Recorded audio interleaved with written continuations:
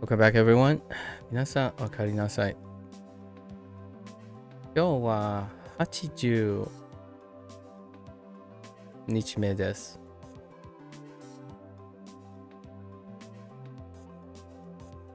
This is day 80. We are post our second peak day.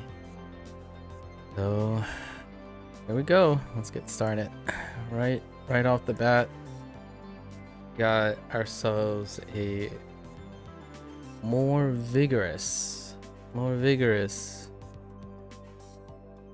due diligence here to do. All right. So first, let's go over these. Something's missing. The grain is missing. That's interesting. I must have missed grain really early. Okay, so what do we have here? This was a no rendaku situation, right? But special case.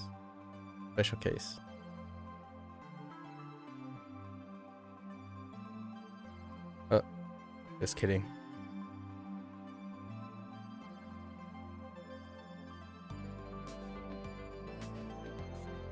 Sticky hands.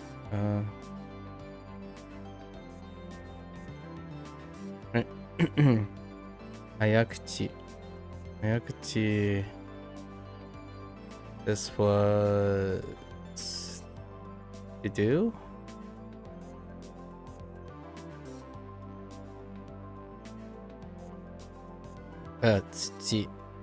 No, jitsu. Dojitsu. So we missed the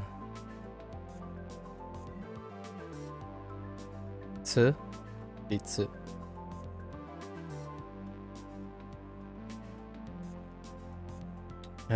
This one insufficient.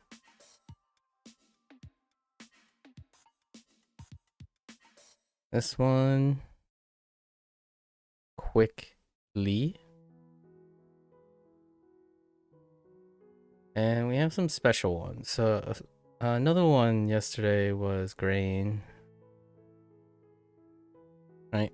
I have to ingrain this into my brain. Oh, that rhymed too. Nice. We have some outstanding ones too. Right.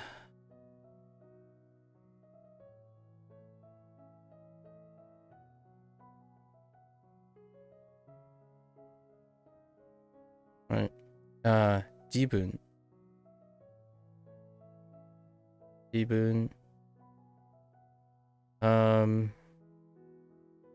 Versus, oh no, not Jibun. That was the other day.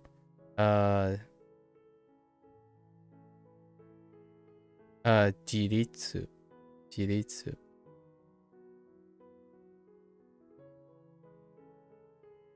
That's not it.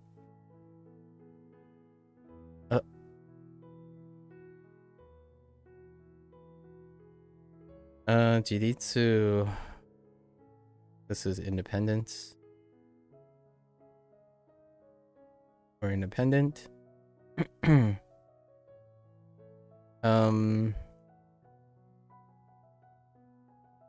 This is a pivot from Jiritsu. Private.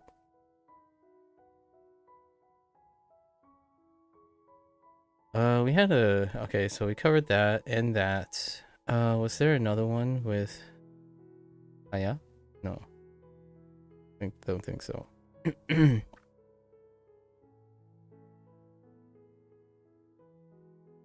There's also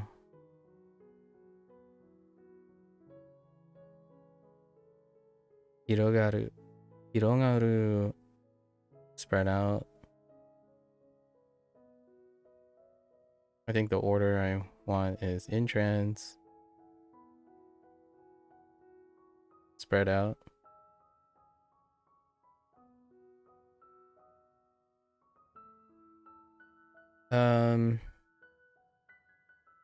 Kind of paused.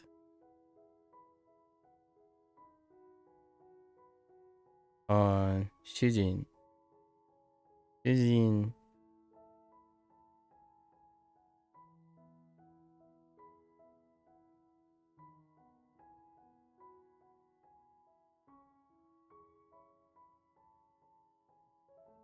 Okay.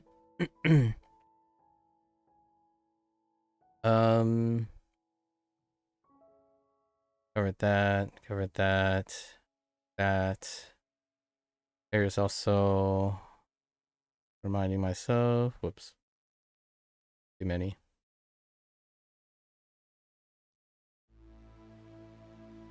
Right.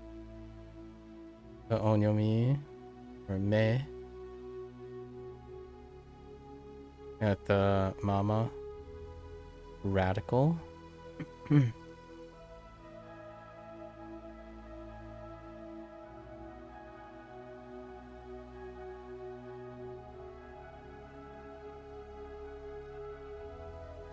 Bakeru, right? The ba.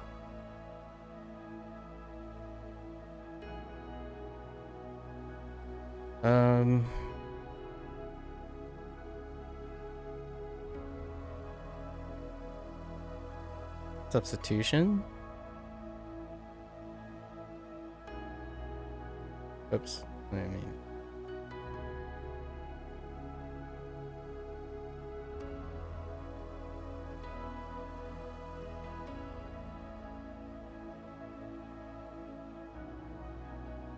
I think that's about it. Right. I think we're good. Alright, so today I think we're about to pick up that one review there. Oh, 15 minutes? Oh, okay. We'll come back to that. Okay, pop in.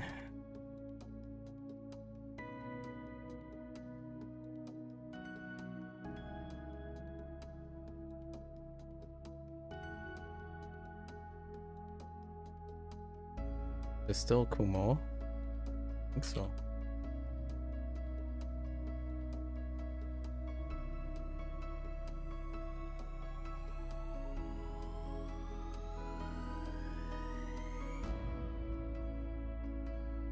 Electricity. No, wait. Rain. Cloud. All rain clouds are rain clouds, but what was the read for? It's Kumo, but I don't remember. Oh, cool mom. Yeah, cool mom. Kumo.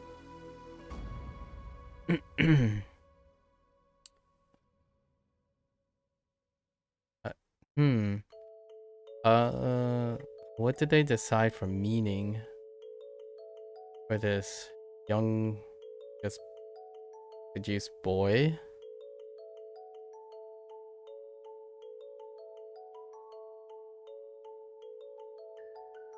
Boy. I think I just wrote Kun because Kun is just special. Yeah. Or boy. Younger. Male. Relative to the speaker.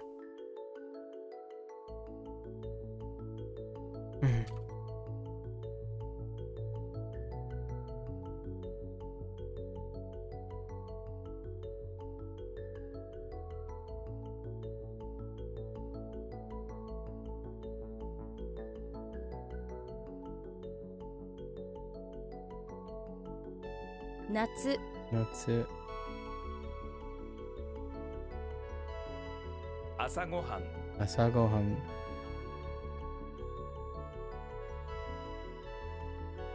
Okay, so we have some new ones, right? To oppose. So versus. Versus to be. I just oppose. Oh, I forgot my notepad. Go. Okay, so these are new. So we have a set of new ones from yesterday. So let's quickly. I've been a lot more lackadaisical with these things. So versus to be. Versus. I mean to oppose. To question.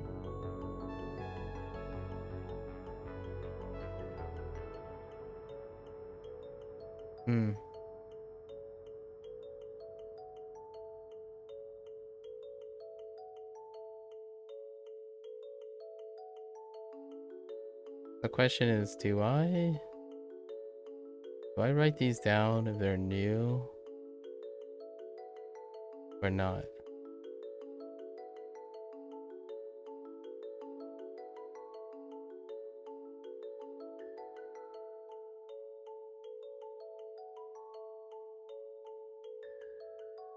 To confront?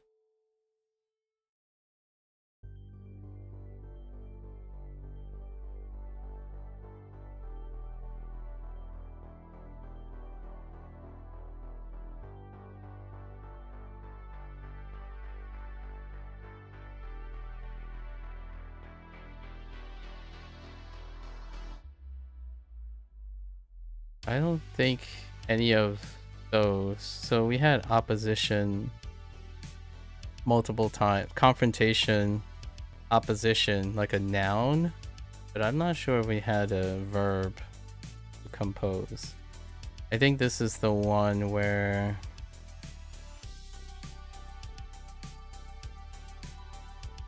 it's a special because it's taisuru. Taisuru is to produce contrast or to be like directed towards against, like a point of contrast. The face. So it's not the same as confronting, like going against something, for example. Taisuru, sure. Taisuru. I should come back to that. There.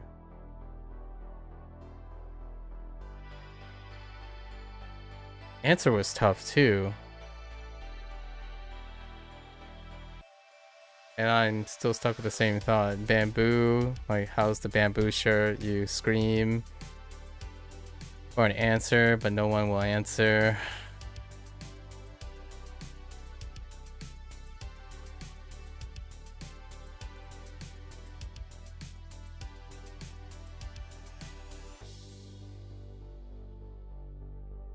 Oh, and I'm thinking I have to think about the kun because they're using kun. So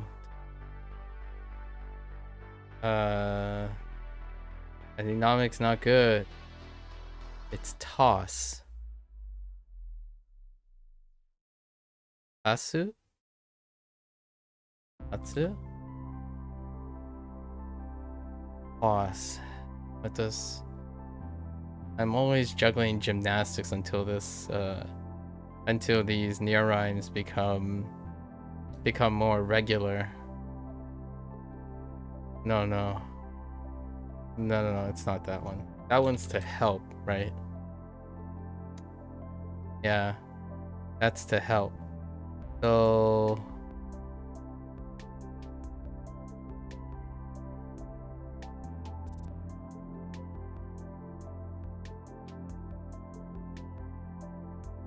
it's kun still.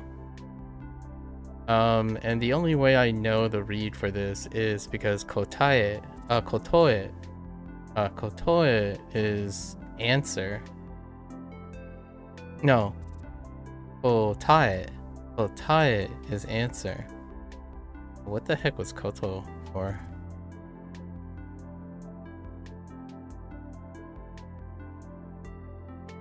Oof. A coat? Oh. No. Oh. Koto. No, kota.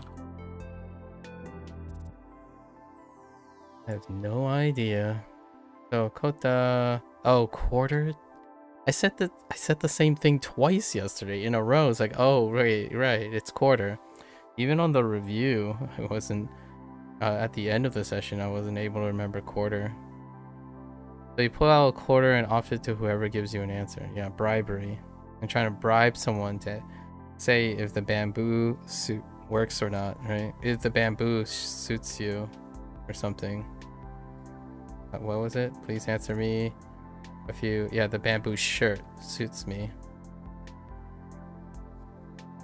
Or the bamboo suit is a good idea or something like that. That one's a rough one.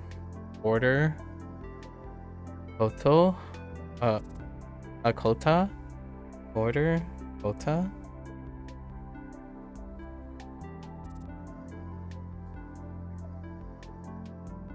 Kota.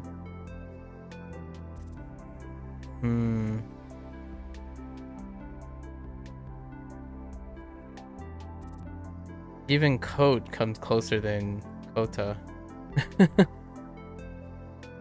You could say if the bamboo coat suits me. You want to get an answer if the bamboo coat suits me, so kota.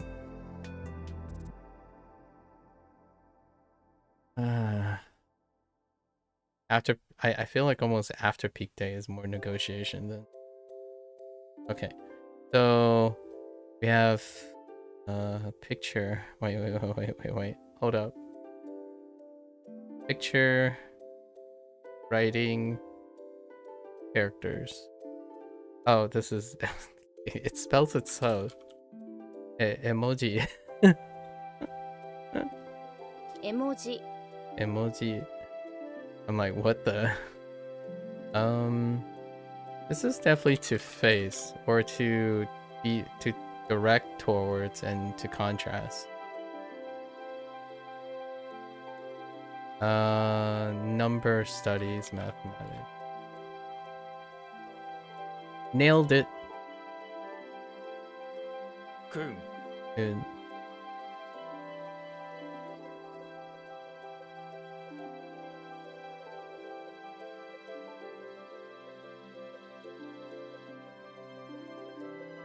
A canopy and private.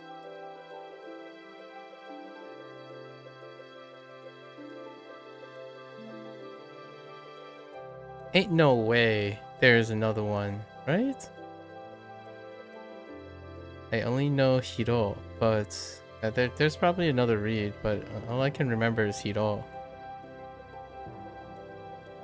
This is gonna be a process of elimination, right? Just type Hiro and see if it works first.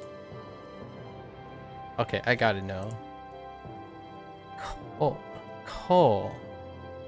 Interesting. It's kind of fun going like old ones coming back, because then you're so used to one, you can pay attention to the others now. So like whenever there's a gap is an opportunity to fill that gap now. So there is an onyomi for Hiro. And we have yet to discover it. Potentially a rare read or not. Okay. Sure. Self-explanatory. Emoji. Branch office. I feel like there's something. Shiten sounds fine. Shiten. Okay, we got another verb, so let's... Are there any other verbs with this? No, I think this is... Oh no. Wait, this is not a verb. It's not a verb. My bad.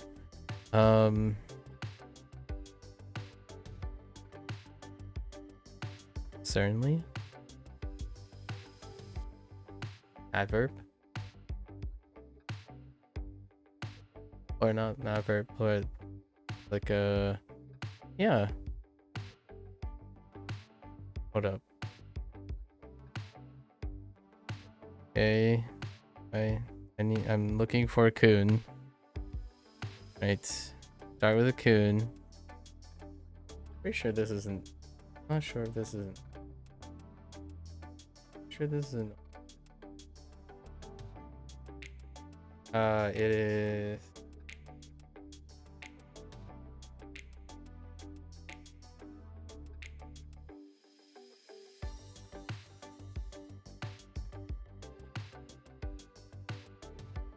Kanarazu. It's Kanarazu.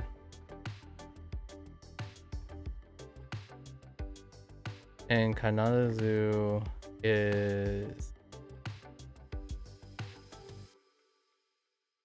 certainly.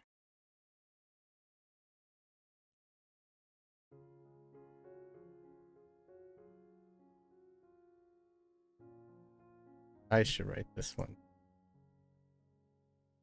So we have certainly, I think, so let's say certain plus zu. I'm thinking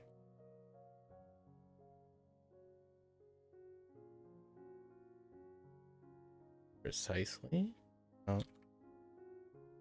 Maybe certainly. This is certainly is where I'm stuck on. I don't think.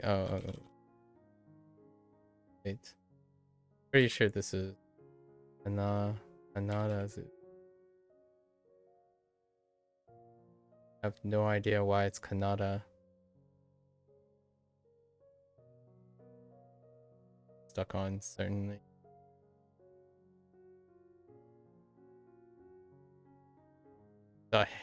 Like always, definitely, surely. I like certainly because it's not that far away from. Whoops. 必ず I have no idea why it's Kanada. Oh my god, no, this is not in the neighborhood. No, this is way outside of, way in the recess of the back, like somewhere not even in my mind anymore. Ra, the Egyptian god asks you, can you do it? Are you certain you can build the pyramids? Yes, Kanada. Canada.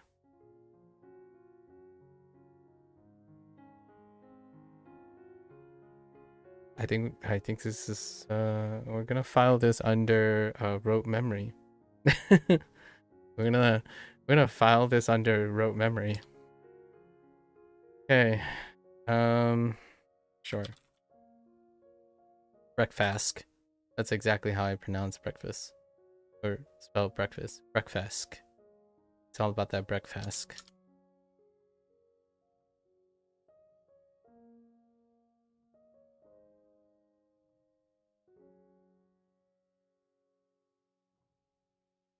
Sugaku.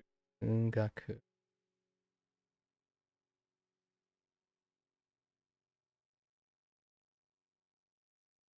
Mitch. Michi.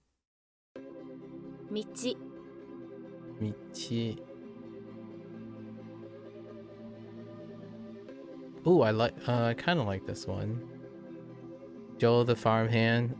Easy with dirt. Just ask Joe.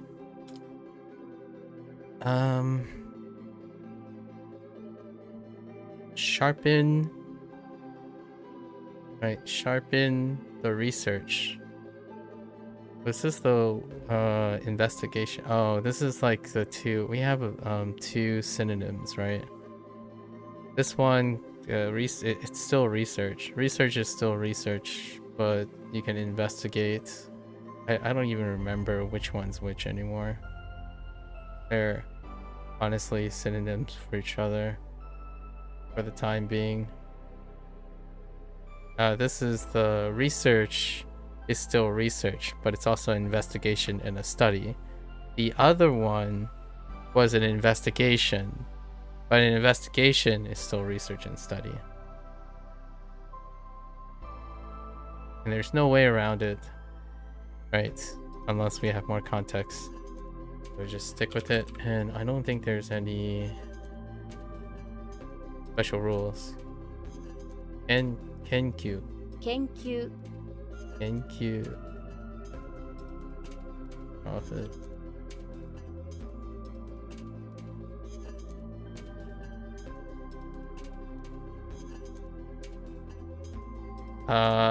Number in a series. Or an ordinal number, I suppose.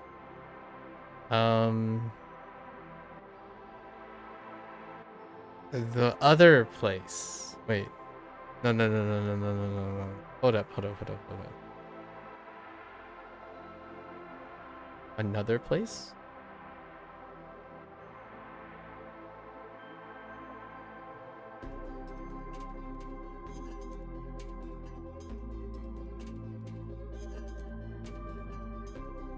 Huh.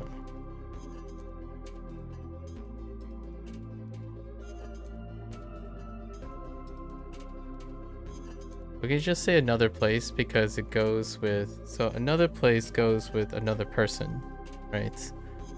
Although this can also mean just anything other than the current thing. So another place, somewhere else, elsewhere. Another place works. And this is special. That's what I'm trying to get at. This is special. This one took me by surprise.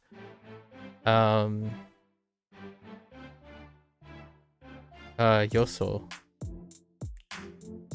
And why is it Yoso?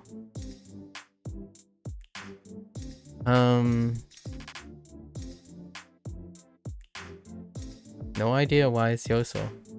So what do we have for Yo? Oh. You. Right? They used you, which not very great because it could be you, and the beginning of yogurt is also questionable. So you something. You so good. Oh, there, Hui. You just got here? Nice.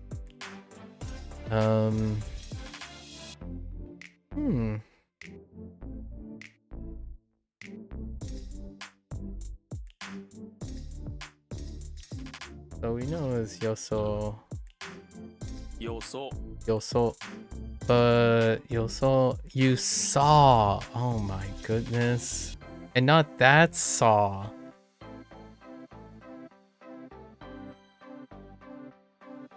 Hi, Seth. Hot dog, this is... Oh, they're hooked. Hot dog, this is so off the left charts. It's a different saw. For so?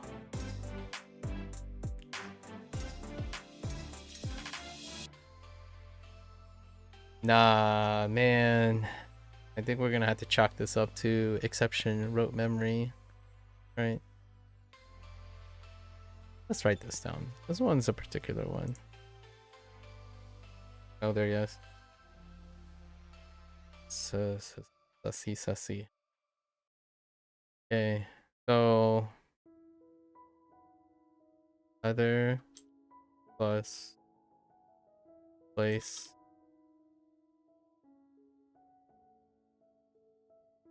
Other place. Another place into...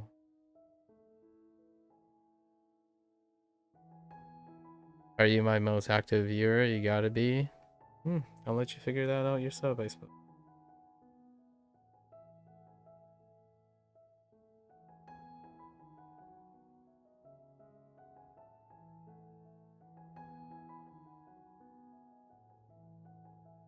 Another place equals... You just got here too? I see.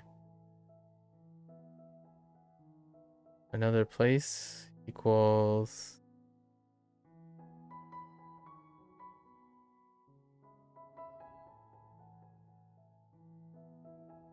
There's Yoso.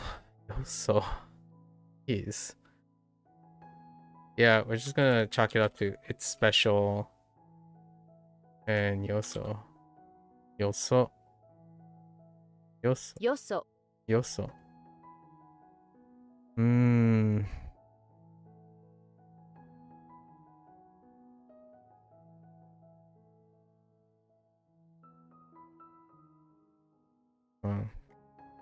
Gotta think about some clever way. Otherwise, it's gonna be up to rote memory for being special. You also got here. What a coinky dink. Yes. Amazing. I wonder how that works out.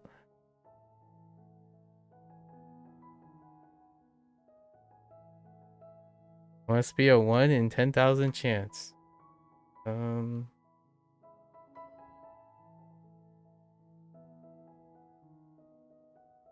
Perhaps.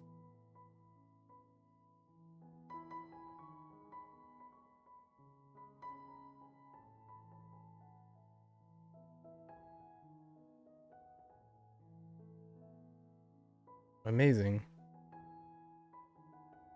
Okay.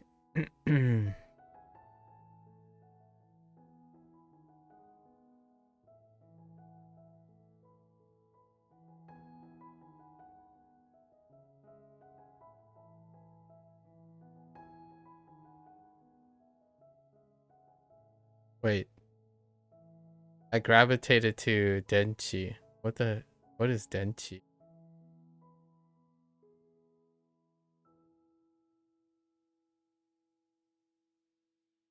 What was the thing you collect?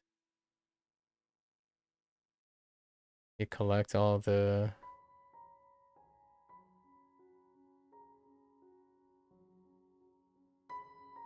Which one was Denchi? Oh, Denchi is the pawn, right?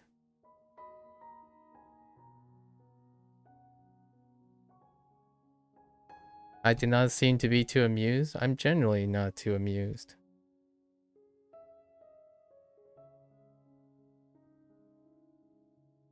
Preponderance may be confused by amusement. I think amusement tends to be an outward expression that cheapens preponderance every once in a while. But it's more like subterfuge in this case. This is posturing. But I already had my suspicions a long time ago, so it's interesting how much you can get away with a poker face, and how much people believe they're being intelligent when they reveal their hands so quickly. I tend to play the long game.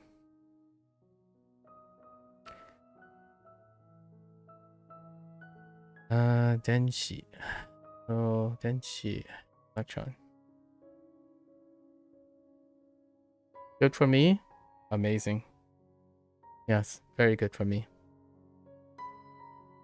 Good for you too.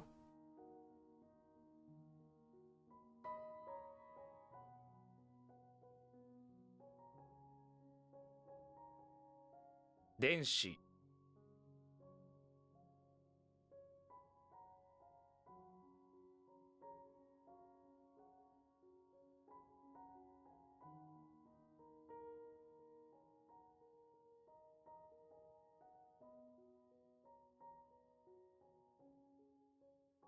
Shogakuse. 小学生 Shogakuse.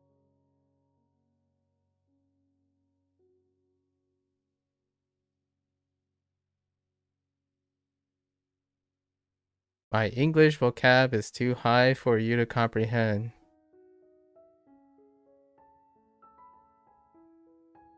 I see.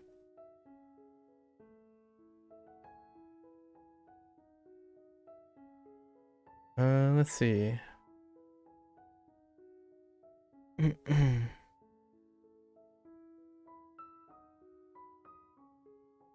Really good with soil.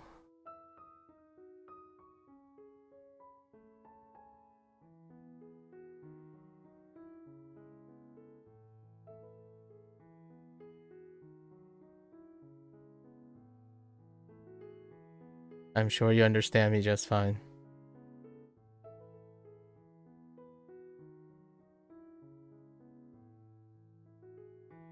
Still place or location. That's good.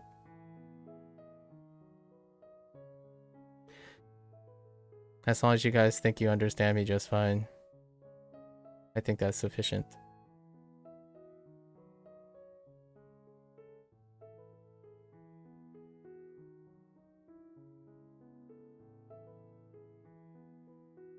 How did it link with location?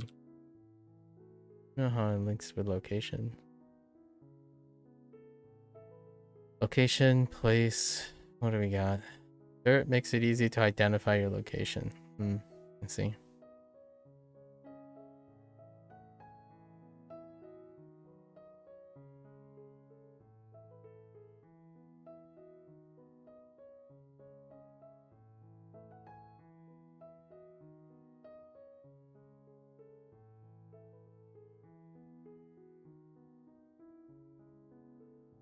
You're just kidding?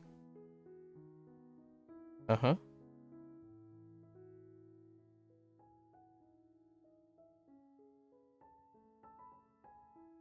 Can I get away with the road? Probably can get away with road. I'm sure they added street as well. And way. Path? Perhaps?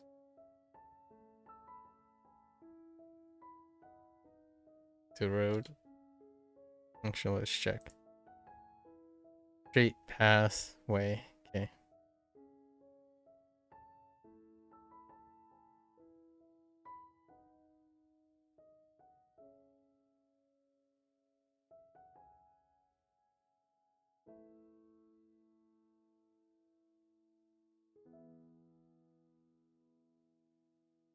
Eisho. Kaini.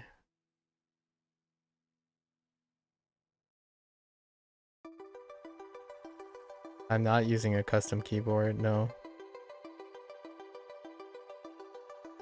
I'm using a ducky from 5 years ago.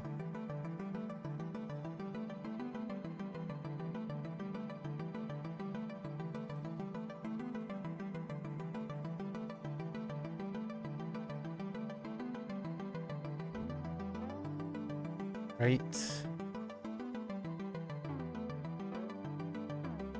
I think we're okay here. Famous place, Eisho.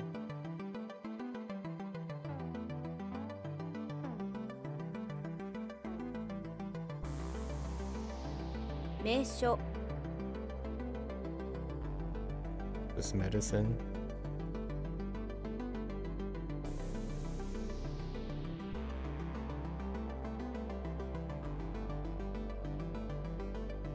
Yeah.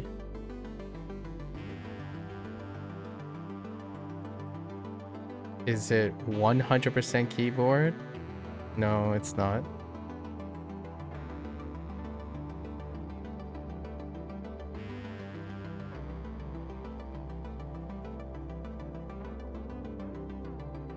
I'm just reading your comment. No, it's not.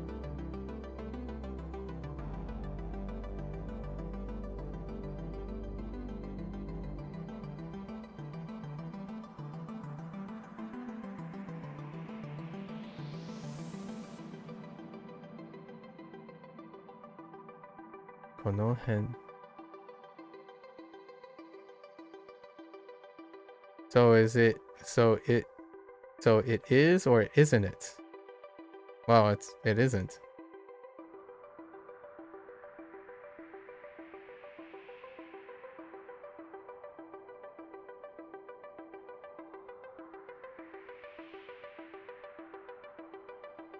Konohen.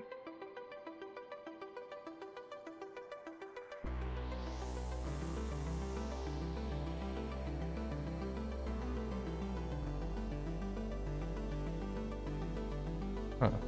I self body. So own body. there any special meaning to this?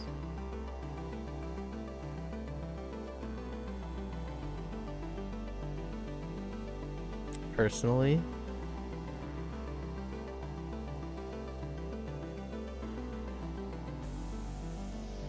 Yeah, personally, as for myself,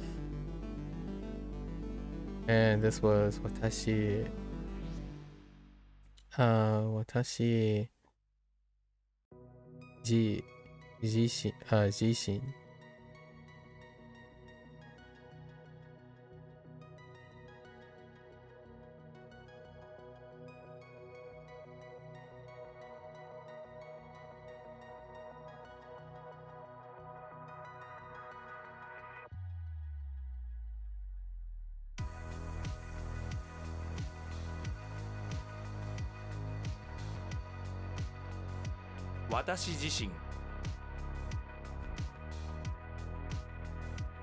Buddy. Oh, this is monarchy. They use something else. It's not buddy. Or how'd they go about that? Couldn't wait.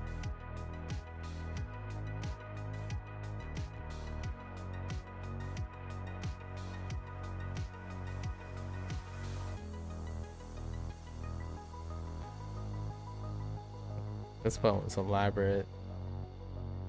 Monarchy. Bunshukoku.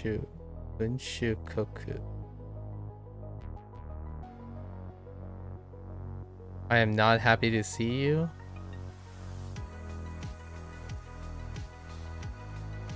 Well, welcome to speculate.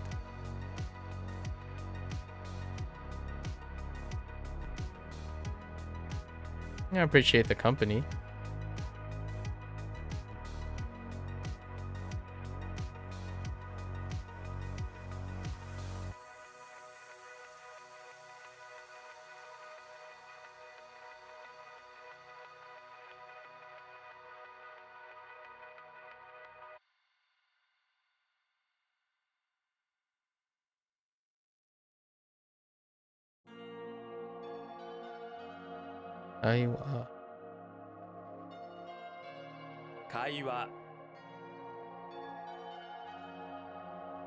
Aiwa.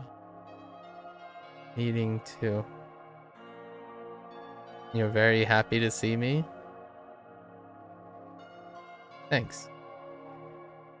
That's why you come here every day? I can see that. Hopefully you don't have to do that. And come back with some interesting stories, you know? Things that interest you, perhaps things that make you identifiable. Right? Identifiable. Sharing creates self-identity. It distinguishes you from the coincidences, right? Make you less and less of a coincidence.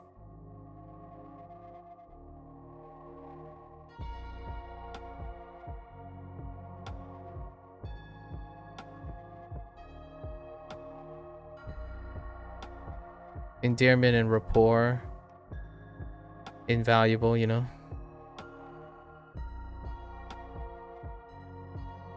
You're identifiable by your name. So you're identifiable by Hook 69.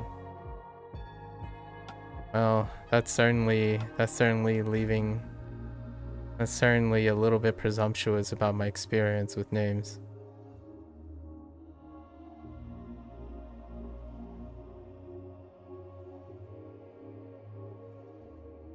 Mix pass through. Traffic?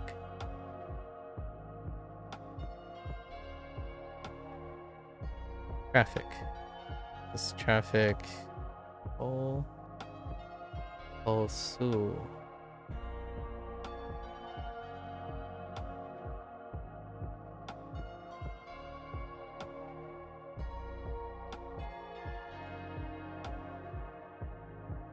Oh, no, wait. Kotsu.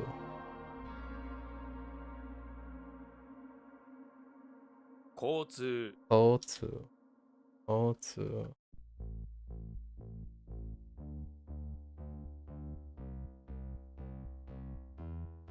Denki. Denki. You have an interesting story? Sure. Go ahead, Seth.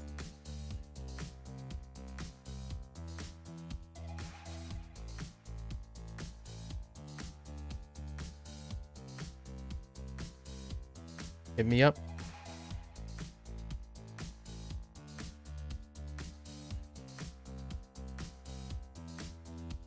An author. Oh, an author. Saksha? Sakusha? Saksha? Saksha sounds fine.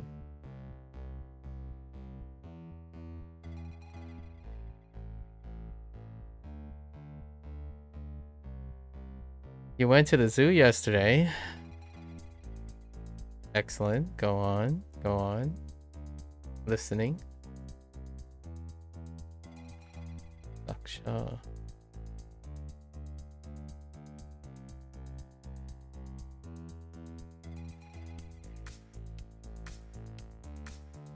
Saksha. Saksha.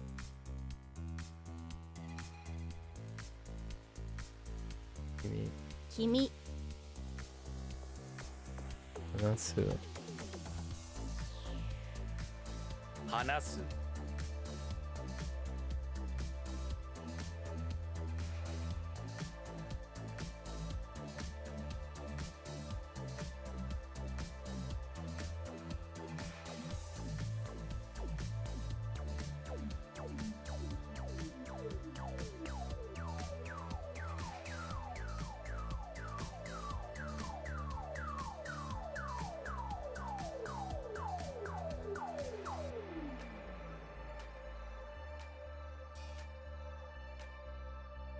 I'm not entirely sure why that's funny. You were supposed to look at various animals, but unfortunately you got hooked to those gorillas. I spent most of my time interacting with them. I see. Was there anything particular that stand out with your interaction with the gorillas?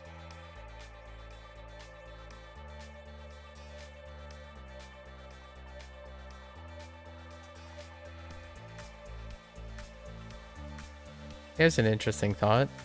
What does Yes, Hooks, and Hui think about the zoo and interactions with gorillas?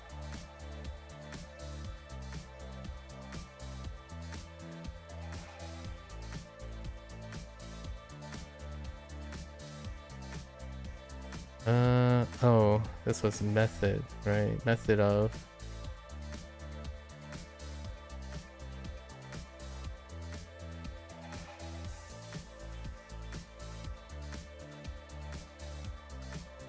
I think it's still dull.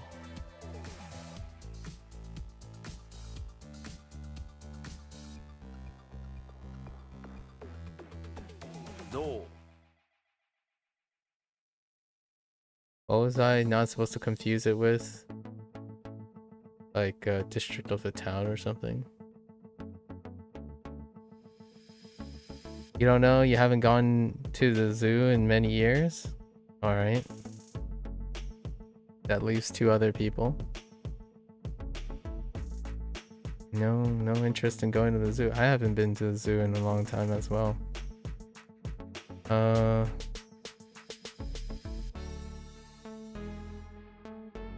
15 years?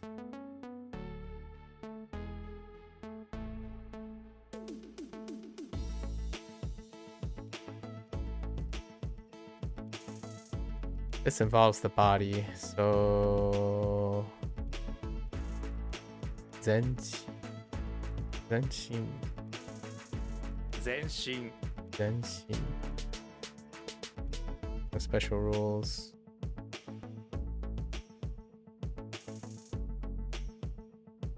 Aiwa. To meet and talk. The dialogue. Or conversation.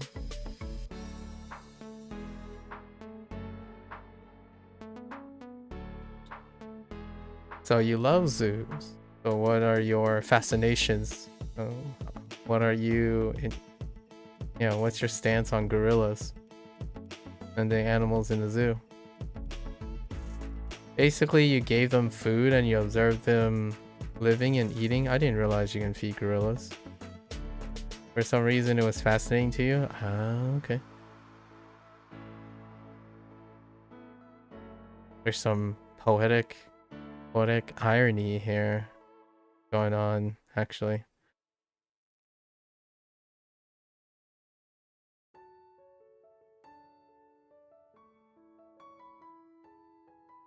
What irony? I don't know. Observing, giving food to gorilla and observing them.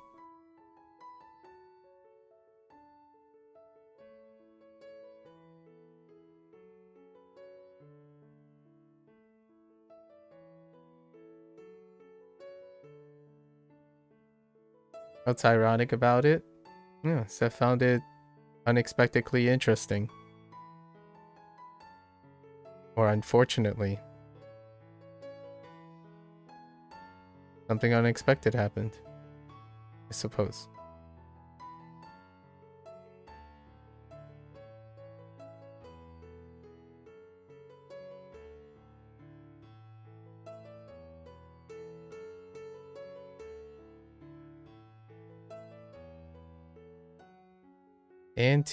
Oh, this is opposition. Anti versus... Oh, what's the difference between confrontation and observation yesterday? Did they overlap or not?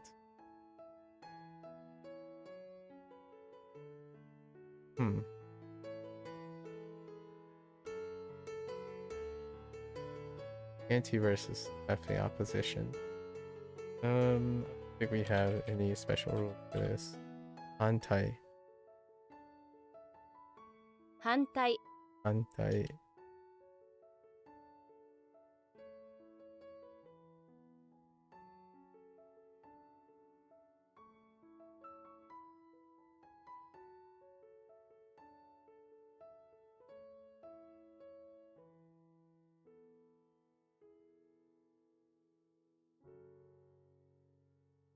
Unshu boku. 君主国 Unshikoku.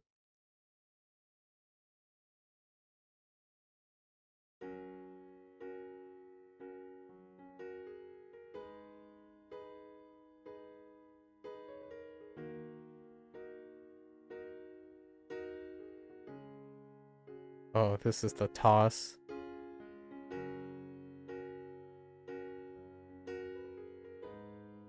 Tatsukeru. Toss is tasu. Keru.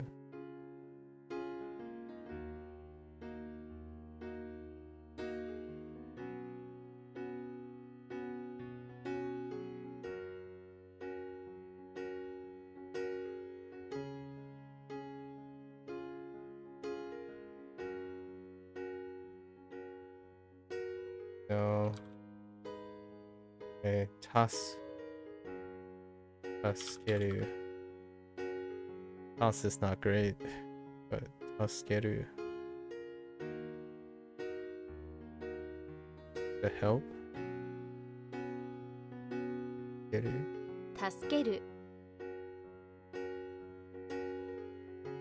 Oh, there, Isaac.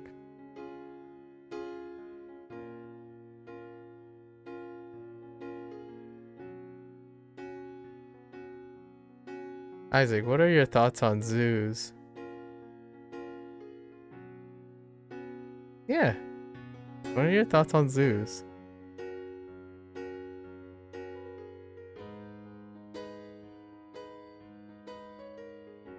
You don't know? Fair enough.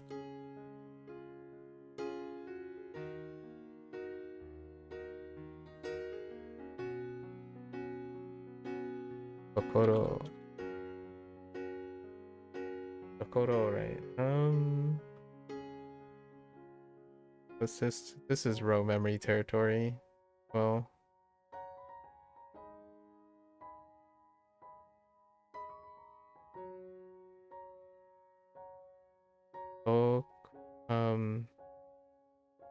What's the near rhyme they use for Tokoro?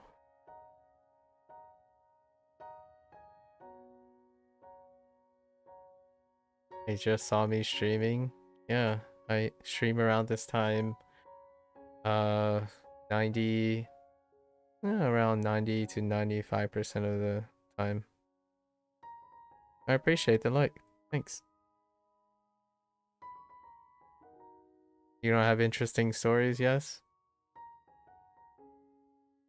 Hmm.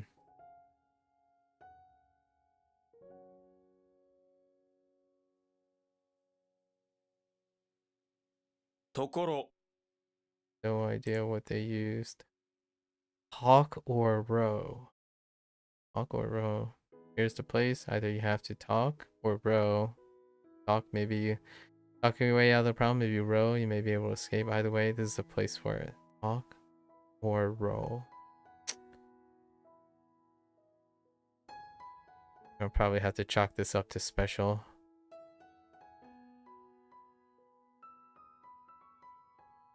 Stop calling. You have a girlfriend. As a streamer, you gotta make the stream entertaining for viewers. That's certainly a thought. Just kidding. IAN.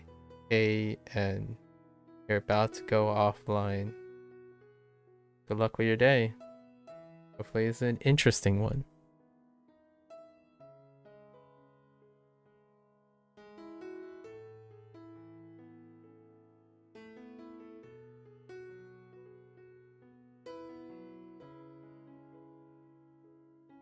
Kazu.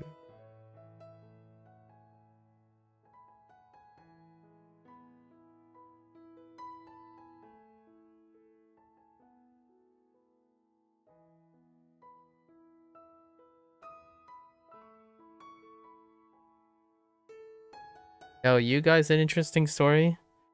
Well, oftentimes I stream on a regular basis, right? And I typically stream around the same time every day. At least sufficiently for over 7 years. I've accrued quite a lot of interesting stories, behaviors, and observations of people I interact with. Right? And I track a lot of behavioral patterns when it comes to interacting and how people interact with on the internet, right? On different platforms, but specifically YouTube and Twitch. And I started this journey about 500 days ago where I started a social experiment about simultaneously streaming on 2 platforms to observe behavioral patterns and maybe some crosstalk between the communities. And it led to a bunch of interesting observations.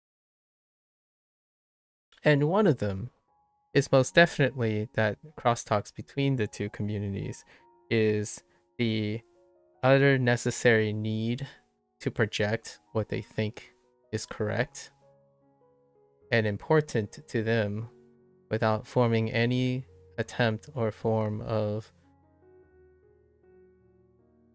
deeper level understanding or a connection, attempting to make a connection with other people or in between people. And usually it comes with the territory of a deficiency in sharing interesting stories. Now, the interesting part about this story is how often am I able to manage to get someone to tell me an interesting story about their lives, which would demonstrate to me they might have some interest in their own lives, but at the same time, how they could frame that interesting story in order to make a conversation starter and to form more fundamental connections between maybe 2 people in the chat or me and the person, and how often when you play along could encourage them to create a dialogue that makes it very obvious that they're doing it for sport as opposed to doing it to form long-lasting connections. So whenever people share pleasantries and whatnot, it has definitely been an interesting adventure to this point. I share a lot of those stories on and off for those who are very active or, who converse with me, but those people inevitably go on and do their own thing. Now, when someone asks me if a story is interesting, how do I know if the story I'm telling is going to be interesting? Well, I don't really know. The act of sharing a story itself may present itself as an interesting proposition. So if this sounds very political and very nebulous, is largely because this situation doesn't promote a natural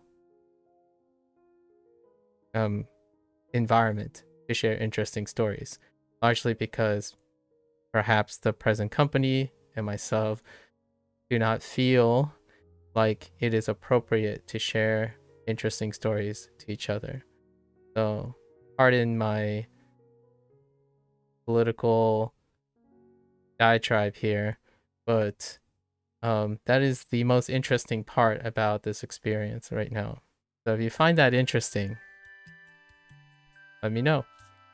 Maybe that'll raise a bunch of questions about why I chose to tell the story that way. My interesting story is I spent a lot of time streaming around the same time. It makes it very, very appropriate and very convenient to gauge the behavior of very specific people. And whether they stay around or not is a matter for the future.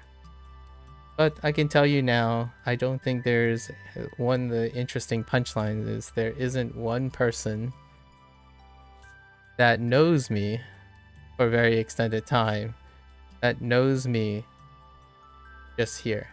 So you may not see most of those people, but I have met quite a lot of extraordinary people over the 6 or 7 years, and I really appreciate their company, whether they choose to announce themselves or not. And I guess that includes all of you guys. I always appreciate it.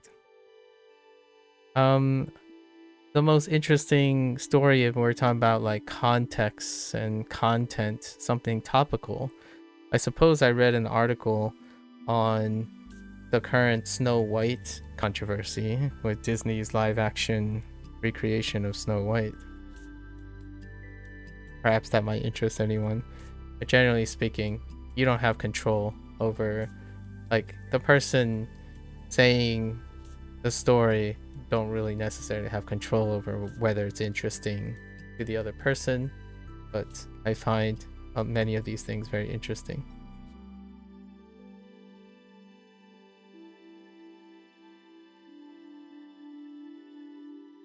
Since day one, intriguing. All right, Kazu. Oh, kazoo. That's right. 数 The instrument, kazoo.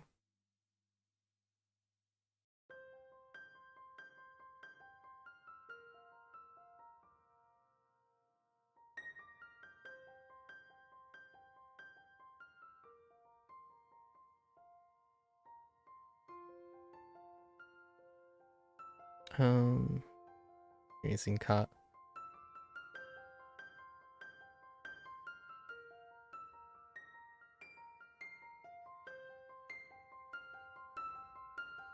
That was interesting. Glad to hear it. Do you do such social experiments when you're online?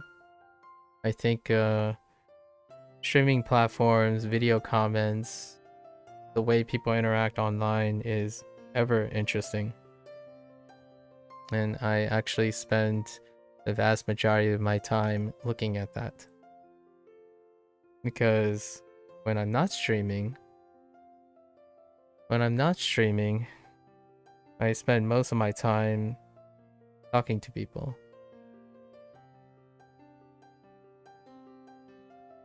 And talking to people more in an encouraging way, you know. Spread some positive energy. You're doing one right now? Very neat. I'd love to hear about those interesting findings in the near future. Maybe we can strike up a deeper conversation about idiosyncrasies online.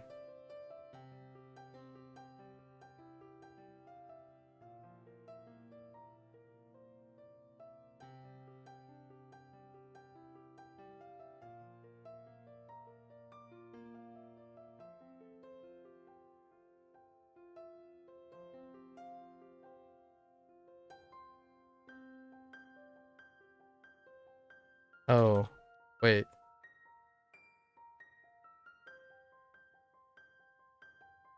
This is different. Dwelling people. Right.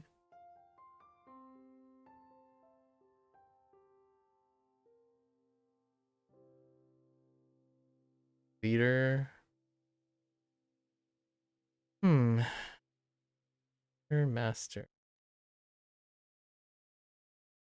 This is residence. The re-change? The re-change. Leader master. You?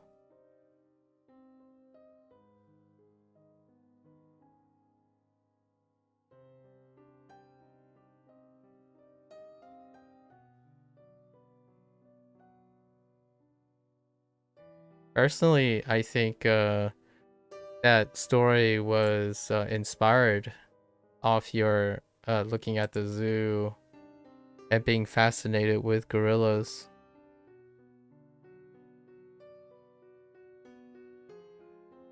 I was inspired.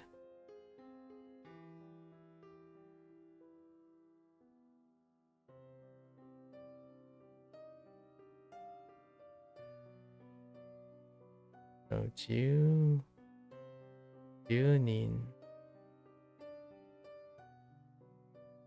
The people at Nintendo all have. Oh no, the residents. The residents are always concerned about their jewels and their Nintendos.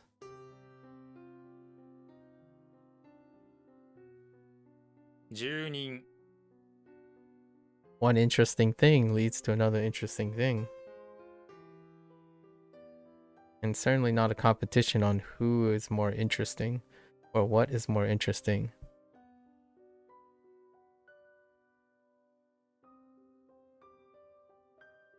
At least that's not what my intent was.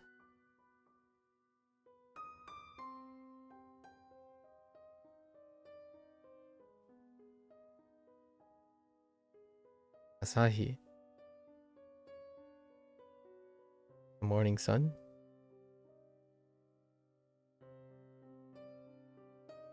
Right.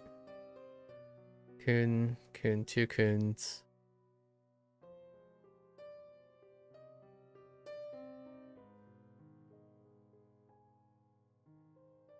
Asahi.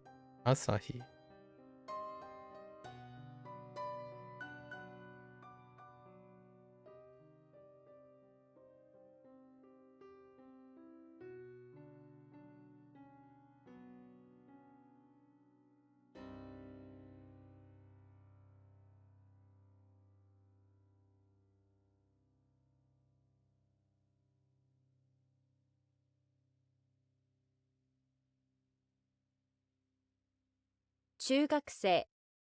Jugakse. Get away with play still? Certainly can.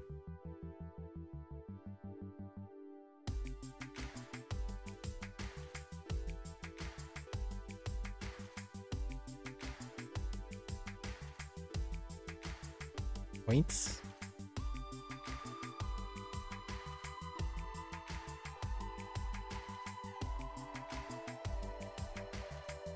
Body.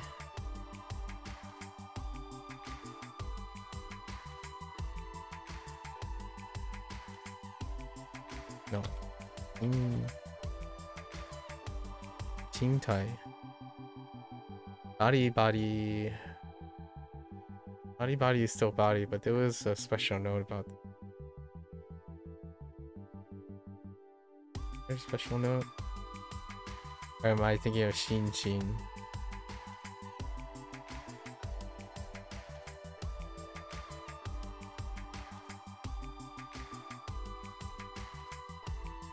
Body.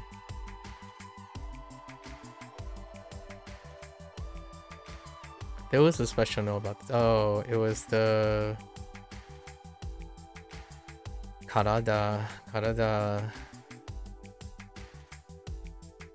note.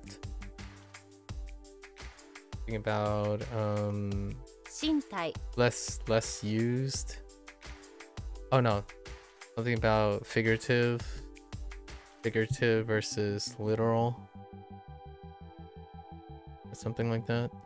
This word is also read as which is irregular, but oh okay. You usually use this in it was casual versus compound. Versus the more formal.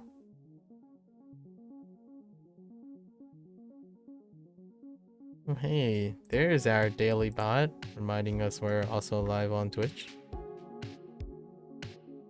Which regular?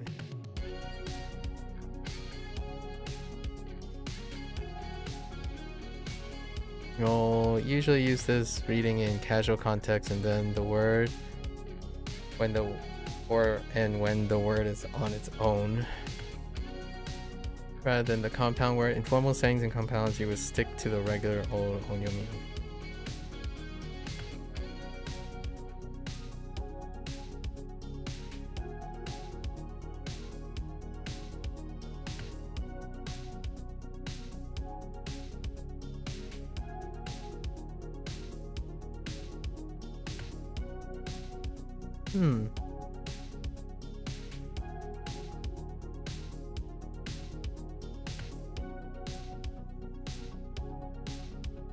Tensu. Tensu.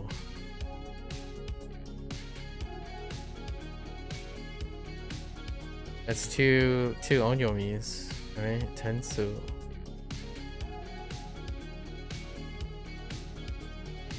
No reason not to trust that. 点数 Tensu. Body or the body.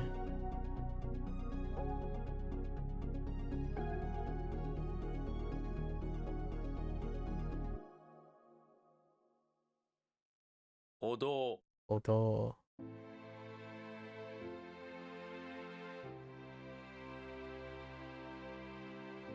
North Sea Way.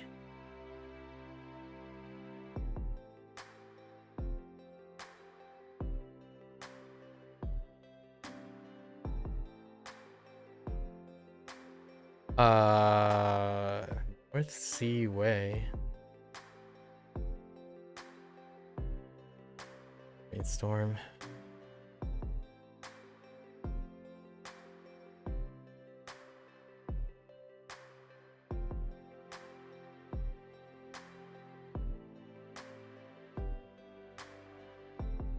Oh, North Sea. Oh, yeah, right.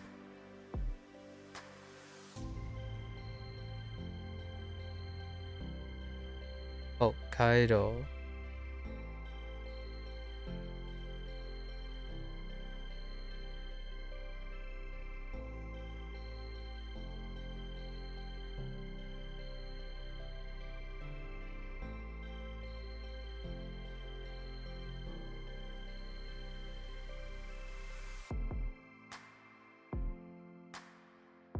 Kiritoru. 切り取る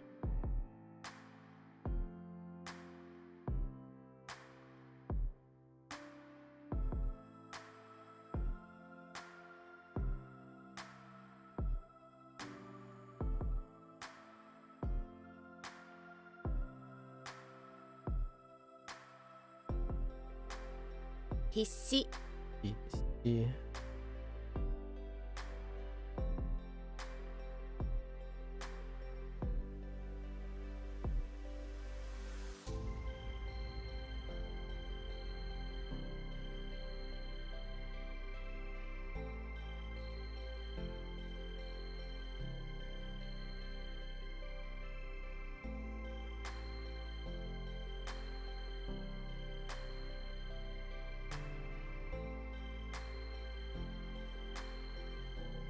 body.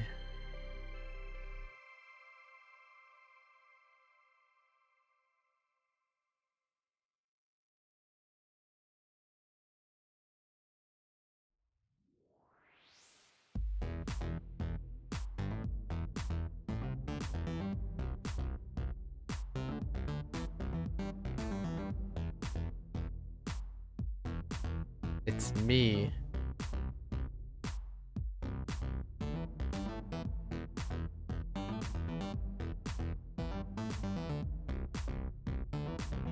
Me, but why it's me? み Who's that body? What? Okay. Me. Me is the body. Fair enough.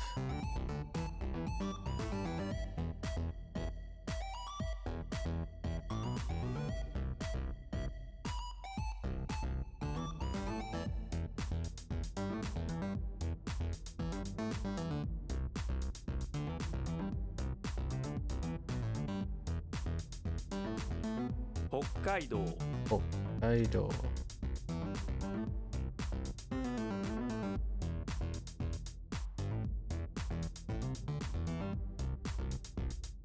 So Raku was something else. Wait, I think this is still Raku. Raku is still Raku. 楽 Raku, this is Kunyomi, right? Or no? Not. Wait. I need kanji. It's on. Yeah, I've written on, but now well, this is technically special.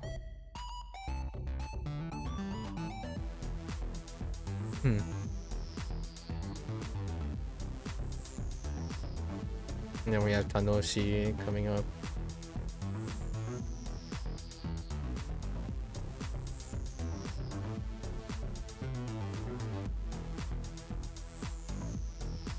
Weapon to guard. Oops.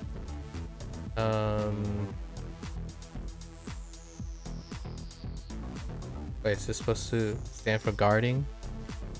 When you loiter around with a weapon, you're guarding something. The only keyword I know is guard. Oh wait.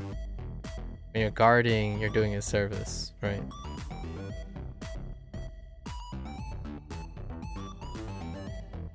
Yes. Or duty. It's frantic.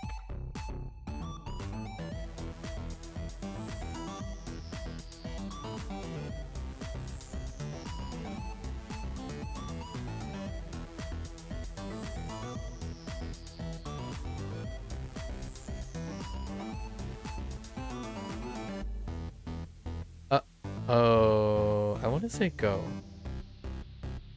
Yeah. Why? I mean, maybe Otila? Yes. Noon also happens to be the same time. Decide to attack for some reason. Okay. Very straightforward, I suppose.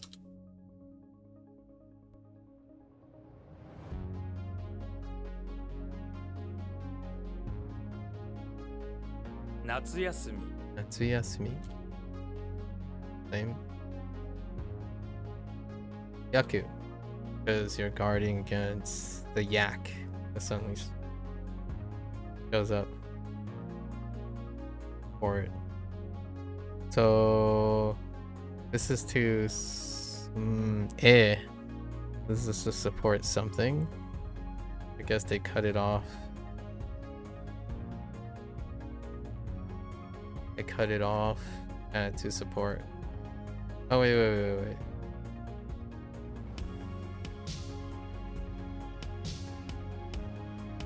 You gotta support. I just realized this doesn't have direct object. I might have added to support something or someone to support someone. something. And to support them, you pull out 2 saws, right? Asairu. 支える Asairu. 楽しい Anoshi.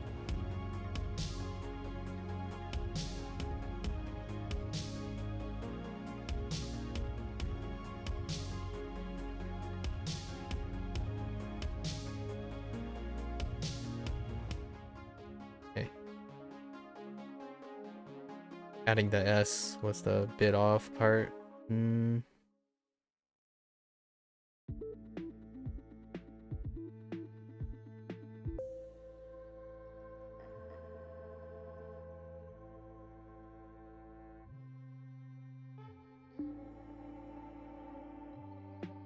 This is the other one. You have a weapon with finger on the weapon. Wait. Fingers on the weapon. What was the keyword?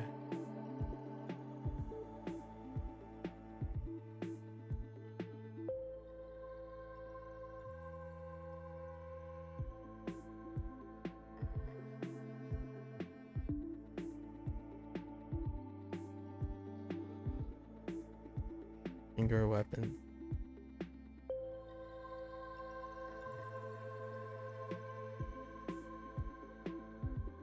These are 2 that were... So you're tossing, right? This means to toss. You gotta toss the weapon aside. Where did the fingers come in? I guess you gotta... Oh, it's in between your fingers. Weapons are in between your fingers.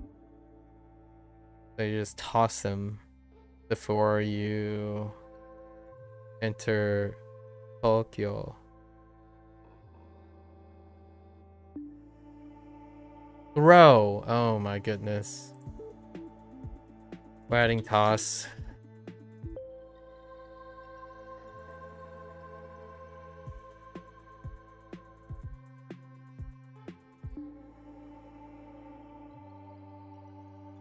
Human.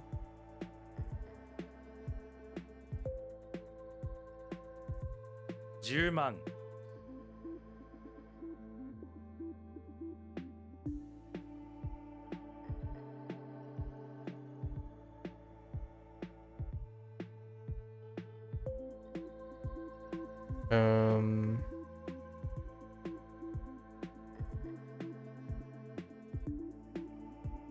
Right. Did I add a direct object to this? Is this transitive? I did not.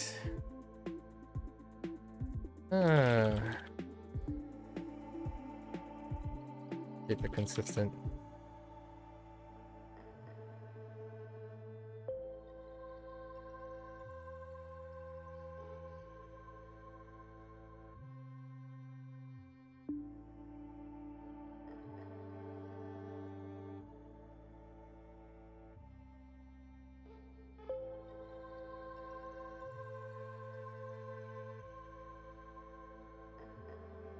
Genyoku.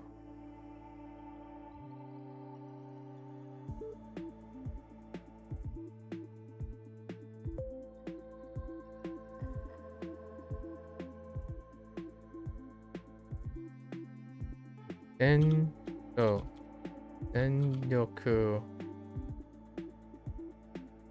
Was it on the nose? Just electric power?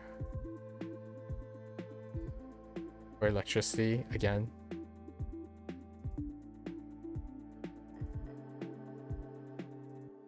Denryoku Yeah. This is the tsunami, the ketchup tsunami.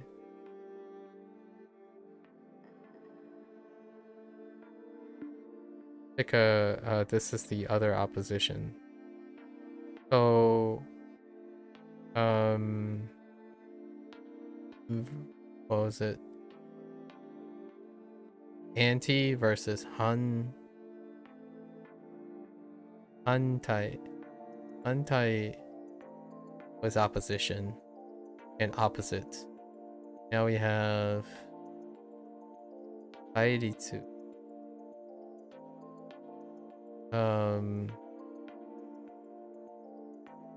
Which is versus to take a stand, so confrontation. Is that what we looking for? Which is still opposition, but they both have opposition.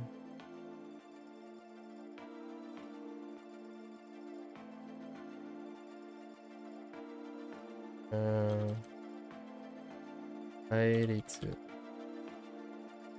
対立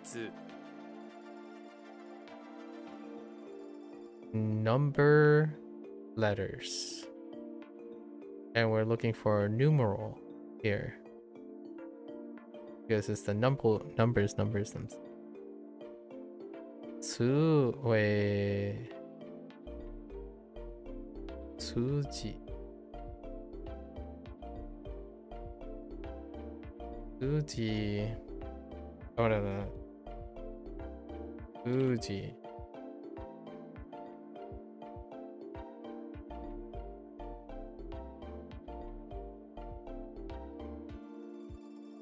No special rules. The numeral. 数字 Fuji.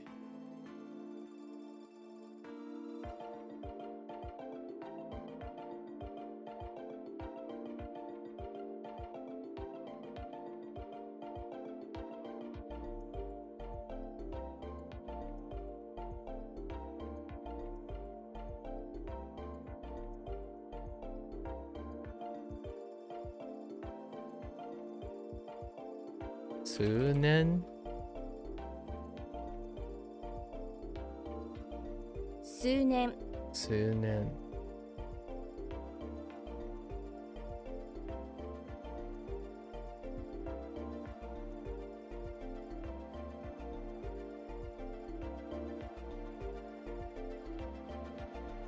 You're like, you're causing a wave. Oh, you have a choice.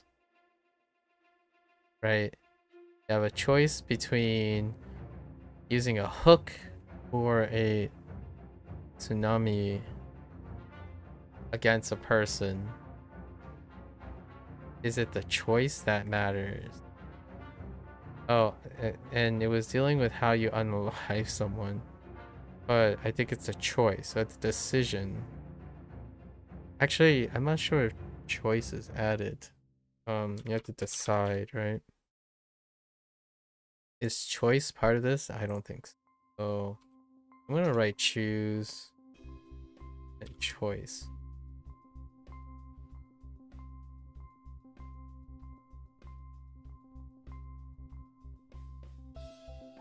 Numeral.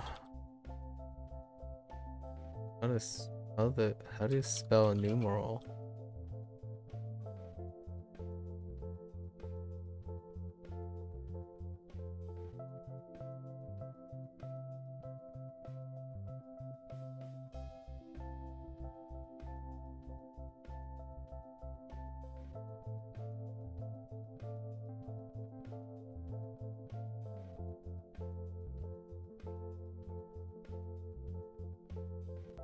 Ongaku Ongaku.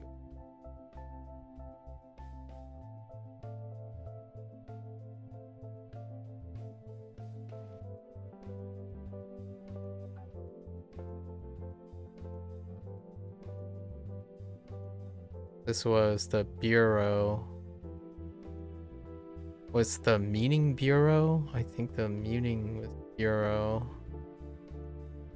So we had the flag. It's cloaking the mouth or the place. Yoku.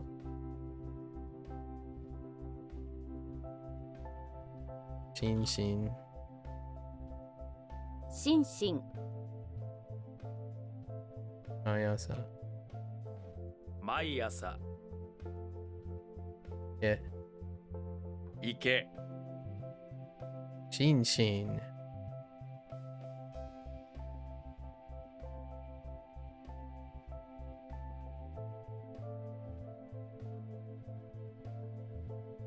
I mean, 国民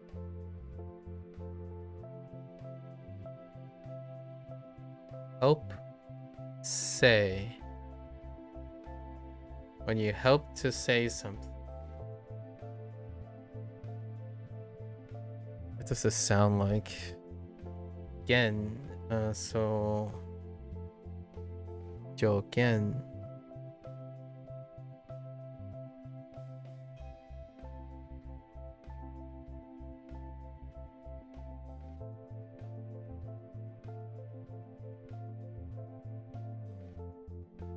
Advice? Yeah, this is advice. So again. What else can you help to say?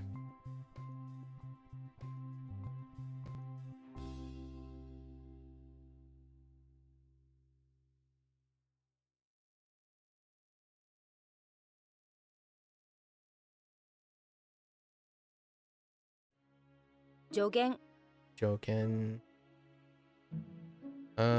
Stan. Bitsu.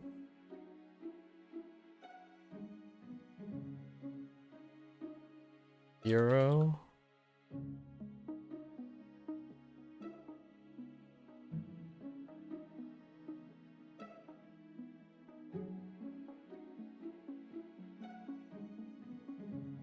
Densha. 電車へ It.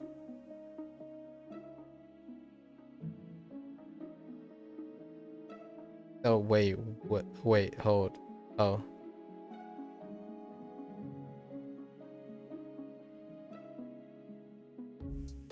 森 Mori.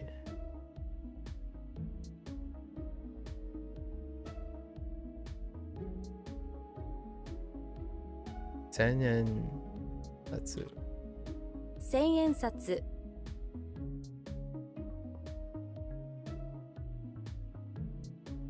This is to be visible, right?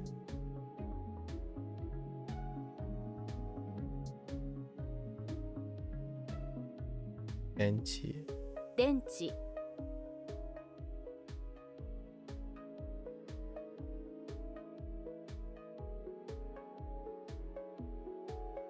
見える Mieru. Hongoe. 小声 Hongoe.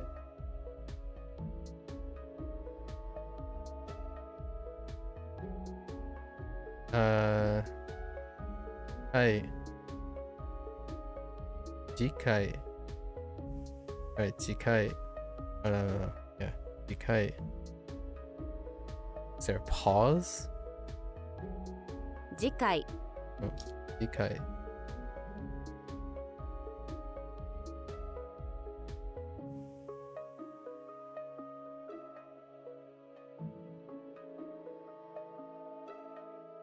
Oh. Wait. No. This is the other one. What was the last one? Sharpen research. Right? The last one was sharpen research. Q. And this is Q me. And they used investigation for them. But not study or research. I added the research. The other one was considered research, but they added, and they might have added study and investigation. Right? 救命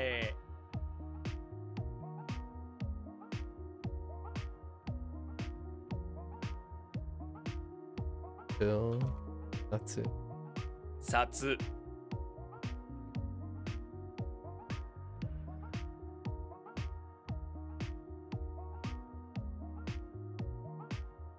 Ogakusha. Ogakusha. 工学者 Ogakusha. Scholar.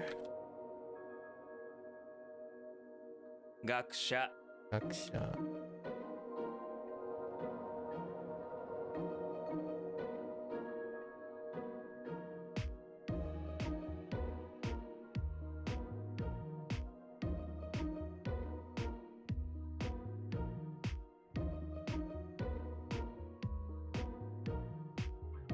Oh, this is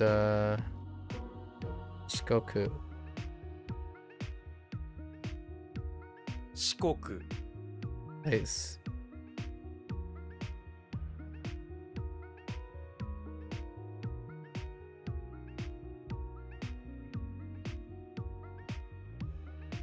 Hello there, Procol. Hope all is well. It's been going pretty all right. Have I had a haircut? I had. The weather has turned warm again, so I basically shaved my head. You know, take a. Actually, I have my family, any family member, take a pair of clippers and run it short. You guys the same over here in England? You hate it?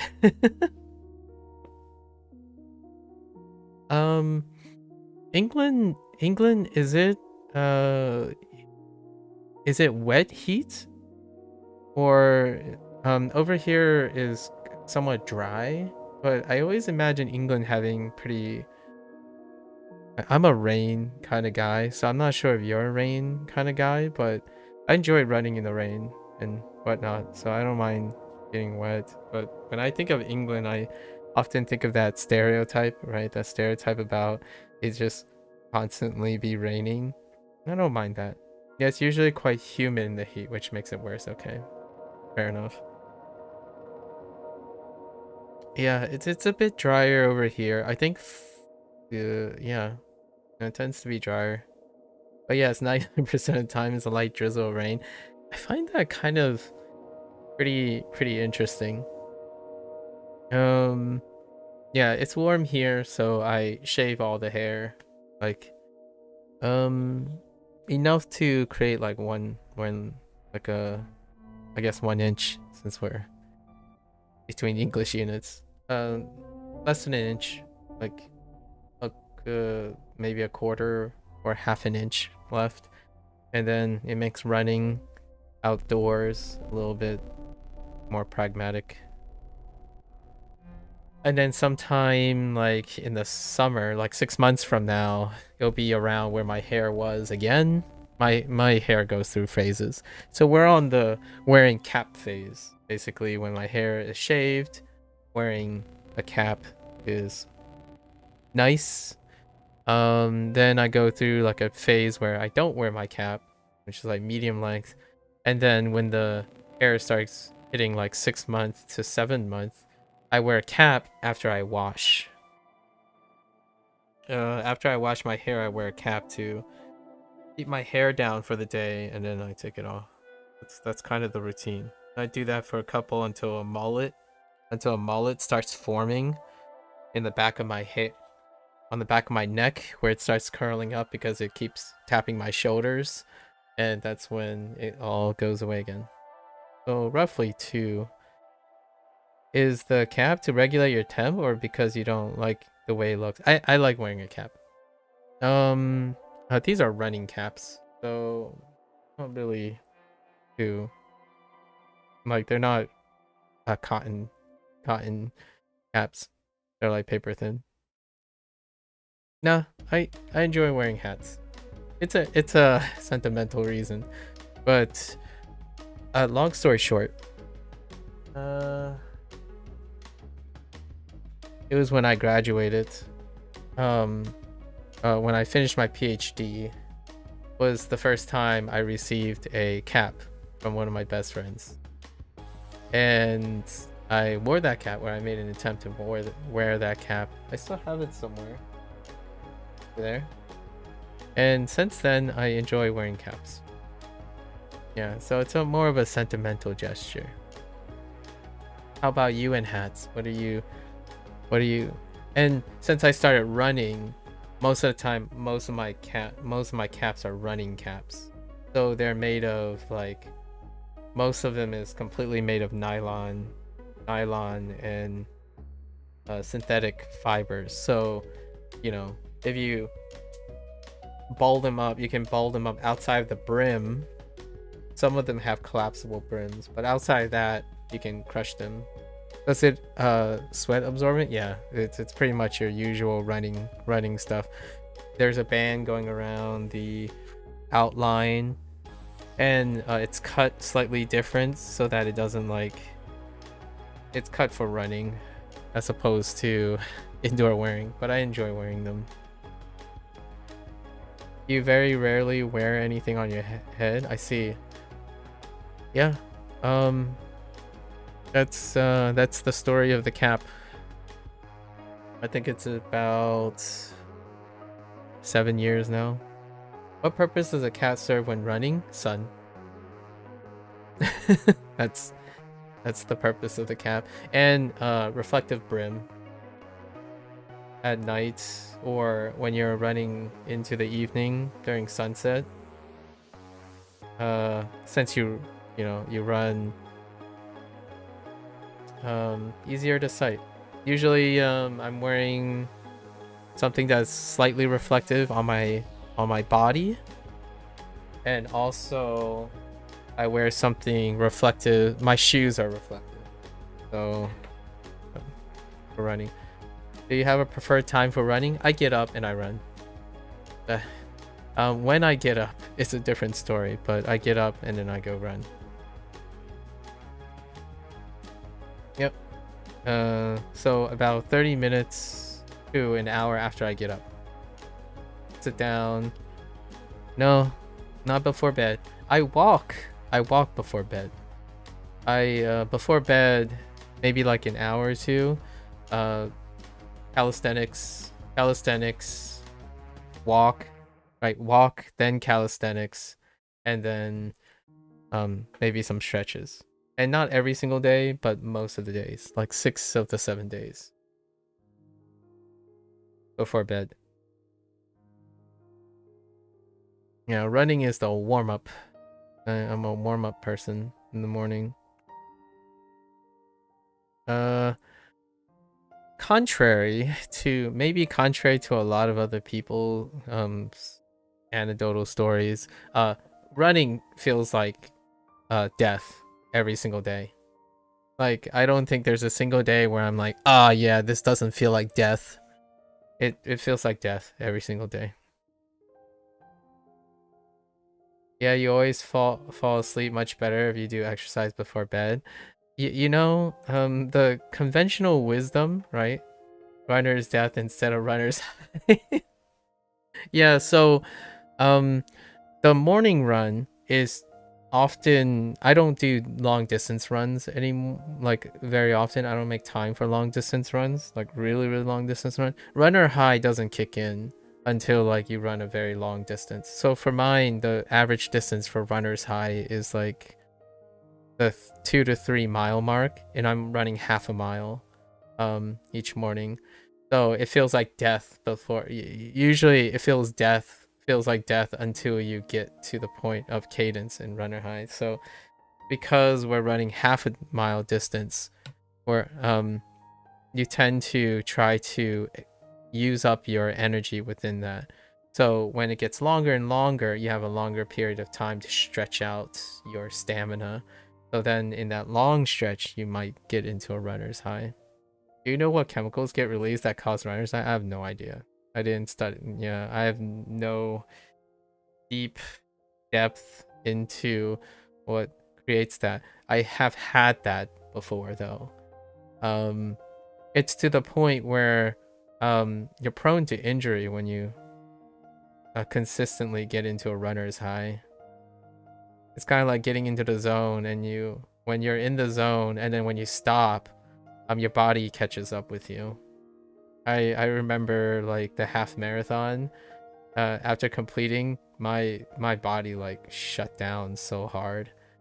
Like I was cold. It was like I think it was about 70 degrees Fahrenheit, or 25 degrees Celsius. Right, 25 degrees Celsius. And the moment it just stopped, right? Like you stand there, you're celebrating the after party, like everyone's gathered around eating and drinking their alcohol and etc. And I was like, I had A lot of times people give out these radiant blankets, you know, those things that keep, like, they're the, I don't know, those EM blankets where you're supposed to keep your body heat in. I was hot. I had 3 layers. Yeah, those, yeah, shiny metal sheets. I was shivering like crazy. And then the following day I couldn't walk. Like, I couldn't walk for a while. For maybe like, I would walk with like a limp and a skip for the next day or two. Yeah, I think that's what I would say would be when you have runner's high and you choose to go for it as opposed to not go for it. That's weird because you assume all that running would heat you up. It does until you stop running. At least in my opinion. In my opinion, it does until you realize how exhausted you are. It's kind of like well, you know, when you're being in a euphoric state, you have no more attention to like numbness or exhaustion or something like that. You kind of just go for it, right? And I feel that's kind of where you have lots of physical activities that lead to injury, right? You just keep pushing, you're in the zone, and your body really doesn't have, in my opinion, like, this is not scientific or anything. I think the idea is it takes a while before your body realizes, hey, can't give you strong enough signals to tell you to stop for now, so you go for it. I think it's kind of the balance where eventually you have so much heating, like adrenaline or epinephrine in your system or whatever is causing that, it numbs out all the pain. So like, it feels like, I call it like the death situation, like, and it's not really pain, but more like breathing, but pain could be like stitches, some stiffness, some prior day stiffness, right? And then you have this graph on the y-axis, and oftentimes you're about like here, you're like, ugh, and it ramps up very quickly. But once you get to a high, it actually starts tanking down. So now you're warmed up, right? This is usually where you warmed up. But then you get to a point where the runner high happens. And then at some point, you spend so much time in this, depending on how long you have. When you're done running, so you stop running, you go all the way back up here, right? At least here, if not more. So it just shots up. So this is time, delta t. And this would be like a long run period.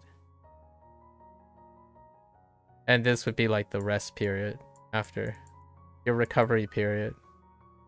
And this axis is whatever this is referring to, like the feeling, breath, pain, stitches, stiff, any form of like discomfort. You kind of start ramping up. So right now, the zone that I'm generally running. Hola, ¿qué tal? Estoy bien. ¿Y tú? Gecko. Señor Gecko. Let's see. This is the half mile. This is what I think of my half mile. I'm nowhere near this position. And then you extend this by at least another 1.5 miles. This is not drawn to scale based on rate. But then if you add another mile, so between like 2 and 3 miles. 2 and 3 miles. So this is another dimension. We can put another axis here for distance, but that would be wild graph. But yes. So my runner's high is about 2 to 3 miles. I don't think I can get into the zone any earlier, which that's you can use runner's high at least to your advantage, in my opinion, if you have a tracker. I don't have any trackers. I basically run with a shirt, like shorts, and that's it, just the clothes. So if I have a tracker, like some sort of tracker that tells me how long I run, my only way to guesstimate how long I run is I run on a fixed circuit. The circuit is half a mile. So if I leave my house, run around that circuit, and come back to my house, it's half a mile. So that's the only way I can track how much distance I'm running.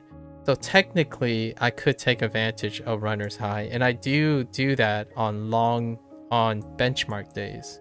Every once in a while, like on a good day, maybe some ideal situations, and I'm feeling a little excellent, like a little above average, I would do a long distance benchmark, and that would be as far as I can go. I would go as far as I can go without discomfort. And that ends up being like 4 to 5 miles. Largely because of time.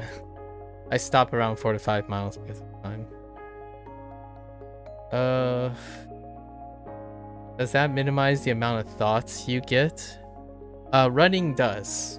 Running minimizes most of my thoughts. Running, much like maybe a lot of other people who have a lot of stress, quote unquote stress in their life. Obviously I don't have work stress or something. I have mania, right? Most of the time I'm thinking rapidly. But when I run, this like breath, pain, stitches, stiff, feeling the concrete, like focusing on my foot impacting the ground and the wind and stuff, that takes my mind off of so many things. And when you get into a runner's high, you're just staring forward, like, yep, there goes another lap. And you just keep on going. And rarely is anything happening up here. It's just like breathe. 1, 2, 3. Like, it just keeps going. And obviously I stop. Largely time is why I stop. But I'm like, 4 or 5. Sounds good. Because when you pass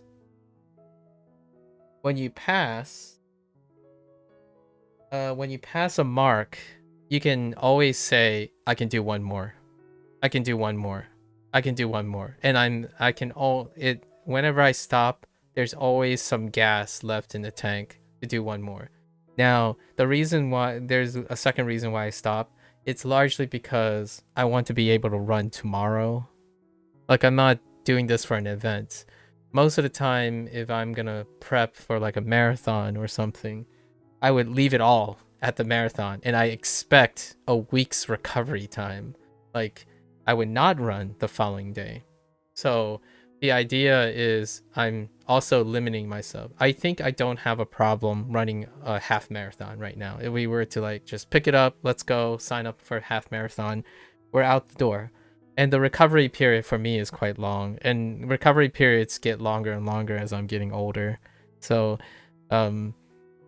that's part of the process, right? So I only limit myself to the point where I can recover for the next day, because I want to run daily. It's part of my routine. It's a habit forming routine. Breaking habits should feel bad, even though they're good for you. So for me, not running in the morning is part of my routine. What do you think the graph would look like if the run was caused by you being chased by a lion? Wait. You mean like the pain graph? Let's just put pain here. And let's not do, well, okay, we'll do time first, right? Time. So the pain graph, when a lion, if I'm being chased by a lion, it'll be like I'm normal. I see the lion, and be like this.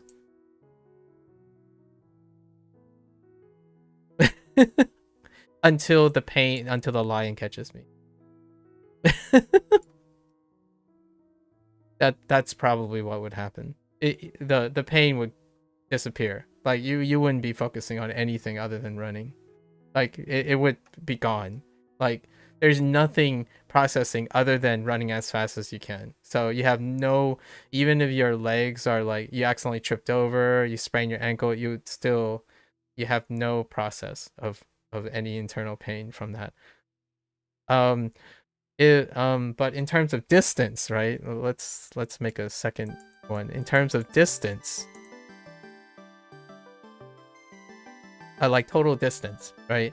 It would be, I would say immediately, right? Oh, we have to start at 0 for distance. So we're gonna do dotted. So it'd be like this, right?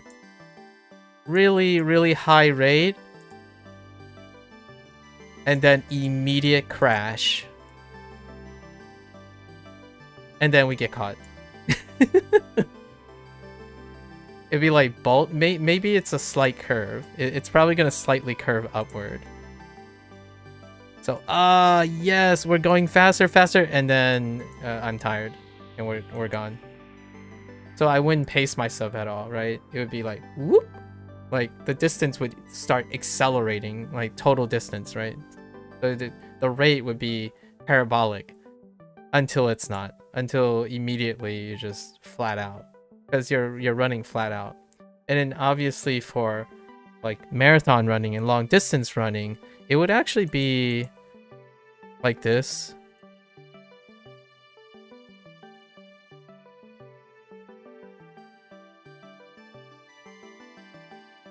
And then I would actually typically run the fastest near the last one. I tend to speed up near the end as opposed to slow down. So it would be like slow start, mid, and then leave the rest on. But sometimes if I don't pace this properly, it actually ends up being like, it can vary between this distance, this rate, and this rate. Because some days you just have bad days and you're not ending stronger than your middle. I tend to try to end stronger and faster. That also means possibly leaving something out. Like maybe I cross the line and I realize, oh, I could run faster. But generally speaking, I prefer to not try to go fastest here, like fastest rate here, and then put it all in line expecting to go slightly slower. I like to finish stronger. Yeah. Interesting conversation, right? Okay. When you do you guesstimate calories burned on runs? I don't. It's part of my routine, but anywhere if I had to guess, 180 to 200 calories. Based on how my heart feels. Like that's a guesstimation. When you say discomfort, do you mean discomfort above a certain level or just the second you feel any amount of discomfort beyond a certain level? As in the discomfort is for my arbitrary discomfort is if I can't run another 2 miles, then that's past a certain discomfort level. So like if I can't double this distance or feel like I can keep going like this without an extreme, it's the rate of discomfort. So if the rate of discomfort is rapidly, then I stop. But if it's like I don't noticeably have increased discomfort between the runs, I keep going until there's a sudden rapid increase in discomfort. So once you get into that long running high period, a sudden change is when I stop. So it's a sudden appearance of discomfort. Like all of a sudden my right leg starts to hurt or my right knee has a pressure point. I stop at the closest half mile. Not immediately, but at the next lap. I would say, okay, I'm done for the day. If it's mild strain discomfort, I keep going until I can't run anymore. So it's only sudden spikes. That means like something's going down. Like I might be striking my heel or my ankle or my knee improperly. I might have an imbalance going on that leads to injury. But if it's like normal exhaustion, I keep going until a sudden shift in like my breathing or something like that. That's what tempo pace means. Oh, and down tempo.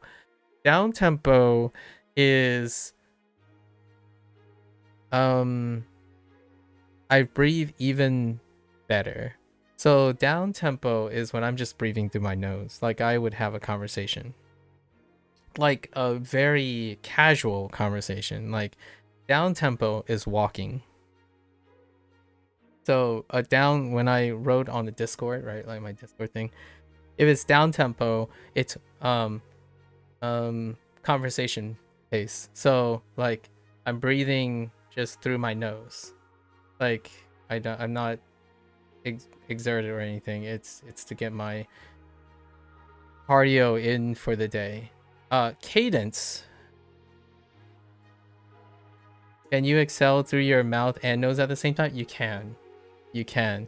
That's on max pace day. So on the occasion I'm feeling really good and I'm going for a max pace day, I would breathe in and out with my nose and my mouth at some point.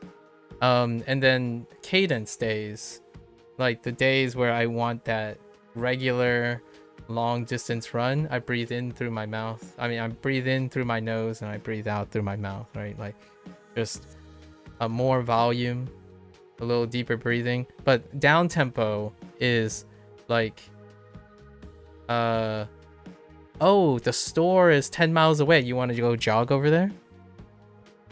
Like that's fine. You know, it's like you're wearing jeans or like I'm wearing like chinos or something. That's fine. Let's just run over there. It's 10 miles away. Not too bad. That's the pace I would run to get there because I don't want to be sweaty, and like down tempo means I'm not breaking a sweat.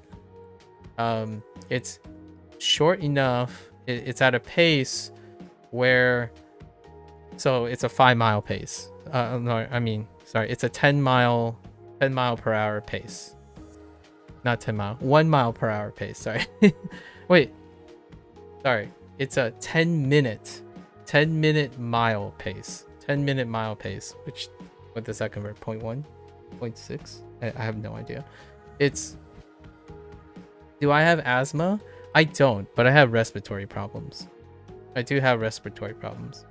In the last year or two, I have like obstruction on my right side.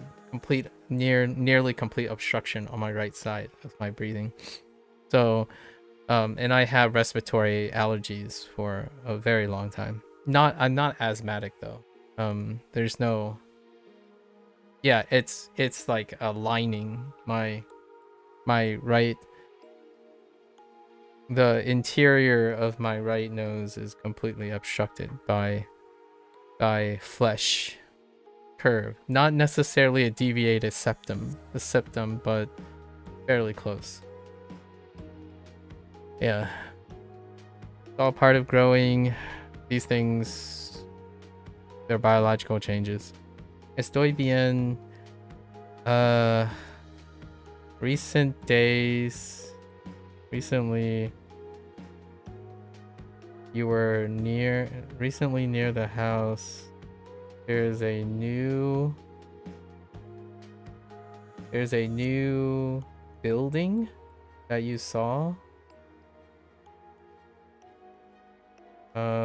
It was really good to know. Wait. I'm misreading this somehow. Hold up. Alright. You discovered a new... All I read is you discovered a new building. You cut. Or, oh, restaurant. Oh, because sushi... Oh. I didn't even read sushi written as katakana. I mean, hirakana. I was looking for sushi. Ooh, it was very delicious.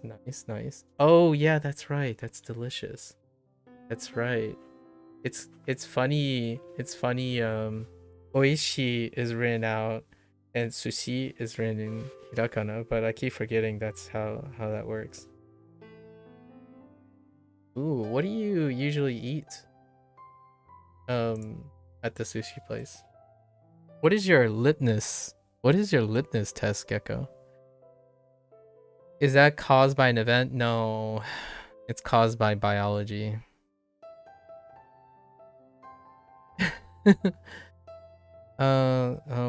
I usually say I don't want to do one more. Really don't want to do one more. When you first went to the gym in years, you went very hard on arms and couldn't straighten them for 5 days. That sounds about right. Yeah, beginner.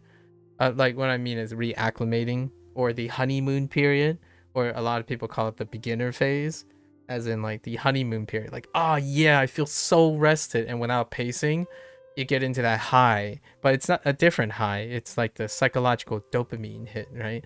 Oh yeah, I can keep pushing more, and then suddenly you crash for a while, which is fine. Then you get yourself back in the gym. But the hard part, or it's great, if you feel like you can do like 20 or 15 more, that's great, but save it for tomorrow. Been there, done that for so many years, rinse and repeat. Back in the day where you go hard and then it's harder, it becomes even harder to go back after your crash period of 3 or 4 days, like the delayed onset, right? The DOMs start smacking you in the face and then it removes all motivation. For some reason you love seeing the quick change in your face when you go from talking about a chat to then scanning to find your next chat to read. Quite amusing, not in a bad thing. Not in a bad way. Not day. Oh yeah. I correct that. Yeah, generally, we have to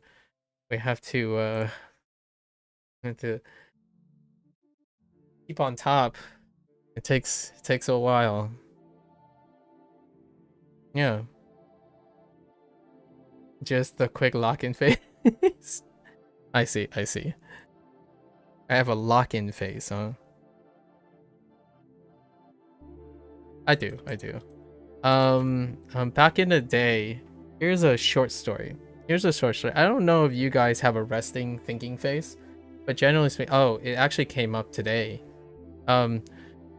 My ponderance and my lock-in phase, often people think it's an unamusement phase, like as in, I believe in the word of the earlier crew, you can probably see some of the texts from the other guys. My unamused phase is also my lock-in phase. So like when I'm pondering about things, I tend to have a very static face. But back in the day, it used to be like a frown. So not amused, but more like a disgusted face, right? Like, so when I'm thinking and being, I don't know, mysterious, I suppose, or intriguing, or tight-lipped, I tend to have a resting, brutish face back when I was younger. Maybe like in my teens and my early 20s, I tend to have a brutish face. And now it's more like a neutral face where like I'm clearly not amused, but I'm pondering about something.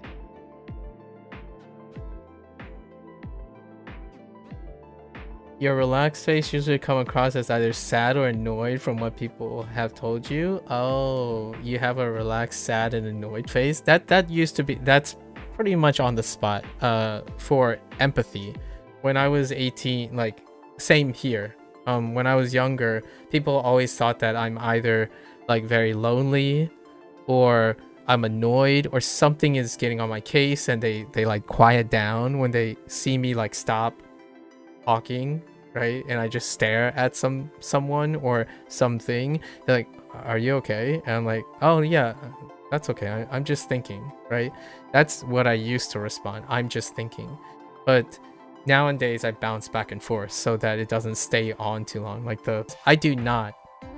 But when I have an engagement face, my mouth is slightly open and I don't notice it. So that happens in video games. So if I had like a puzzle that I couldn't solve and I go back and I realize my mouth is slightly open. So mouth does end up opening when I'm in an engagement phase. Ponderance allows me to keep the mouth shut because I'm actively trying to be tight-lipped.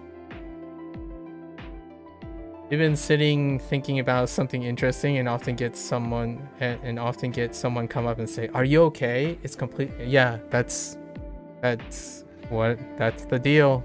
I totally can relate to that. Maybe like 10 years ago ish, that was a normal interaction. Like in a meeting when someone's presenting something and I'm like one of the people sitting in the back, like trying to pay attention, right? And I'm like really paying attention. I'm really locked in, and the guy's like, do you have a question? Is there something that I said that was confusing? And I'm like, what? No, I think you're fine. I just find this very fascinating. Like, but you know, the idea is I probably looked confused or like looked not satisfied with what they're saying, and that happens. That used to happen quite a bit. You eat pretty much everything on that menu. Wow. Granted, it's probably not too exotic. In terms of personal favorites, hard to beat a good salmon and tuna nigiri. And you had a great karaage. Oh, come on. You even had karaage there? Karaage hot roll. The heck? Whoa, you're over here now too. Oh, hey, Procol, you made it. This is Gecko, by the way. You two are obviously well acquainted through the medium, me as the middleman. But yeah, you haven't lived near a really good sushi place in a while. Now I'm gonna have to set aside some sushi money every month. You budget your sushi by months? I feel like you need to budget them by weeks, because if there's an excellent sushi place nearby, you would have to budget for a week. Would you want to go every year? I'm kidding. Do you read the man at the end of my chat before you read the whole chat? Just because you seem to start to read as if it's going to be something funny. Wait. Do I read the lol at the end of my chats before you read the whole chat? Just because you seem to start to read it as it's going. Oh, I read all of it already before I speak.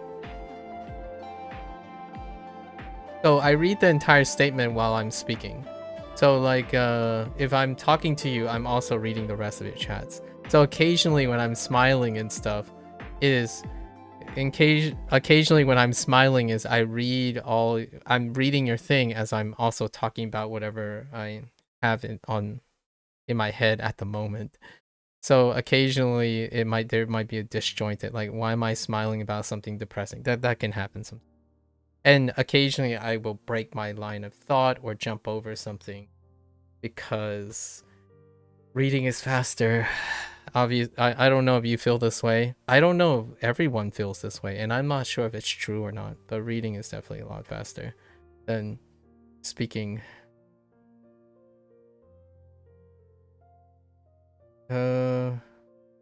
Interesting enough, it's actually run by a Chinese family. I'm not surprised.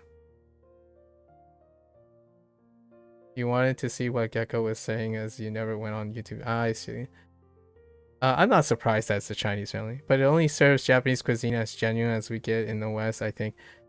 I'm not surprised it's run by a Chinese family.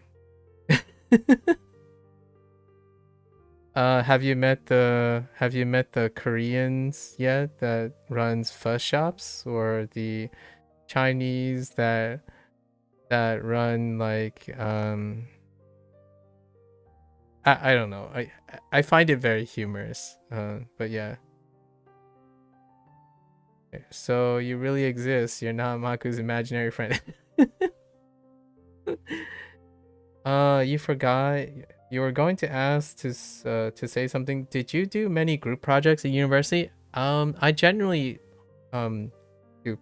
I'm. Let me see the frequency. I don't think there's a time in the university that I'm not working on a group project. And this might be a little bit unfair. It's a technicality. I'm genuinely working on something that involves more than me contributing to something. So in, you know, for science and like doing research and projects and stuff, I have always had a mentor of some sort, and I do not often feel like it was ever a one-man job or a one-thing job, right? Like, actually, even in high school, I didn't find it that way, but it was closer in high school than it was in college. By the time I got to college, I have fully trusted my academic advisor and the people around me. So even when I'm working on a project that is self-evaluated, I do not hesitate to leverage the people around me and the people that can contribute to the project. And then when I finish the project, obviously I'm internally grateful for the great grade, but generally I keep myself reminded that it is made possible because I have brilliant people around me and great people that would want me to help with their projects if I became useful at all, right? So all the grades that I have, it's very difficult for me to not say it was thanks to my academic advisor and my best friends. So most of the time when it comes to group projects, most of the things I do was not made possible just because I existed. And that's probably a little cheat. Do I have many group projects at university? I did, per se. There are at least one group oriented project in most of the classes that I've taken, like formal group projects where, you know, you're assigned and you work together. However, it's been very long since I can see that I ever do anything alone. Like, for example, let's take streaming, like the streaming thing.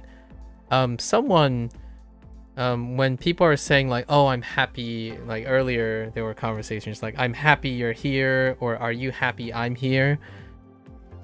Everything's built together. So when people share something, I'm happy that they do. I usually take that as face value. For better or for worse, some people might think, oh, well, these guys are only trolling you. How is that helpful? It's like, well, it helps me understand that.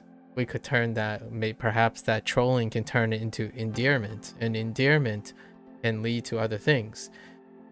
So rarely do I ever think I'm like this person that works on the greatest project of all time. Yourself and the people around you, right? Life is one of the greatest projects. Like, greatest as in not like the good or bad, but greatest as in one of the most ongoing aspects, and involves other people. So it always feels like a group effort, or at least I try to make it always a group effort. Now there's one thing that hasn't been a group effort: sleeping. Probably sleeping. Sleeping is probably the loneliest thing that you can do. Hear me out, with an asterisk. With an asterisk. I'm talking about the fundamental process of the things going on in your head, right? It's kind of like, I know this is going to sound a little grim, but everyone dies alone, right? That kind of thing. Where what I mean is, probably the loneliest times one can be is when they're literally alone with their thoughts, right? And sleeping is one of them. Even when you're next to someone, when you're sleeping, your thoughts are your own. So for me, whenever I'm awake, it feels like I'm always working towards a group project. This is a group project. WaniKani is a group project. Duolingo is a group project. Language learning is a group project. Any opportunity, it's not made possible without human interaction. I can see why you do both, but are there any pros and cons when it comes to streaming on Twitch versus YouTube? For me, it's negligible. That didn't answer the pros and cons. What's a pro? I can probably say some mechanical things. Sentimentally, no.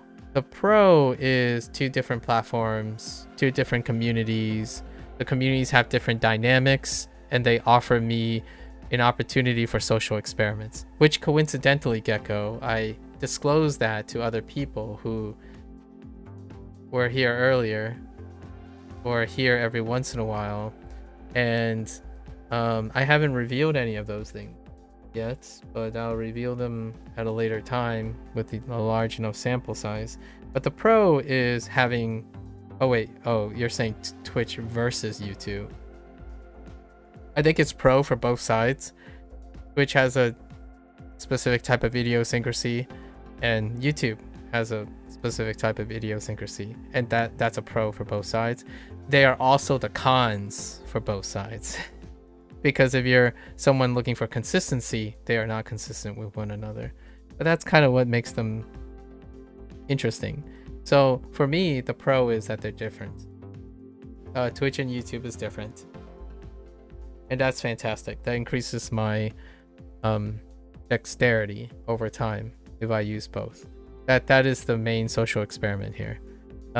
Streaming on multiple platforms allow me different dynamics. The con is maybe cons. Twitch is pro gaming, right? And while I game, that's not the core foundation of what I'm doing. Like, Twitch's philosophy and ideologies here that's self-selected is not geared towards learning aspects. It's geared towards entertainment, right? And then YouTube, a con would be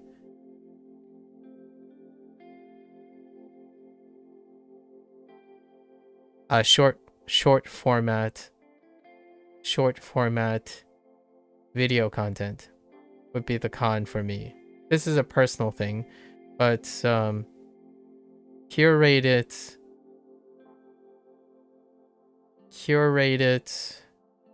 edited content, short form content is a con for YouTube.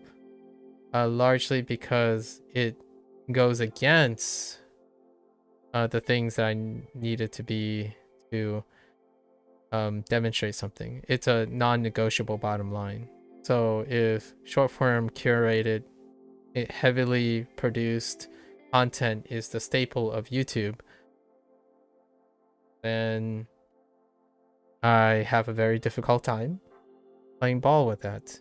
Largely because trying to explain what it's like to form a sustainable habit in 15 minutes and then using that 15 minutes without attempting to demonstrate a sustainable habit over months is a paradox.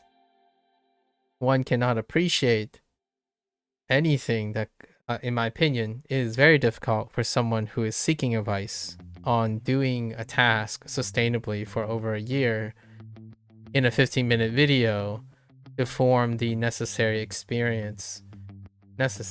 Right? So YouTube is an initiator. Twitch is a persistence. So you have your differences. Twitch prides on persistency. YouTube prides on short form summaries. So very truncated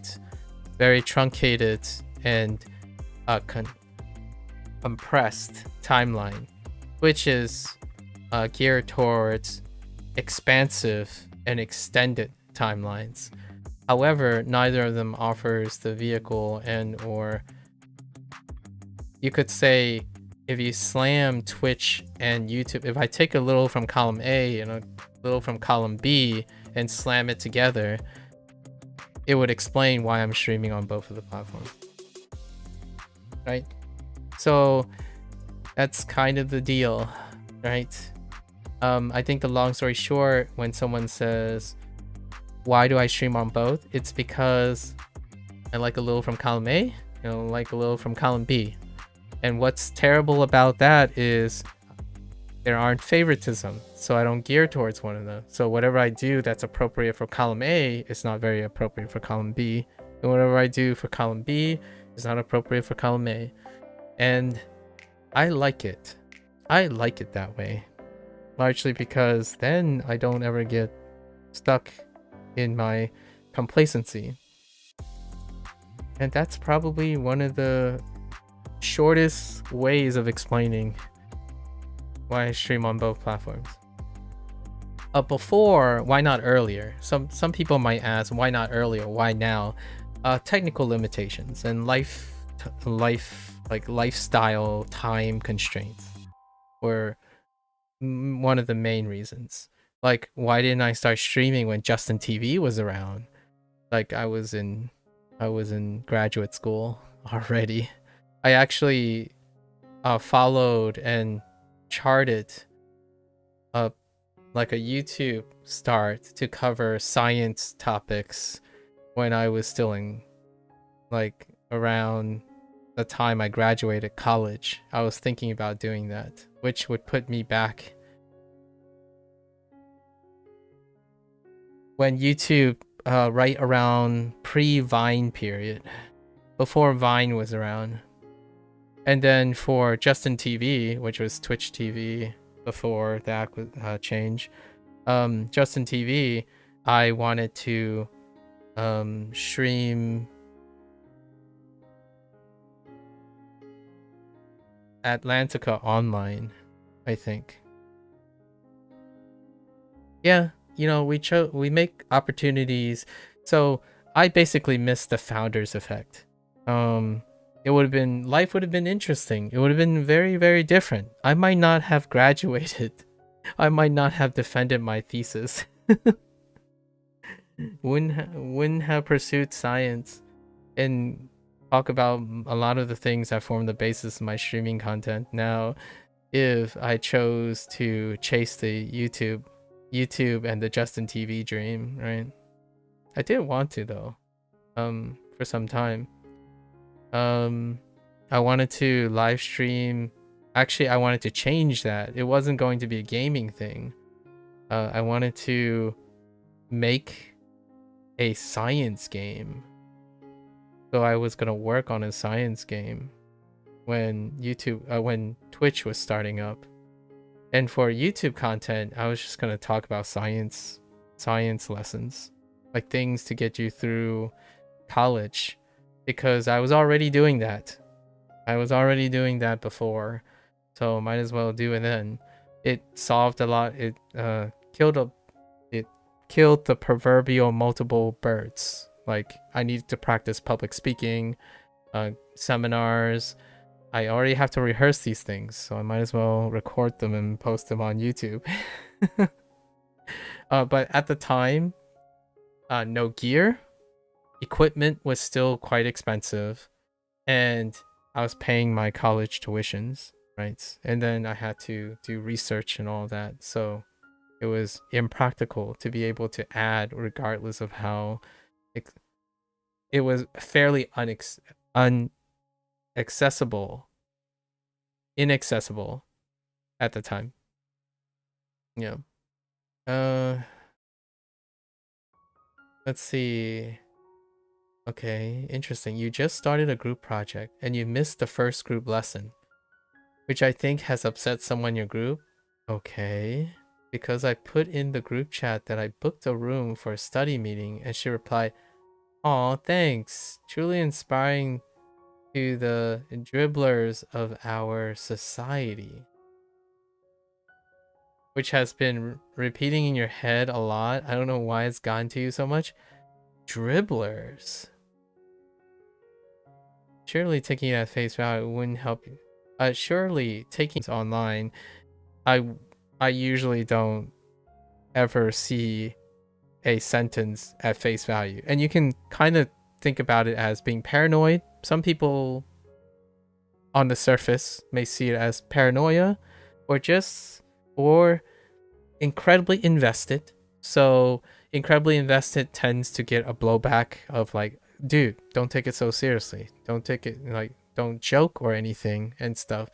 And my thought was, I always take it seriously, but I can joke seriously. Why joke when you can try being better at joking? So, no, like even when I'm joking, I'm trying to improve being funny or being relatable when I'm joking. So in most ways, I genuinely double down on taking most things very seriously. But being serious doesn't mean you can't have fun on this stuff. So there are tons of things I take casually. One of them is absolutely 100% not someone's time. I do not take someone's time casually. That's non-negotiable. One of the top 10 things is I do not take my time and someone else's time as a trivial matter. If we're both enjoying something and whatnot, the context of things, yeah, I can take all those things casually, like dribbling and dribbling. Sorry, I'm still stuck on the dribbler thing. Yeah. You hate trying to sleep. Your mind always decides to go into overdrive the moment you lay down in bed. Do you happen to keep a notebook by your side and be able to like write or jot down the things that are overdriving your mind? I always find that part can be a bit cathartic. So when you have it written down somewhere, you're like, oh yeah, well now I don't have to decide to linger and invest more time until I get up. You have tried notebook? Oh, okay. You're a pro for Twitch? Okay. Oh yeah, fair enough. I see what you mean, my terrible joke. The con is WaniKani. Oh my goodness. Revine, yep. Do you have any advice on how to approach going forward with that group member that was being sarcastic to you? Do you think they're being sarcastic? I have no idea. It's hard to read because I have no idea what that group member is like. I imagine you guys all met already, right?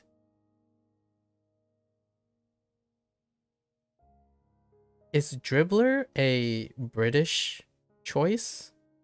I'm not familiar with the term dribbler. Like, not quite in that context. True casual joking. Let's do some competitive. That's a lot of joking. Yeah. No, you haven't because they didn't show up to the group meeting. Oh.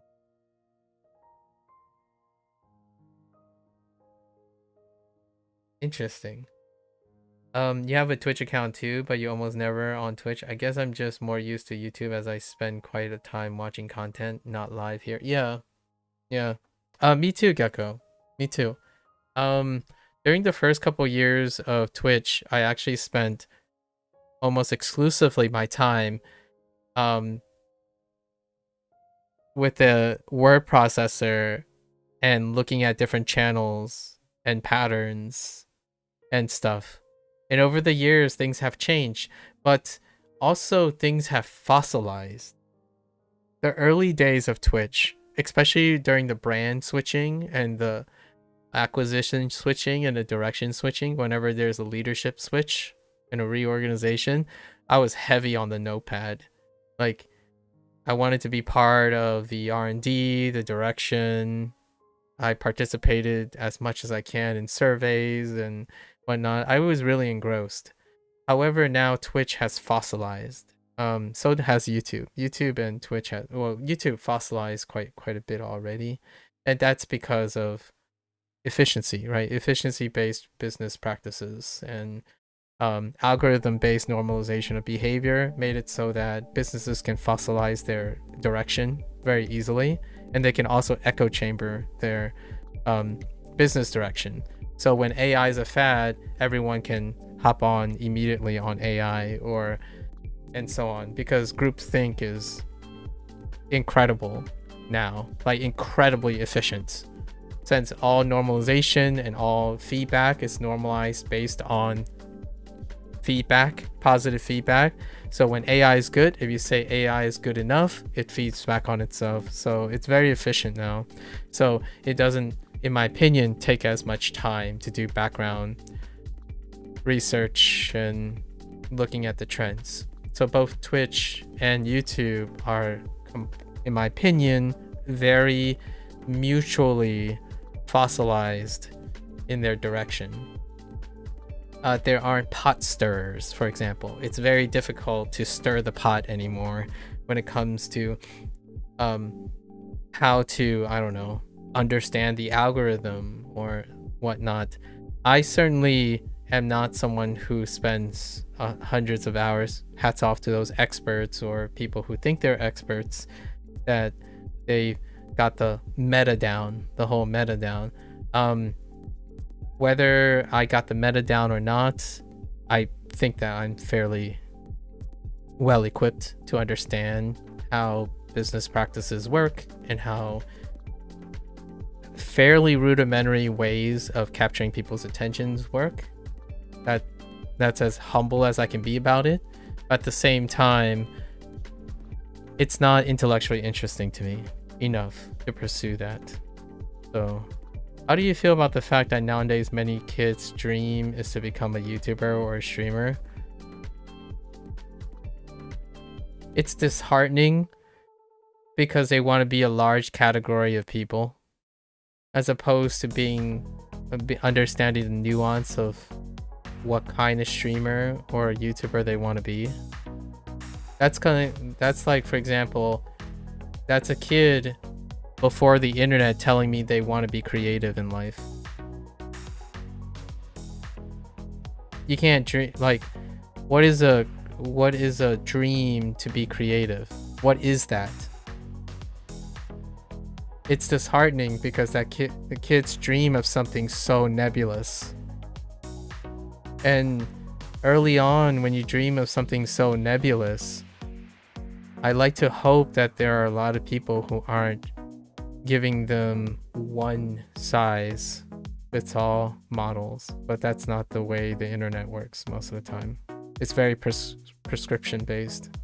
Like, for example, I was just told earlier that I was literally told earlier that as a streamer, you got to make the stream entertaining for viewers.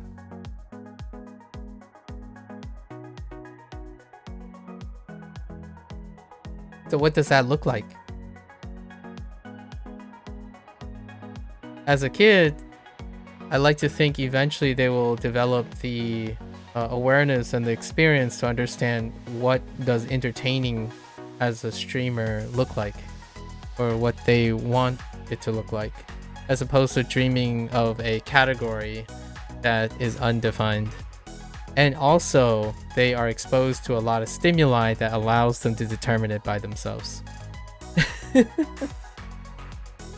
Because I certainly can't entertain everyone.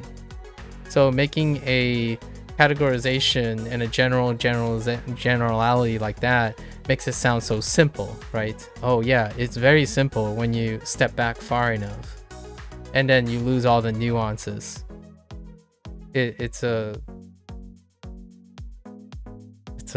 much more detailed process than that. They weren't being sarcastic in that message. Dribblers of our society means the underdeveloped people that still dribble like babies.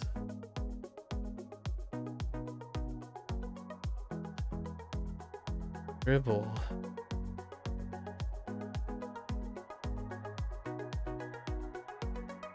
Like a dilettante? My initial like gut reflex when I heard dribbler was a dilettante. Is that where we're going? Someone who dabbles in things? A dilettante? Not to be confused with jack of all trades, but a dilettante. Someone who like puts their feet or their hands in many cookie jars but do not commit to the specific cookie jar or something like that. So they were being real. They were suggesting that you were a dilettante, an underdeveloped person. Like when young kids have spit going out their mouth. Oh. Oh.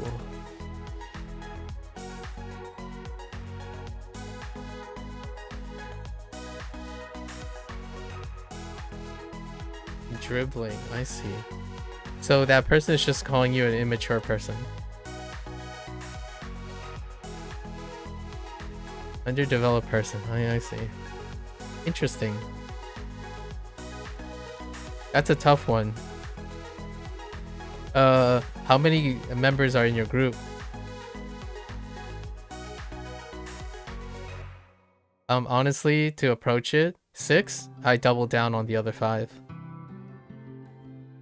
Since you have nothing you can work with, right? If you do not, if you haven't met with anyone and you don't have, in my opinion, this is my opinion, not professional advice. My opinion is that since you have no open line of communication with this person, you can either try to establish an open line of communication or you double down on the other members. When you double down on the other members, when that person goes to interact with that other member, that might form an indirect but soon to be direct line of communication.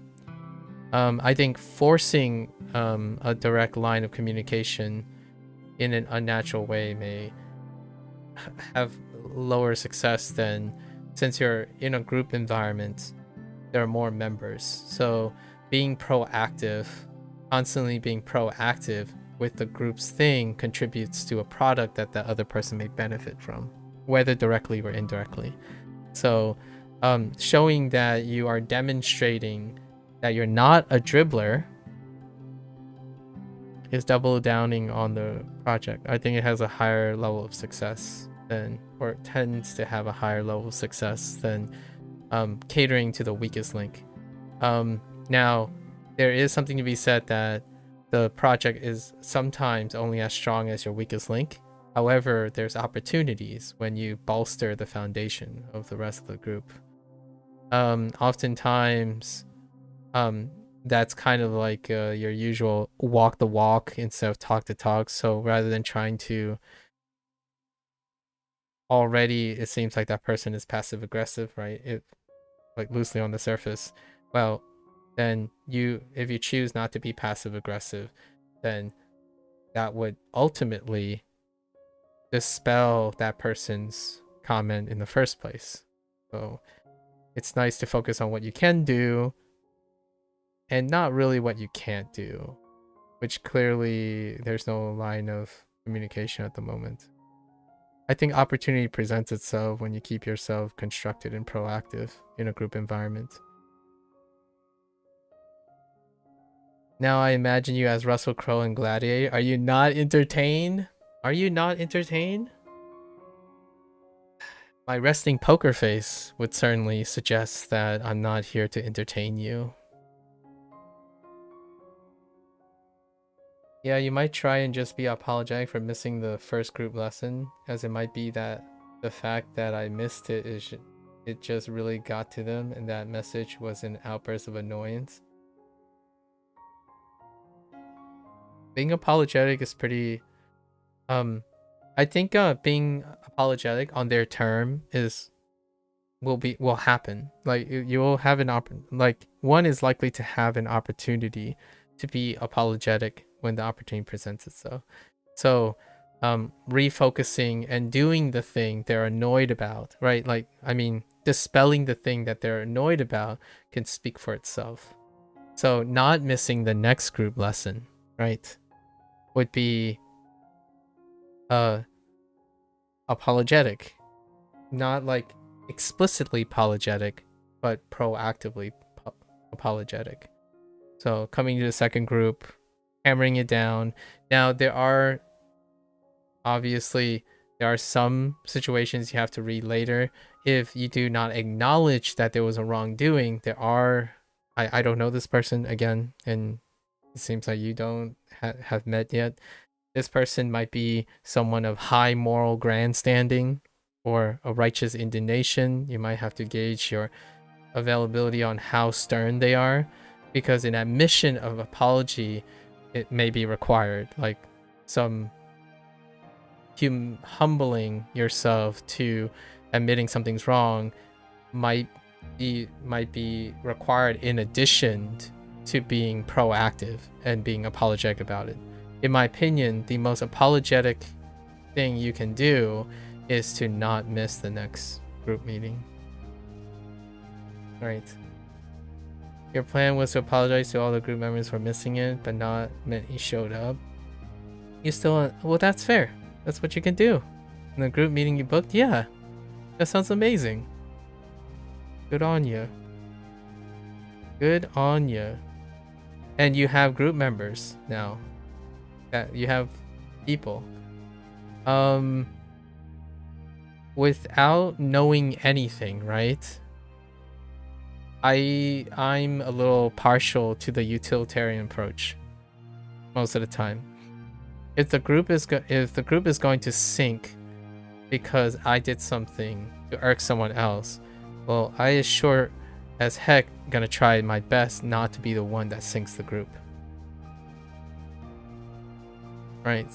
So there are other group members, and unfortunately or unfortunately in a group project, the bigger number ends up winning out. So if one person's upset with you, you still have 5 people that aren't. In fact, sometimes it's far more proactive and safe to reach out to the other 5 who still have a line of communication, that like a mutual respect, than double downing on the one person. That one person may likely come back around, or take it or leave it. Like, you know, pride of prey animals, when being chased by a predator, you just have to make sure you're not the slowest runner. Indeed. Largely because you don't have enough information. Like, it would be very different if that person had information on that person, like a prior experience of that person.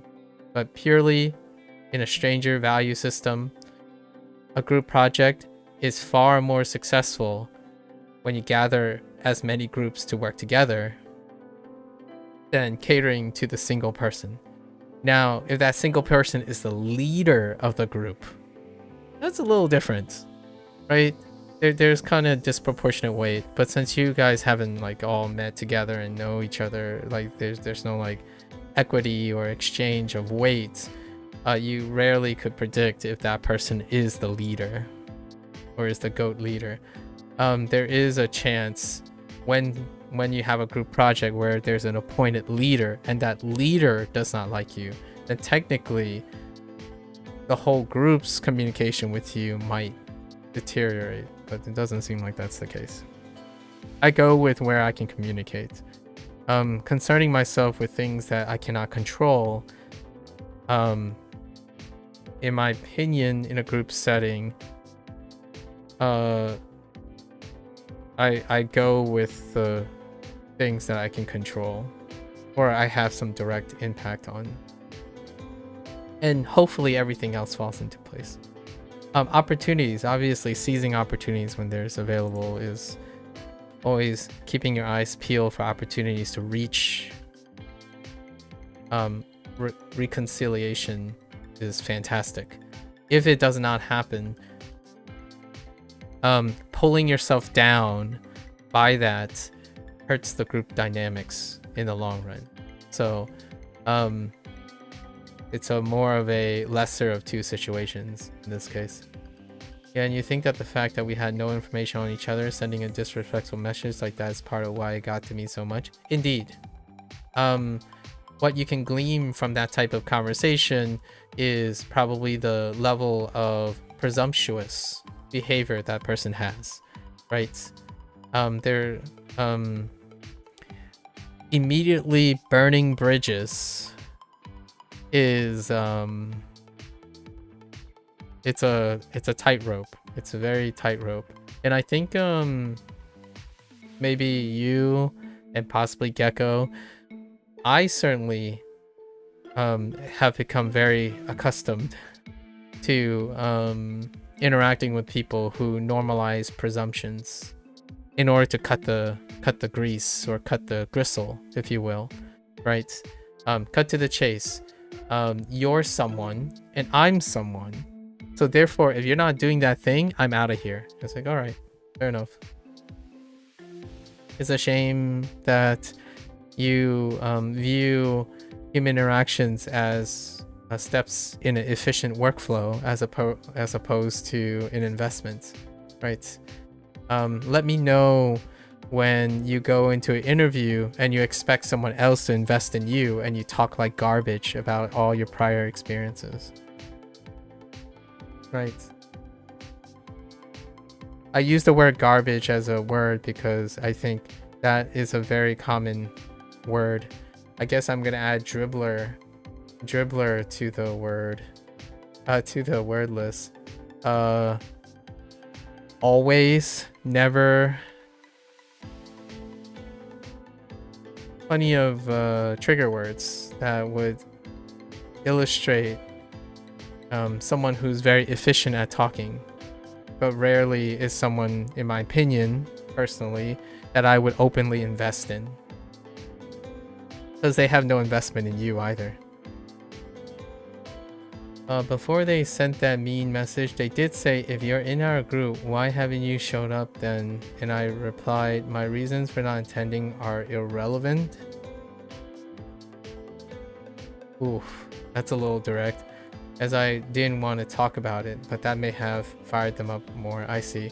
That might have been a little bit quite direct. You sound like me that one time. I think Gecko was here that one time. About things being relevant. Perhaps the word might have been for more of a tact, probably like your reasons were personal. Hopefully you could understand, or like hopefully you might have said, I'm not going to talk about the reasons for your absence. Instead, you're not going to talk about the reasons for your absence. I see. Yeah, I come off as like that I still hear from time to time. It's understandable. I hope your group project, I hope you have an opportunity, you know? How long do you have to work with your group? 電話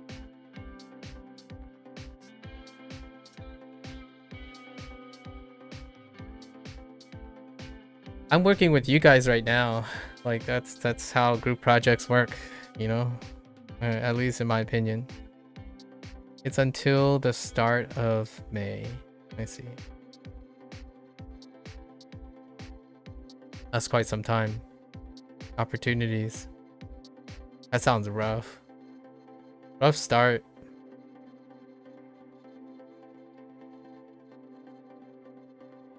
First impressions. First impressions are emotionally polarizing. In my opinion, these days, and perhaps trying to prevent it from fossilizing is the idea, but you have a month and a half. It's all leading up to a presentation to a system company, mostly to help people get an upper hand if they're doing a sandwich degree. Sandwich?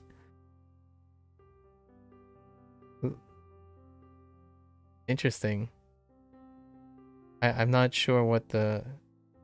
that's a new term for me. I'm not sure what a sandwich degree... Is it like... you're taking two different disciplines and trying to marry them together?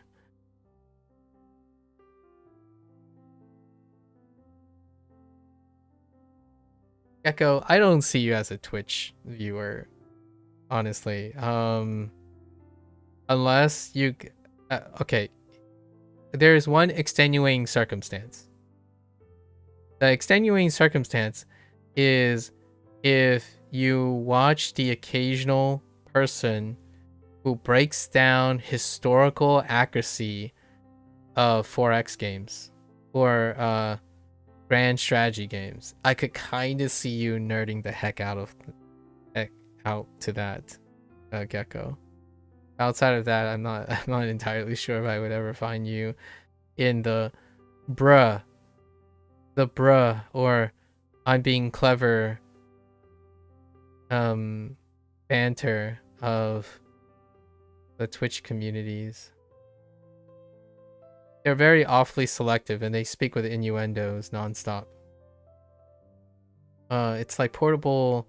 Each streamer has their own portable communal echo chamber. So when you try to break into one of them, like, you know, try to get integrated into one of them, it's immediate. It's pretty quick, but you know, it deals with like full assimilation of it. And yet here you are. Oh, Gecko Mage. You let me guess.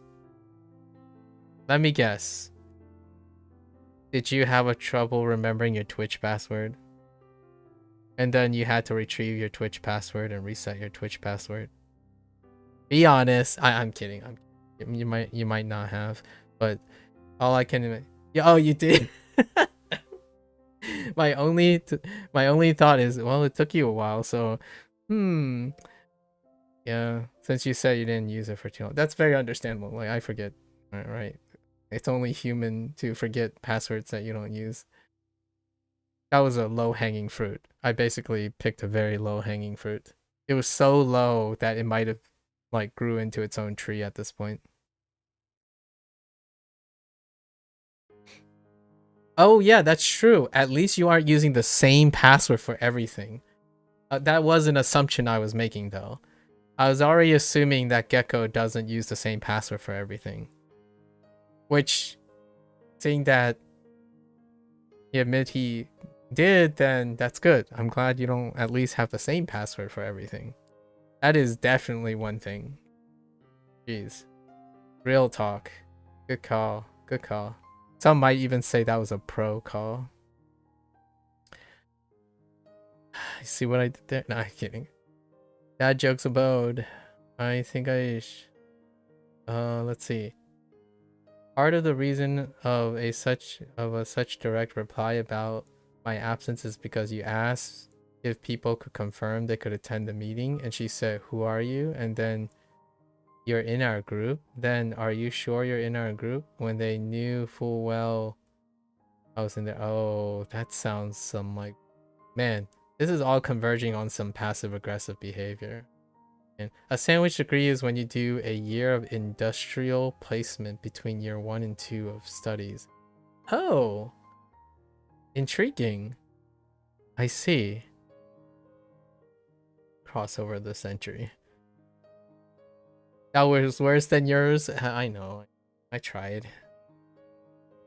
But some might say dad jokes hit different when they're even worse, you know? They hit so hard they might be even mom jokes.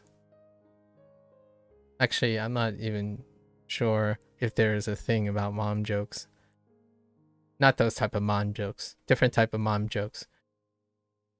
And for some reason, all the emails you receive from Twitch are in Russian, so maybe your account was hacked at some point. You don't know. Well, at least now you changed the password. Russian? Hold up. Let me. Holy, December 14th, 2012? Wow. That is an old account. Amazing. Nah, nowadays you just get Twitch bots. So Twitch bots accrue all those accounts. You know, the best type of streamers. The humorous levels of jokes are cyclical. Say a joke that's so unfunny it becomes the funniest thing ever. I thought I was gonna try one of those jokes, but I don't have one. No, I don't have one. An account brought back from the dead. Yeah. Gecko Mage. Now I'm trying to imagine what was Gecko like 13 years ago. What were you like 13 years ago? I was 25 13 years ago. Man. Tell me something. What were you like 13 years ago? Tell me an idiosyncrasy that have largely be a thing of myths and tales as opposed to something current. I usually talk about things that have changed as opposed to things that haven't changed when I was younger. I'm no psychic, but I guess younger. The daily bot already appeared. I'll tell you the name of the daily bot today. The name of the daily bot was Wrenched Upheaval was the name of the daily Twitch bot. Sometimes we get two though. Sometimes we get two daily bots, but the daily bot already passed by. For those rich and awesome viewers, you know, those buy your awesome viewership.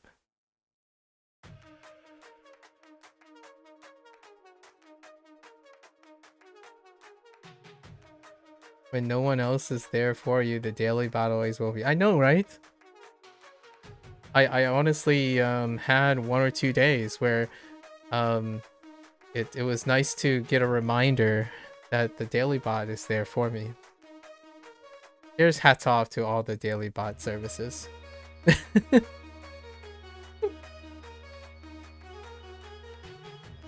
It knows that I'm still, you know, it reminds me of the status of the internet business models. I would feel weird when I don't get a daily bot. I don't think I had not in the recent memories. I didn't go long enough to not have a daily bot, or short enough, I should say. I wasn't on with a short enough duration to not warrant one. You know what's also interesting? Maybe you guys don't feel the same way, perhaps, but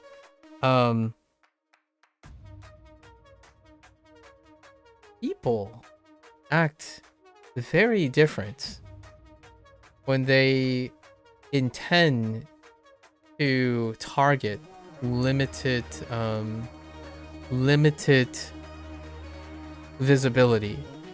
So I don't know if you feel the same way, but what's on the internet, whether it's known to one person or like some small time streamer or someone who has no spectators, it takes one person for the rest of the internet to know what you did.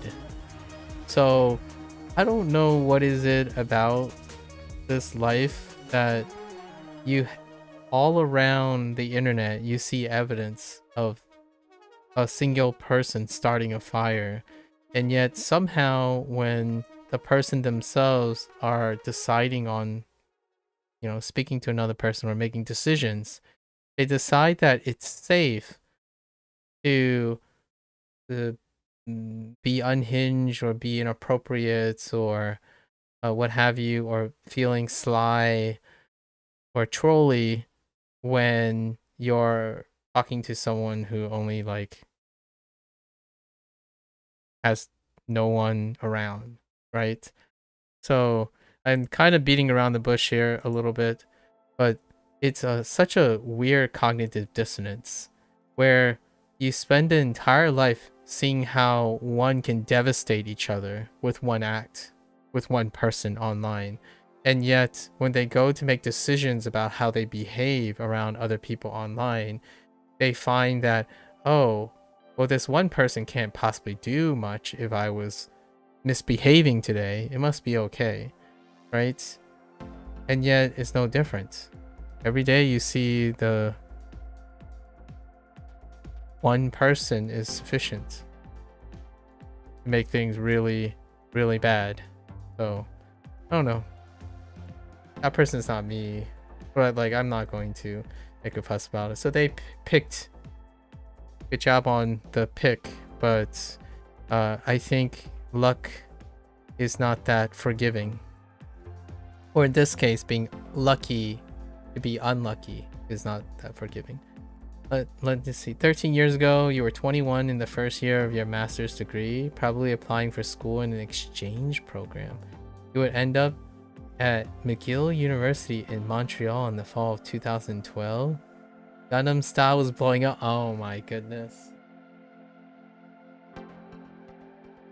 You just hit me with some. You just hit me with some. Now I want the autobiography. Gecko, where's your book? Give me Gecko's book. And a guarantee to save $150 on car insurance. Those people haven't gotten past the first stage of moral development, only acting based on perceived punishment or reward.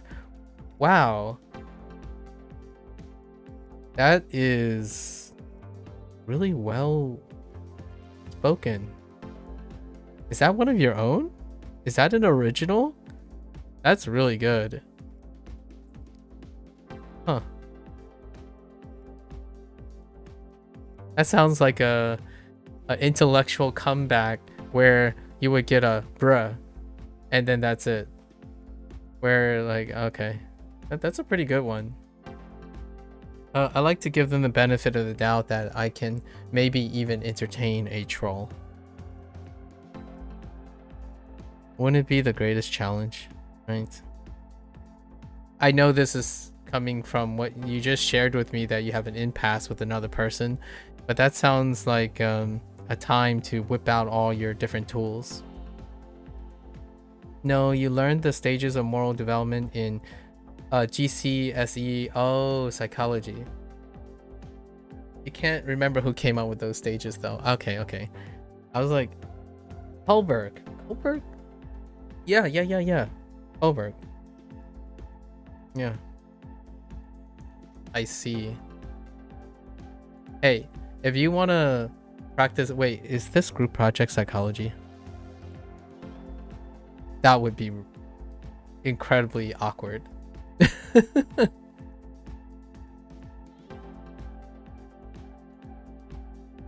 Oh, no, wait. You said it was a presentation for a systems company. But wait. But is this involving psychology? Oh, that would be very awkward. Imagine coming to an impasse with other psychology-minded students. I honestly think it's really funny when you have a high tendency of arguments happening, or like certain things when it goes against the principles that they're actually studying. You find comfort in it as the first stage is called pre-conventional stage, which is generally for people ages 3 to 7. Oh, it's in data management. All right, fair enough. Well, I appreciate your company, much like not to try to diminish all the other company. Having things to talk about, you know. Yeah, having things to talk about. 3 to 7, pre-conventional. I'm gonna do some reading again. We're talking about what is it? Moral development. The moral development theory by Holberg. I'll review. That's a great topic. You're more than welcome to flex and use, apply and talk about the topics that are interesting to you. I think that is it's not a life hack, but the hot take is, if you like talking about it and you like talking to someone else about it and informing them, then it goes without saying that you probably internalize it a lot quicker, right? You don't have to be learning another language in order to learn another language. I'm just saying. Another language would be psychology. I think another language is Twitch. another language is YouTube. And in my opinion, I understand the language of Twitch and I understand the language of YouTube when it comes to this particular interaction. I don't necessarily think the people who talk to me in a specific way in a certain direction have care enough. Not that it's they have to, but I don't think they're interested enough to understand the dynamics. So oftentimes it always feels like I'm talking to a wall as opposed to, or I'm talking to people who think that they clearly know more than I do. And they might, about a lot of things, right? About a lot of things that I'm not interested in. But this very particular thing, it's statistically unlikely that they know more than I do. Only in this particular area. But the rest, yeah. All the hats too. You remember following the 2012 US elections from Canada? Oh yeah, because you're at McGill. US politics were kind of a different thing back then. I remember Mitt Romney style. Oh my god. That's right. Yes, the Gangnam style parody. Incidentally, you'll probably learn a couple of things at McGill too. What were you studying? Oh, wait. Did you already tell me? Masters? No. You didn't mention what you were studying. A pre-conventional stage 3 to 7. Moral reasoning based on punishment or reward. Conventional stage. Moral reasoning based on external ethics. Post-conventional. Moral reasoning based on personal ethics. Is there a post-adulthood stage? As opposed to personal ethics, but a external ethics? The combination of external and personal? Or I guess it's assumed that it's probably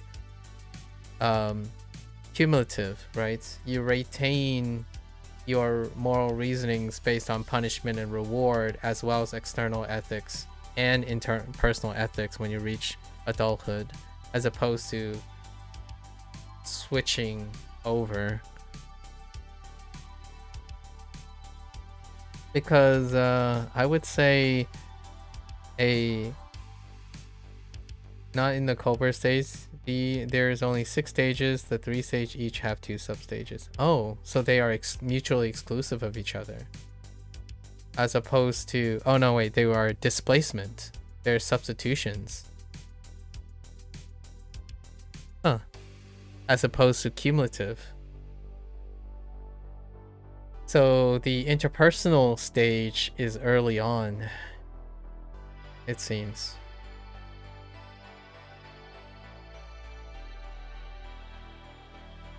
Yep. Interesting. So the person identifies that the universal ethical principles, or like personal development of universal ones. Social contracts. I'll have to take a read at it. I don't remember the specifics. I'd like to think they're cumulative, but it's crazy to see how many adults still seem to be in the pre-conventional stage. Young adults, the internet.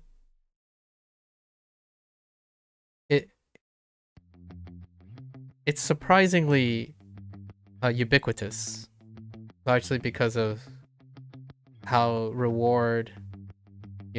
punishment and reward are so heavily emphasized in the environment that we're interacting with or observing. The vast majority of the environments that we are observing are in a heavy punishment and reward system.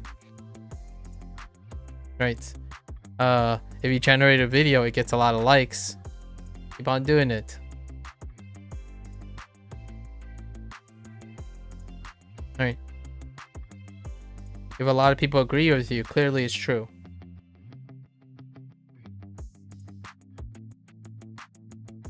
If no one is hanging out with you and talking with you, clearly that person does not have a life outside of the thing you're observing.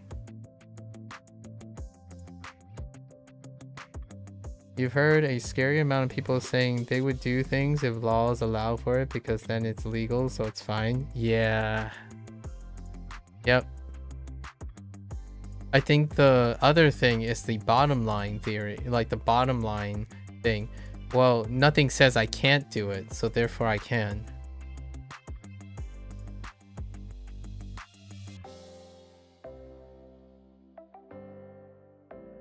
The non-existence thing. So, like, for example, when someone asks me, I get asked all the time, and it's a very reasonable question, but the way it's asked is very different.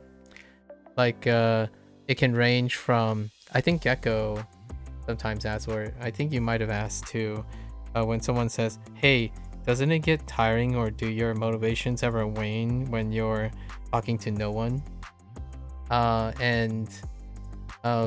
You know, that's a very conservative, neutral way. The other way is, how do you keep yourself motivated when no one's listening?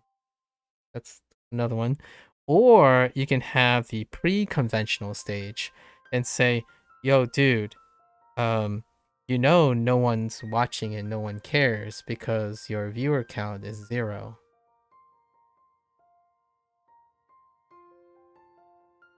So you can kind of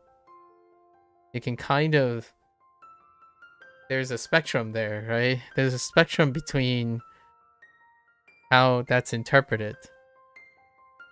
And I think it's incredibly fascinating. I have plenty of these examples, largely because after 7 years, even if you only have 1 or 2 people stop by, you kind of get a collection, a myriad of interactions. And I would say, yeah, most of it's pre-conventional stage, if I had to say, for better or for worse.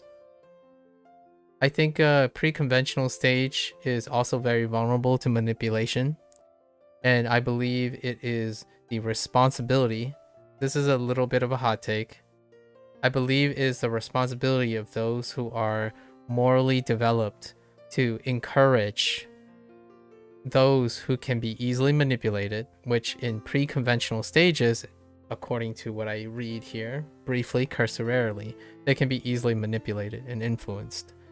Not only can they do that, it can also be weaponized unintentionally, right? I would say things like cancel culture is very scary.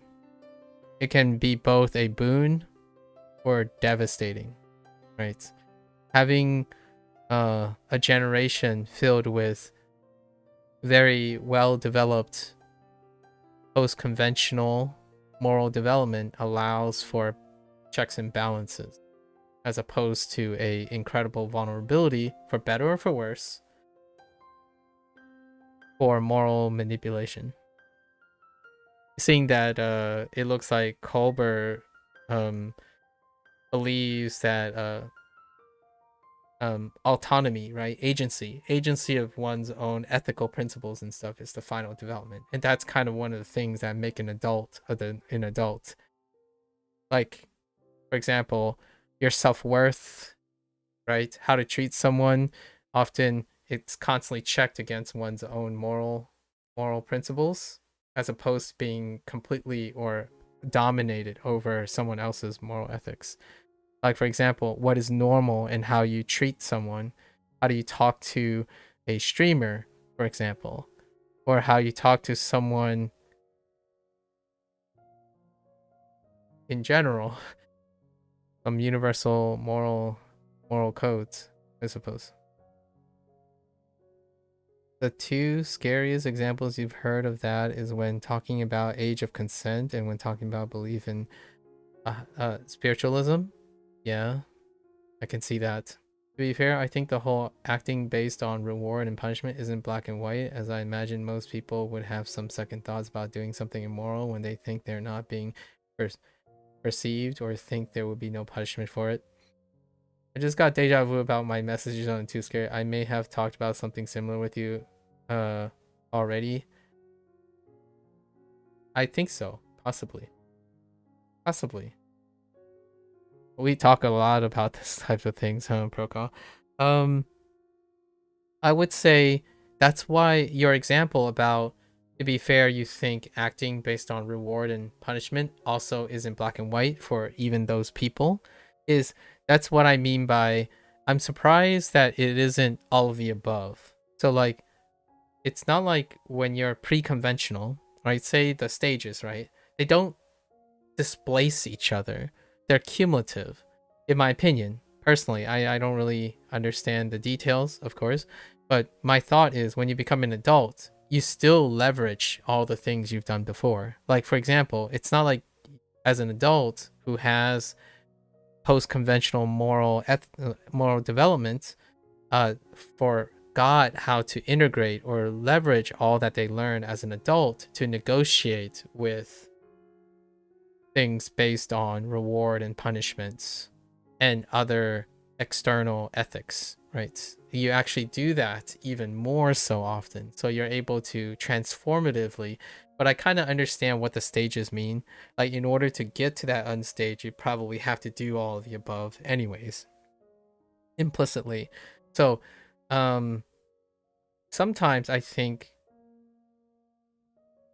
isn't taken as fact as far as I know. It seems to have some fair critiques. I understand. Yeah. And I wouldn't be surprised because behavioral psychology or psychology is very difficult, right? Like it's very nebulous. The human behavior is remarkably nebulous. But it's a great way to frame discussions and frame observations. I think I almost feel like at least one some semblance of psychology and or interpersonal communication skills or a critical thinking class is almost the bottom line at this point for those who leapfrog over it because of, I don't know, things like the internet. Internet way of disseminating information kind of leapfrogs the necessity to develop any of these skills anymore. And that's efficient. Pragmatically speaking, if you're not using it, then obviously it would be inefficient to contribute time to it. And that is probably moral development is definitely one. If the internet is telling you what's right or wrong, then you don't necessarily have to develop the moral development, right? I understand how that sounds, but I feel like if I try to empathize with what's happening right now, that is a very reasonable suggestion. What's happening? I don't know for a fact, but it would be a very convenient explanation. At McGill, have you watched Better Call Saul, Gecko? Anyways, McGill keeps triggering me. not in a bad way, but it's triggering a set of memories and digressions. I was enrolled in the MBA program for the exchange. Here in Belgium, your degree is actually a somewhat niche thing, which you have not really found elsewhere in the world so far. At its core, it's a business degree, but with a heavy focus on STEM. It's because the school was founded by Ernest Solvay, a somewhat famous Belgian chemist like 120 years ago, and they have kept the science and engineering focus. Oh, I see.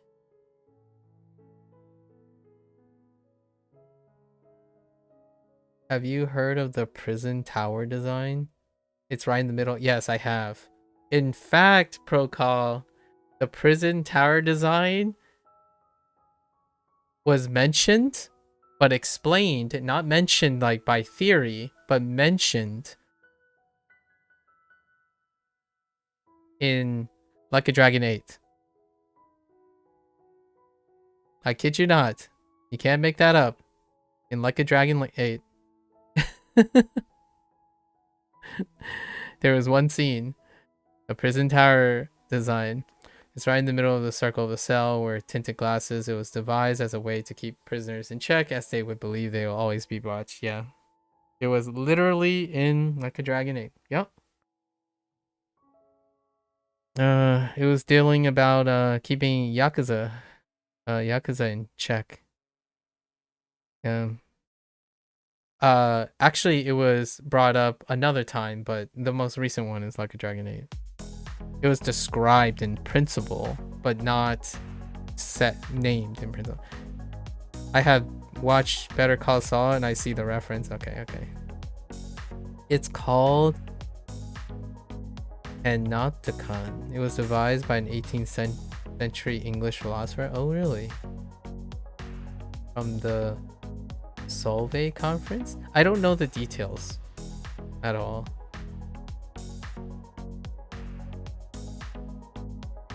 If there's anything you want to keep in check, Yakuza is dead.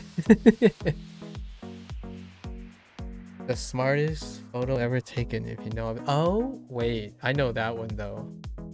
But that's only because of a YouTube short. I'm sorry, guys. A little bit on the dabbler side here. All right. We gotta complete our stuff today. Oh, you guys. Brimming with McGill, huh? McGill. What do you think of Canadians, Gecko? Wait, where was... You said Montreal, right? Is McGill, like, in Montreal? I've only been to Montreal once, and that was the Chinatown in Montreal, actually. So that's very underrepresented, but, you know.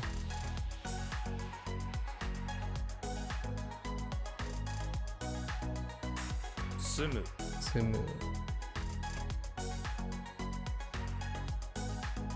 Goku.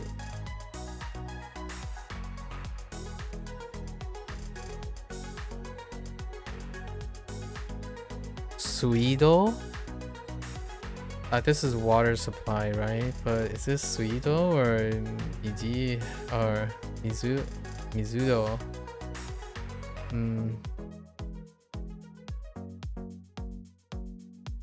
Choices.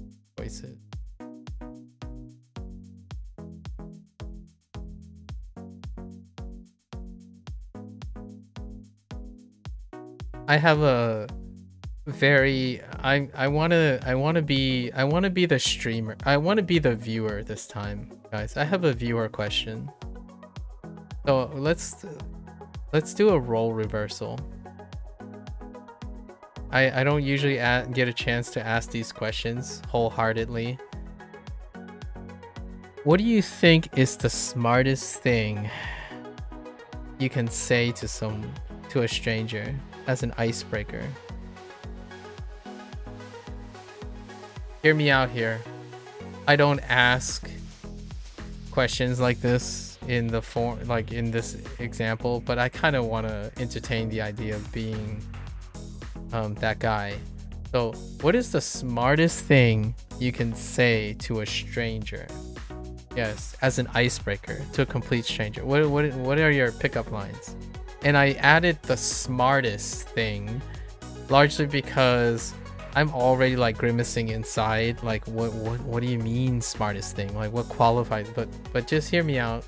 I'm gonna ask a question that is very hot takey. What is the smartest icebreaker you got?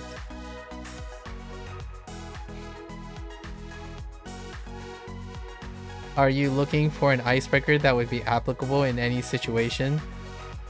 You choose your poison. Qualify your own role reversal. You're the one, now you have agency, right? I usually just take the agency as well and qualify my statements, but go about it. How would you go about the process of answering that question? It's up to you. However you want to answer it.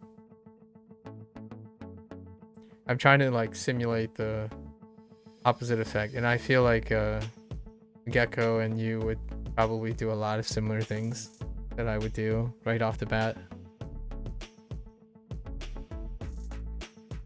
Suido. This is to count, but this is to count. There's a special reason. Like to count the number of, but not like to count the population. The difference. No, wait. No, that was regarding number of people. This is just to count. McGill is indeed in Montreal, but it is an English language school. Oh, so no French.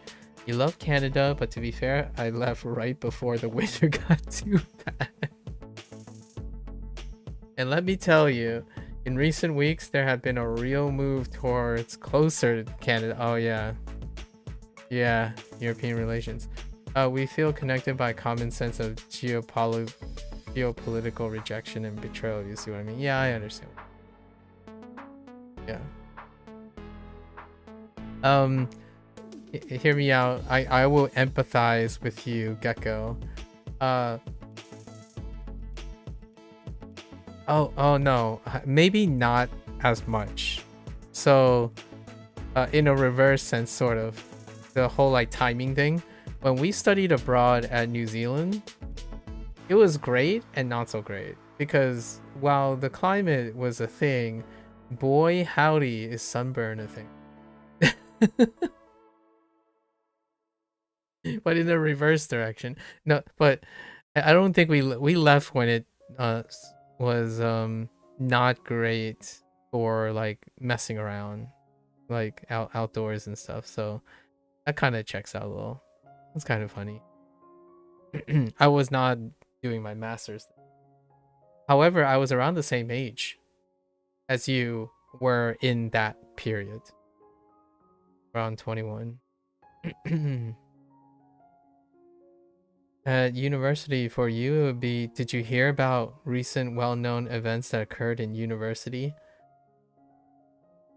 Especially if it's something controversial. Sharing something you could both react to with shock and an easy way to sync your behaviors. Intriguing. I see. What about Gecko? Come on, Gecko. Lay it on me. What is the smartest thing you would say as an icebreaker? And you can go about it any way. You could break it down for me, like, okay, this is assuming this, presuming this. Go for it. I don't chat with like one-way streamers and whatnot anymore, so consider it a fun little role reversal. Or I could make it a thing. Maybe that's what we're gonna use channel points for or something. For me to ask other people questions out of curiosity.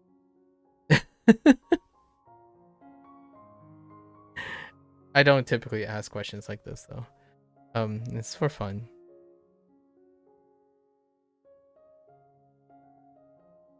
To count, right? But is this to count something? Like, did I add to count something? Yes, I did count. Just to remind myself it's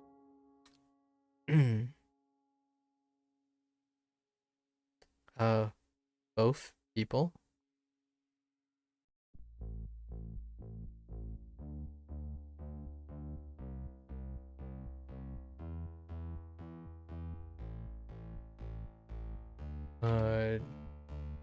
Yosha. I don't think there are any other reads that could possibly be there at the time.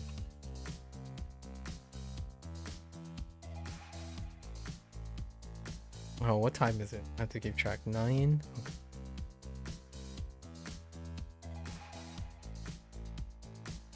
Like, did you hear about that lecturer that slapped a student? Yes, OMG, that was insane. What on earth were they thinking? I know, right? That was crazy. Oh, okay. Brokar, you sound like a gossip girl.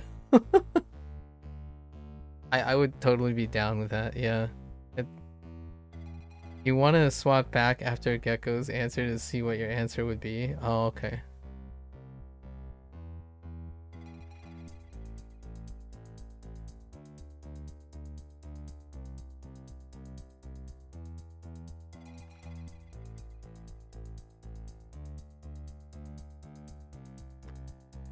I feel like reflecting the question sets me up at an advantage. Don't you feel like it? Hopefully I'm not hopefully you guys are okay with okay with entertaining me at your expense. I feel like 両者 the person asking the question as a role reversal tends to have the advantage here because they have like the afterthought, right? You'll have to excuse me for my selfishness this time around.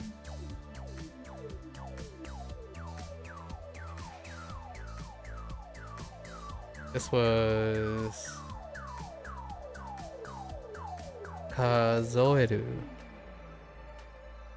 Why is it kazo? Is because I got triggered yesterday, but I don't know why it's kazo. So we have the kazoo. I don't know why this is kazo. 数える Kazoeru is why?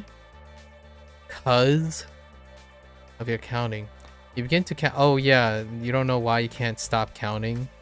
Scientists that come in but they can't figure out the cause. Causal of your counting.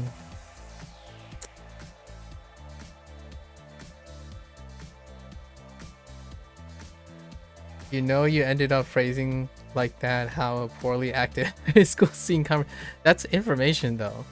That's good info. That's very informative to me. Sorry, at your expense.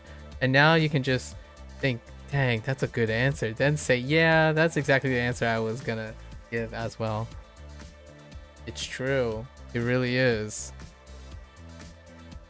You're afraid you don't have much to offer on the subject? Lower your expectations. I wouldn't consider this my strong suit, and I don't have a go-to icebreaker anyway, for better or for worse. I'm all about adapting to your environment. Where are you from, or what do you do? Are pretty topical, of course.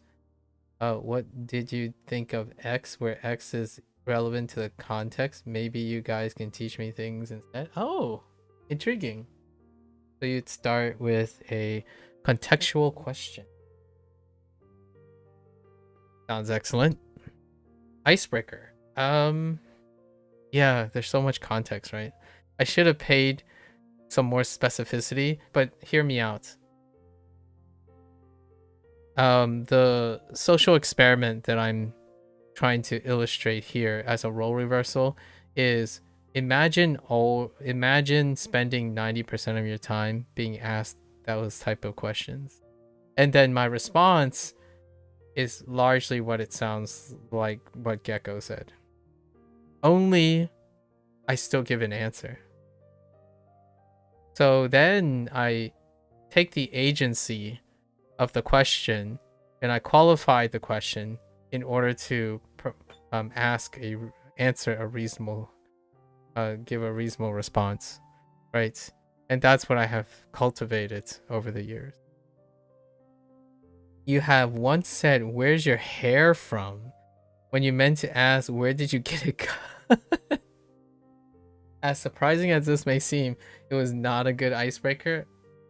Oh, you could recover from that. You could recover from that. No, okay. So, I guess I'm gonna honor what Procol said, right? So, is it my turn? So, I was kind of curious to what length you guys were gonna qualify your questions. So, someone has asked me this in a different way, I suppose. Like, the question would be framed in, what is the best way to ice break with a stranger? Like, what do you think? Rarely does it say you think, but it's implied. What do you think is the best way to strike up a conversation with a stranger?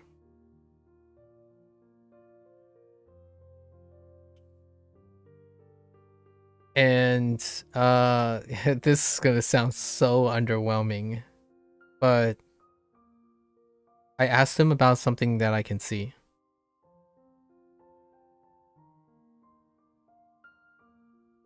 So it's a compromise between what Gecko is saying, where he's like, unfortunately, you would ask about the context, the environment, and stuff.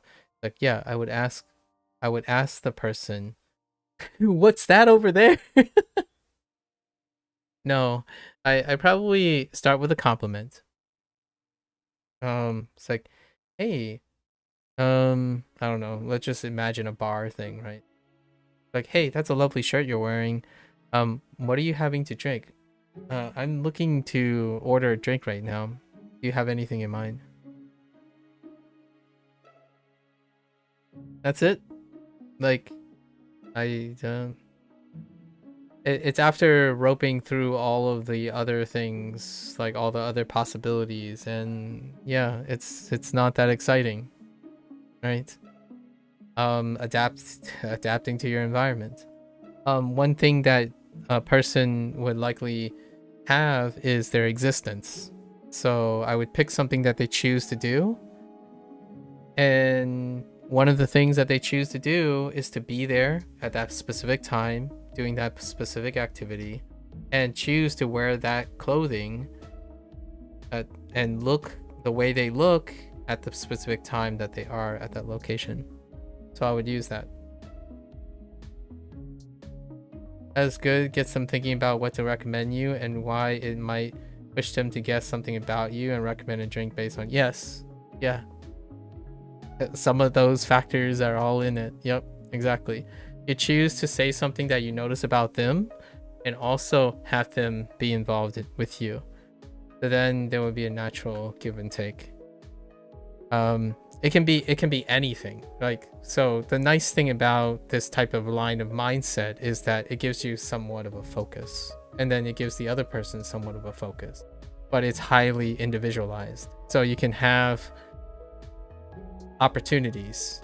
It's not a prescriptional thing, like, oh, always talk about the weather, or it's not context specific, right? So because of its lack of context specificity, you're going to likely be able to engage in a conversation in both directions. So yeah, it's boring, right? It might sound boring until both the participants are active participants in it. So why do I as an explainer, why I focus on this is largely because a routine that people don't do very often anymore is to strike interest in their everyday life. To get to know a stranger is to admit and confront that neither party knows anything about each other, other than the coincidence of them occupying the same space. And I will give like another thing. People often like to ask what you don't do, like what you should avoid, or what will kill things, or what are lower success rates. Here's a very popular way of approaching things that, in my opinion, might have a statistically lower chance of continued conversation. And most, in my opinion, the internet does this much more often than the others. And that is to talk about something that both party already knows. What does that look like? Oh, hey, you're drinking Guinness. I love Guinness.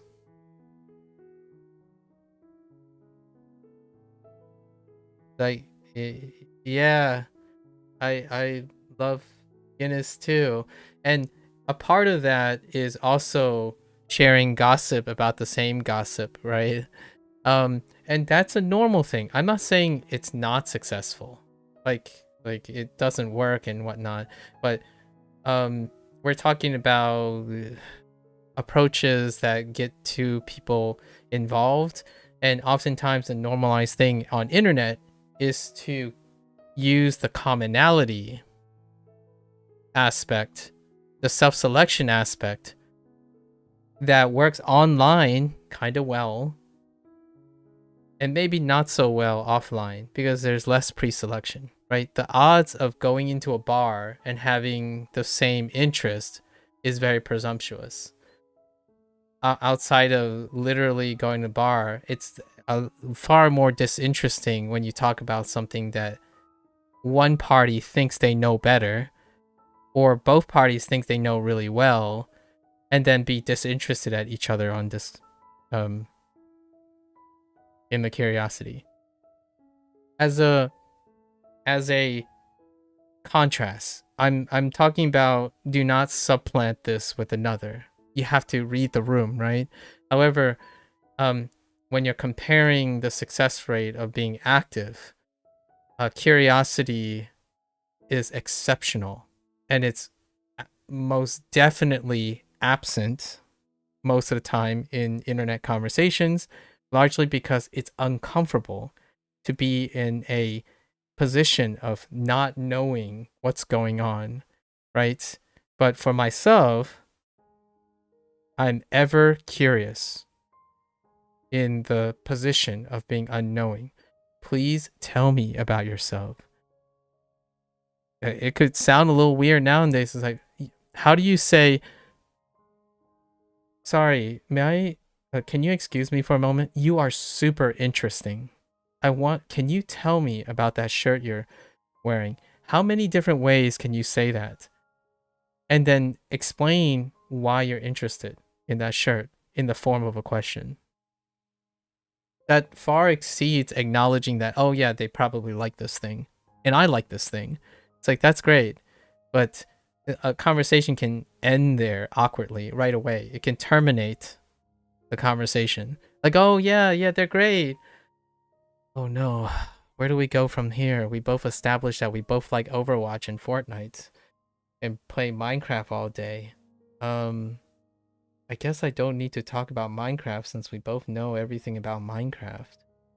Maybe we should make a competition about Minecraft and then turn the meeting of strangers into a competition. That kind of thing, in my opinion, is far more lower success rate. So when someone comes into a stream, right, it's not like I'm gonna start with that. Personally, and this might have a cultural difference as well. And I chose Guinness because, well, Procrawl is from the UK, and there are a couple people who are from there, so I kind of chose Guinness. So sorry if I was a little. Let me catch up now.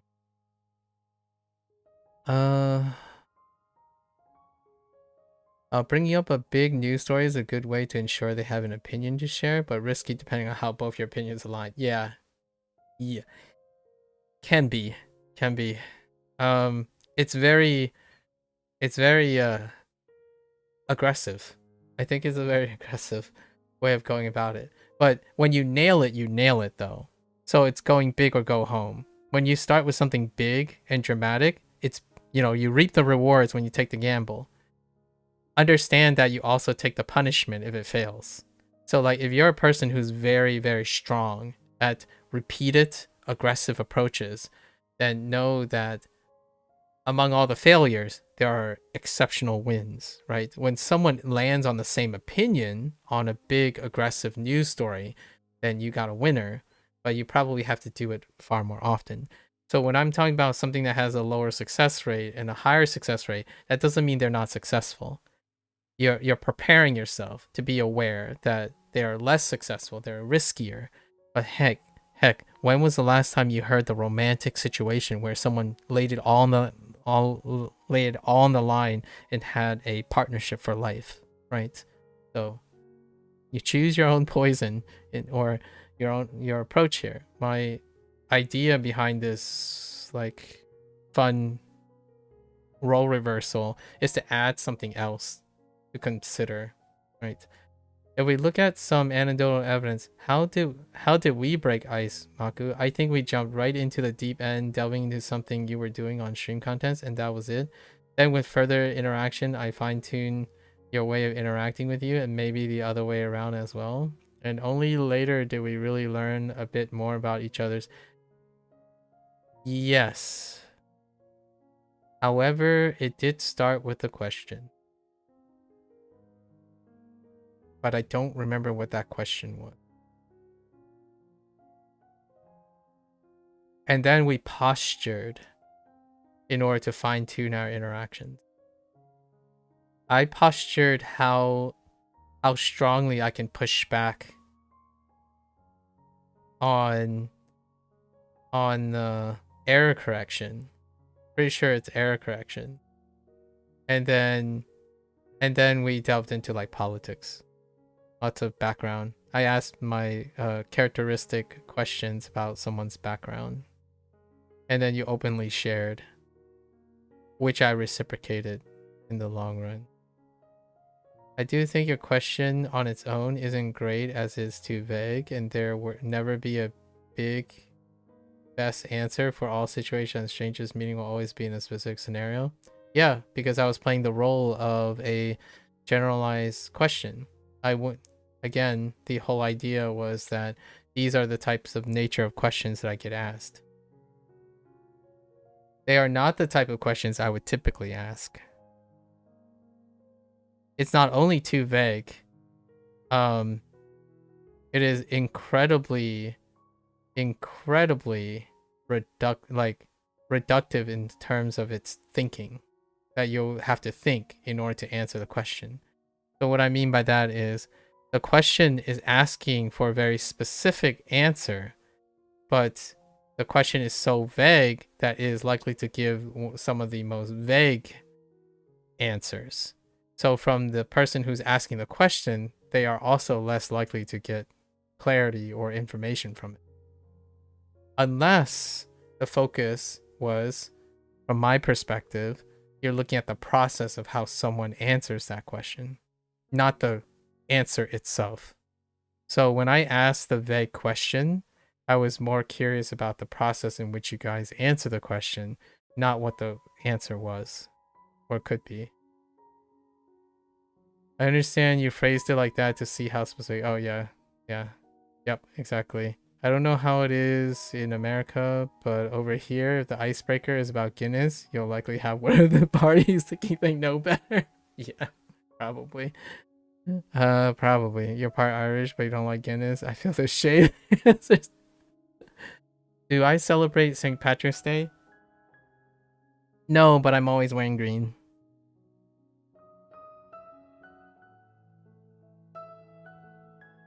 Oh.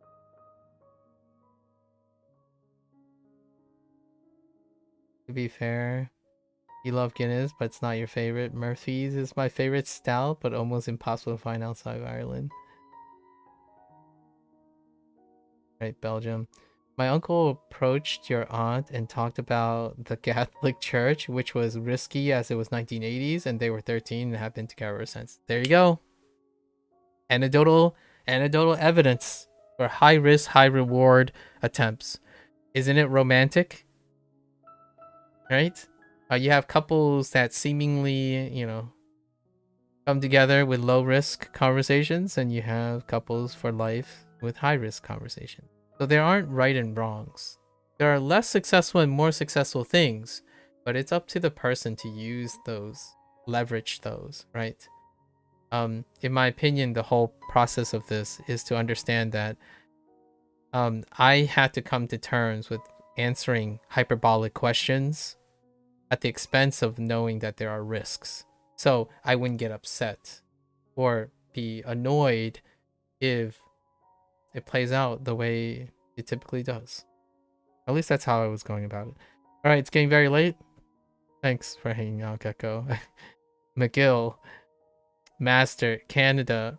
We got a lot of good information that I can tag along in the future. Yeah. Good night, Gecko. Oyasumi-san. Oyasumi nasai, Gecko.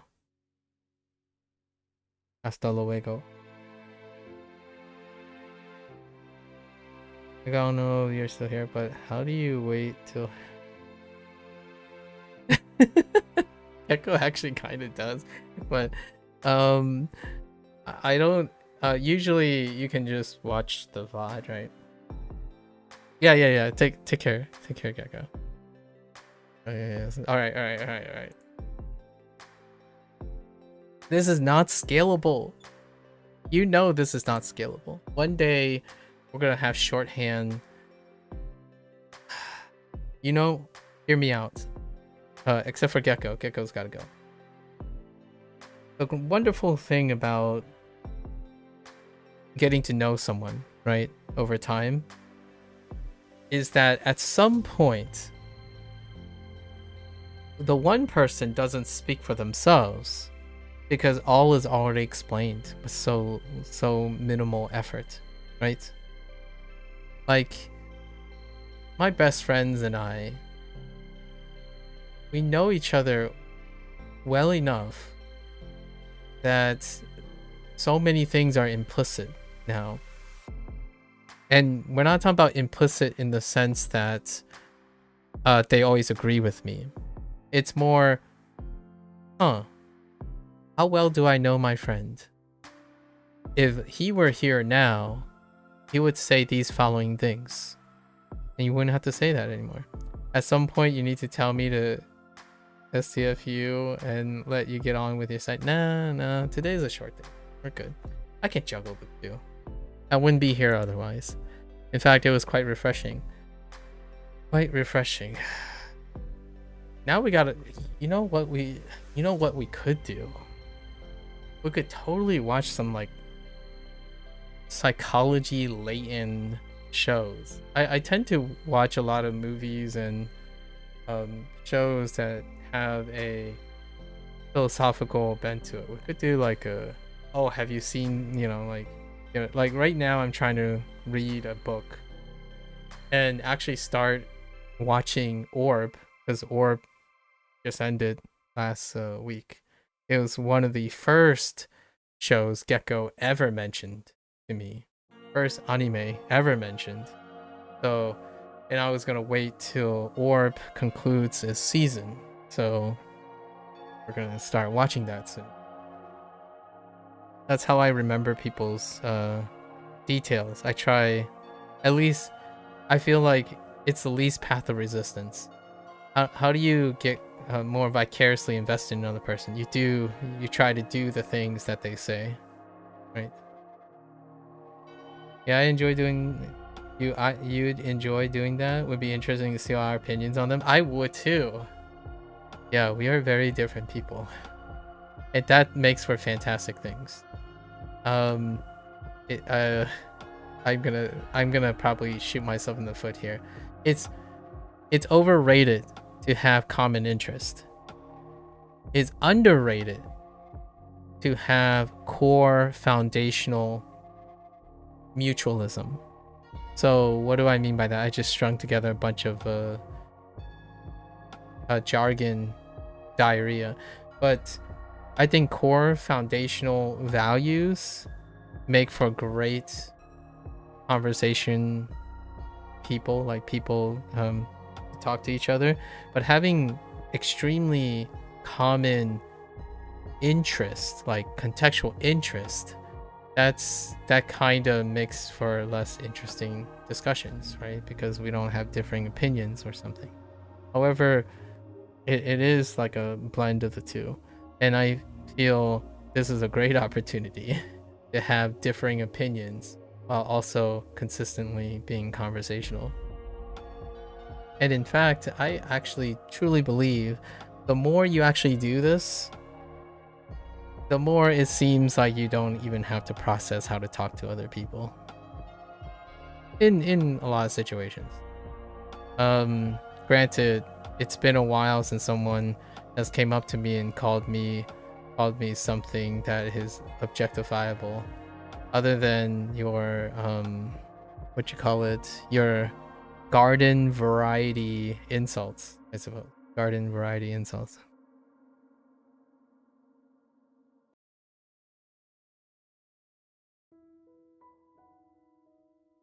It's good to hear. It's been a while. It's been a while, but also it means that I might be under practice, right?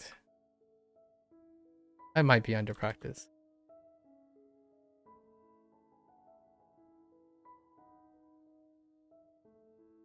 Man, Is it good to be under practiced?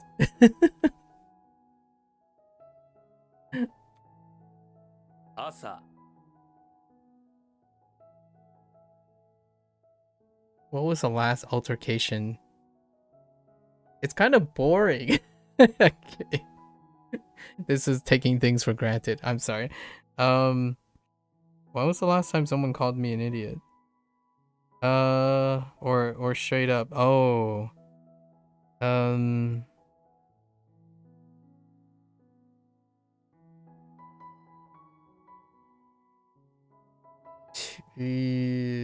250 days ago, maybe. Roughly. 250 days ago. I actually kind of remember the exact moment. But maybe like 560 days ago, someone told me that anything that I explained was considered mansplaining. And I remember specifically saying, well, I'm a man, I think, so if I'm gonna explain anything, I guess it all is mansplaining. That happened. That was an interesting time. The person, we greeted each other, and the person introduced themselves and made a rhetoric about men. Like, a very... The person was presumably, and they identified themselves as female, and then they had a very, very heavy chip. Very chip against men. So, it was already a uphill battle. I was already on the back foot. It ended up being they just wanted to voice their disapproval of any man that is either mature or educated, because they end up being dismissed as being condescending. Maybe. You usually take the passive approach and tell myself it's because there's no use in saying something back, as it would just prolong an unproductive interaction, but it may just be due to your introversy. Interesting. I haven't seen it being noun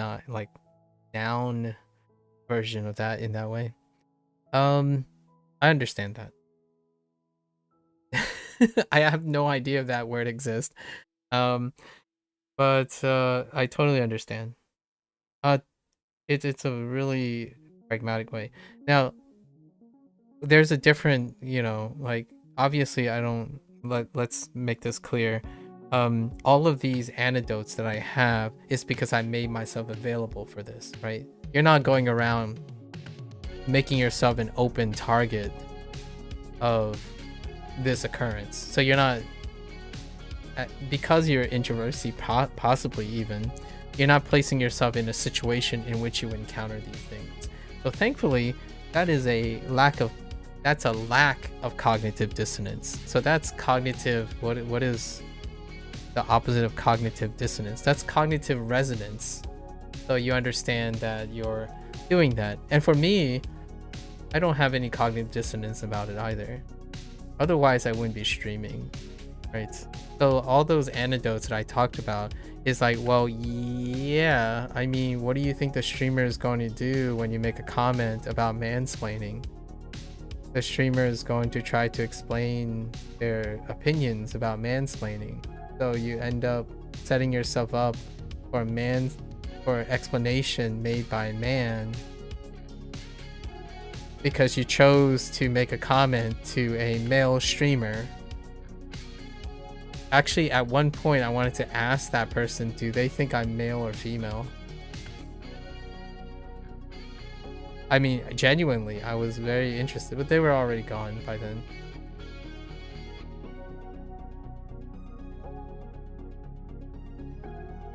Unproductive. That usually puts them in a tricky spot. Oh yeah, that's fair, because yeah. And that sounds very it was too direct. We didn't get there. We didn't get to the point. Right? Because I had conversations like these quite a bit. Nowadays, because of the choice and the influence of the internet, you enter a lot of conversations about these, like characteristics of gender roles, right? And yes, this is going to be very divisive or hot take, and it has a very cop-out response. But generally speaking, I prefer to understand what other people think. Oh, hey, Curdle. Welcome. What other people feel that way And yes, it might not be an unproductive, a prolonged unproductive interaction per se, but it's informative to me. So this case, that's why I guess I'm not motivated to not try to say something. But sometimes getting someone to tell you things is fairly eye-opening. I think the most common one is what I do quite a lot, which is to get the person to talk if they want to talk, and then reveal my cards if they want me to reveal my cards. Other than that, I think whatever they say provides a wonderful story for later. Much like the mansplaining thing.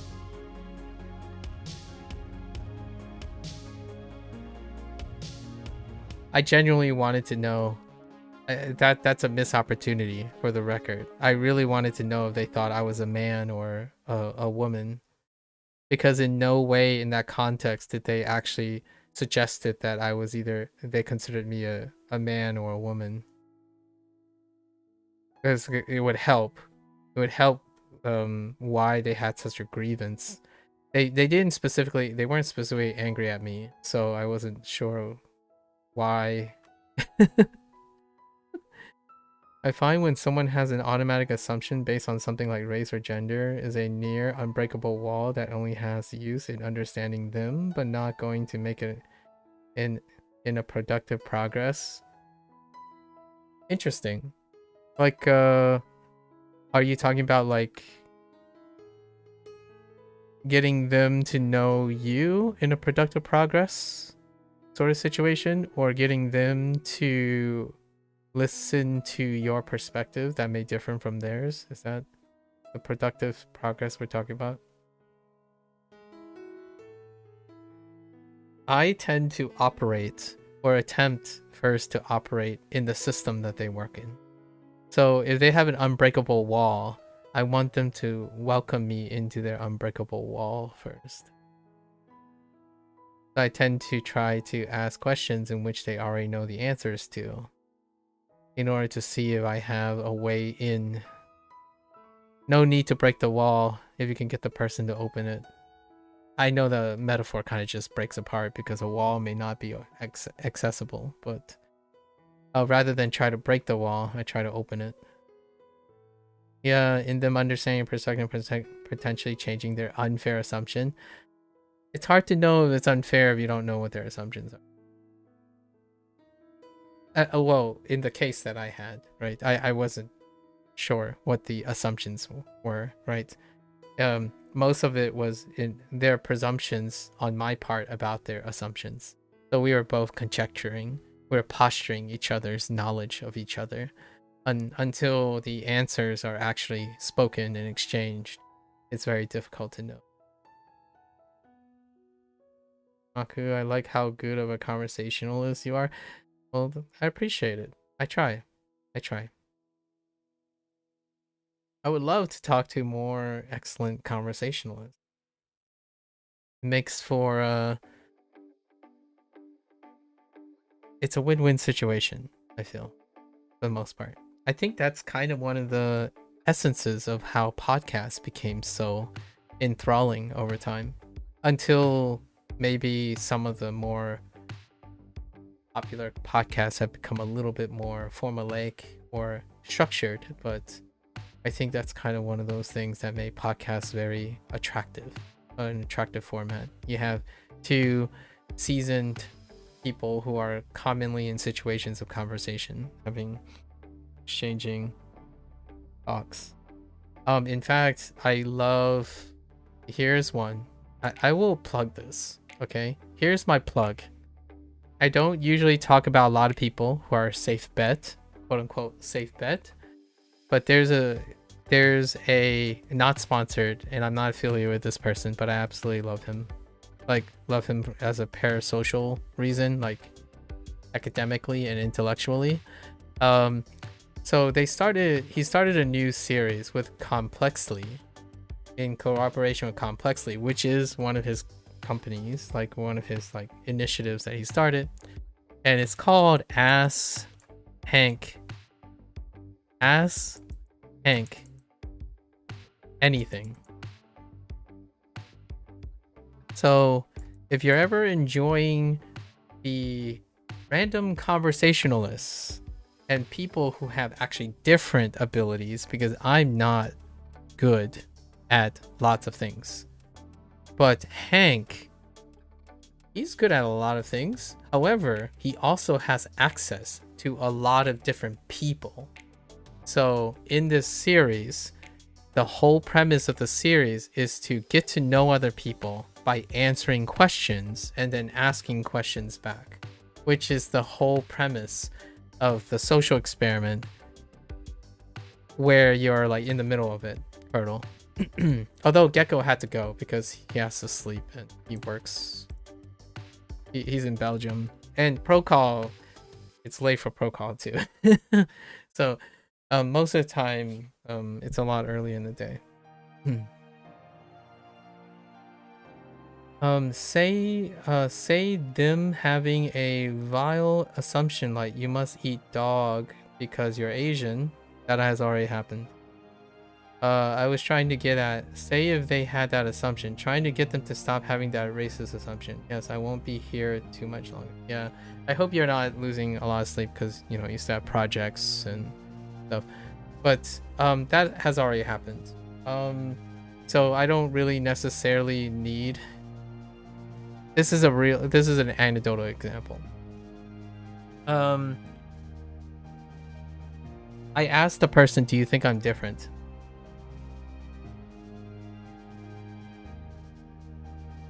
Because it could say yes or no, but there's a lot of clarity. You require a lot of sharp clarity here. Like, do you think I do? And in this case, they said no. They said they thought I was different. They said they thought I was different. Because this came out of a passive-aggressive exchange. As in, before this, we had a prior. As in, we had open communication already. So this might not be exactly the stranger to stranger encounter, but they used that. They used a stereotype that wasn't brought up before, largely because I look Chinese. And the question is, you ask them, does it apply to you? Because a lot of times when people use stereotypes and assumptions that are generalized, it would be excellent to know if it applies to you in the first place. And that's where we start, right? So then I would ask things like, okay, so at least I'm not one of them, so how would you be able to describe someone that doesn't do that? And maybe start there, you know? Would you prefer or dislike less them saying they think you're an exception, or them saying yes because they think there is no exception?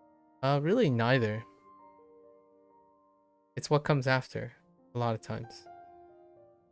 It's a little bit too presumptuous to dislike or like them based on a stereotype, or a preference. We would need more data. However, interesting. Does that make me dislike or like people? There are very few things I dislike fundamentally, and I kind of listed some of them, and I don't think anyone has really internalized them to the point where they would weaponize these, so I'll share some of them again. Abuse of influential power is one of them. Intentional, conscious abuse of influential power. That's probably one of them. So like, how has someone not weaponized that against me? Is because they probably haven't abused their weaponized influence against me, right? There were a couple situations over the Twitch years that has occurred to a lesser extent. But generally, these are very extraordinary cases. So maybe in the future I might encounter something like this. But generally speaking, when it comes to dislike or preference, maybe it's more of a, has anyone ever crossed the threshold that would cause me to preferentially avoid, dislike, or something. I generally don't. I think it's very superficial. It's superficial enough that it wouldn't dramatically affect my respect, my respect that I would give the person until they lose it. Say they said that you in person, would you feel any different if they said it to you in America versus if they said it? Probably not. Not for me. I would need to ask them the nature of how they came about that stereotype. I wonder if the majority population would have any effect when it's something like that. Probably less than you would think. I suppose that the possibility of someone making that stereotype would be a foreigner, right? They would be half the outside of the major population. And if you think about it statistically, it's probably still happens quite a lot as insults. However, you would also think the other situation happens. They are used to it and they know how to respond to it. And usually knowing how to respond to it or knowing the nature of the thing reduces the emotional impact of it. So like, I can't choose to dislike or like someone too much if I don't understand the motivation behind it. Once I understand the motivation behind it, it might not be that shocking at all. Like, for example, asking someone, why do you dislike me?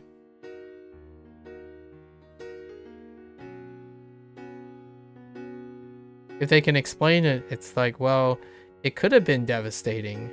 But at the same time, you know, so it's less devastating than it was. The reason why in the very situation you're suggesting for those things is because a lifetime of growing up with discrimination kind of blunted those kind of things. So maybe more, I will give some weak spots, right? Like, I think these are the things that we're talking about. Like, what are my pressure points? What are my pressure points? Do you think the majority of people have racist views is based on ignorance or maliciousness? I want to truly believe that they is in ignorance or the consequence of hurt, which turns to malice. I want to say that a lot of the majority of things are circumventing the good nature of humans. That's what I want to believe. Whether that's true or not, that's definitely up to people's philosophical thoughts, ideologies, spiritualism. I personally want to believe that if there's anything I want to hold true, is that it's ignorance, innocent ignorance, or coming from a place of rational vulnerability that turned into malice. So not malicious innately, as in like someone who seemingly is by all intents and purposes just malicious. I don't want to believe that. That in itself is a very ignorant and possibly a very naive belief on account of because observations would possibly suggest otherwise. Is it your want to believe that due to you not wanting to face a potentially dark answer? If you want to believe that it isn't true, I don't think it's true or false, because there are plenty of ways to convince oneself that it is true, and there are plenty of ways to convince oneself that it is false. So I have no trouble accepting that. So I think that's what you're talking about. Would I be accepting it? I would. I'm comfortable in accepting it. My desires are desires. They're like idealism. But accepting what is true is non-negotiable. Like, I accept what is true. but there's not enough to support either or. Like, not only is my belief not firmly supported, the alternative is not either. But human behavior is far too nebulous to really, at least in my opinion, because I don't have like omniscience or telepathy or however you want to qualify the true essence of understanding human motivation. So belief is always belief. Truth and answer is always truth and answer. Acceptance is not the same as belief, in my opinion. Do you think a lot of racism holds so much power due to the demographics of the people who hold power in a country? Do you think a lot of racism holds so much power due to the demographics of the people who hold power in the country? Racism. We could use a lighter term for this, probably. Partial thoughts. Yes, partial thoughts is due to self-interest. So if a majority demographic holds power, then it will represent their partial self-interest as a group. So what looks like racism can look like partialness. And I think part of the human condition is partialness to one's interest, right?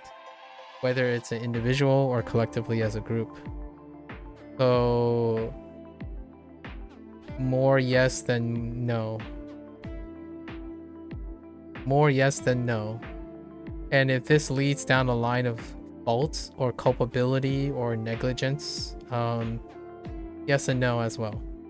I think a natural follow-up question to that would be, well, then do you think it's the fault, or suggesting it's the fault of the people who have power that represents that? And I think that would be reducing the human condition a little too much. I think humans act in their best interest, whether it's an individual or a group of people. So unfortunately, that creates partialness, but it also is the foundation of preservation, right? So what may seem like racism on the outside is unity on the inside. Kind of like your echo chambers. What is in an echo chamber is considered unity. What is outside of an echo chamber is discriminatory. You discriminate from the outside, you unify within the inside. So, ever present. Also is why I don't know the answer as well, because in order to circumvent, in my opinion, scientifically, I don't know, or something pragmatically, in order to circumvent this human condition is to share emotions and thoughts, and that requires telepathy, and that's kind of weird. I don't know if that's possible or not. This is a question you may not wish to answer, but do you think people should hold on to any beliefs about themselves based on the action of past people who are in the same group as you? Hold on to any beliefs. Sure, it's their liberty to do so. You're talking about holding on to a belief, like knowing it exists. Executing on that belief is a different story.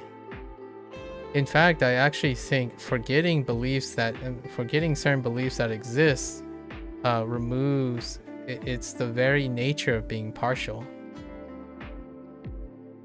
So these same people should be able to take in new beliefs and compromise on all the beliefs. So holding on to beliefs is a great way to understand the perspective. For example, European white people having views about themselves based on their ancestors' role in the transatlantic slave trade, they have to be aware of those things.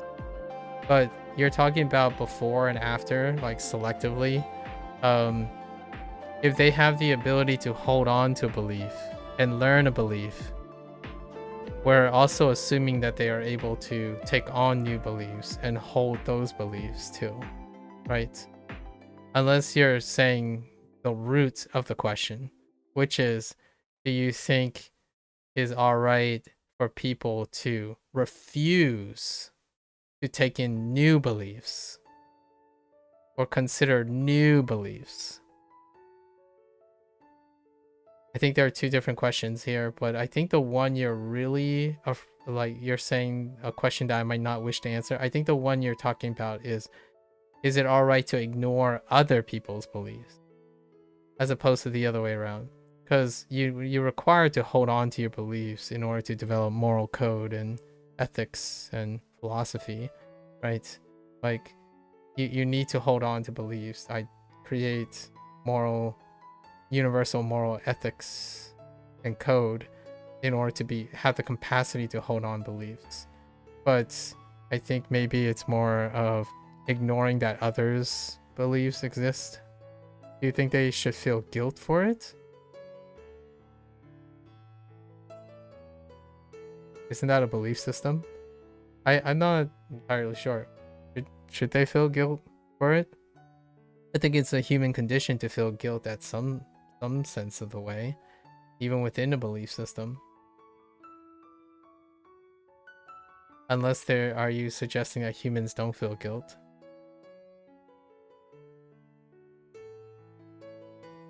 Kind of tough to know.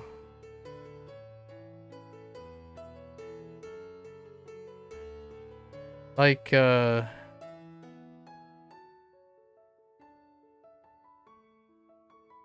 it's not like they don't have the capacity to feel guilt.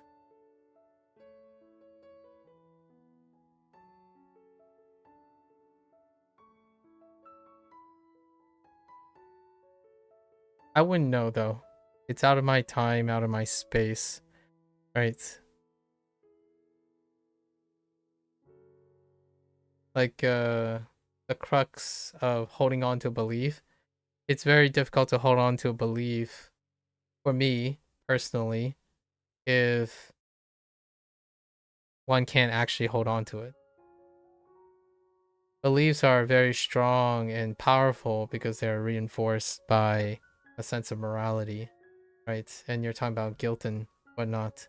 So if you can no longer feel it, I'm not sure if they're holding on to that belief in its principal state.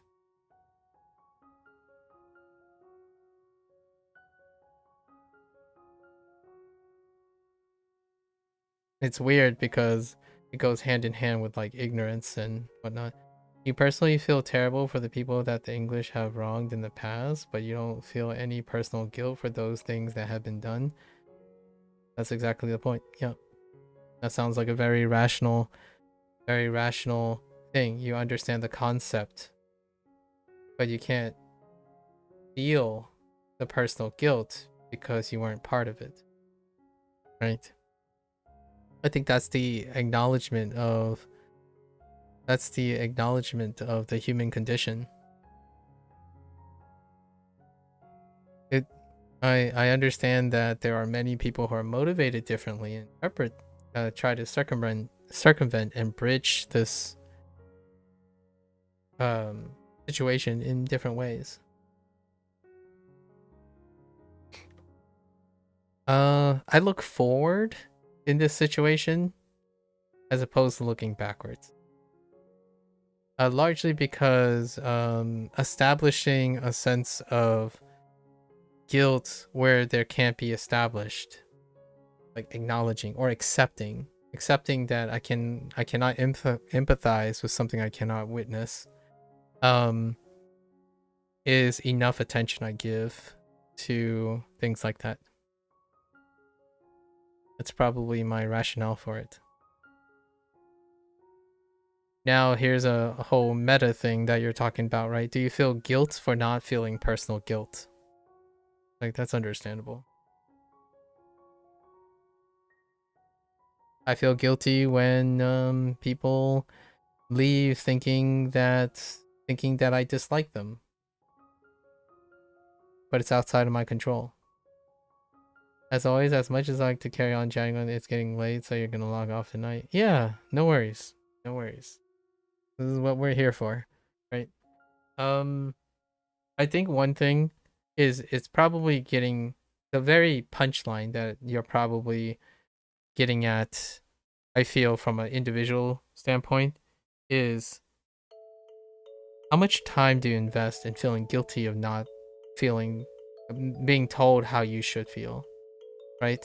So, for example, when it comes to prior history of discrimination and then the originating and heritage of prior events, I think lots of times awareness comes with the idea of there's lots of information. So if you don't feel guilty, should you feel guilty for not feeling guilty? I think that's the core of where this is going.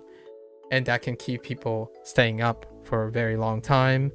And, you know, you wrap your thing like, this person thinks I'm a bad person, but no matter what I can do, this person will always think I'm a bad person. And I think a form of acceptance that prevents that guilt and or maliciousness is to understand that, well, you can accept that and then reap all the opportunities that are set outside of that. So you wake up, you look forward to another opportunity. Therefore, you can accept what does exist and what you encountered, but you spend far less time focused on things you cannot control or affect and focus on the micro environment that you have in the present. It can provide a lot of clarity, right? In my opinion, it can slowly provide clarity. Like, someone hates me for who I am. That's happened many, many times. Someone hates me for being what I am. And then my thought was, can you tell me why so I can know? And then in the future, if I meet another person like that, I can at least start there. However, for the time being, since this person clearly hates me and have reached an impasse and inherited some sort of social righteousness, I give them less time if they're not willing to give me time.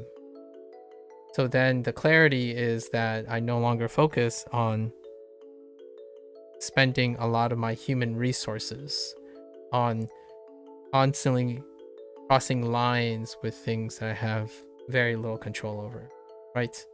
Like, for example, I don't focus on what makes me unpopular.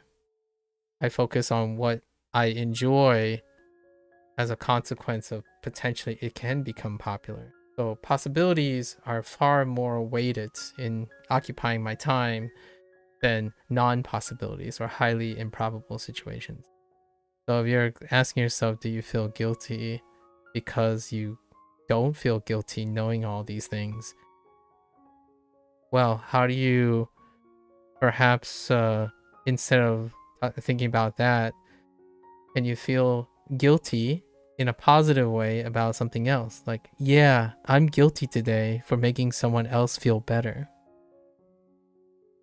It can produce a very strong balancing force and can guide one out of the confusion. Like, okay, so what if I feel guilty being associated with the lack of guilt? I can do something now that promotes a sense of positivity instead. So, quote the better use of your time kind of situation, you know? You often just feel really confused on what you feel. You don't tend to feel guilty about whether you should feel guilty or not. Yeah, that's exactly where I thought you were going. Maybe next time we'll talk about it. I focus more on, like, if things are outside of my control, I give it the time of day. If it doesn't reciprocate, then I move on to things that can reciprocate. So I focus on being guilty of being a positive person, as opposed to being guilty of being associated with something that I can't control, right? So perhaps I'll leave for better late night sleep. I'll talk to you later, Procol. Good night. Good night. Thanks for the conversation and the questions. They're probably not that your hot take questions, but I'm sure we've already established this this expectation already. 1万 1万 Okay.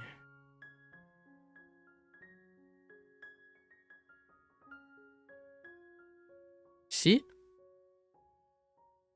4 4 Why do I always struggle with this? Which one is chi? Is this chi?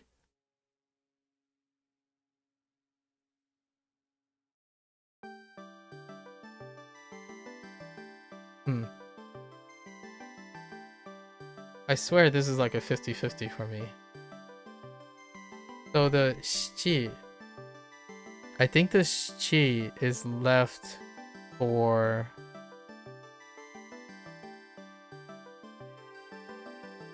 something else. It's not left for this. This is shi for sure. Or is it both?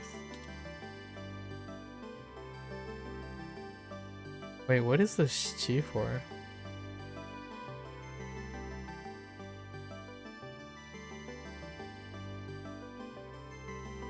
Oh, it's for the vocabulary. Wait. No, the vocabulary is yon. So, I swear I saw this standing alone. Where is it? She cheated. When did I use she cheated? Mnemonic.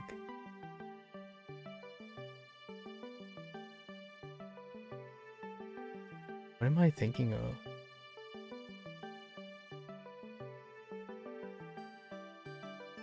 Huh.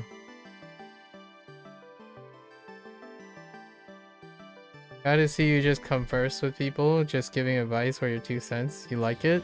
Yeah, we do this pro call Gecko are the new guys, the new peeps. Pro call is usually here on Twitch. Gecko is prefers his YouTube. So those are 2 guys I catch up with, maybe like every 3 or 4 days. I like that it's every 3 or 4 days because I want like what I was saying about yesterday near the end. Try not to create dependency, right? Kind of against the whole algorithm thing, but I genuinely think people have time that they can spend apart, and people that come together whenever they share and be excited.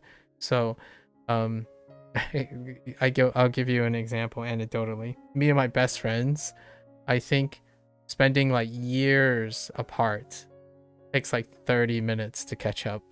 So like because we're kind of very alike in situations, like vast amount of situations, so we know each other well enough that there might not even be enough things occurring.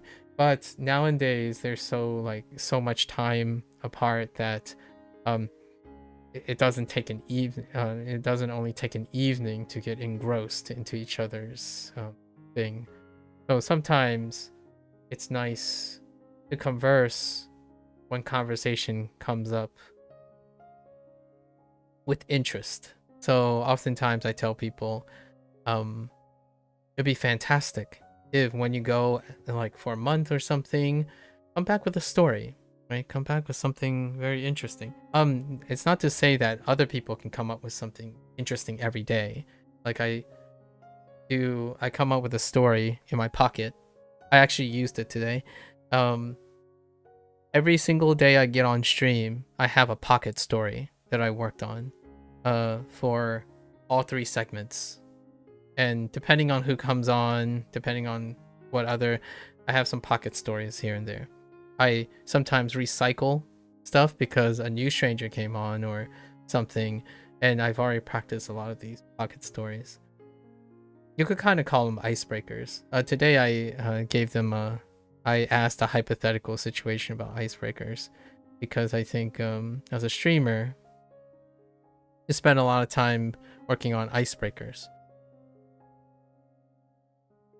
Like today, man, I feel like I had such a good day and was just asking, not trying to flex. It just became negative. So I'm like, do I like them bother me? Do you let them bother you or the situation? And even I thought in my head, should I break it down? Well, that's very flattering. I hope slowly it becomes, how should I break this down, right? It's quite flattering, but I hope it's more like, yeah, what can I steal to make my own, right? You should flex when you're having a good day. Let's make it a competition. Who has the better? No, I'm kidding. You should be flexing. Be proud of having a good day. You can't. Not a lot of people get to say that all the time. Obviously, don't get too big-headed, but I'm happy for you. I mean, I have a lot of happy dollars. I could show you my personal vault of how much happy dollars I have. Not flexing as well, but you know, I'd be happy to share the happy dollars together. Speaking of how good your day was, tell me a little bit about it. Was there anything particularly incredibly happy? Hit me up. 2万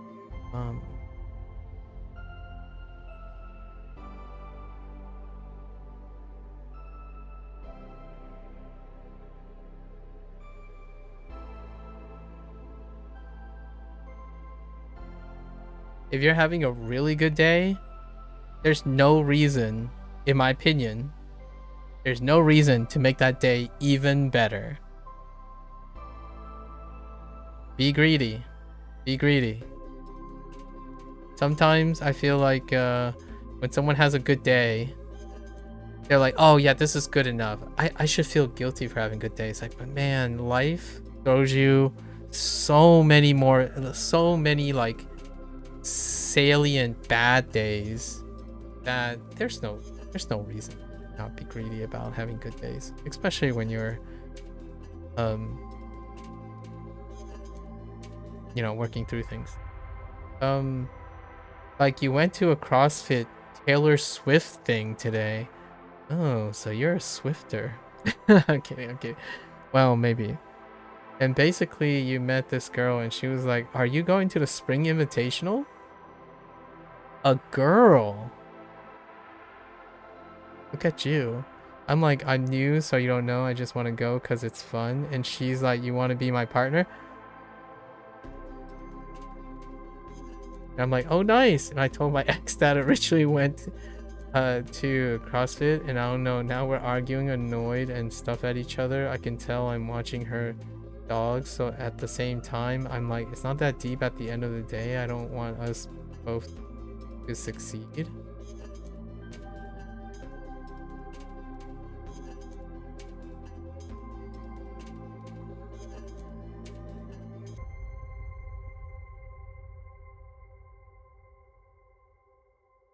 So you told your ex this encounter. Good things I was able to recommend my coworker to a financial advisor.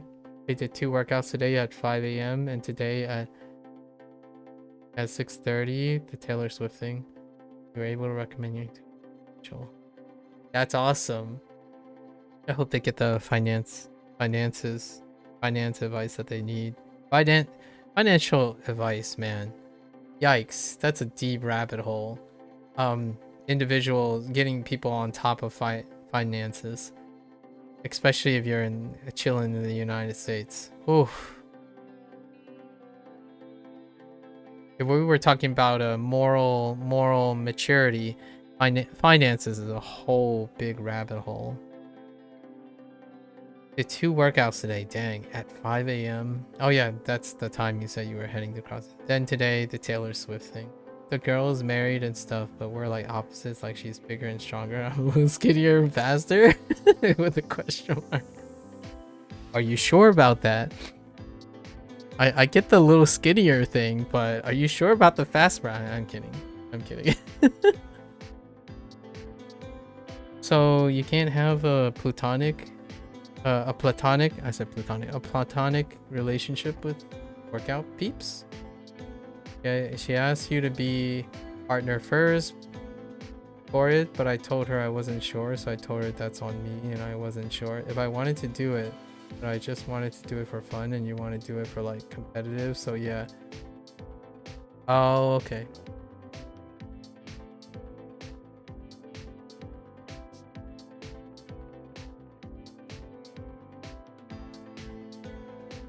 I think from an outside perspective, you're living in anime, my friend. And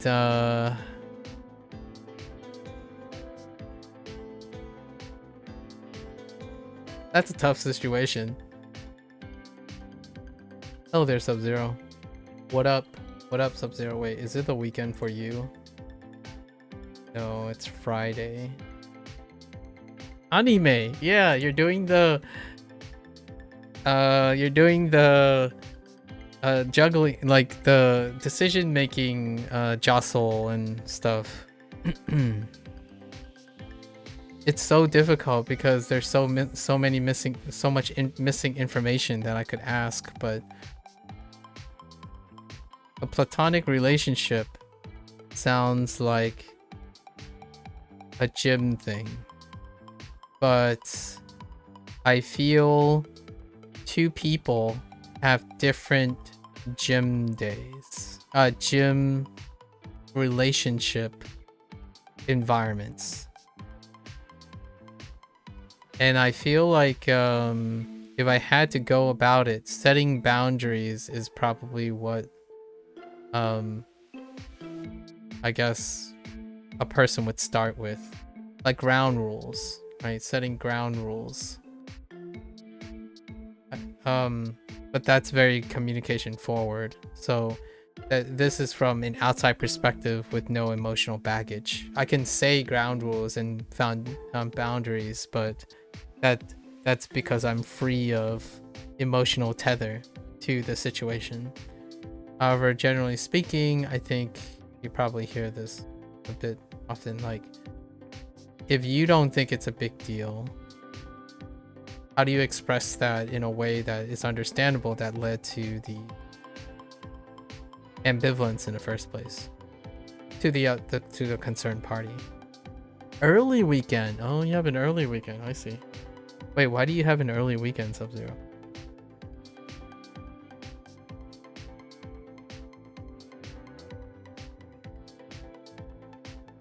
Are you skipping university? No, I'm kidding.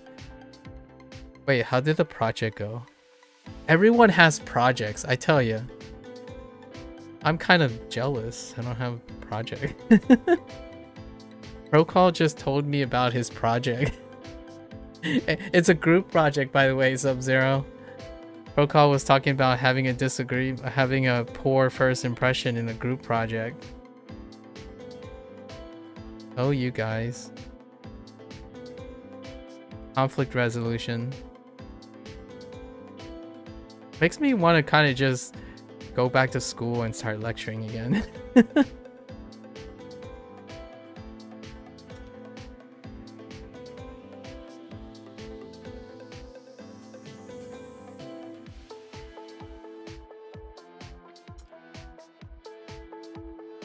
I really do enjoy seeing the growth of people successfully and not successfully, but still like have a learning aspect on conflict resolution.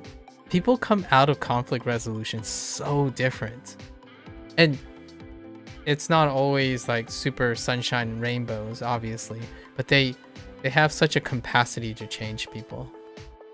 And for better or for worse, it's such a experience that I no longer participate in too often, like on that level.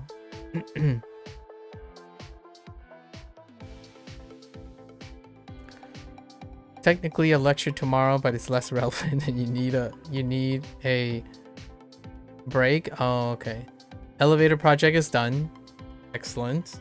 Passed the examination.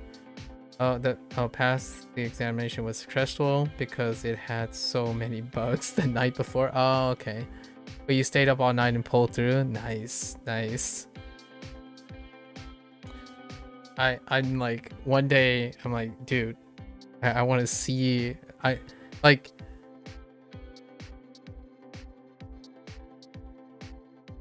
I want to be that guy. Okay, hear me out. This is gonna be a weird flex. Not like not a flex about myself, but I want to be that guy who's like, you see that elevator over there?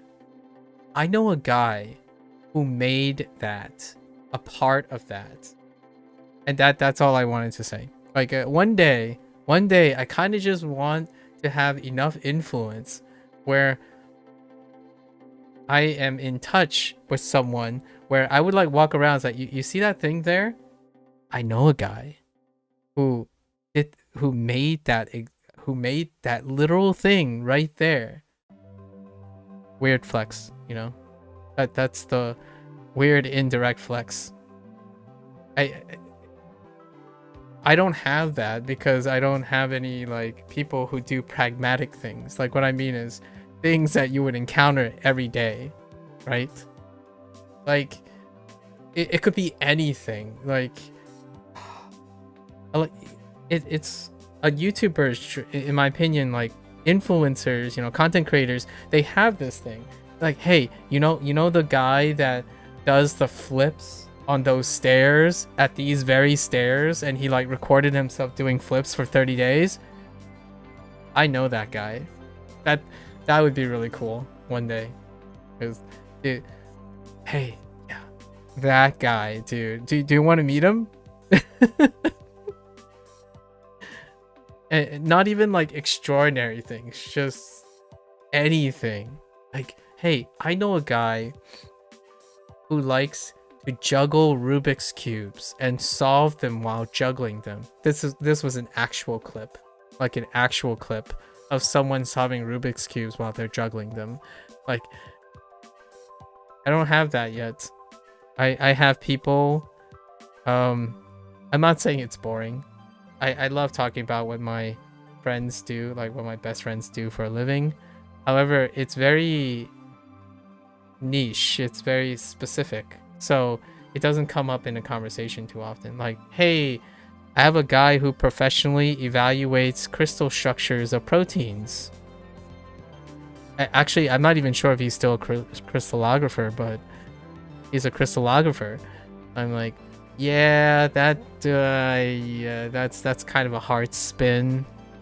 That this will lead into like 2 hours of trying to describe something that I have no idea how to describe other than proteins, structures, crystals. Basically the same thing that you probably could guess and imagine, right? Yeah, she wants to call, and I think I just want to clear my head. You're too tired? Oh, okay. Making decisions when you're tired is not, you know, that's a very responsible thing to do, given time for consideration. But yeah, I think it was because I wanted to do a bridge run, and she didn't want to do it, but she said never mind, and I said, yeah, feel free to join. While I asked to join, it's like I found someone else, so maybe I'm hurt and I didn't know. Okay. Yeah. It's time for a third wheel. I'm kidding. I'm kidding. Sorry. that might have been too soon. Is it not within your personality or within the concerned party's personality to just do it all together?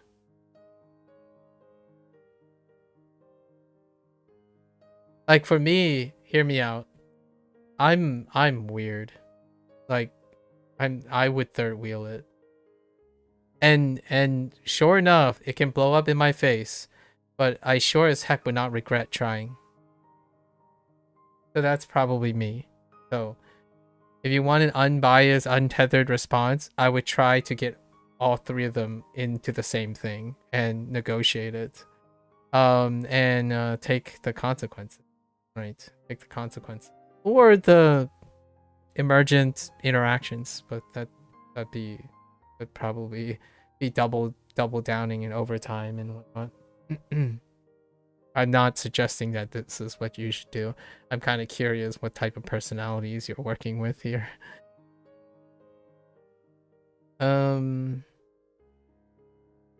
Cool flex, funny and chill flex. Yeah, I know.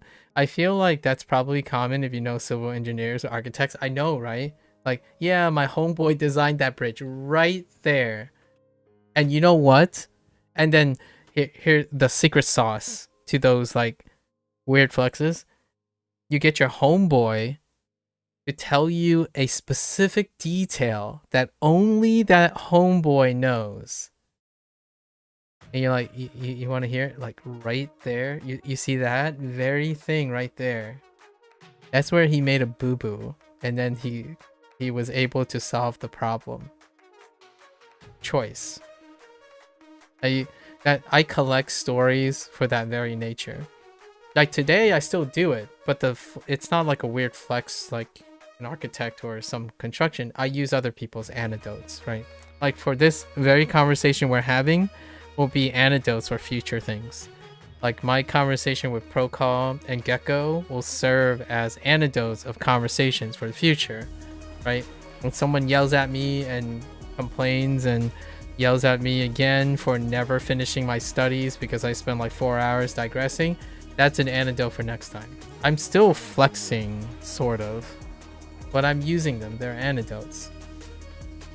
I collect people's idiosyncrasies because they're charming, they're very endearing, and you should be endearing as well. It makes you pay attention to people and their characteristics, right? Sometimes it's not about how impressive they are on the surface that shocks them, but maybe you remembering a detail about them that they didn't think you would remember. Now, isn't that nice? Because the other stuff, if it's important to them, it'll probably come up more frequently, and you're like, that's great. But if you're going the extra the extra yard, like, how do I describe it? Hear me out, Sub-Zero. I'm sorry if you're not here for it, but you're basically my Norwegian punching bag. I'm kidding. But I do often be like, oh man, we're talking about Norway now. It would be great if Sub-Zero is here so we can talk, so you can throw in some Norwegian flex here. That's kind of how I'm leveraging language learning right now. It's like, man, it would be really nice right now if Gecko was here because he could say something in French for me. Like, I can't speak French, but wait. I know a guy who might also know a guy who both can speak French for you. Right?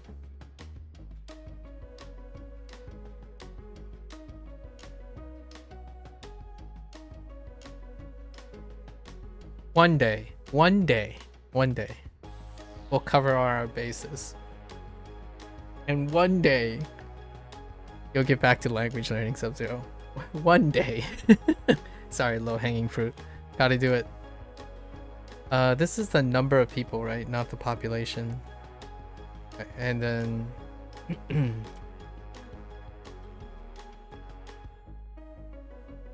okay, and then... whoops. Oh, we're almost done with this. Wait, we got this. I got sidetracked today, but it was a lot of fun. It started off weird, but then Gecko and Procall again.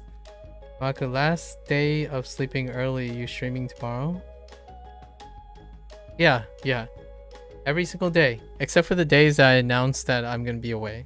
So the next time I'm going to be away is in the second week of August. So pretty much every day. Try to get going by 5 p.m. or earlier. Usually 4 p.m. EST. Yeah.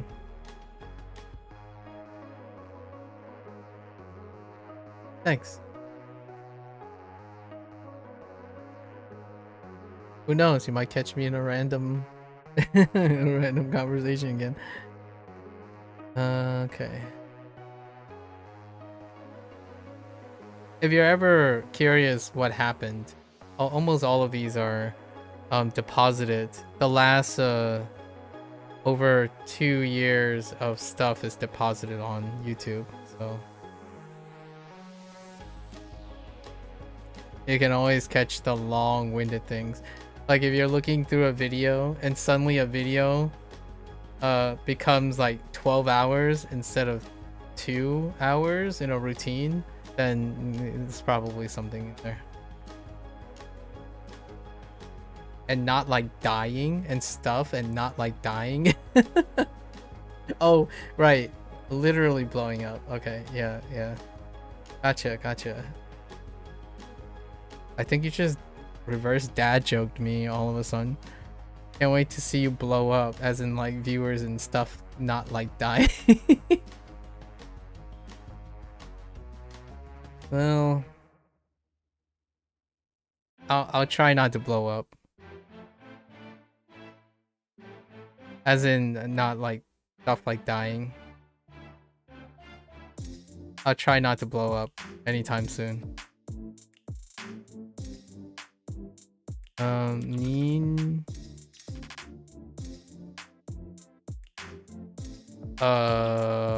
You.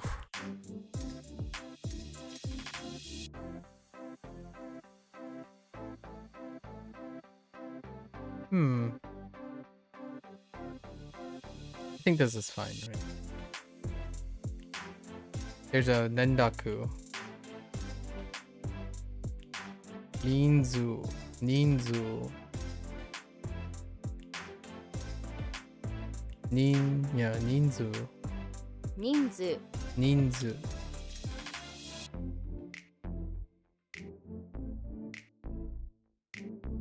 Shomin.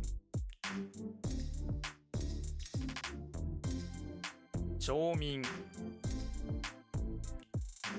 Is this Uma? No.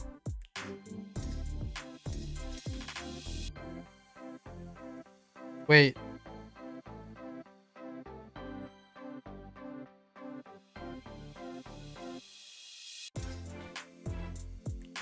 Bum.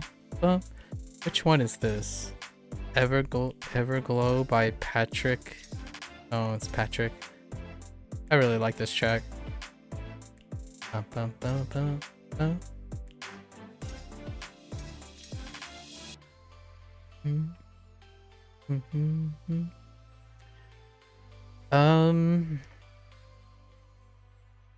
The horse is a sheep, guys.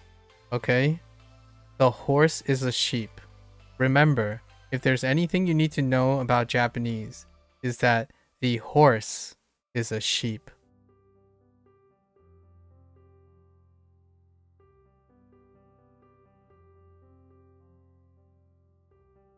What sound does the horse make?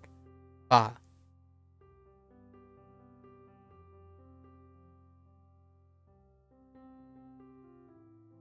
Now I have no idea where this. Oh, address.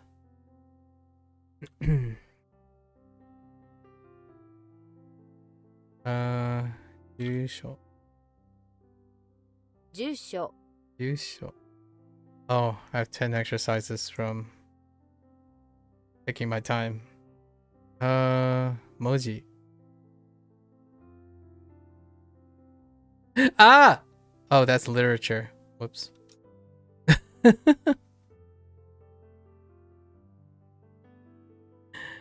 Oh no. Okay. Alright, hold up. This is to be enough, right? Or no, is this to add something? Oh. It's probably to add something, because I don't have anything else.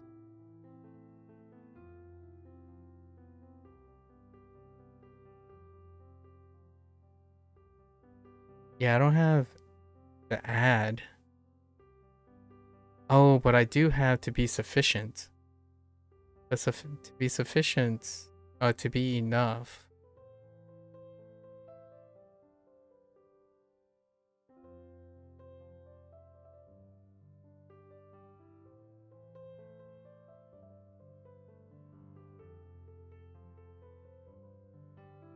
Tasu.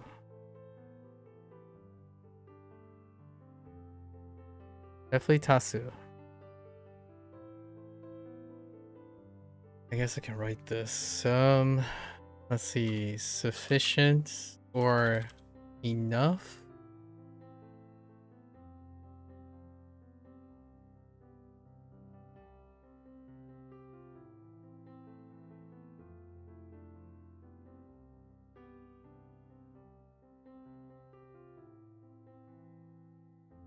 So, enough plus su.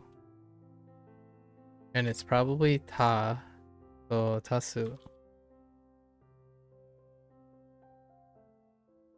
Need to think about to be enough. What is to be enough? Tari, tarinai. Tarinai is to be not enough.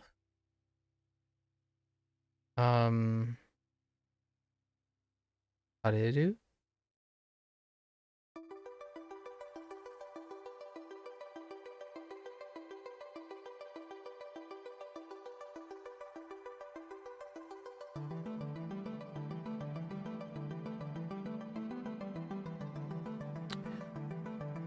Oof.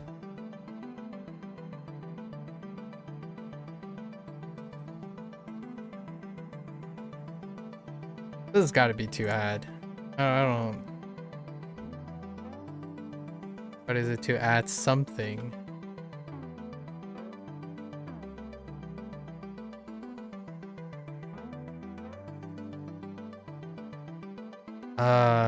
I think I'm gonna add to add largely because I'm unifying the thing, but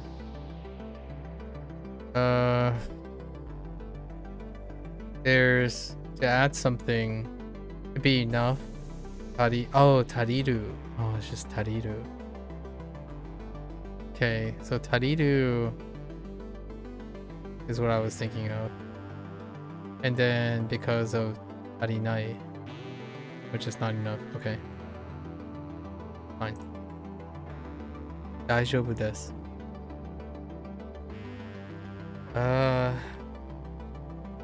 足す足す。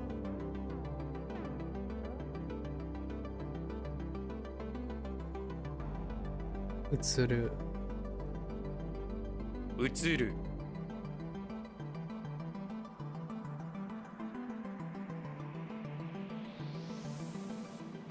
ね?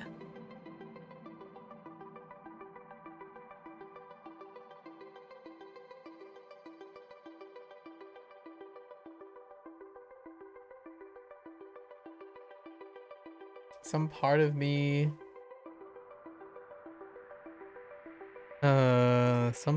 wants to say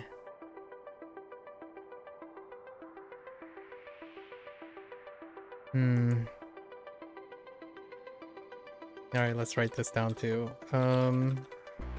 So we completed the thought on that one. Now we have go plus ooh.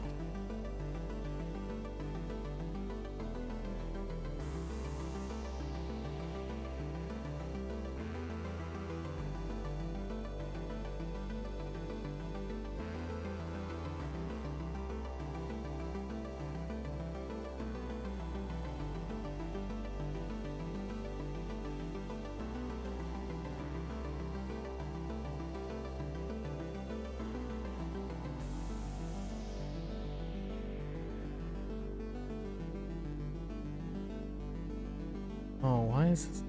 So this is your irregular. I know for certain this is your regular. Right? So we have Yuki, Iku,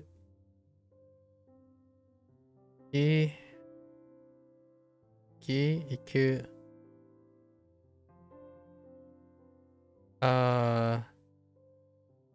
This is to make something go? Like, to get something rolling, to carry out something, right? To carry something out. And it's Conan. Conan is the thing. So Okonao sounds right.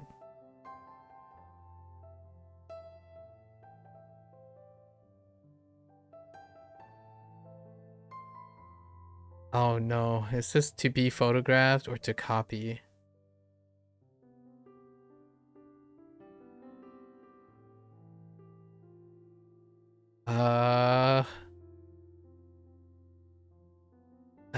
Okay.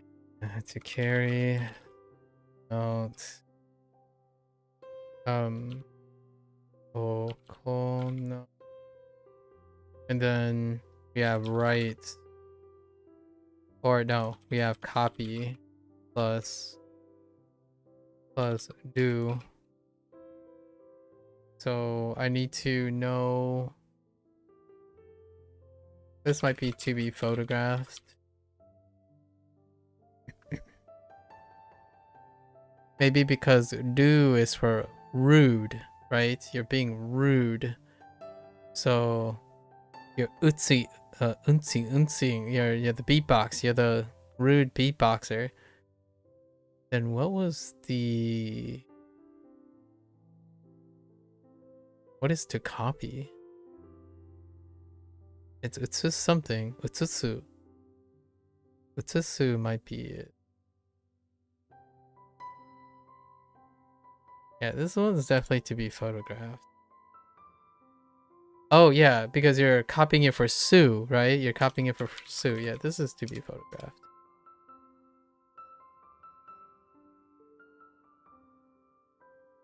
The hoops.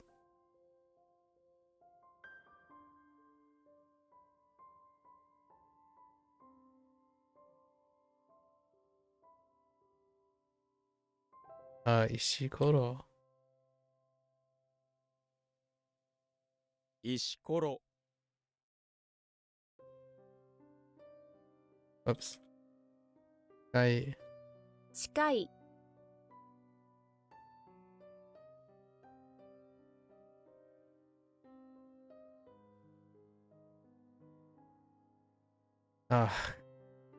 Bungaku. How did I mess up Bungaku? 文学 Dang it. I didn't look closely at Gaku. I thought it was G, so I typed emoji. What was this? Oh, Kono. Okono. 行う Okono.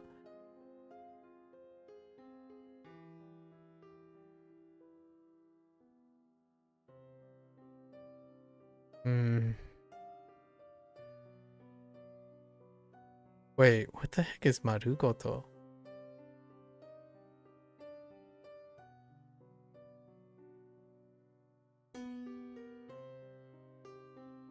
Wait, is this Marugoto?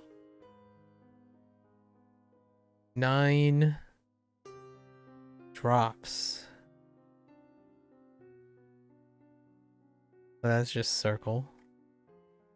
Or circular. 丸ごと Take.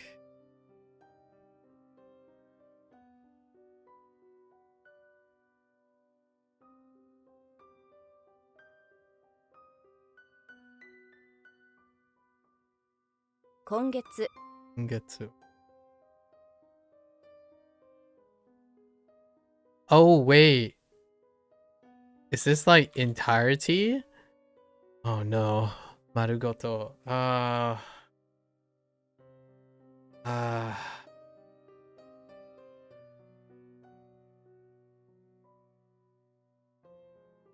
I feel like this is entirety.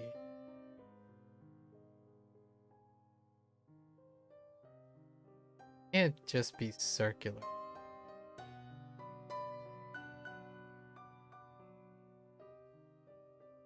Alright, let's write this down too. So we have circle or round plus Koto.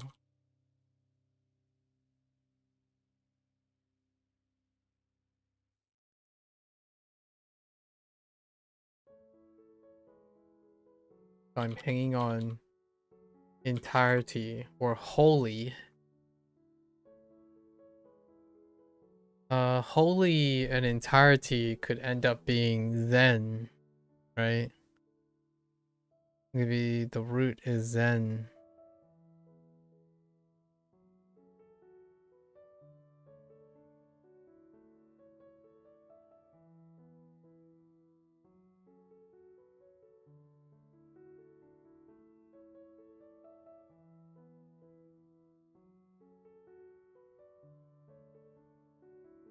That's a 50-50. They're not entirely unrelated. Being round and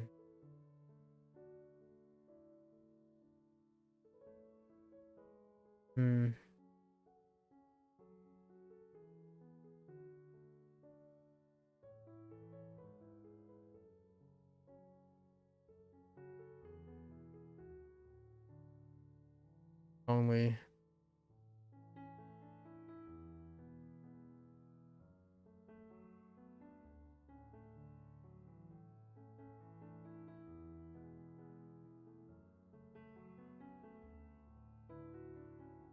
A bit off entire. Oh, in its entirety. Okay, okay. That is a rough one. In its entirety or entirely. Oh, I spell entirety. Okay. Okay, so we're fine with. We're not fine with this. That one's rough. It's been a long time.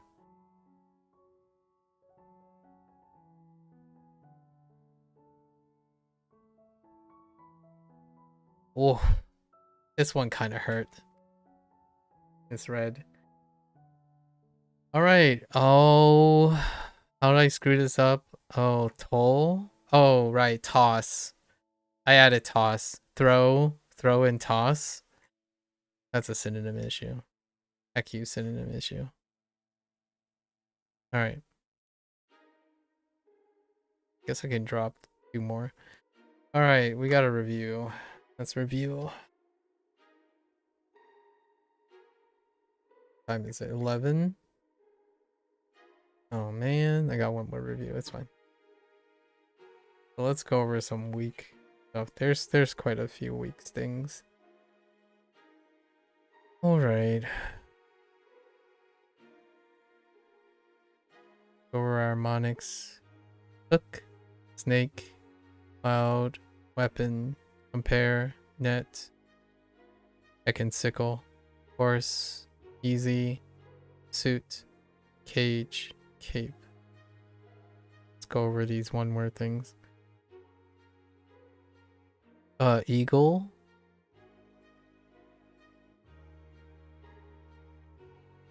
cloak,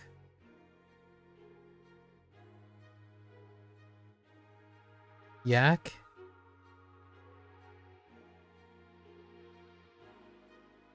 Tokyo, ketchup,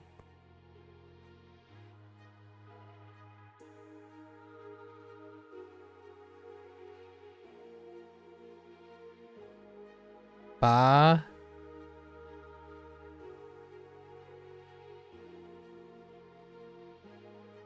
Joe, band,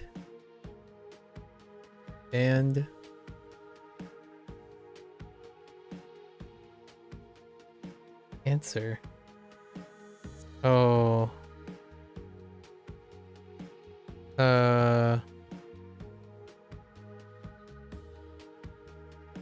What those?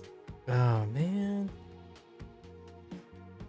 What is that supposed to stand for? Koto is supposed to stand for what? I keep thinking of code, so I'm just gonna use code. Doesn't help anymore. That other mnemonics, meh. We're gonna use code.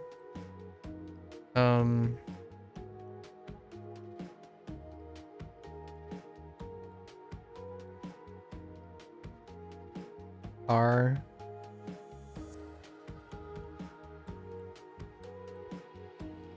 Cool mom. No, that's fine. Now let's do our reads. Ji, chi, shi, ju, yu, yo, i, kun, tai, kyoku, yaku, to, etsu, kyu, shin, sha, ken, a, mori, jo, asa, ban, koto. Actually, koto? Yes. Oh no, it's kota. Oh, it's quarter. Oh my gosh. Oh, rip. Let's do it again. I hate that it shifts upward. It's fine. Let's finish our reads. Let's finish our reads. Well, let's just start again, right? Book, snake, cloud, weapon, compare, net, grain, not grain, sickle, horse, easy, suit, cage, cape. And we just do the read. Should be quicker on these. Ji, chi, chi, ju, yo, i, kun, tai, kyoku, yaku, to, etsu, kyu, shin, sha, ken, a, mori, jo, asa, ban, kota. Yeah, kota. Kota, e. I gotta check again. Kota, e. A, do, kan, kumo, su,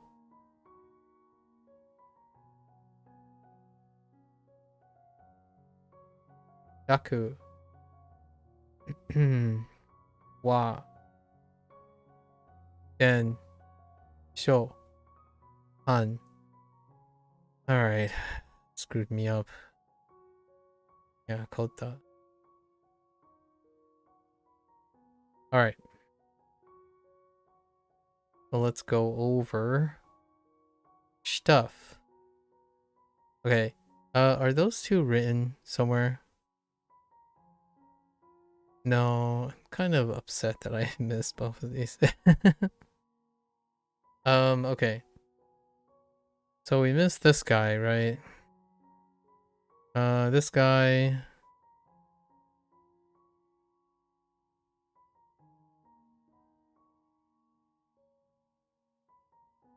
We have how do I miss this guy? Fingers. Oh, it's because I wrote toss instead of throw. Womp womp. I added toss. Toss and throwing. I'm sure there's gonna be another word for tossing. Sure. The other one was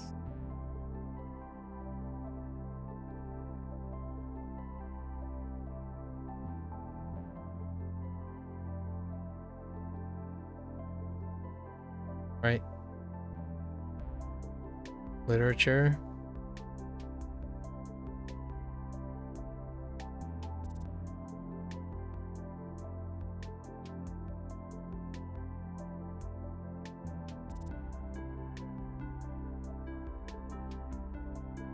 Bungaku.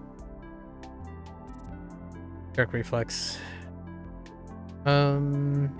Now we have others. We have certain.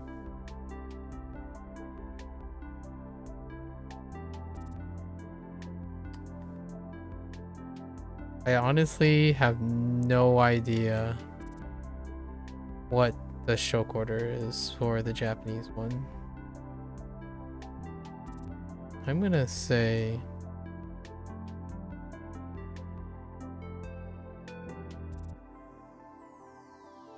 no, wait.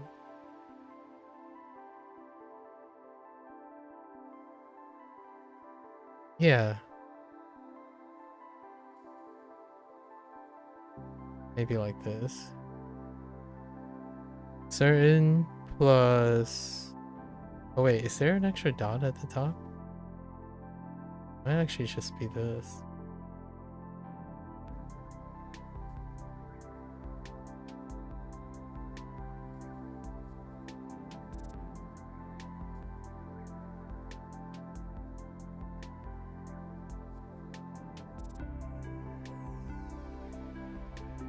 Oh my gosh.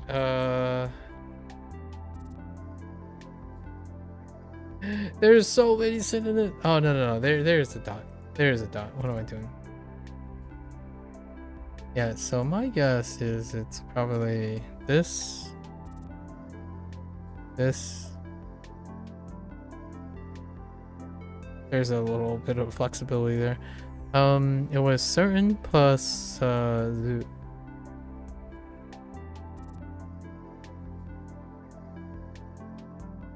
So Kanadazu, right? Kanadazu, surely. There was a pause there, and then we have other.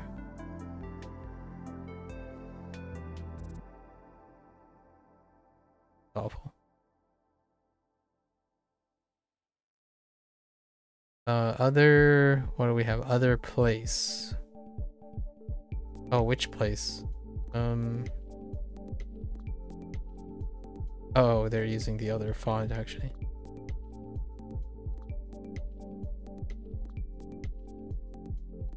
Okay. Right. Or is it the other place? Oh no.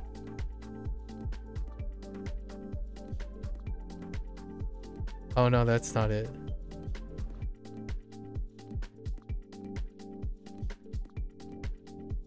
Nope. It's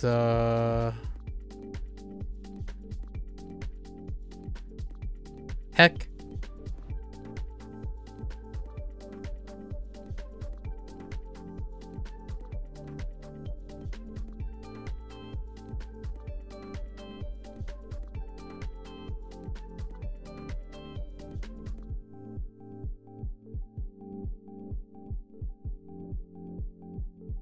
Wait.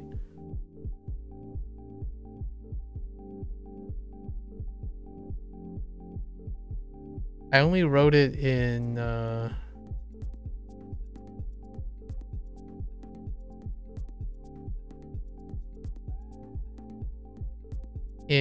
the English to practice the writing of the writing of the characters. So oh no, it was. Yeah, it was. No, we're fine. It just looks weird when I write it. Huh.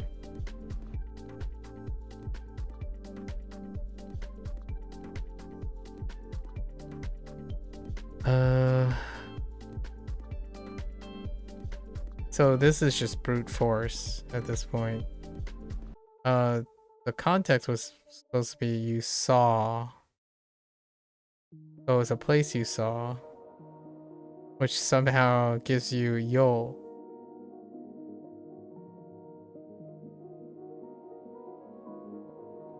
Yo sa. No, yo zo. Yeah, that is such a yo so. Right, yo so. Yo so. That's absurd. What else we have? Enough asu. Asu.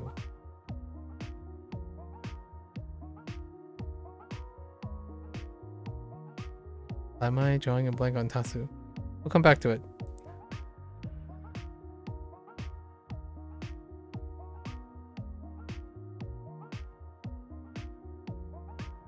To carry something out is where we got stuck on there. But once I know it's to carry something out, then we got oko okonaru. Okonau. Okay. And then we have copy.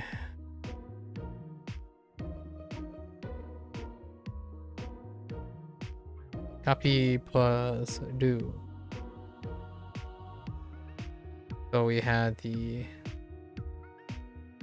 I think this one's fine, but the do being rude is what gave it away. That's where the stop was. And then round.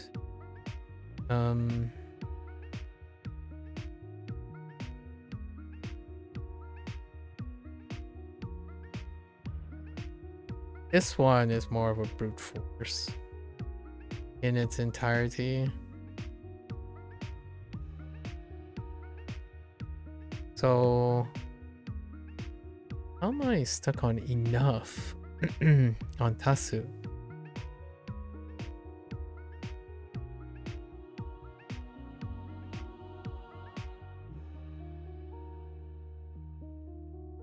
Where my tacos at? I don't remember. Oh wait, I remember now.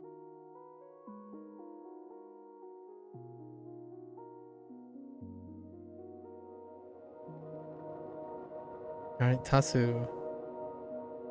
That's for to add something. And how do I know this is to add something? I actually really don't. It's the process of elimination right now.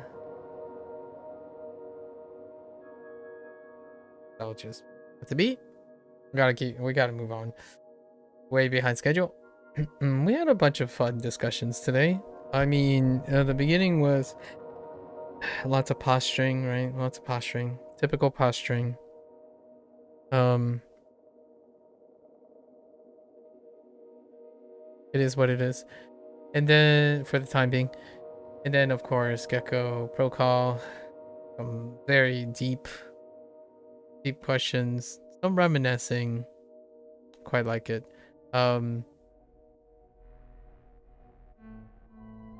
Talked about, you know, Twitch and YouTube quite a bit. In conversations. Oh, and Gecko has a new sushi spot. I want a new sushi spot.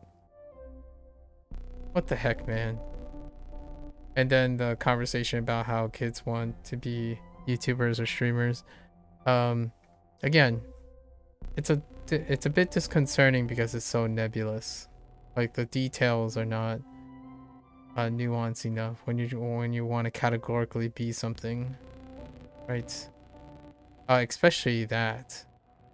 And then Pro Call with the little foray into psychology and then the line of thinking, right? All right. That's a wrap for today for WaniKani in Japanese. If you're gonna watch this later, arigatou gozaimasu, right? Fair warning. Large digression, 10 minutes, 10, like 18 reviews from the end.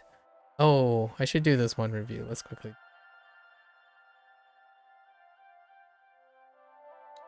Oh, of course it's this one. Oh, that's what we just reviewed.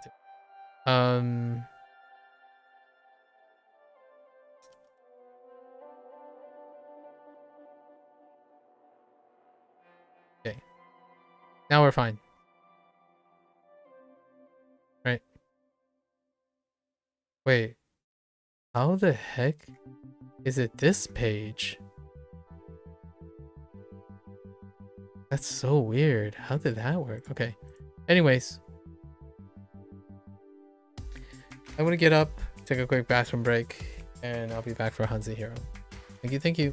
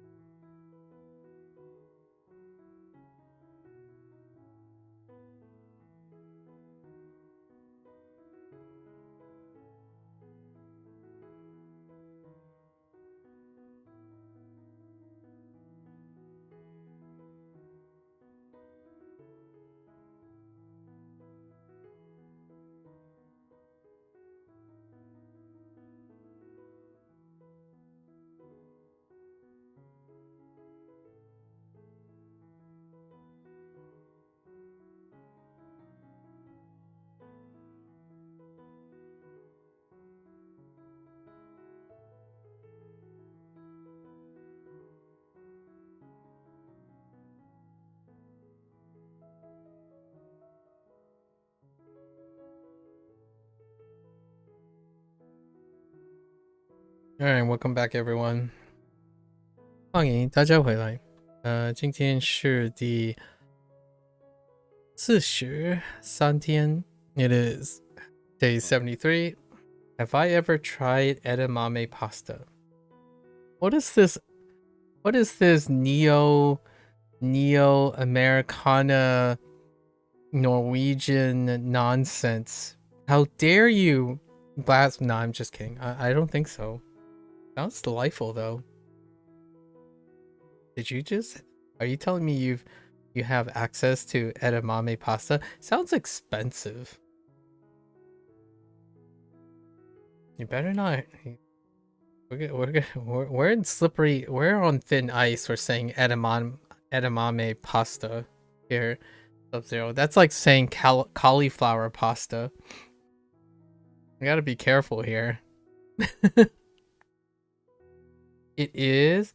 That's the downside. Wait, what do you mean by it is? That's the downside.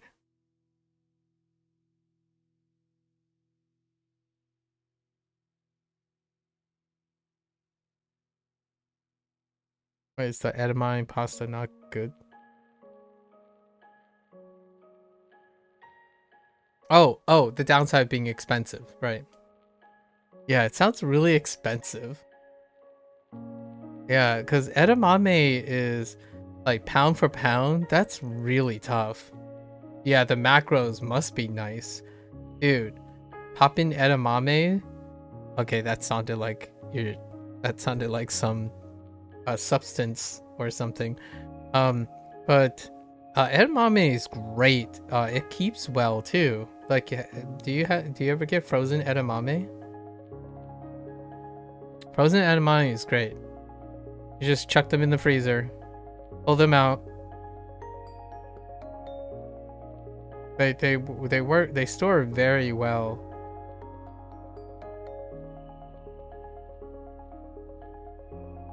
You ever had? Oh, okay. This might be slightly hitting the macros, but you ever had dehydrated edamame or like dehydrated peas, like pea pods, snow peas? That's pretty delicious too. Yeah, you just put them on a bowl and let them like come back to room temperature. Pretty solid. Not really. You can steam them back up, but yeah. Expensive though. Yeah, edamame is pretty expensive. And then needing enough to like, obviously you're not using the whole edamame. You're probably using the pods, right? Using that to make pasta. Comparing anything with like wheat, like flour pasta is asking for a price, asking for a price premium. But yeah, I do be eating a lot of edamame. Yeah, if they're available. Great for protein shakes, obviously. Edamame has a very muted, like earthy tone, so it can substitute for like nuts, like these nuts. I'm kidding. Like, if you want to switch it up from like peanut butter or some sort of high, nuts, like nuts, edamame is a great replacement.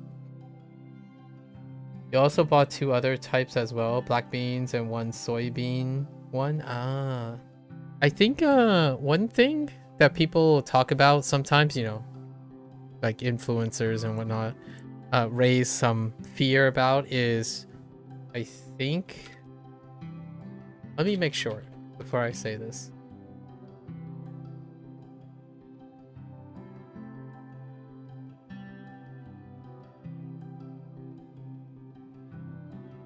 So, you probably already know.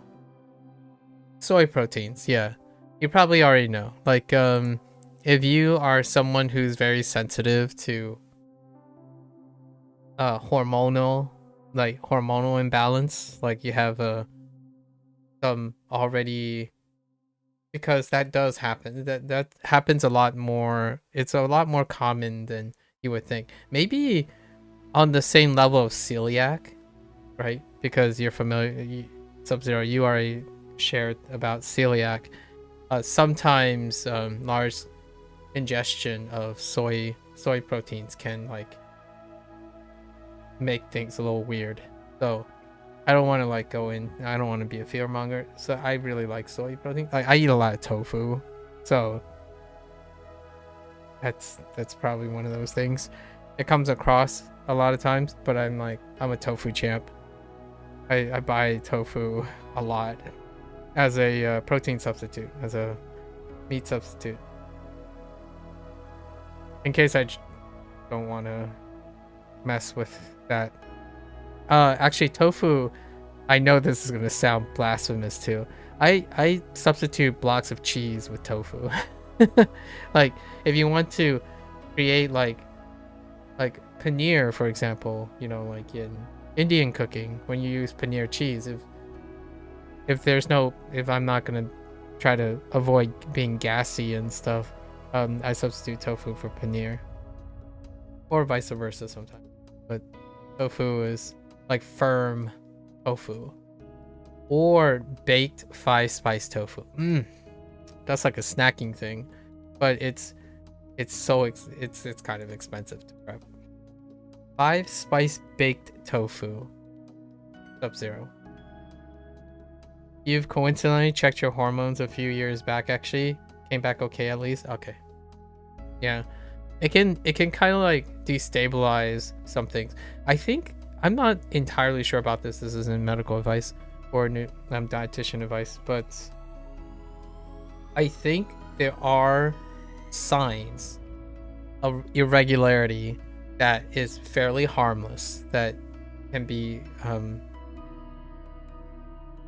signs of maybe too much soy protein that can affect you. But generally speaking, I think it deals with excessive consumption. Like most of these things are excessive consumption of them. Like an entire diet built around soy protein.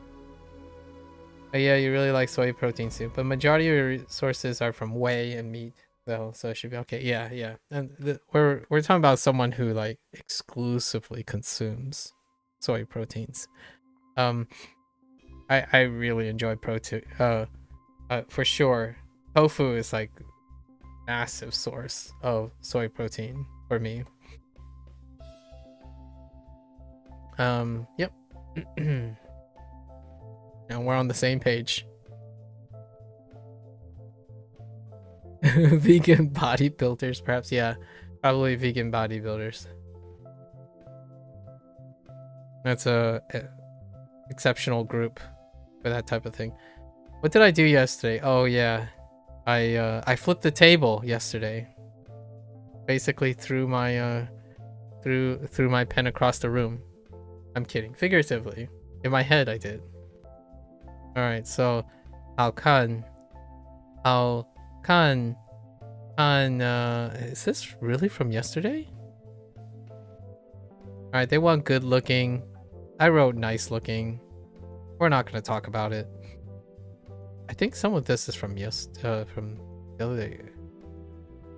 Jerk reflex, Kai, instead of Guan. To be visible instead of up to appear. Jeez. You've also heard some say soy protein isn't as effective or complete protein as animal protein. Yeah, I don't know much about that either. I think we're going into the realm of negligence. And not negligence as in like neglecting things, but negligible statistical differences, if you know what I mean. Like we're going into the field of min-maxing through corollary studies and like exceptional translational correlations between high dose artificial environments with animal studies to humans. But I would say probably even if it's a less effective, it's probably statistically negligible, right? So you eat your proteins. I think not eating your proteins, not eating proper balanced diet is far less effective than comparing the min-maxing of where your protein sources come from. Like if someone likes their soy protein, in my opinion, I prefer them consume soy protein to get protein than not at all, or have an unhealthy relationship with animal proteins. If you know what I mean. Like developing an eating, it sounds a little extreme, but developing a potential eating disorder or a poor habit formation with diet is far exceeding the efficacy and effects on your gains when you're not having a sustainable relationship with food. Sometimes that gets overrated, or that gets underrated a lot of times. I meant to say overlooked a lot of times. Like, for example, someone who says no carbs, right? No carbs, and it works because that person had a high carb diet before, right? But it's not to say that you can't have carbs. The idea is you're trying to balance the diet. So there are ways that you can eat carbs to actually not bounce back from carb starvation, that kind of thing. Like, sustainability is when you gain back to a normal, sustainable level of balanced meals. In my opinion, balanced meals are far more sustainable than your extreme trend diets of zeros and ones. Like, absolutely no carb. Well, if you have the will, you have the way. Congrats to you. The statistical average, have your favorite carbs every once in a while, starves away that constant rebound, right? Too extreme. It's kind of like nowadays when we talk about a study comes out, quote unquote, a study comes out. Oh my gosh, this thing is cancerous in 10 times the dose. It's like, do you really love that thing that much that you'll consume 10 times the dose of your body weight or something? Like, the sacrifice you have to make by constantly removing your joy of food and eating, it's negligible in the long run if you're eating it in moderation. So there's a point, in my opinion, there's a point in time when you sacrifice so much of the quality and excitement and the pleasure of life in order to min-max your way to a insignificant gain in something compared to how much quality of life gain you can have. So again, if you have a problem with eating ultra processed foods and all that stuff, I totally understand. That doesn't mean occasional ultra processed foods, for example, can't bring an unequivocally disproportionate joy that can help you not end up suddenly relapsing back to an ultra processed exclusive diet, which that's why I kind of have a slight pet peeve about crash diets, like things that are zeros and ones without moderation and no like user oversight. Like, there's no negotiation. So often it's not true anymore. Like, those are certainly the most effective diets, right? Address the problem point, remove it entirely, and sustain that for as long as possible. But then what happens when you have to go back to normal diets, quote unquote, a sustainable diet, you know, like when you no longer need those dramatic measures? Well, you don't learn any of that stuff. You don't. So when you crash out of your diet, what do? You relapse. Because you have no way of knowing what is normal, what is moderated, how to balance your pleasures in life while aiming and tweaking, you know. So oftentimes thinking the long game, the long road is a little bit more manageable. It's crazy. Yeah, rebound is much more like, yeah, rebounding is so rough. Like, and then you have the, in my opinion, this might be a little bit fear-mongering. When you rebound, you hate yourself even more a lot of times. Like, oh, now you know what it's like to be good, right? Like, oh, I did this. And then suddenly when you rebound, you get hit hard double the time. Not only is it so fantastically awesome to do this, like, biologically, psychologically, it's so awful to fall back into that pattern. So not only do you feel so good, you feel awful that it feels so good. And that's kind of like the double dip, and it's such a tough cycle. I'm not sure what the science is right now, the evidence in longevity, like longitudinal studies, because these things take generational follow-ups. But a person who constantly goes on a diet and rebounds, throughout their life, how much of an impact does that have on overall longevity? Like someone who's constantly min-maxing their nutrition versus someone who's steadily maintaining. Like, does that, because there is an argument for maybe body tolerance, like maybe keeping that dynamic thing makes your body more sturdy. I don't know. I'm not a gastroenterologist, but I feel like constantly going on min-maxing diets will wreck your microbiome. So it will ultimately take a tax off of your GI system over time. So effectively, those who constantly min-maxing stuff will end up balancing. Maybe they do gain some time, but they might end up balancing out with someone who's moderately consuming various things, right? So it's tough. I think, in my opinion, in an ironic way, I guess, life is too short to deprive you of every single instance of things you like, because the thing that you like in excess, which is most things, is viewed and overblown as deleterious. Actually, eating is deleterious, but we're not going to overblow that, right? Cellular respiration, living is deleterious. So it's nice to see that this is less of a dialogue that I have with people anymore with their eating preferences.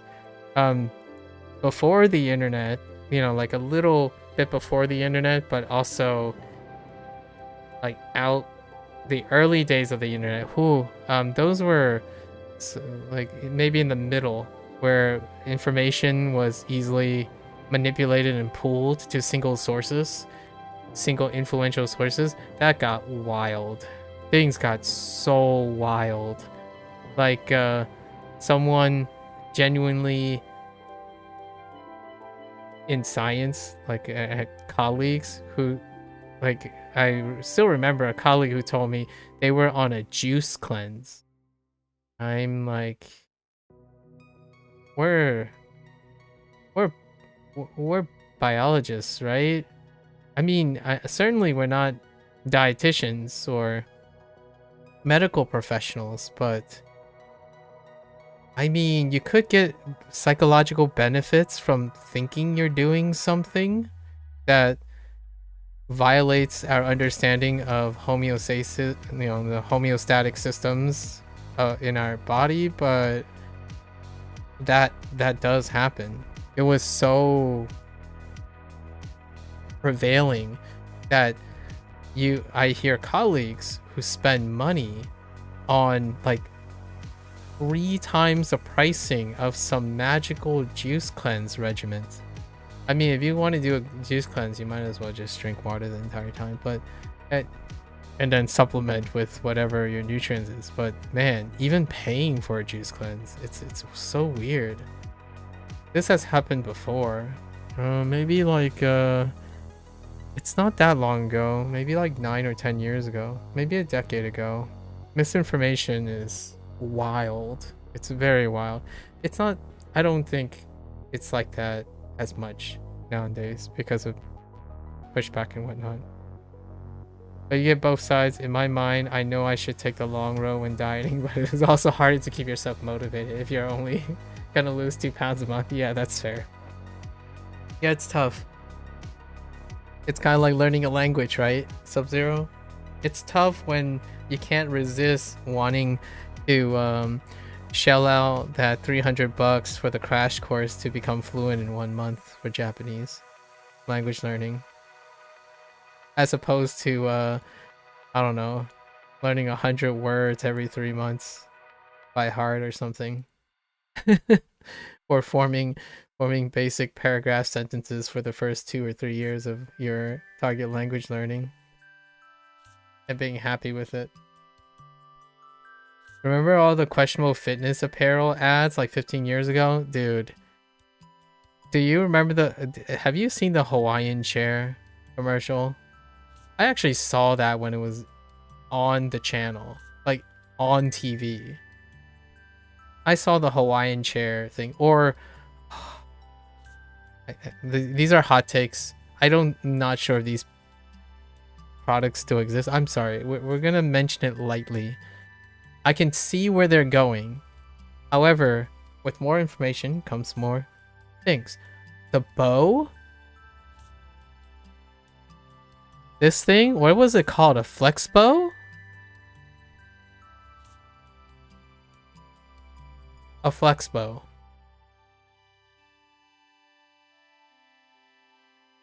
Flex bow.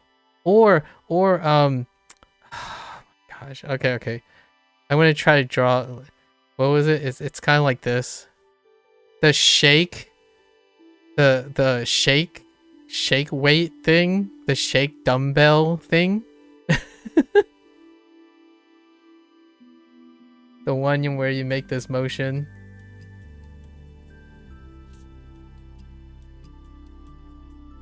Come on, folks.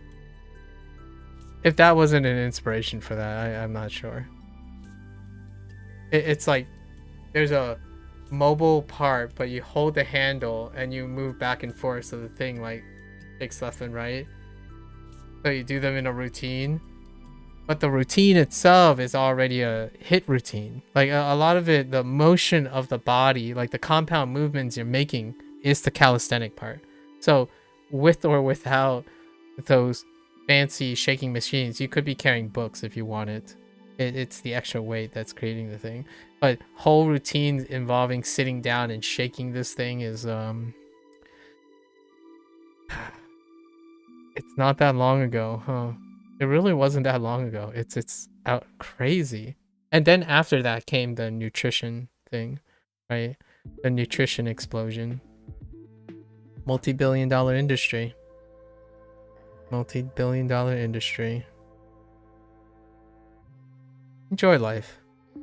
I think sometimes I don't want to be like devil's advocate here, but I'm going to this time.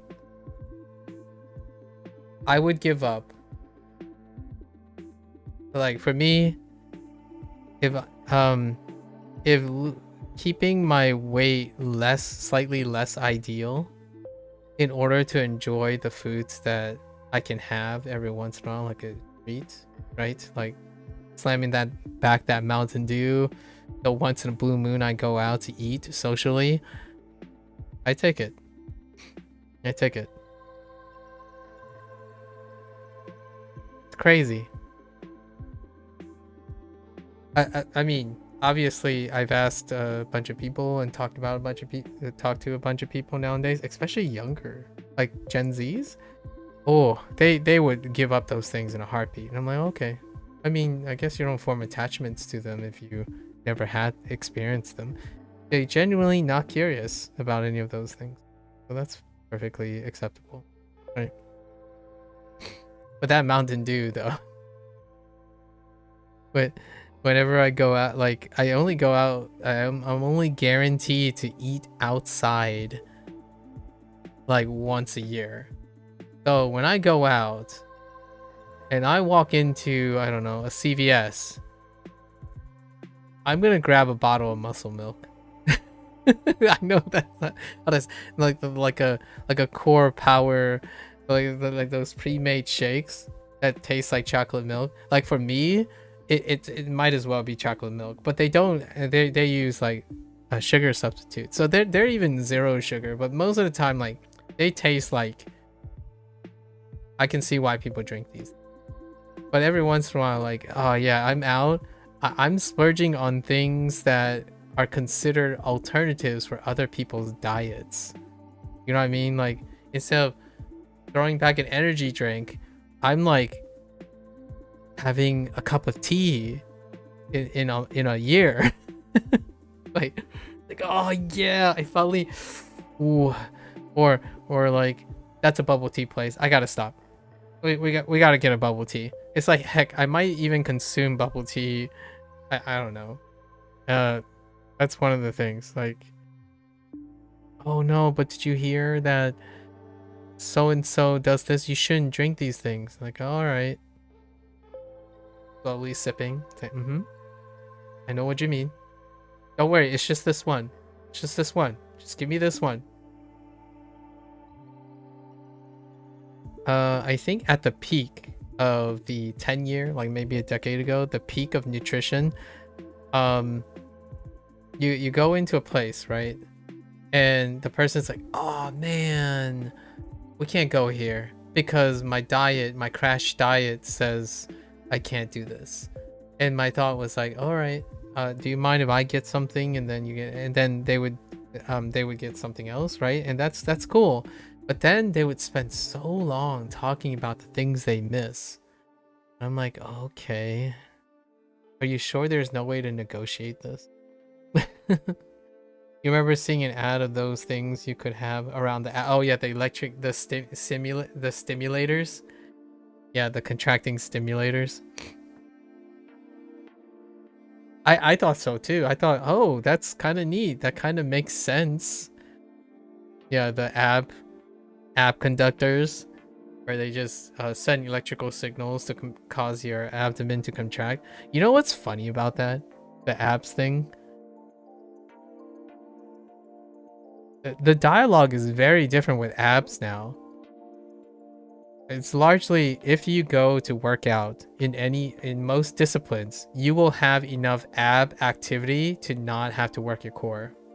Unless you are specifically in a sport or something that requires additional like conditioning, ab workouts are more or less secondary. Because maybe you just want extra activity. You can do your abs. Maybe your arms and your legs and your back and stuff are too sore. You do abs, but they're a second course. Abs are second course. You know, like when you go and lift weights, when you go and do calisthenics, your core is probably gonna secondarily be very, very well defined. So it's crazy to think that, I don't know, over 10 years ago, everything was about abs. Like, do your ab crunches. This is how you shed weight. This is how you shed toxins. This is how you fix your posture. This is how, like, everything was about abs. Yeah, squats too. Yeah. So, it's so, man, it got me talking about fitness. It's one of those things like, fads get so hyped. There's so much hype about fads. It's mostly genetics and because percentage, right? Yeah. BF percentage, visibility. If you're talking about visibility, right? Body fat percentage, and then genetics on how your abdominal muscles appear when they are visible. And ultimately, when you're doing any form of stability exercise, so if you need to stabilize your body, right? Compound movements, if you stay active, if you're running, a lot of times when you're seeking performance in any of those areas, your abs, your core is a secondary, if not primary, parts of that chain. So naturally, you do abs when the rest of your limbs are like noodles. You painstakingly do abs when the rest of your body can't move anymore, I guess, because your core is, it's like, it's working all the time. Like it's hard to define, but there's a reason why you can pump out so much more with your core than everything else. So I don't know. I grew up in a time where you can spend like $400 or $500 on an ab course, and it would be a schedule of varying ab exercises that targets the same abs but in different ways, but they're still targeting the abs and activating the abs the same way. The thing is, they use volume to subterfuge to create this mask of saying, oh, this is different though. That's an oblique crunch. Oh, this is an oblique crunch. That's an oblique crunch. That's a fancy way of doing oblique crunch. Oh, wait. Let's sell you a tool for your obliques. I'm like, you can't spot. Like, what? You can't spot reduce your fat. Like, I don't. It doesn't matter how many. You hope that you do enough ab works to burn out calories, but boy howdy, there are much more, like, there are often less boring. We're not going to even say effective. We're not going to even use the word effective. If you're looking at a schedule of like 30 to an hour of all ab exercises for the rest of your week, boy howdy, if that says run, I'm gonna take 3 of those ab exercises out for a run. And then, oh yeah, you know what? Let's take out this ab exercise for plank. So, you know what? If I'm doing a plank, I might as well take another ab exercise out for push-ups, because you're still targeting your core when you're performing these movements. So the idea is like, dude, these programs, I can't believe they actually even worked to get people to stay on long enough to collect money. You're think about buying a program where the entire program is to focus on giving you enough ab exercises that it keeps you occupied for all of your physical activity. That's like min-maxing your mealtime with chicken, broccoli, and rice for the rest of your life. How naive some of us were back in the day, doing specific ab exercise expecting to see protrude. That's all while being 20% body fat. I was there. I was that guy that like, oh hey look, I can do 300 sit-ups. I'm like, oh, okay. And I think back, it's like, well, I guess it's not like I defined my life by it, but sit-ups that was some low ball stuff.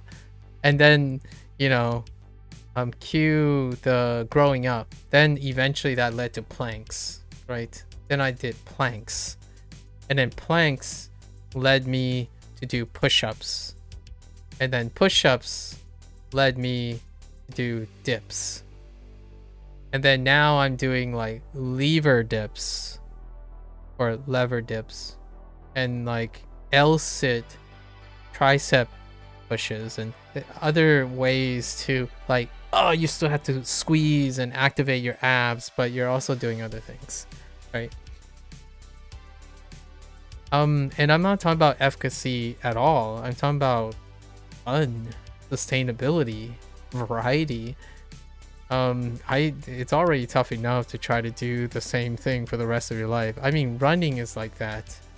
It's tough to keep running variabled while being disciplined. It's shocking how many people thought that was sustainable. Imagine telling someone, hey, do you know how you can see your abs? Like an extreme version of today. Do you know how you can see your abs? Leg day for the rest of your life. Every single day. I would step out the door right now.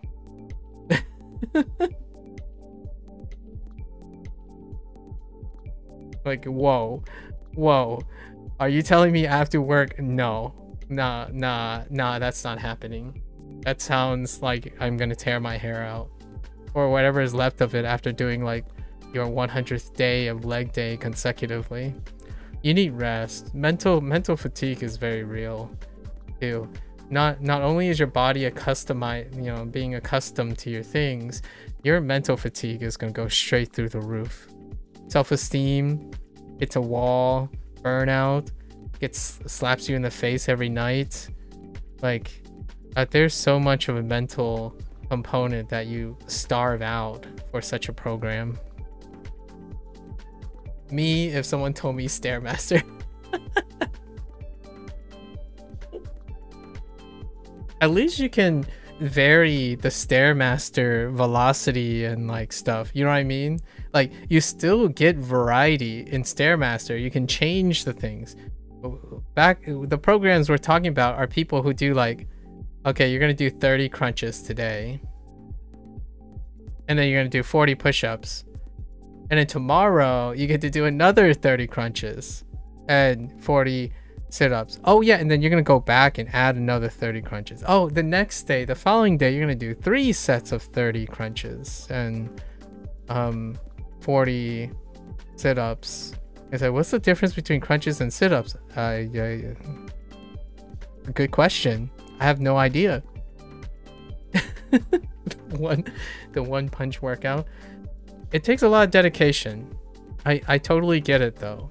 Like, the surprising nature of it is those who are able to have that discipline, that's amazing. They have like all the willpower in the world. Absolutely.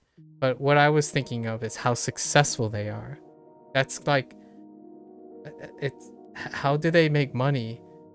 Advertisement. Their narrative was very attractive. It was so attractive that if they could have reframed it as a dietary plan, then you start getting into keto and other things. Like how the crash diet worked. It was the promises, the promise of quick results that overshadowed how absurdly monotonous, lack of quality of life, and emotionally unintelligent those programs were.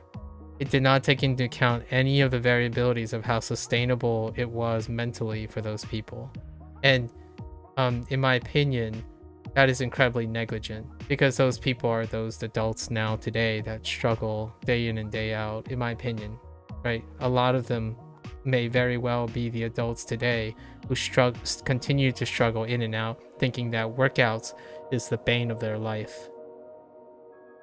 Like, it doesn't take much to jump from like one fad to the next fad and fail multiple times to make them give up on having an excellent, happy relationship with physical fitness and enjoying meals while constantly being hammered by the min-max thing. I think this is the same for language learning, in my opinion. Like, we live in a day of intellectual volume. So while someone is like grinding away on their min-max super perfect ratio language learning, I'm not entirely convinced they're having fun. It might be shocking to some people, but I would wager that my relationship with language learning is probably far more rosier than min-maxers for these things. Discipline definitely trumps all when it comes to fitness, in your opinion. It is. It extends beyond fitness for sure. I feel like you have dabbled enough in fitness over the years to know the root of what's effective, but I do lack discipline, and someone who does a super bad workout split but has really good discipline will mostly like a better result. Agreed. Discipline, due diligence, willpower, it makes it work. Yesterday, Sub-Zero, I think it was yesterday, maybe 2 days ago, someone asked me, what is the most effective tool to learn Japanese? And it was not so dissimilar to basically a cop-out. I would call it a cop-out. response, but it has to do with due diligence. Due diligence and problem solving, critical problem solving. You are the ultimate tool for skill building. So, largely because they were, and then they asked, no, but what about websites and apps? Whichever website and apps allow you to engage in critical solving, have sustainable, encourage you for further exploration. So still discipline, due diligence, and experience. If there's a product out there that can reasonably do it all, then sure, go for it. The last time I checked, that doesn't exist. Otherwise, we would default to it. So for now, unless in that very extreme circumstance where somehow human evolution is unified under very specific principles and a product, you know, hits all of them, for now, it ends up being discipline. Discipline comes with problem solving, critical thinking, and due diligence. You know, listen to your body. It's shocking how some people say, "Oh, I hate doing this," without a smile on their face. I think earlier I just told what was it? What's a pro call that yeah, every day I wake up, I go to run. It's my routine, right? But I'm gonna tell you, every time I run, right at the end, I feel like death. And I kind of just say it with a straight face. It's like I feel like death. I was explaining the period of runner's high. Like he mentioned runner's high. Why I always feel like death, because it's in a specific region, in a specific range. And I was like drawing a curve like this, right? So because of the distance that I was running each day, it's not long enough and it's not spread out enough to reach a period of runner's high. So that was the point, to hit that period, right? I run when death, but not just shy of death taking me. But that's kind of the thing, right? Discipline. It involves discipline quite a bit. All right, let's get back to this. All that started with edamame pasta. What have we come down to? Edamame pasta. Now I want edamame pasta.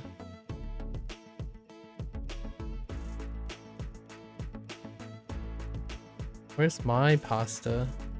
I hadn't had pasta in so long. You have yet to experience runner's high. Miserable experience every time. Oof.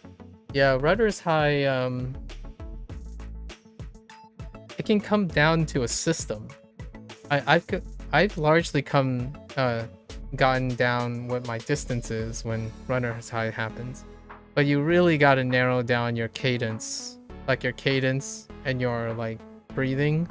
So and then have enough stamina in your legs to reach a long enough distance in which you start, like you space yourself out, right? Say you have to run 6 miles. I don't know what that is in kilometers right now. Okay, let's just say 25k, right? I know it's not 6 miles, but I'm thinking it's not 25k. 25,000? Yeah, let's just say something like a very noticeable distance. And you ask yourself, how do you get across that if you spaced out your entire stamina? And at some point, if you can achieve that, there's going to be a point in which you kind of just turn off your brain. Like oh, I've done this the last 10 times. Like if you're lapping something, it's like I've already ran 10 laps. What's another one more? What's another one more? And because your breathing is so regular and it only so slowly gets harder and harder, right? So slowly you don't notice it. So at some point it's like, oh, I can just run one more. And that's, in my opinion, the closest thing I can think about for runner's high. And it's to the point where you can't notice when you're going over a critical point in your endurance. So you can run past your critical limit. And when you run past your critical limit, you can risk injury. However, if you're in an event and you're there to win it, you leave it all out there, right? And I usually keep myself from it because I don't have enough trackers. I already mentioned this earlier today. I would do it more often to leverage runner's high for long distance if I had more trackers. Like, make sure that I don't fall over and like keel over from dehydration. I don't run hydrating. So when I go on my benchmark runs that are like anywhere between 4 to 5 miles, right? I go out there kind of unnecessarily dehydrated. I get up in the morning, I drink a little bit, right? We're talking about like so 8 kilometers? 8 kilometers. So 8 kilometers, right? And just go for it. Sometimes you can't feel it. And that's kind of scary. I talked about it a little bit. The scary part. You want to monitor yourself. Like, I'm sure you heard before where like people would run to a point where they end up needing medical attention because they just pushed themselves too far. So the moment they stop, they kind of just completely collapse, right? You've seen it in competitive running a lot and whatnot where they push really, really hard, but the moment they stop is when your body starts responding and catching up to how hard you pushed it. It's to the point you see those incredible moments where people's body just like, oh, it's not moving anymore. Like you just can't move anymore. Something just went south completely. And I think that's what runner's high looks like when you're not disciplined, when you have not enough due diligence.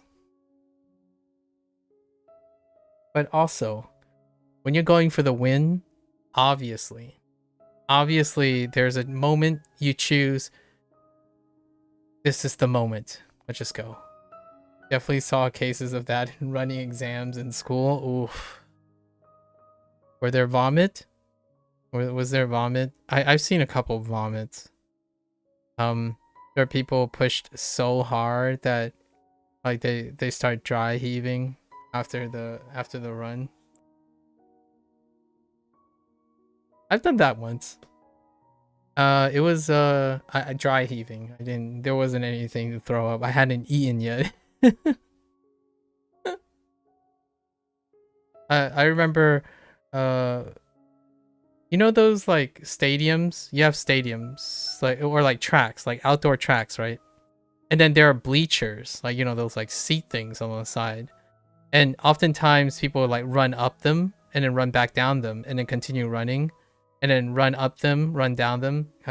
I think in college, one of the times like, oh yeah, I do this all the time. And so I thought, why not? And one day after I went up bleachers, like the third time in a row, I'm like, that bouncing got my stomach so bad. Like I was like, so I just sat there. It's like, okay, now I gotta sit down. So it was, you keep hearing the gag reflex going up, but I didn't eat anything yet. So it was just more like, ugh. the gag reflex keeps going. I was like, no, I can't do this anymore. So I just like call it a day. Some part of me was kind of bummed. I was thinking like, oh yeah, no, I can run again. I was very tiny back then though. Like I usually run fasted. I was really tiny.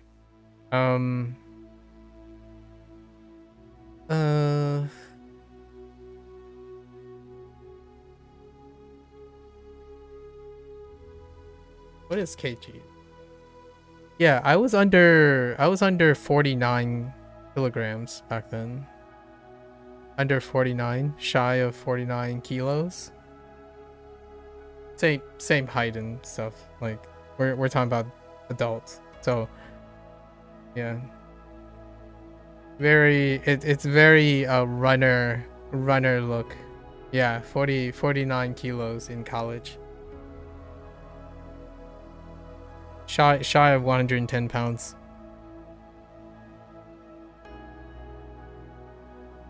I don't weigh like that anymore. Now I'm 150. What's 150? 68 kilos. I'm like 68 kilos now. And it's not without trying. I might have had an eating disorder. I don't know.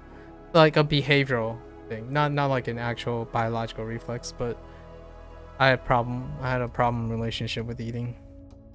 Not because food was bad. It's more I don't eat very often. I had a really terrible time eating and finding enjoyment in eating. It's also why I push back really hard when people try to make their life more and more miserable when they're eating stuff, like constantly subtracting instead of trying to moderate, like be more disciplined, trying to encourage constantly disciplining themselves to moderate the things they eat. Because I did not moderate at all. I actually didn't eat at all. I worked really hard, so I just stopped eating. And I've met a couple kids like that already. Actually, one of my friends, or my still now friend, I oftentimes am very worried about him because if you ask me when I was in college or a little bit in high school, what is eating? Eating's a maintenance. It's to make yourself less hungry so that you can get more work done. Like there was no joy in eating at all. There's no curiosity, no exploration. You just eat because you have to. So I would typically go like on average 36 to 42 hours without eating most of the time because of work. And I would rather sleep than eat.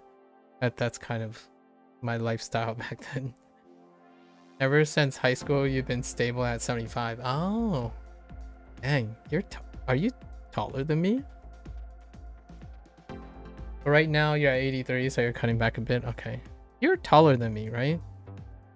I'm gonna stereotype Norwegians. Norwegians are typically taller than the Chinese descent. I've got all that short genes, you know, the short genes.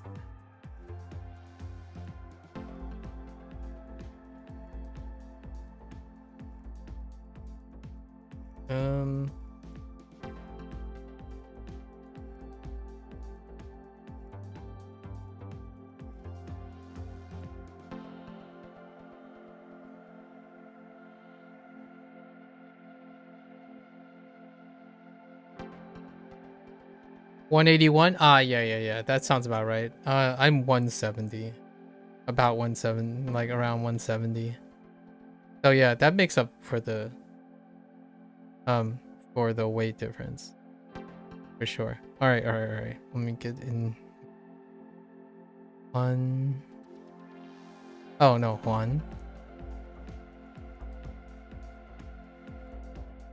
Yep.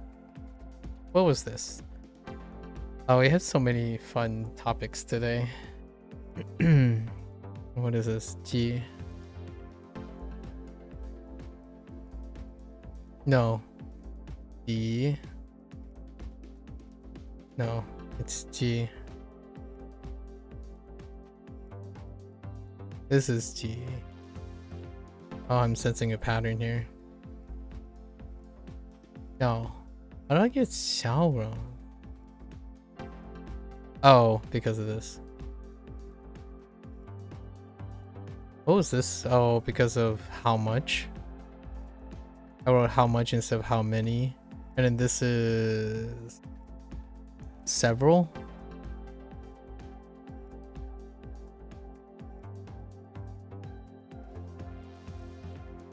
Oh, you built it up like you were gonna say 155 or something? No, I wasn't that short.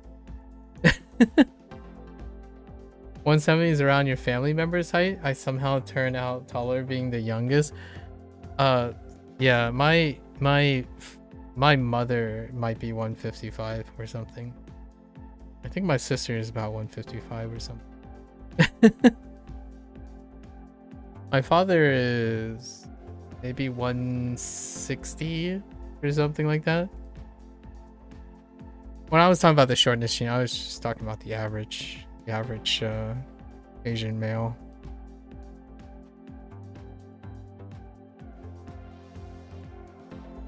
Oh, this was airplane ticket. Plane ticket is, I got a little too general about this plane ticket.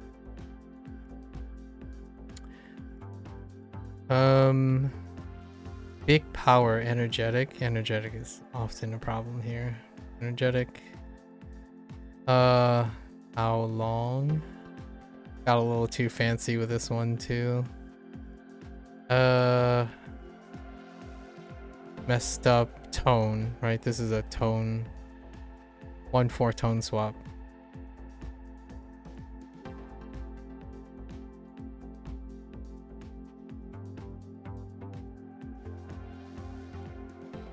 Yeah, I turned out taller for my parents. Yeah, for my parents. I also got wonderful allergies that all three of my family does not share. I also have wonderful allergies that are not shared among any of my immediate family members. Isn't that amazing too? I'm pretty proud of that one. Weird flex, I know. Poor respiratory problems? Whew. Sign me up. I'm kidding. I'm kidding. Got those sweet poor respiratory genes. It'd be like that. I know, you have to trade it up somehow, right? That proverbial conventional knowledge, you gotta trade it up somehow. Alright. We're good. Let's get into our lessons today. 眼睛 I don't know who passed you the celiac, but they can have it back. But nobody has it, so you don't know who. Oh yeah, that's true. Yeah, because it's probably polygenic and recessive. Polygenic and recessive. 眼睛, eye plus eyeball is eye. Who would have thunk it? Eyes. I still would take eyeballs though. Does this take eye? Okay, so I could just start typing eye the whole time. Eye plus eyeball is referring to eyes. Who would have thought? 我的眼睛不太好. Oh yeah, here we go. 我的眼睛不太好.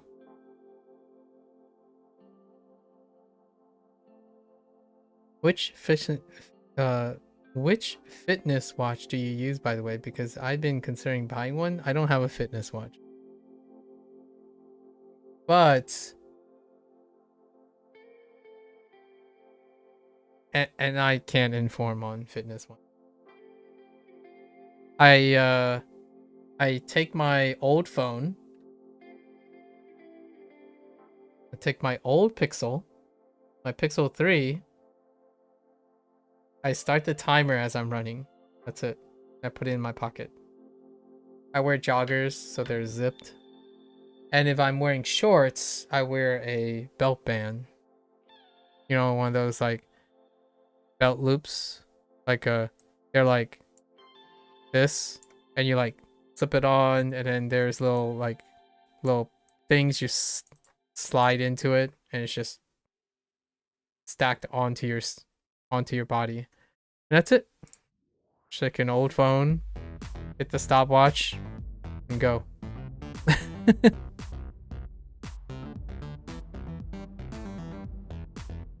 That's it. I chart all my circuits already. Well, I only charted one circuit. So I measured it using like Google Maps and stuff. How long the distance are. Oh yeah. The only time I run with the phone, oh, it's also because this is a Pixel 3, so like a smaller one.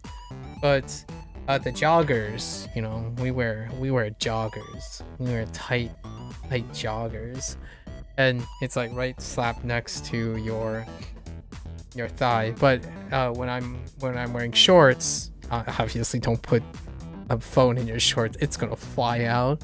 It might even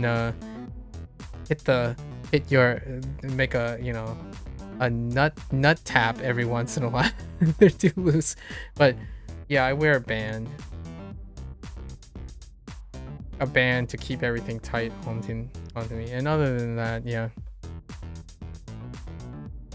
In terms of fitness watch, you know why I don't have a fitness watch? It's probably a reason that might not come to mind for most people. I always run outdoors, right?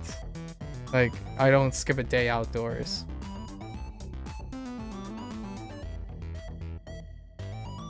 There was a time I used to wear a watch for like a little bit, like maybe 6 or so month period, and you get a watch cutout of your hand if you run outdoors. Like, it takes less than a month before you get an outline of a watch on your wrist if you run outdoors. So that's probably why I don't typically wear anything other than the thinness. I mean, like, wait, how visible is this?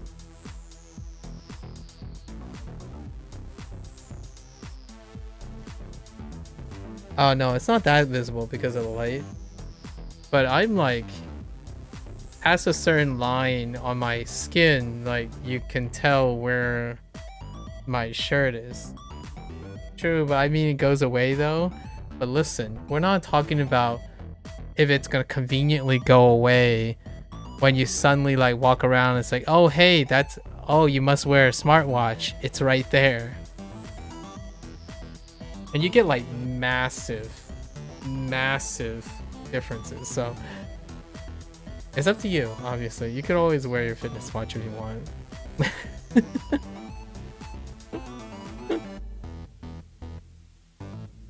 It's already tough enough negotiating the shoulders.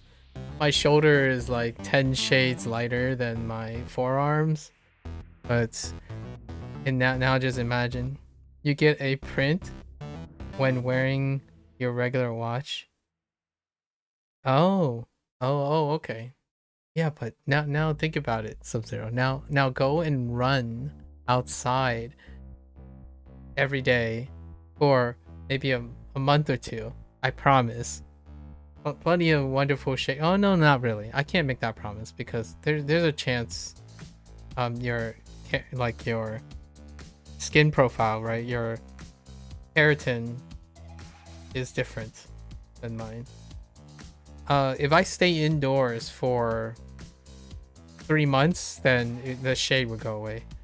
Wait, are you talking about indentation or tan? I'm talking about tan differences. Oh, are you talking about the indentation? Oh, I'm talking about tan differences. Like, there is going to be a white line, a band where your arm is when you're running outside in like a month's period if you're always running during the sunlight. Oh, you thought I meant because of tight or something. Oh, no, I was talking about tan lines. Boy howdy, those tan lines. No sun here, no problem, so I can't. Okay, fair enough.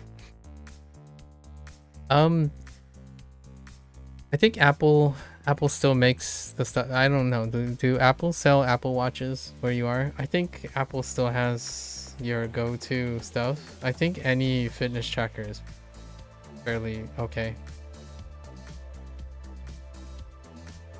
If you want to get super sweaty, right? It's probably a chest monitor, but that's uncomfortable. But you know, you buy a chest monitor, and that still means you have to collect. You still have to keep a device to record it, because the chest monitors report to another device. So it could be like a small phone or your watch. But generally speaking, if you're like really rigorous, it's probably a chest monitor while you're doing physical activity. Yeah, everything else is fine, I think. Good enough to inform. I kind of you just need a bare bones and not all the smart features of an Apple. Yeah, that's fair. There is this like what is it called? Hang on. There's this thing that's kind of trendy. I'm not sure if you're into this, but they are smartwatches, but they're kind of different. I don't know how well they turned out. Pebble? There's a little interesting product called Pebble that's coming out. I don't know if it flopped or not. They're kind of like the Zune. Pebble watches remind me of the Zune of yesterday. Microsoft Zune of yesterday. 我的眼睛好 itchy. 我的眼睛好痒。 好痒. Alright. 眼睛，排队， Listen, who needs a fitness tracker when you have this? I'm kidding. I certainly don't count while I'm running. You think we get one of the Huawei's? I didn't even know Huawei's made smartwatches. I'm very out of the loop on wearable tech. You could get a ring. That's a thing too. Maybe you can buy your girlfriend one too. Wink wink. You can buy a ring. I forgot what they're called.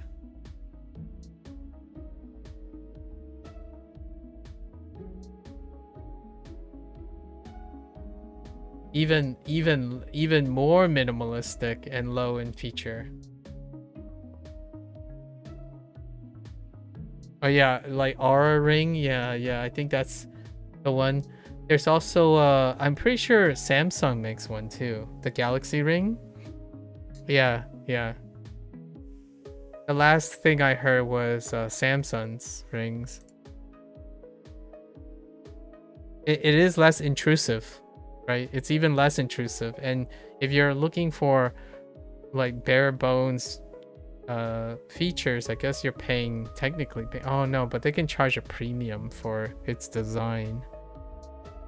I'm pretty sure rings are cheaper than watches on average. So you can use a ring to report it back and stuff. Oh, you wouldn't be able to use it while weightlifting. That is fair point. Wait, you wear watches while you're weightlifting? Huh.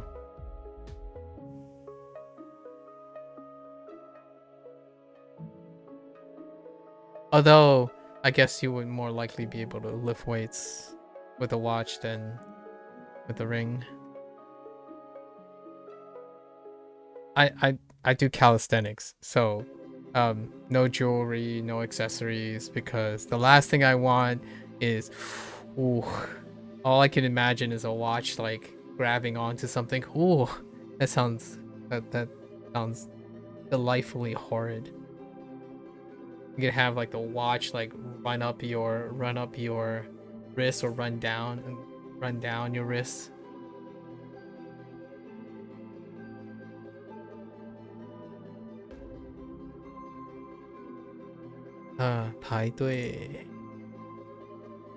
You do your cardio in the gym, you do weightlifting in because of the weather, so you would most likely wear the watch when you're already there. Okay.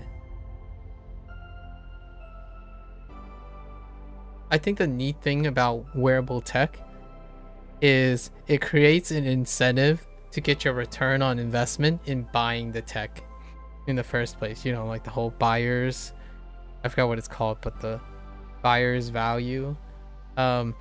So I enjoy, if you could make that a sustainable thing, why not? This sounds very wasteful and it's not environment eco-friendly and whatnot, but I could imagine a cycle where you make disposable gear, maybe like green gear, like something that's recyclable, where you would upgrade it every year, right? With like some new thing, but it's modular. It's not modular, so it's like prescriptory, so that you have to update it, right? So everyone would say, instead of buying like a $500 smartwatch, you would buy 10 $50 watches that serve the primary function of that $50 subscription. So you have a 50, oh no, this, I'm gonna get so much heat for this, but imagine buying a $50 subscription for 10 years, right? And in that subscription, the $50 is your investment towards a tech that you're trying to get your money's worth by getting into the gym. But then you're saying, how's that any different from getting a gym membership? It's like, it's not really. The idea is trying to create more and more incentive to get someone to like commit themselves harder to trying to make use of it. And if it leads to a habit that can contribute to sustainability, then it's great. That's kind of like what that's kind of trying to defend Duolingo and stuff like that. But obviously it goes back to discipline. But it is a interesting thought to think about. If you're gonna buy a watch that will give you all the things that will incentivize you to get back into the gym, right? Don't buy a watch, in my opinion. This sounds like it's like a well-duh situation, but I can't tell you how often people buy products on a promise of a feature that they don't even use, right? How often do you hear that? PC parts. So oftentimes like, oh yeah, I'm gonna buy this gym membership, but the gym membership is not attached to something that's constantly reminding you need to be in the gym. If you have a watch that has a feature that you use all the time, and it's there and it's constantly reminding you, it's far more effective psychologically than a gym membership, because a gym membership disappears the moment you leave the gym. So sure, you can remind yourself, oh yeah, I need to go to the gym, but then you're like, what else is it useful for? But then when you have smartwatches like fitness trackers, that's amazing. I actually do really like what Fitbit, personally, the last viral thing that made that thing a thing was Fitbit. I really genuinely loved how technology took off from Fitbits. So yeah, definitely. If you have the money to splurge, it wouldn't be the end of the world if you bought a nice smartwatch, largely to convince yourself to try to play a psychological trick on yourself to try to get in the gym. It's like, you know what? If I bought a $500 smartwatch, well, what is that? One gym visit is like $5 in the bank. So, you know, if I go to the gym 100 times, I'll make up the practical, sentimental cost of spending $500 on a smartwatch. I think that's a very powerful tool to get a habit going.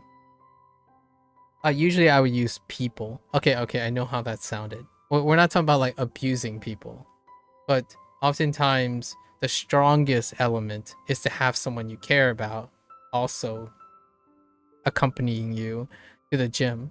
So then that is one of the highest obligations and emotional obligations you can have, as opposed to like having a smartwatch, something like that. I would even argue that the impreciseness that is introduced by having someone else far exceeds whatever you're going to gain most of the time with a device that you're tracking all of these things. But not everyone has a friend, right, that would want to do that, let alone have yourself willing to do that in the first place. So that's a luxury. Hey, you mean that wireless mouse you bought earlier was the best investment you made in ages? I'm glad to hear that. Definitely do not cheap out. Like, we talked about this a couple times. Rarely cheaping out on things that you would use every single day. Like, and trying to get your fitness to be like that. It's a challenge. It's a challenge. My running is obligatory now. Like, it is so difficult for me to start my day without running. So there it is. How hard is it? Well, I ran in sub-zero temperatures during lightning storm. This is not recommended. During thunderstorm warnings. And I also ran hopping up and down in like leg high snow. How much you charging for that habit? You need to be doing that too. Like, there's nothing that stops me from it. Like, if it's a thunderstorm outside, I'm out there. Actually, my parents already. This is how long it's been. My parents don't even ask anymore. Earlier on, they're like, "Oh, tomorrow's gonna rain, so are you gonna run?" I'm like, "Yes." And now it's like, it's things are blowing over and things are falling down and it's like flooding. And I'm like, "Yep, I'm out." You know, lace up and just go out there.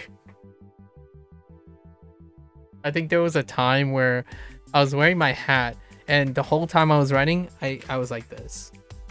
I was running like this because the wind was too high. The wind was too much.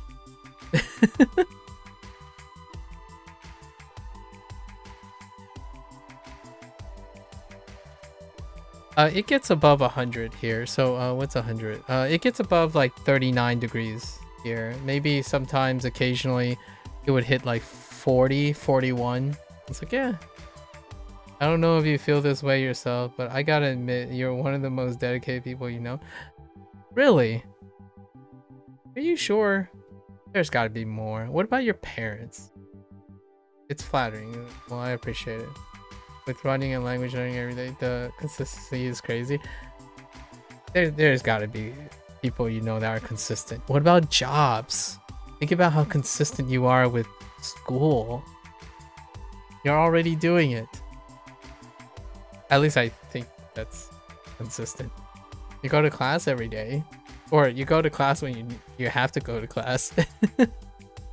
Now in my okay, I'm being a little bit reductive, but in my opinion, if you can take something you have to do and apply it to something you choose to do, it makes things that you have to be consistent in feel so much more approachable.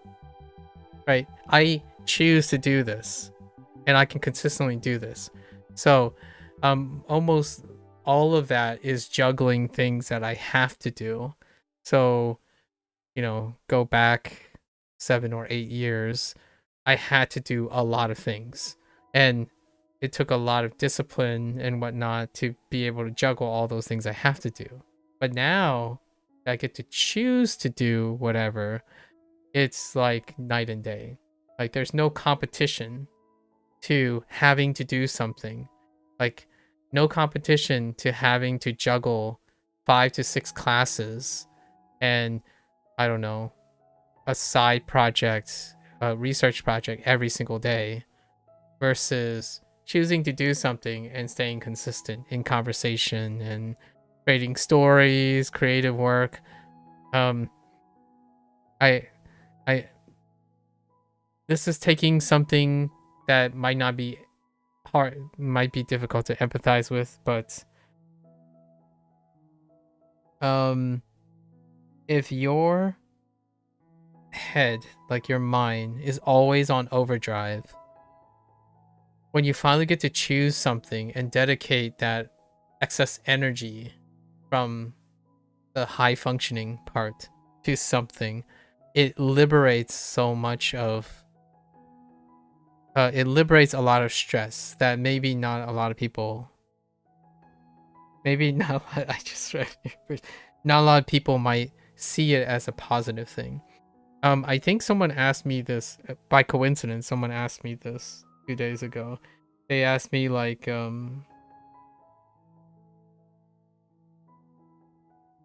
it had something to do with, oh, I think it might be something Turtle said. About, yeah, this must take a lot of work, like really appreciate the grind, like it takes a lot of dedication. And my thoughts are consistent, and Procall has a little bit of this, but having a ideal situation in which you can channel most of your energy that otherwise is very difficult to control, which you may or may not have that. I think a lot of normal, very neurotypical people will be less manic than, I would say I'm slightly more manic than the average. I don't think I'm like off the deep end manic, but being able to channel these things makes it feel like you get to do a lot, but it's very little. Like it's not taxing. This is the most relaxing part of my day. Conversing with you, obviously I'm not trivializing this. Like I think lots of streamers eventually get asked this when they're very successful. It's like, what does this career hold, or like their career hold compared to juggling obligations, right? Things like the dynamics of having a career in a professional field or something. It's no contest for me as well. Not that I'm juggling crazy things for content creation and whatnot, but it holds. So you're doing a lot already, and I miss that actually. I kind of miss going to class and juggling 6 things and whatnot. I don't think it's any more extraordinary than someone going to university, trying to maintain a healthy relationship with a significant other. You have to keep in mind that I don't have a significant other, right? There are lots of things that when you think about it, in my opinion, when you think about it and you reorganize that energy that you have, you're expending a lot of energy. Now the question is, how are you going to channel that energy?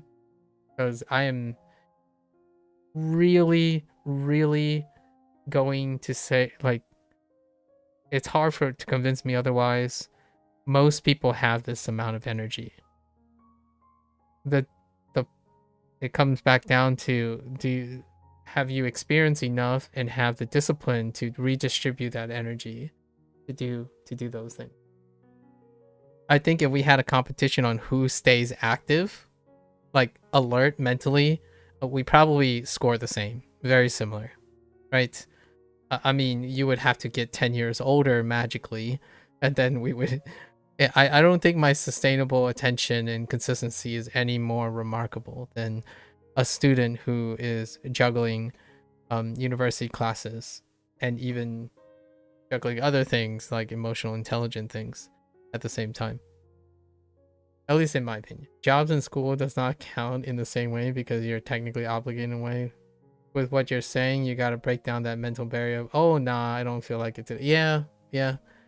But the thing is, you have to constantly break down that barrier. So it's taking more energy, right? So yes, consistency is crazy, but I also don't need to expend a lot of energy getting past that mental barrier. With that said, Sub-Zero, it would be very, very unfair if I didn't tell you I absolutely loved my job and career. so so that's besides the point, right? So I wish I could continue doing that career and doing this and all of that. I really do.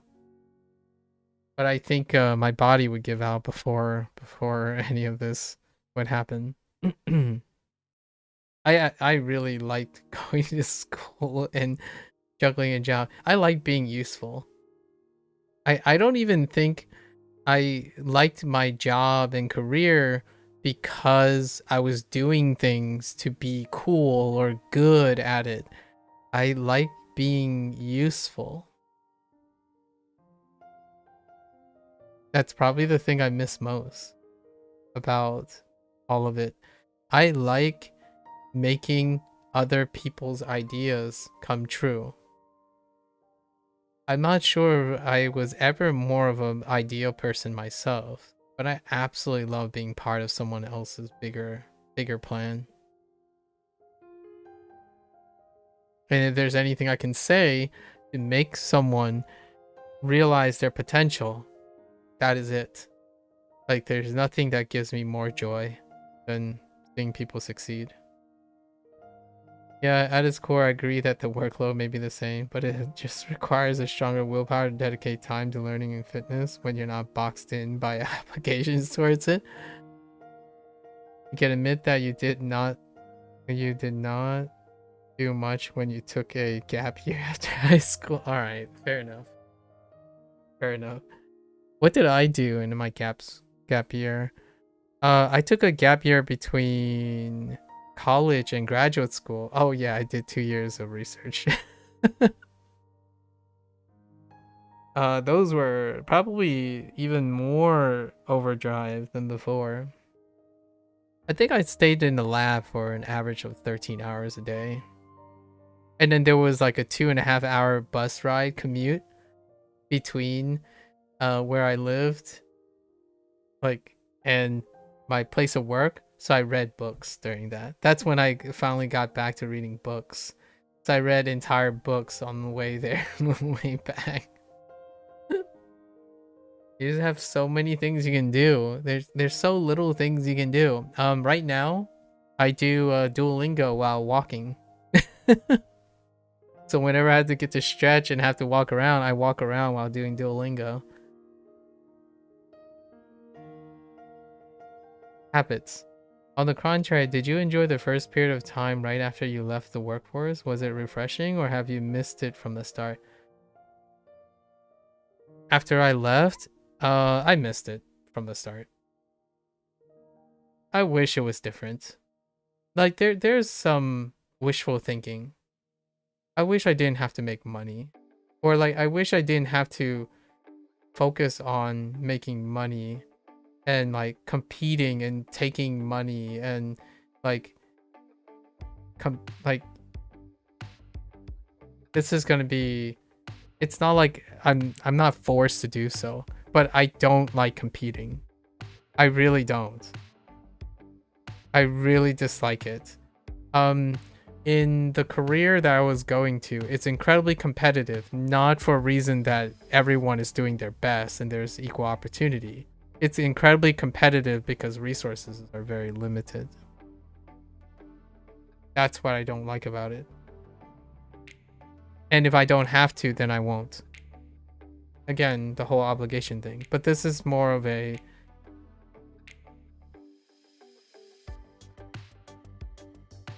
This has happened a couple of times. Say you and your colleague are presented with a great opportunity and a not so great opportunity.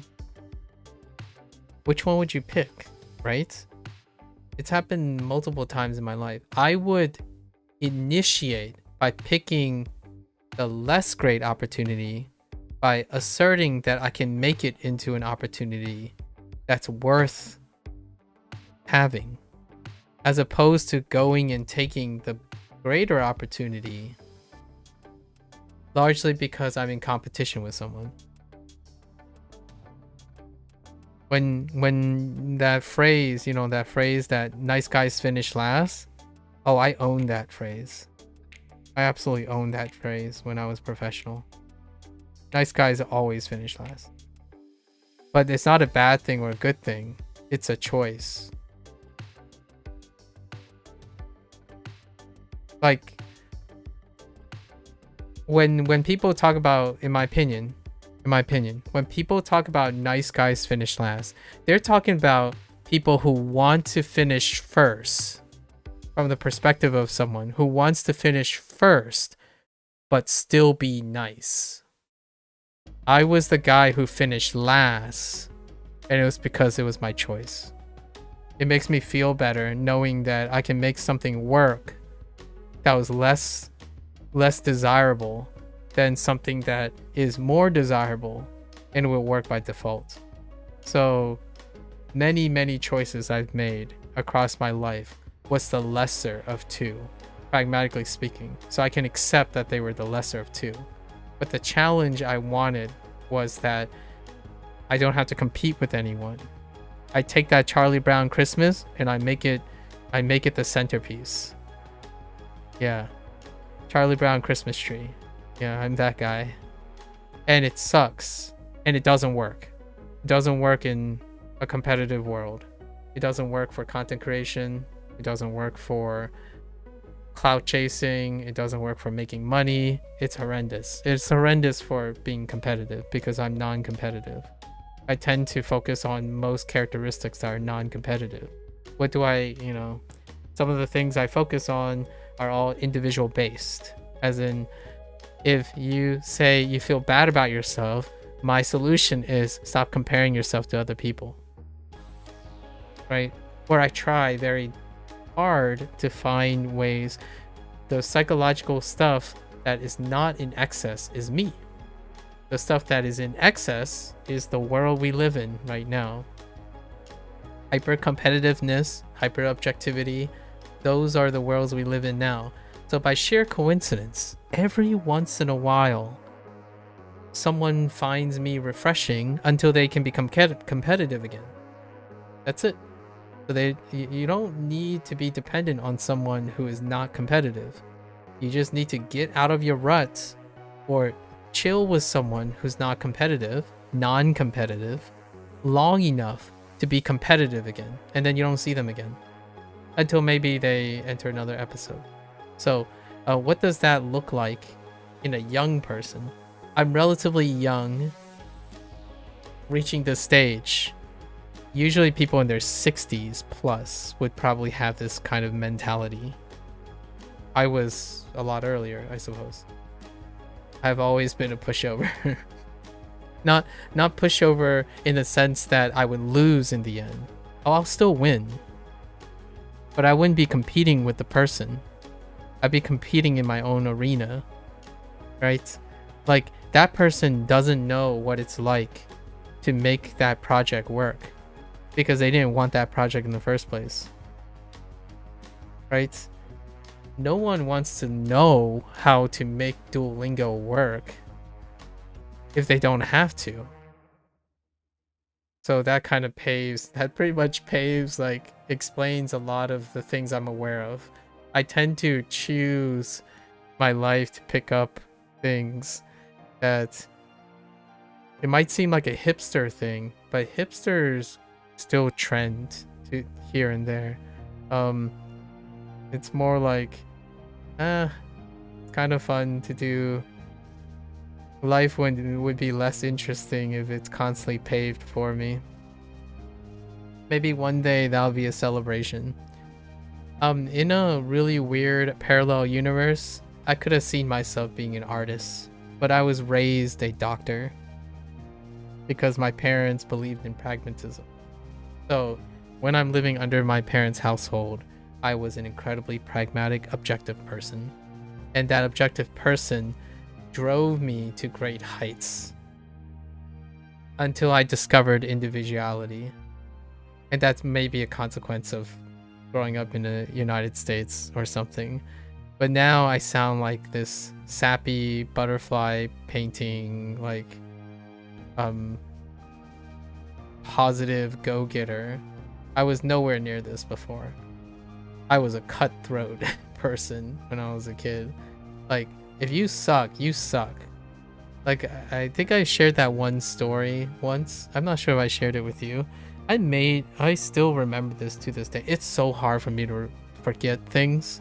And you might be thinking, why would you want to forget things? That's kind of how the body tries to prevent resurfacing or re-experiencing certain experiences. But I still remember the day I made my I think it was history. I made my history teacher cry inadvertently, and I didn't understand why until much later. So in those classes, I'm usually the top performer, right? So she was handing back a quiz, right? And I got a point off somewhere, and I disagreed with her. And at the end, when she was passing out the grades, I had the highest grade in class, right? But then she said, "Does anyone have a question?" And I raised my hand. And without even thinking or processing any form of emotional intelligence, I literally said these words, and I still remember them to this day. Like, "Yes, I have a question. Can the next test not have vague questions like these?"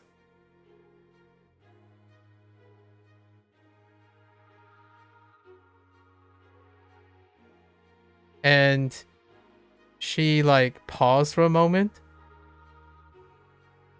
Then she walked around from the front of the class. She sat in the class. Usually the teacher's desk is behind us.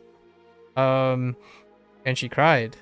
And everyone looked at me, and I was like, I don't get it. I'm just telling the truth. That is the internet Gen Z. And the internet Gen Alpha right now. You don't feel anything. You don't have enough emotional intelligence to even realize that whatever you say is true doesn't mean it doesn't completely lack emotional intelligence. Because the next thing that she said from her mouth is, "You don't know how hard I work on these questions."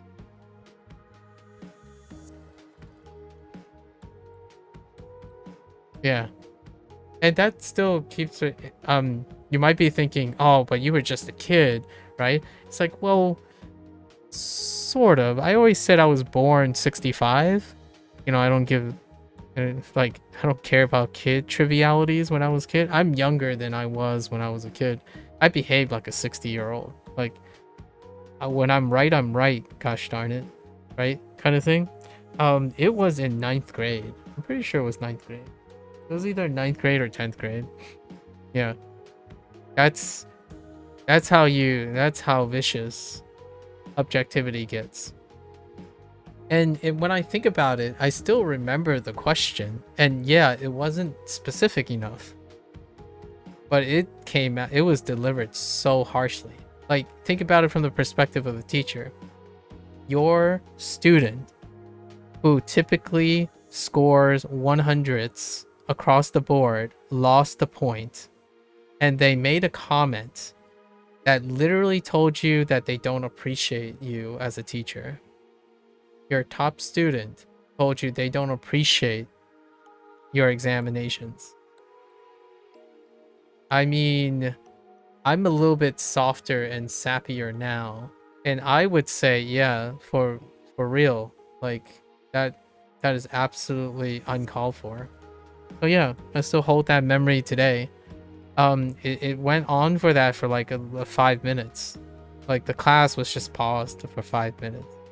And I still remember that day. I still don't understand what at the moment, I can still remember. I don't get it. I mean, I'm only being quote unquote constructive or like being real, like I could explain why these questions are vague, right? But I did not have the emotional intelligence to understand why these questions were flexible like that, because I am not my classmates as well.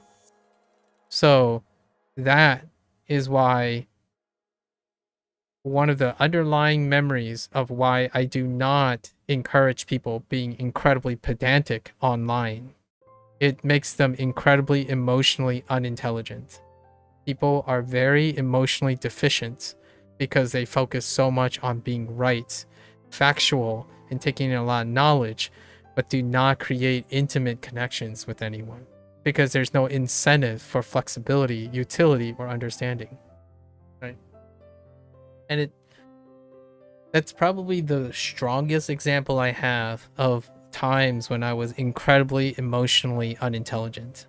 Like, I was so underdeveloped when it came to, I was so stunted in emotional development when I was a kid, because you might be thinking, well, you could have done better. It's like, no, because discrimination, racism causes one to retreat emotionally.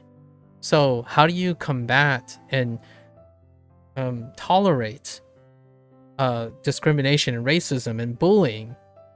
You eliminate emotional baggage and you attack. So acts keep the world going. Emotions make you weak. So over time, when that discrimination and racism went away, right? I went to college, I met people who changed my life, I became arguably far more softer as a person than I've ever been. So now the irony here is, fast forward to my 30 years of age and streaming and stuff, everyone calls me a softie, right? Like, oh, you're just soft and you always sound agreeable. Like, why do you always sound so politically agreeable? Like, are you afraid to offend people? The answer is no. I'm not afraid to offend people. In fact, it is very difficult for you to offend me. The point I'm trying to make is, I don't think the internet has to be that type of place, right? Why does the internet have to be a place where thick-skinned people posture each other about how ignorant they are because they didn't read the fine text of a knowledge website that you particularly find better than the other person? And that comes back full circle to like language learning. Yeah, it's an interesting thing. I've been working on this story about, I think, if I remember correctly, I think her name is Miss Spencer. And I don't think I ever got the opportunity to apologize to her. Pretty sure her name was Miss Spencer. I'm not sure if she got married or not. But yeah. It was another wild one. I have so many wild stories that I still remember in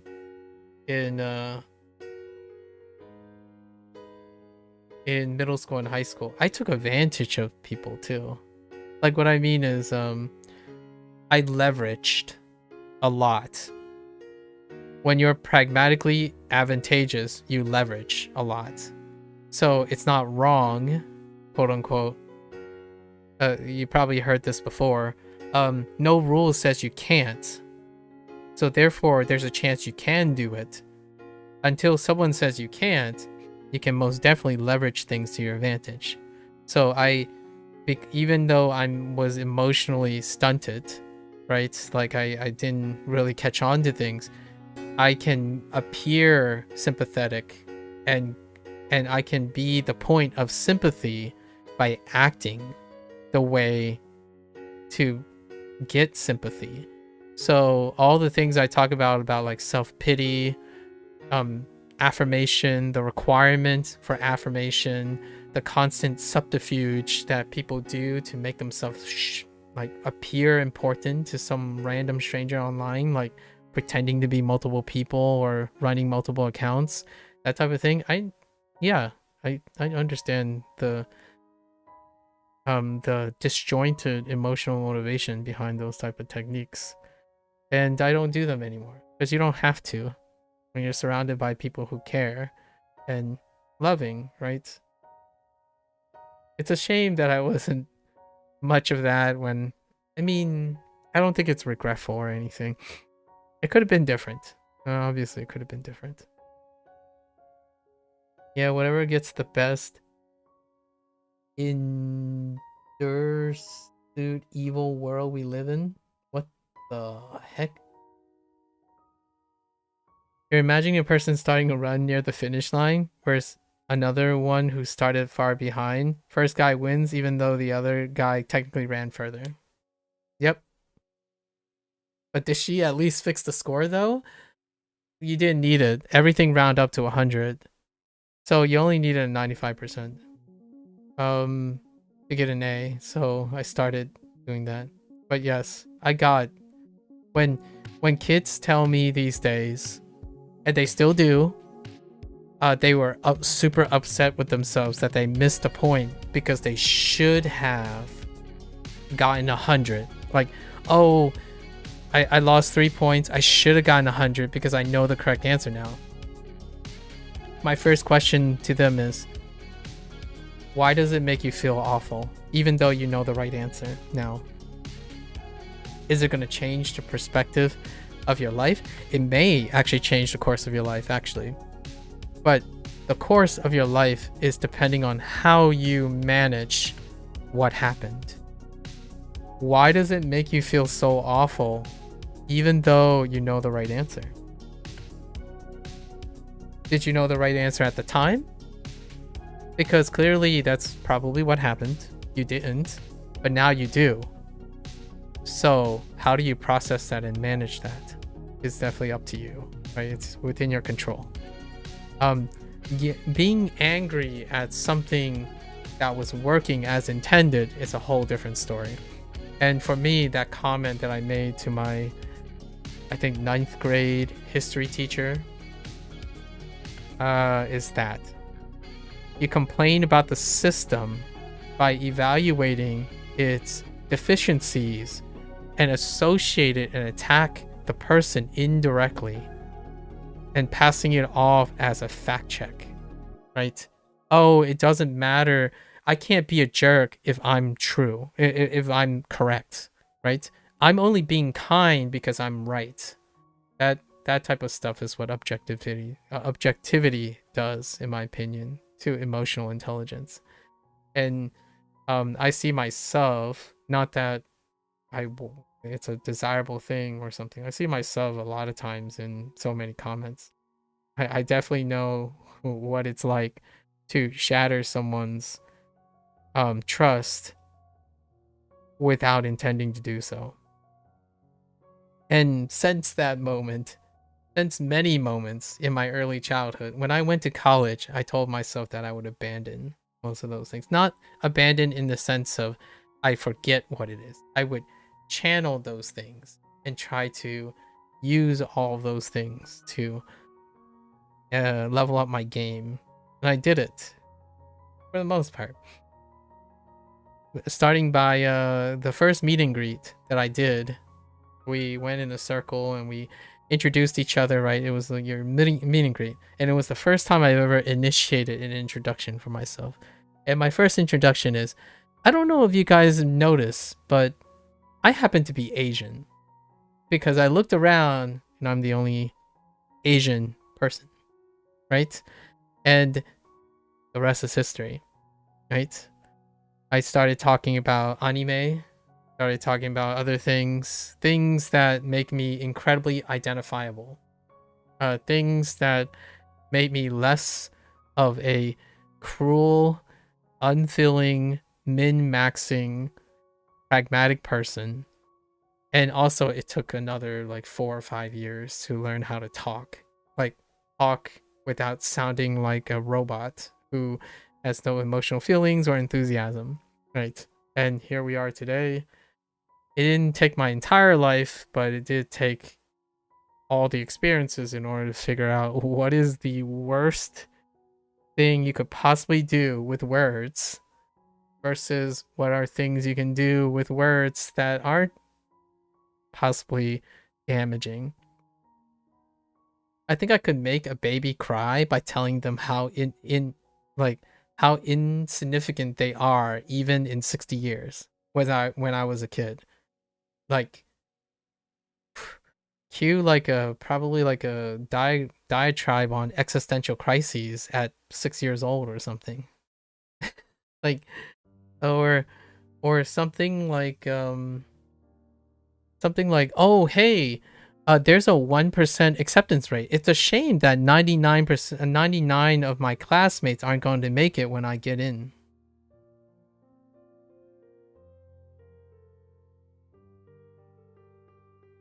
I don't really literally say these things, but what how I act and how I do things is in the mindset that I'm not the one that's going to fail. It's everyone else that's going to fail. Right? That's the competitive spirit that is completely lost. Like, I don't have that competitive spirit anymore. Like, it's the bane of my existence when it comes to competing with people online on things. I really don't like that. I mean, maybe it might be a dislike of myself, but not really. Would you say you've changed a lot? I can perfectly imagine the type of person you're describing, or you're describing your older self in history class, and I personally tend to avoid being around those people. But in different words, the fact that I've been watching you for a while proves that you're not like that anymore, because otherwise I wouldn't be able to find myself here. It's when you're what I'm talking about. Have I changed? I think my circumstances changed quite a bit, right? So that part of me is still possible when it's appropriate. So I don't think I've changed in the sense that I can't be that person anymore. I don't usually forget, right? It's maybe it's a luxury. I feel like it's a blessing in disguise when you're able to forget things, or like choose to forget things. I don't forget that part of my life. So yes, if I enter a job, like a position where I must be a cutthroat, I will, for lack of a better word, be a shark. Like I can be a shark if I need to be. But the lucky situation is that my life context doesn't force that anymore. I would be a shark if it means saving someone's life. Right? So you can obligate me to be that really vicious person. I don't think I'm unable to be that person. So in the scope of things, there is a philosophical argument that often plays out between people who believe if people can fundamentally change or not change, right? That's like zeros and ones. I believe it's a marry of both of them, right? The marry of both of them. So you are more than one or the other. You are both. The ability to be incredibly healthy and comfortable in your own skin is in order to command all those pieces of yourself. Spending most of your time trying to reject parts of yourself without trying to like use it pragmatically or having a healthy relationship, it's very exhausting. It uses a lot of extra energy. So for myself, I chosen not to do that. I leverage the things I need to do. So more experiences equal more tools in my belt. So I would say I've changed because my environment changed. If the environment changed back, I might end up leveraging things that I used to do to fit the environment. So wearing masks, probably. At least I think you catch yourself doing it and be more self-aware versus before, which is perfectly, yeah. So because the person I am today did not exist, right? The skills that I have now does not exist before. So this is what it's like to have a person who is, I'm I'm gonna give myself a reasonable emotional intelligence. It still happens, by the way. It still happens. I've slipped up a couple of times already when I was talking to Gecko and like other people, like Hideyoshi and Churn. I've slipped up a couple of times, and it is very vicious, and not vicious in the sense of I'm gonna attack you. Like that's the whole point. It's more like dismissive. And I mentioned that every once in a while. I can be dismissive because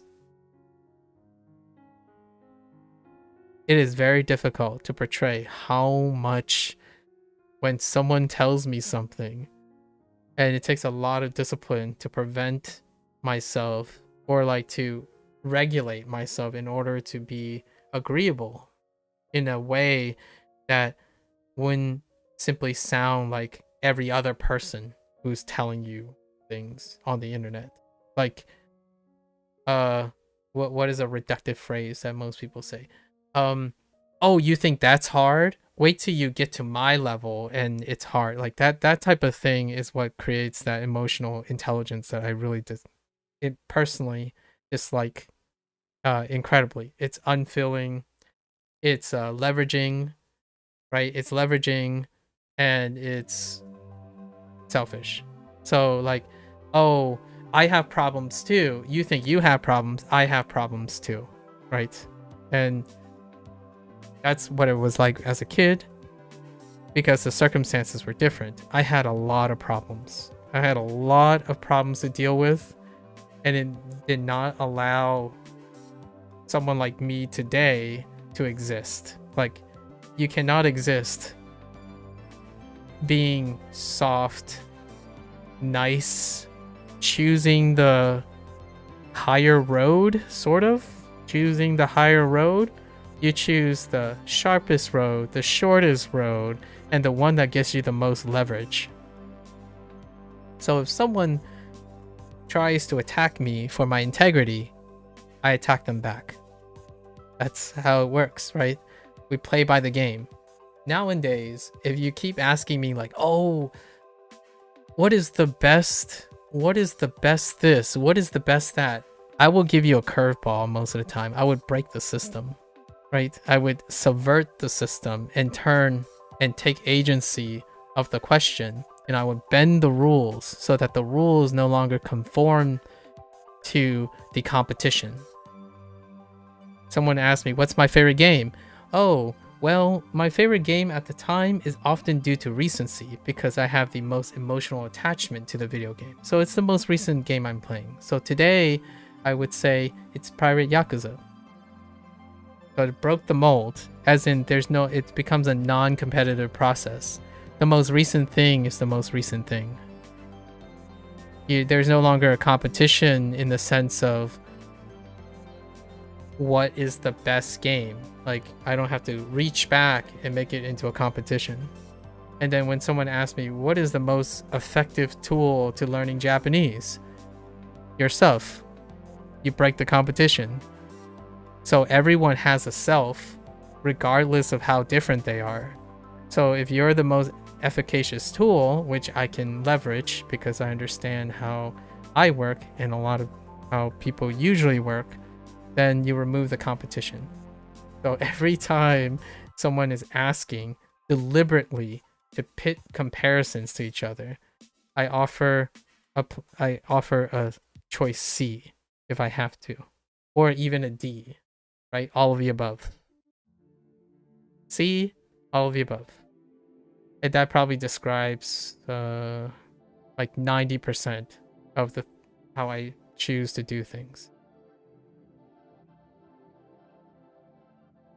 I'm not sure if I'll ever repeat all of this again. I probably do. I have already repeated this about like 3 or 4 times, but usually it's every once in a blue moon, right? Usually once in a blue moon, someone who wants to hear some life stories from someone who's really not that old. I am really not that old. However, I would say across my lifetime, if I didn't have a face and my cam wasn't here and maybe my voice sounded a little bit more rusty, I think overall, a lot of people would say that I sound a lot older than I actually am. Largely because life was very different for me. I think I was already 20 and out the door before I even walked into my first grade class. And now I'm doing things that I think I could have done when I was a teenager. Play video games, you know? Always cool when you give us those stories that take us back to the 60s. I know, right? Yeah. Now I just sound like some... the nice... How poetic this is now I sound like a 30-year-old. I think I sound more like a 30-year-old than I was when I was a kid. Like, dude, life sucks. Suck it up. Like, do your math homework. What's wrong with you? Like, it's so easy. Just do your math homework. Here, I'll show you. This is how you do it. Get it done. Right? Like, if you do your math homework now, it takes 10 minutes. Do the 10 minutes, and then you have like 2 hours and 50 minutes to do something else instead of listening to your mother complain for 30 minutes. Terrifying. That's a thought that comes across all the time, and hear me out. A disclaimer: I still have those thoughts today. Like, they don't go away. I'm not saying like the change made all these thoughts go away. So, when people say, "Oh, do you feel guilty about thoughts?" Right? Like, for example, racism. Partial thoughts is racist. But you can have thoughts that doesn't marry your actions with your words and other things, like feeling guilt for past action, maybe your history or family history. Prokal was talking about this earlier, about family history association. You can know these things exist, but they don't have to like take control or eat away at your agency over your choices. So even if I would say, oh wow, the fastest way would be to like suck it up and just do the work and learn to love it, that's not going to pragmatically get to the goal. If you can't see what's in front of you because of your own principles, then focus on yourself and make yourself better. But in my opinion, respectfully, stop offering advice to other people. If the task is to offer advice to other people, show me evidence that you are compassionate first. If you're not compassionate already and have a long list of lines of showing compassion in your career, then I am less and less likely to trust your advice, even if you're giving it to me. So that's kind of one of those things, like, that sounds cold and cutthroat, right? But I don't do that.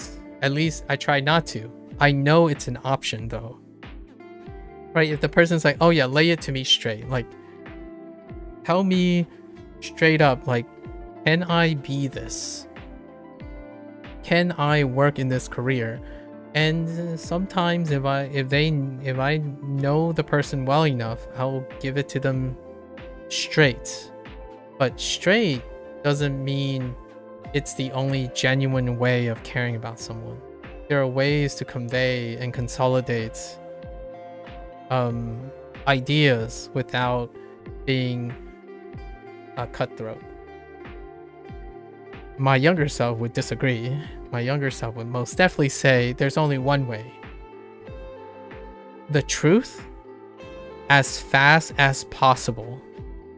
The sooner they learn the harshest truth, the reality, the better off they will be. And my current self would say, if you crush someone's soul, there won't be a later. You can crush a child's ambitions before he even has a chance to realize any errors. You can crush people's spirits, and it wouldn't, you have the ability to crush people's spirits before they even start, and even rebound for that matter. Like, a failure is not the end. But in the cutthroat world, if you fail, it's over. One shot, make it count. You don't get second chances. Like you failed. Oh, let's move on to the next person. That type of cutthroat stuff is insane to me now. It's so foreign to me, and yet it still exists somewhere. 10-minute math homework. You used to be up at night crying with your dad in the background trying to describe the solution to me over and over again. Yeah, I was so unfilling. Like I didn't even do homework at home. I think I said this multiple times. All the way up to high school, I did the vast majority of my stuff at school. On the bus.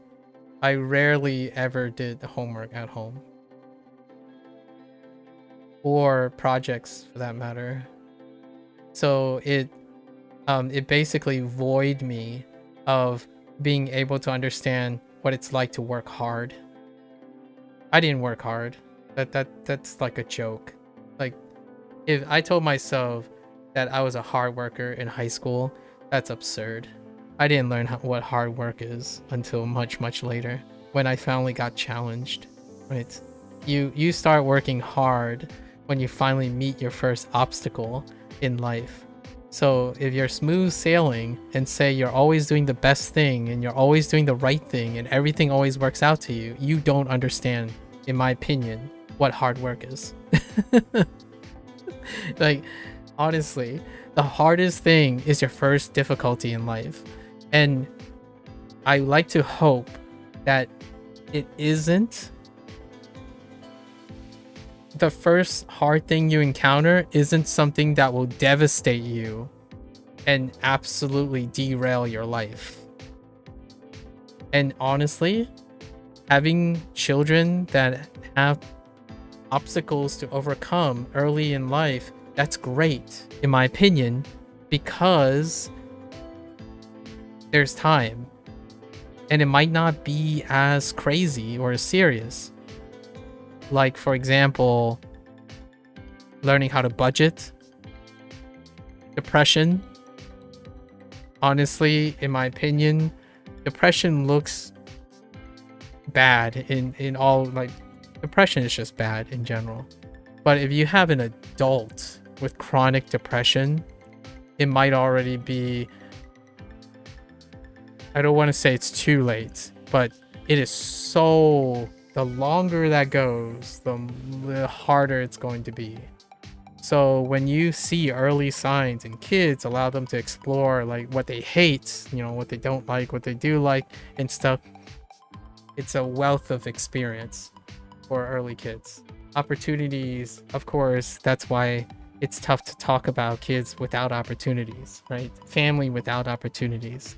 That stunts a kid's growth, right? You were a logical Boolean kid, huh? Everything had to be zeros or ones. Yep, true and false. Zeros and ones, rights and wrongs. If I'm right, I'm not accountable for anything that truth does to anyone else. Like, if I go up to someone and says, you know, this kid got a C in that class, it's like, wow, that's a bad grade. You scored below average. You might want to consider, like, taking a lower class level. Maybe go to a community college instead. That is probably what a Boolean kid would be, right? What does that look like now? Oh, hey bruh, did you know that you're learning Japanese incorrect? The way you're learning now, you'll never learn Japanese. Boolean kid. Logical Boolean kid. No form of problem solving, no form of critical thinking, no emotional intelligence. All it's doing is, I'm right, which they could be, and they expect that the person they're talking to is a Boolean kid as well. So if you have Boolean kids talking to Boolean kids, then yes, that would work. It's a shame I'm not a Boolean kid anymore. So if I know something doesn't work, I will change it. If I know I'm not learning something, I will find other ways to learn. The idea that the thing I'm currently doing somehow stays the same by bullying my way in a system, right? In a logical system, just turn my way and always do the same thing. That is the logic of a bullying kid. They only operate in the systems that they're familiar with. They're not operating in talking to someone who can problem solve or critical think.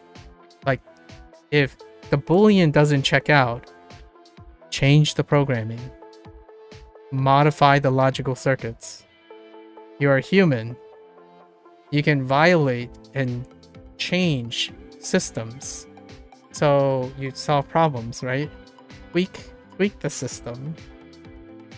But that's not an option for people who only operate on knowledge base or have become so normalized in knowledge base. Is it unfathomable for someone to come up with new ideas while doing the same thing you have done? Well, one of the questions are you and this person different enough in problem solving skills? It is very logical if you assume that everyone is the same. They all have the same capacity for critical solving and problem solving, right? Critical thinking and problem solving. It's probably even statistically very accurate. But I'm not a kid. So, logically speaking, the first conditional that you need for your Boolean are your parameters. Did you even ask what my parameters are? Like, what did I do? Probably one of the first questions is, what did I do before learning language? You don't ask that anymore. You use whatever knowledge you have, right? To this day, I still have someone referring to me based on the idea that I speak English. Like, okay, I mean, that's fine. That's probably all you ever see. Good news. You don't have to see how unfeeling and vicious I was if I was 18 years old and trying to become a streamer, right? Probably be like, yeah, dude, let's go and use the best thing according to statistics. In your domain, this is like having a digital brain versus an analog brain. You develop an analog brain. Yeah. And mind you, I actually think there's a world that this can work. The whole digital brain thing, right? Or the Boolean kid.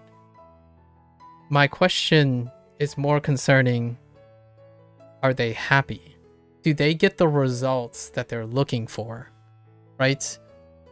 If you're behaving a certain way and you're constantly upset, if you're constantly upset with the results, do you know why? And how it's happening? Because a lifetime of repeating the same mistakes due to some weird cognitive dissonance is incredibly disheartening. I genuinely feel very upset, but it's not my place. Other people, like other intellectuals that I've met over my life, they get mad and they either divorce themselves from it, take up the flag and stand a moral high ground and introduce a bunch of prescribed systems to alleviate that, but they're more proactive than I am. So for me, I don't interlope most of the time. So I'm not going around saying, guys, hot take, the first thing you need to do is find a problem, go and solve it, it will change your life. You're welcome, right? I'm not going to do that because I would have to detail the whole thing, find a categorization of that person, develop a case study, have like somehow blind the study somehow and do all these things. So in my apprehension, I'm complicit. I'm not like complaining about the nature of human interaction, largely because I'm not doing anything about it either. Like, I'm not complicit about it. The best thing I can do is share some of my experiences, and maybe that will encourage other people to be far more assertive than me. I think I'm too old to be assertive, but I'm always thinking in the back of my head that there's a 40-year-old or 50-year-old out there saying, dude, wait till you get to 40 and 50 before you can say that. Go out there, and like, I can hear my older self telling my younger self, like, you could have made a difference, or you could have done something. You could have been more assertive, right? It is a possibility. And I've encountered far more immovable walls than I have, than I am when it comes to being complicit or interloping on other people's things. Yeah.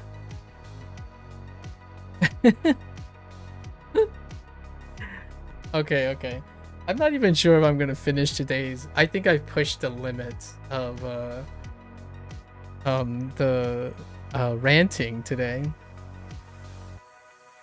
Digital brain people. Sub-Zero, have you encountered talks about vibe coding? Now that you've done quite a lot of coding, what did you already encounter vibe coding? I've been hitting up this like keyword that people have been talking about. Yeah, because of the assistance of AI, right? Of AI, there's this new buzzword going on called vibe coding. Okay, I'll let you. I'll leave you to exploring that. It's like a new controversial topic, and you kind of you'll probably get it immediately. It doesn't take too long to imagine the concept. Yeah. Okay. I promise I will be able to complete this lesson in today's session. 排队买票买票排队买票 Like just vibing by using AI to help with coding.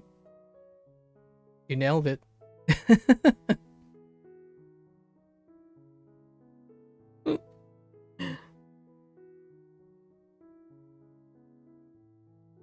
You like osmosis off AI coding. Like you vibe off components. I'm chuckling about this because it could have had a different term, right? There could have been different terms, but vibing, the choice in the terminology is pretty on point, pretty on brand. Guess you've been doing that? Probably not to the extent, but I'm sure some elements of it. Maybe not to the extent that some people are worried about.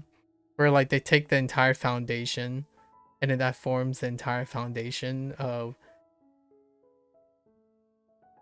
some people are a little worried, you know, analog brain people are worried that what if the data set had an erroneous foundation, like a vulnerability, right? Think about Microsoft, think about YouTube, or think about Intel, think about hardware. So you have a foundational vulnerable foundation, you know, in the code. So when you vibe, AI will pick statistically the most overrepresented code as the foundation. So there's no oversight. There will be less and less oversight of propagation of the same functional code with the same vulnerabilities. It gets propagated through vibing, as opposed to systematically building and rebuilding going through checks and balances and QCing, right?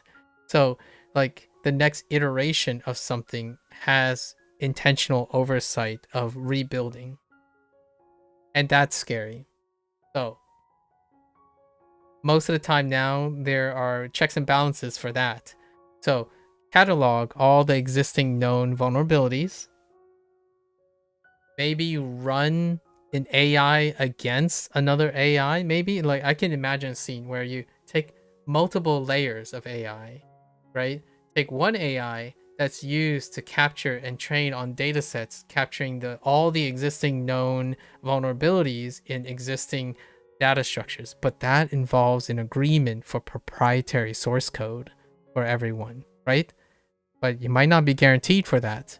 And also all the data sets are hard to curate because of how much the data set's going to bloom, right? There's so many codes that get propagated. So it's going to be tough, but I could see like an AI overseeing an AI, but they're both still being overseen by human oversight in order to capture fundamental coding propagation, because I can definitely see it multiplying like fast. You have one vulnerability, like for example, the Spectre vulnerability in Intel's products, right? And then it just, oh, turns out that thing is in all of the other existing products. What do we do? And now you have an entire generation where the data set for the codes can be from any of those era of potential propagated code on top of any other future code that could have vulnerabilities. Meanwhile, vibe coding through AI, through the datasets. So, cybersecurity. Cybersecurity is an excellent, excellent place in the future. That wouldn't be a vibe. No, yeah, that wouldn't be a vibe. I mean, you might be thinking, oh, I'm over exaggerating. There's no way that's gonna happen. Have you like it doesn't even have to be programming, right? Have you seen nutritional facts and fitness influencers? Like it happens even among humans. We were just talking about it, right? It's the first couple topics we talked about. The spreading of misinformation and the over exaggeration. Humans are already being able to do that. It doesn't even have to do with programming code. So now amplify it by like 10x or 20x productivity and propagation. I don't know how much, but it's more than simple like only human propagation. So then you have an amplification effect. So it doesn't, if it's not programming, it's something else. It's like erroneous conventional knowledge on amplified 4 times over. Think about the internet echo chamber being amplified. So I have a cute one. I have a non-deleterious one. One influencer was able to convince a whole community that some celebrities thing costs like thousands of dollars. Like she spent thousands of dollars on this thing, and it turned out that she made it at home for like $5. Instant. And that's just human propagation. Is human propagating humans in echo chambers. So it would be very interesting to see what happens when AI propagates all of that on top of human oversight or human use. Like how fast does it take for one message to become something else due to AI propagation? Crazy. We live in such a crazy world. 排队 Sub-Zero, you and I have a very, very interesting future to talk about in another 4 or 5 years. Maybe even less. 永远 Okay. I promise that was that last one. Eternity distance, forever. 永远.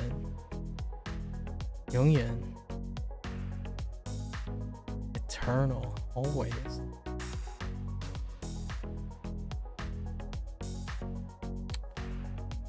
Uh, 我们永远是朋友. Aw, we'll be friends forever. 他永远是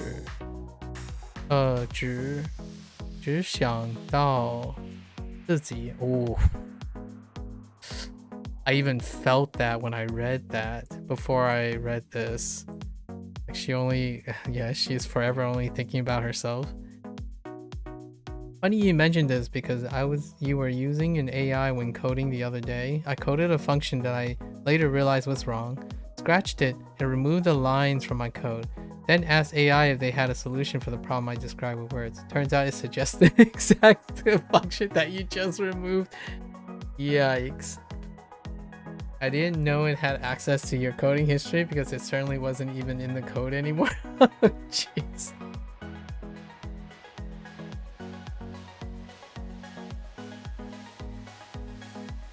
I have a good example of this, but not in coding. That just happened yesterday. So imagine like this is my Duolingo prompt, right? Oh, wait, actually. Imagine this is my Duolingo prompt. And I needed to translate. So while I was translating, I missed a word, right? I missed a word. I wrote like, instead of forever, I wrote often. And I click on it and say, oh, that's wrong. Oh, I see where my error is. And then someone in chat says, oh, that's forever, by the way. I'm like, you're right. I can read that. Yep, that does say forever. Thanks.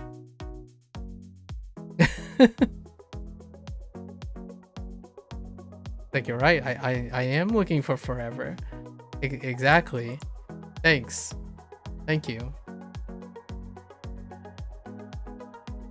I think ChatGPT does that pretty easily. Like if you say it a couple of times, like yeah, that's very helpful. Thank you. I mean, it might be a little bit more helpful. Like I'm being a little bit facetious here. It might be a little bit more helpful by describing why do you think, or think about why do you think I made that error? Like, or what was the nature of the error that I made? Because stating something that already exists and it's right, like I have no counter arguments. It does say forever. So no counter argument there. Does that help me? Well, you could be like ChatGPT and just suggest the same thing. It's like, well, you know, someone did this, so it obviously must be right. But that doesn't help me with my problem. In fact, I'm not even sure if you know what the problem is. AI can't do that for you. It won't be able to do that for you. Another human being might, right? Might. Another human being might. Nowadays, I'm not even sure if that is a majority thing.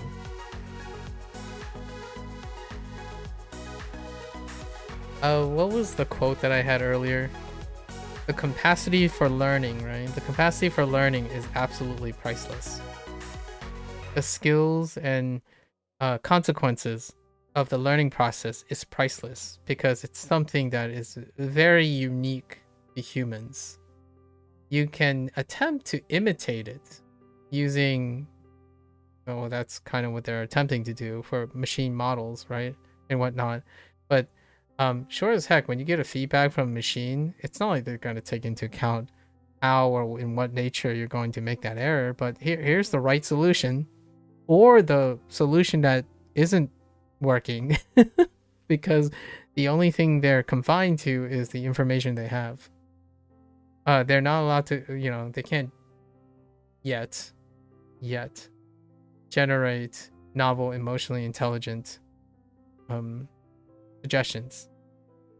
In fact, if you ask me what's wrong with your code, I'm more likely to say, I don't know, but what if I read the code with you? And you'll probably end up picking it up on your own because more eyes, more attention, different perspective. A machine will just tell you what is. They don't, at least for now, they don't know what it's like to be a human being, right? And I think other people treat other people as though they're not human beings. When they're solving problems, they don't treat them like human beings. They treat them like things to be solved. And I think the internet does that perfectly fine. If you spend all day having a machine tell you what's wrong and what's right, then obviously you're gonna start behaving like that towards other people. It's like, hey, did you know you just got that answer wrong? Yeah, you're right. I mean, you got me.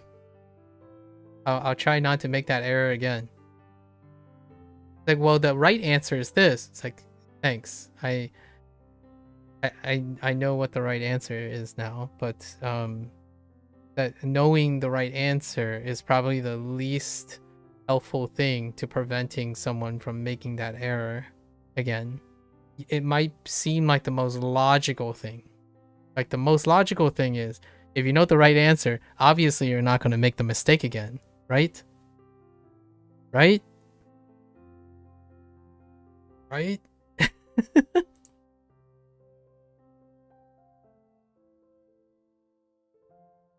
I wish that I mean, that would be fun if that's how humans work.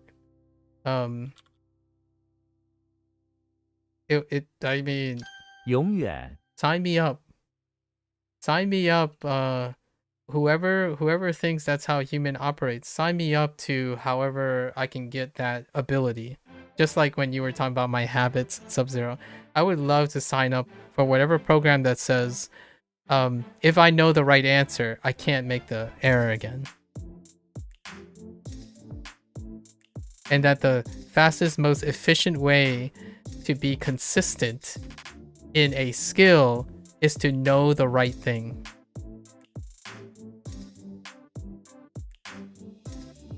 Sign me up. I hope it's free, by the way. It doesn't cost a subscription of $50 a month. Or subscribing and prescribing to a cult. Or maybe even short of selling my soul, maybe. Something like that. Also plugging someone's channel. That's another thing.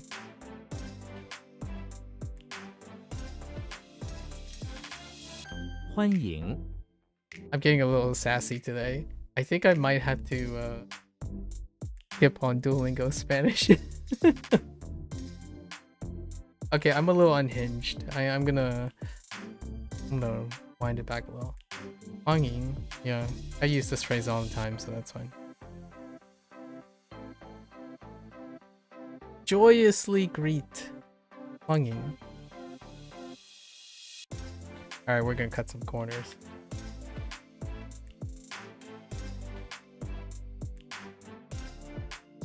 欢迎 称号 Chung Hao. Name. Number.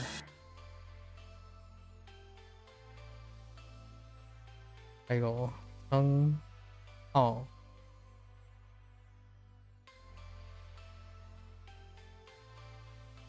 I'm okay with that. We're fine. Chung Hao. 称号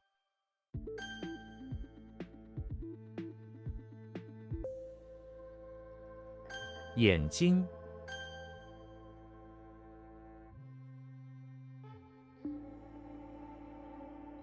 欢迎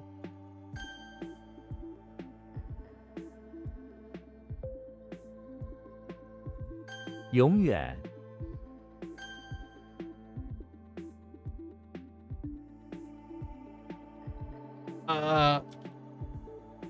排队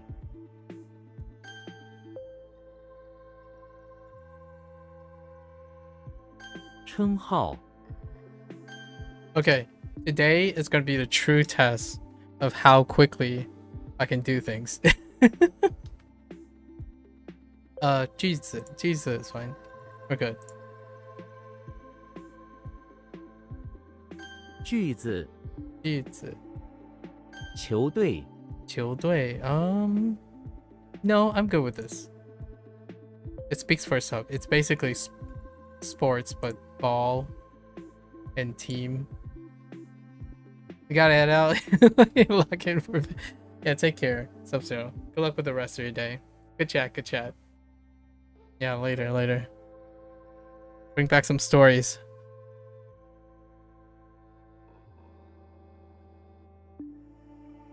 球队名称 Chung? Just name? Name and name?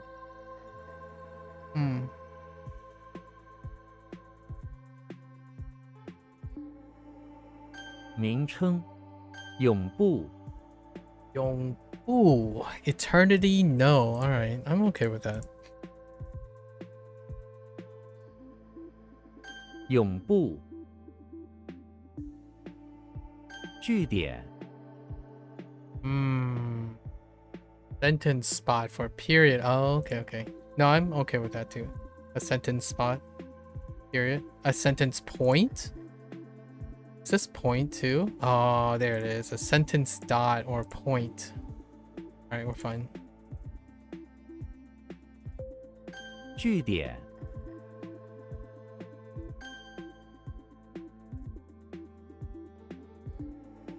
句子永不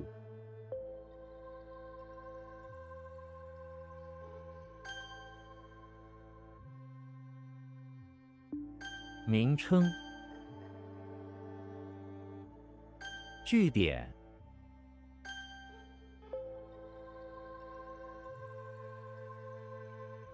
球队 Let's go. 偏 Ian. Oh no. Piece of writing. Oh no. Okay. Got booklet, bamboo, and a door. Okay. So Pinocchio is in front of the pawn shop where he's composing a piece of writing. On top of a flat door, he has a booklet. Okay, sure. He uses a piece of bamboo to compose his piece of writing. The patrons of the pawn shop, okay. Shop look at him strangely as they go in and out of the front door. The title of his work is, of course, Trying to Become a Real Boy. Okay. Front of the pawn shop. It's weird because he has a door. Okay, got it. Alright. No time. 偏挺 To erect. 停 This one's gonna be tough tomorrow. Okay, Timmy Turner is in the basement of the English Manor. Okay, where he's trying to fix his posture by standing more erect. He does this by first stretching. Got it. Then holding out a spool of thread at the tip of his fingers. Oh, like this. Or, oh no, like this. While standing perfectly erect. His friend, a finger, stands next to him. And the dusty statues. What the heck is going on? Stands next to him and the dusty statues and hits him whenever he's not standing erectly.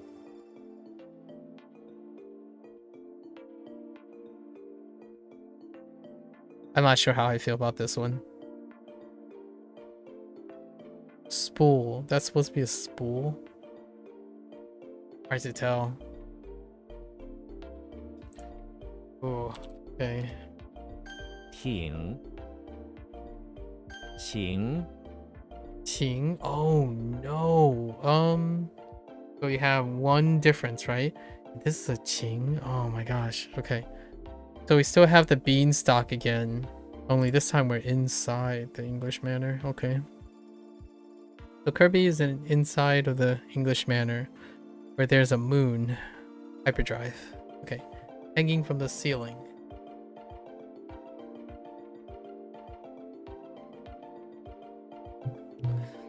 Lighting up everything below on the red velvet carpet. Kirby drops a seed. Okay, turns into Beanstalk again. He climbs up to the moon again. He gives it one big punch. And it turns into a sun. Oh, making the inside of the manor very sunny. Okay, he calls it... Okay, so he basically switched the moon up. Okay, alright, I got it. Punch. Okay, okay. This can relate with the other Qing. All the Qings. Or most of the Qings. 行为 Oh no, I don't recognize which one this is supposed to be. Qing was fine because it's not a it's also simplified. Hello, way. Oh, that way. Okay. Walter White is in the bathroom of the beach house. Okay, by the bay. Going to the bathroom. He hears a ring in the bathroom and looks inside. There's a rice field in the bathtub. And on top of a hair clip? Oh, barrette? With a mouth that is making the ringing sound. He picks up the barrette and speaks into the mouth. Hello? Oh, I see. Making a telephone? Hello? The barrette simply repeats the word hello back to him, making him more confused. Sheesh. This is gonna be tough. Later. 为业 Yeah. Or profession. I don't know what this is either.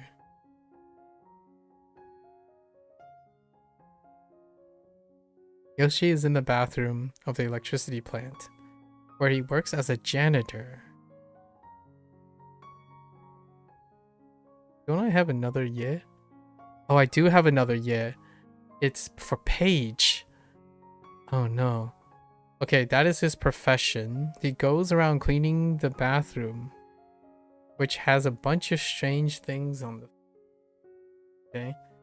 A laurel wreath. I see it. A pair of fins. Oh, those fins. And hiding in the stall is an electric sheep. Okay. Yoshi slowly cleans it up. He loves his profession.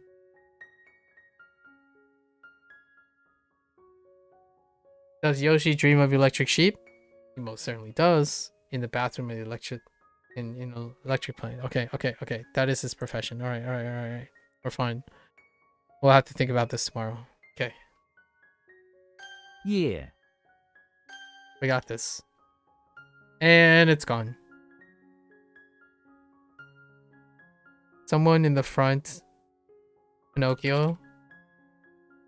偏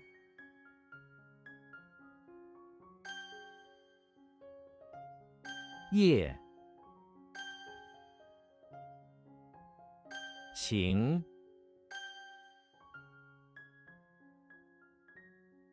为挺 Alright. Oh no, that's not the end. Oh no. That's a market? It's not a city? Oh jeez. Oh, and there's only one meaning for it. Shrek is in the bathroom of the house. Okay. Looking for things to take to the market so that he can get some pocket change. Okay, he finds a lid and a towel. He rips off the toilet lid and places it under his arms, then grabs a bunch of hanging towels.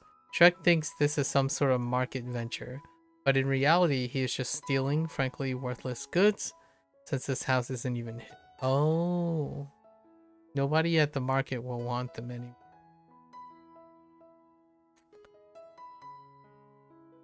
Oh, yeah. 市场. Oh, right. 超市.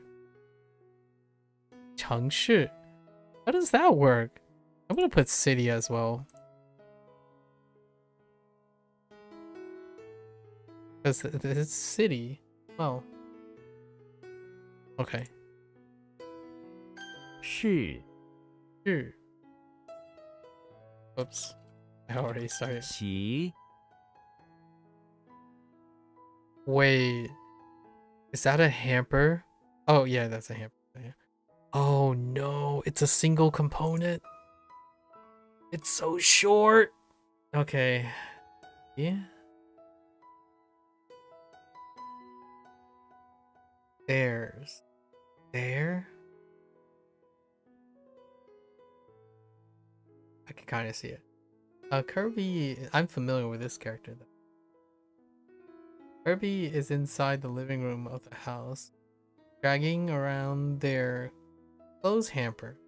The clothes hamper even has written on it Kirby's, so that's all we know is theirs. It's empty because Kirby never wears clothes. That's not true.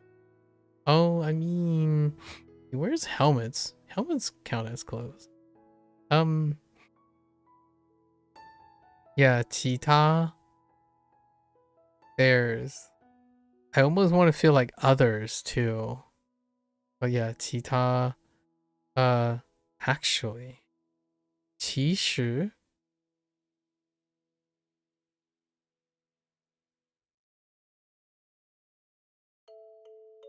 有时 尤其 尤其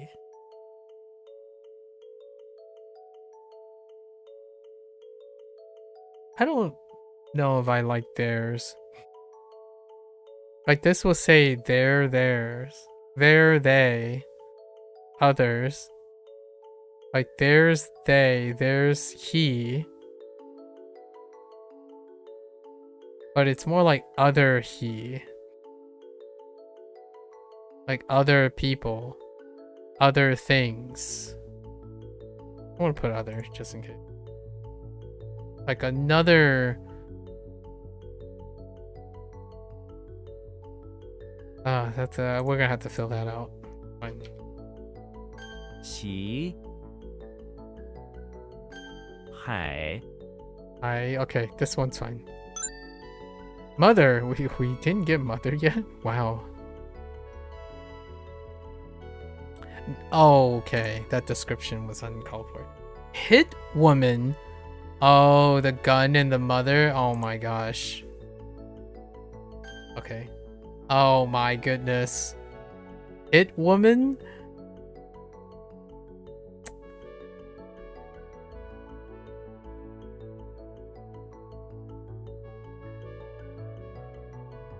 I'm gonna put hitman as well, but it's not because a profession. It's not because of like the gender, but more of a profession. Jerk reflex. Probably not an assassin. Hit ma? Oh my gosh, where is this going? Okay. 海 Okay, hi. Hi is fine though. Harry Potter is in the basement of the high school. He is battling a muggle hit woman hired by Lord Voldemort. He who shall not be named. To take him out, he casts a spell on the fire sprinklers in the basement, which promptly starts spraying water out at an instant rate. The basement turns into a miniature sea. They stand on some floating boxes of SAT books and continue their battle on the turbulent sea. Okay. That's okay. I'm okay with high. 海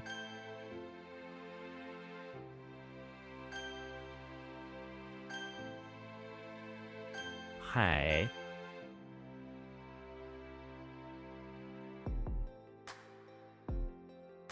Son of a bee sting. 其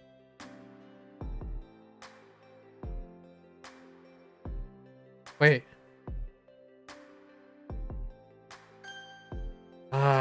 That's gonna be tough.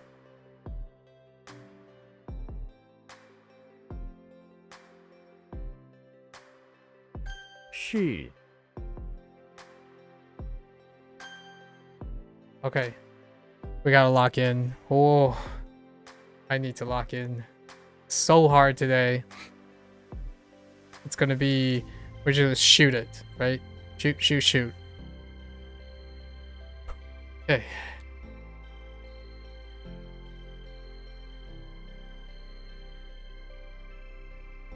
为什么？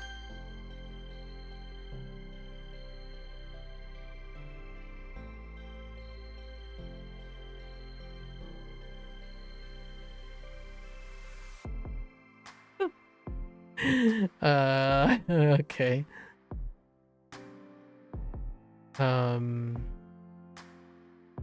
比如非常有用的网站，比如汉字英雄。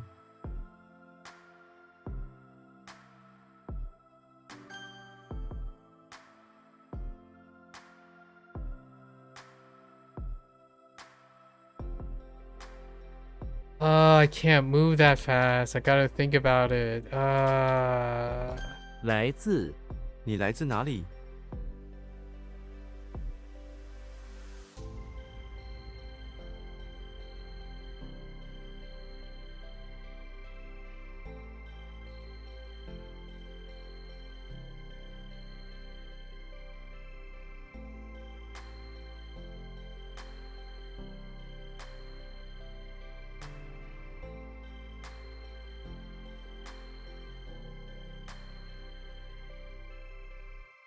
Where is self? Where did you come to? Oh, come from? Okay. Comes from... Yeah, that's kind of a weird one. Okay. 因为因为火车太慢了。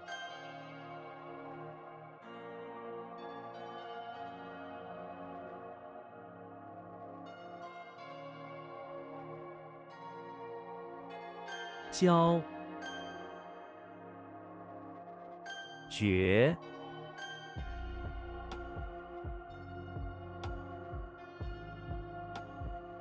车票我买了2张车票。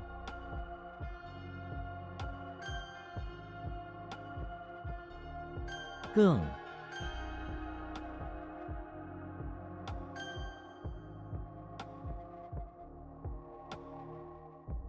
本人你本人怎么觉得？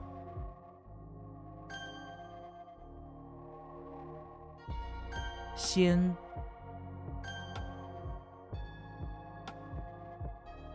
No time for commentary. 易店我该存多一点钱。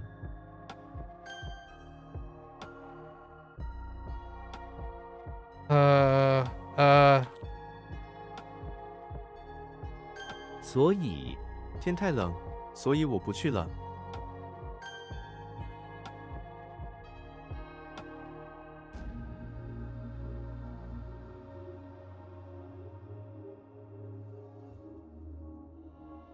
青春青春不在，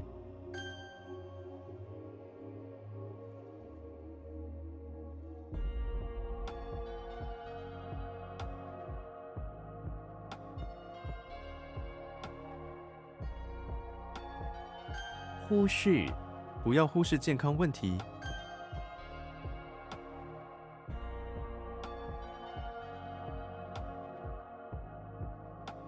时刻我永远不会忘记那时刻。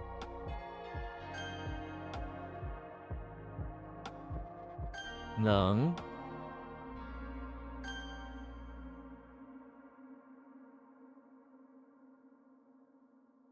开心我不开心。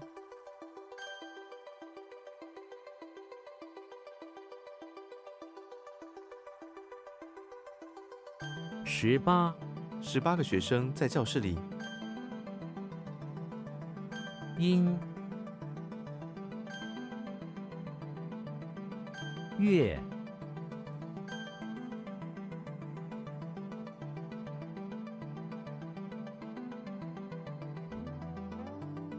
主要家庭主要成员，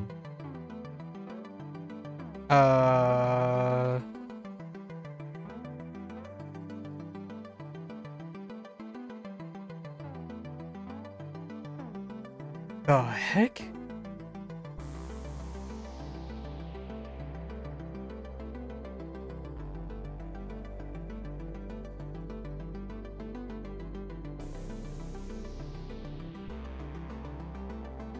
Oh, yeah. So universal want?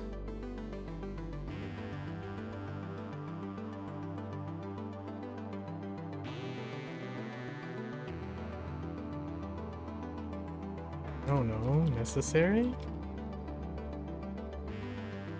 Main. Oh. How do I know this is main? The master. Oh. Dang. It was master, right? Master is the key. I don't have time for this. 可以。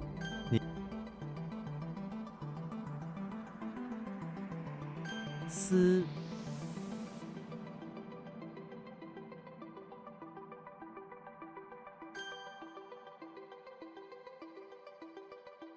流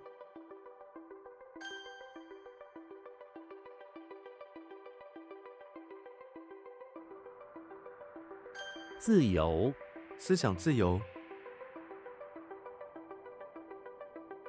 But what are you? What are you? Reason?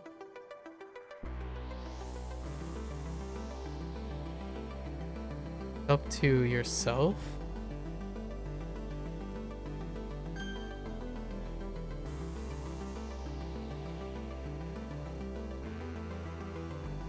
“虽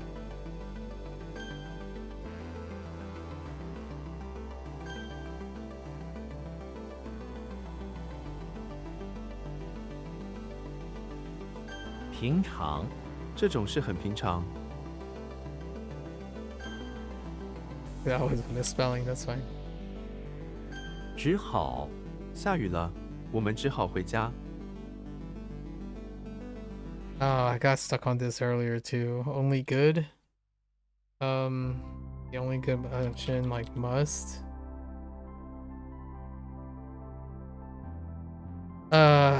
Must.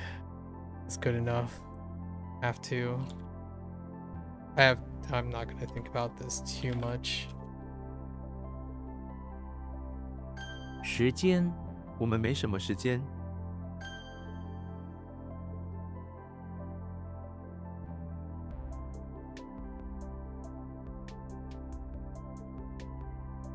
位子那是我的位子。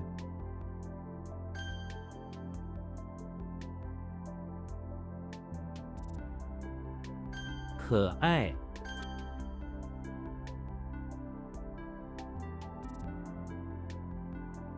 别人别人的东西，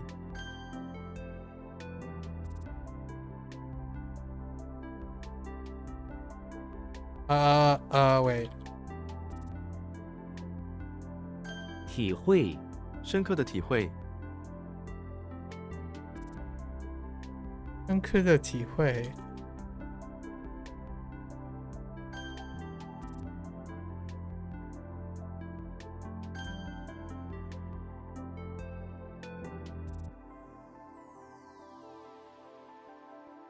受到足球队受到了非常热烈的欢迎。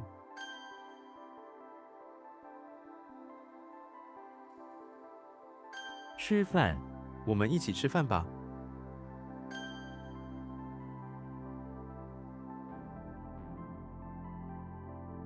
说话他不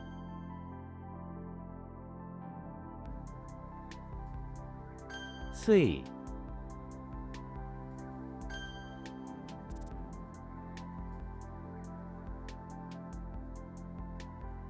慢跑他慢跑了一。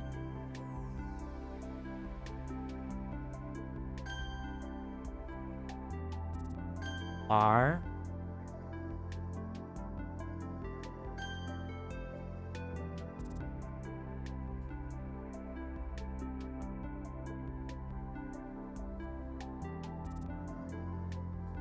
I can't spell bureaucrat right now.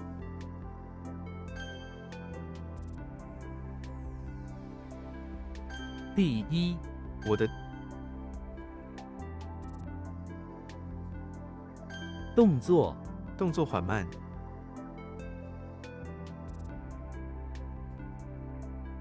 Wait. Motion? Movement?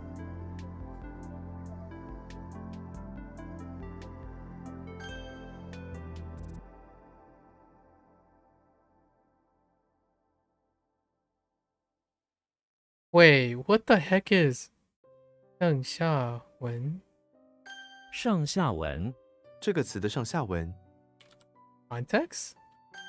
Okay.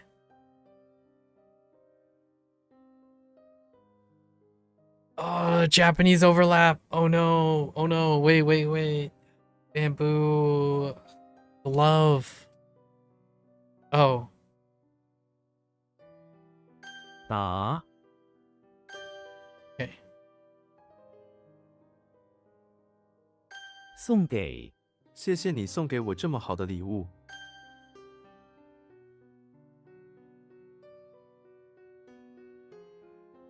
四，日，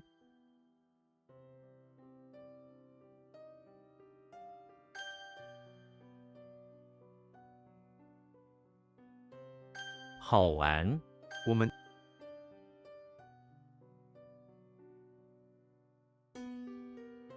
远，生，谢，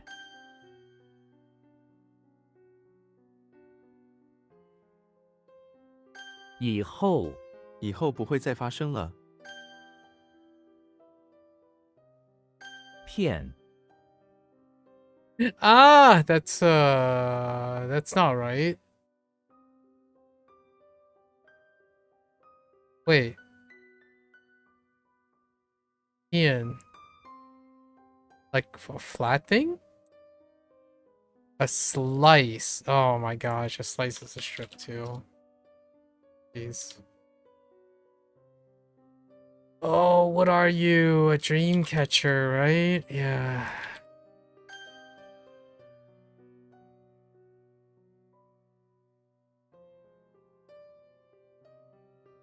听写，学生听写生字，歌，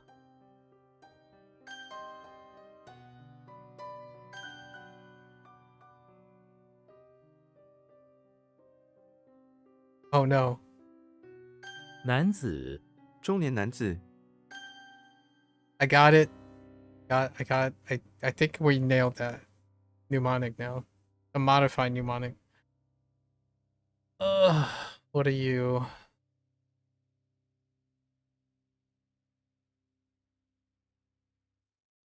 急忙，他急忙上前迎接他。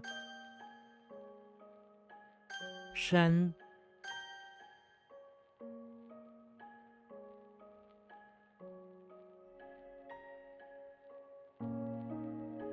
拉开，拉开抽屉，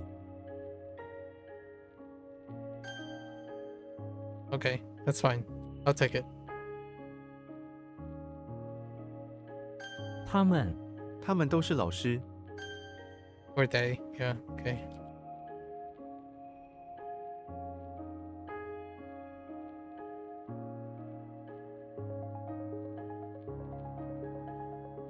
Is it 4?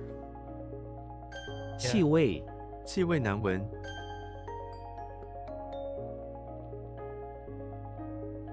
几千，几千名学生，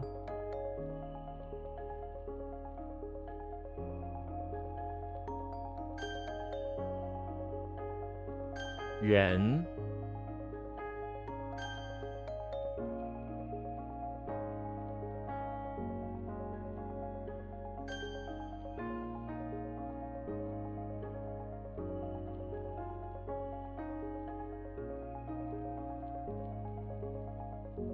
路灯，入黑路灯都亮了。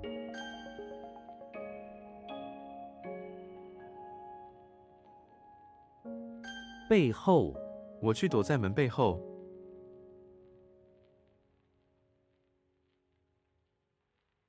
Wait.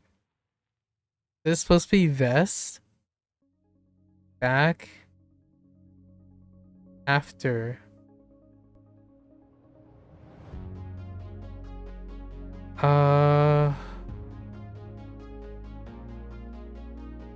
back behind. Oh, just behind. One of them is vest, and I don't remember it anymore. We'll see. 口味个人味 We're doing not so bad. I mean, whoops. Before I start typing in Domaji.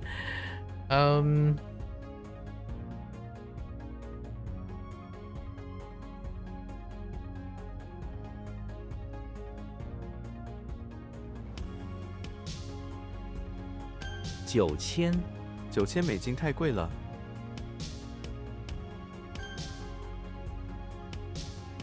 Oh, this is it.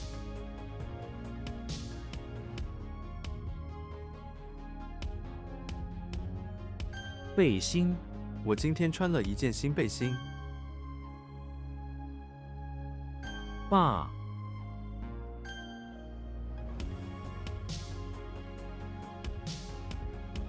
男人这位男 Oh no! Oh no! Oh no!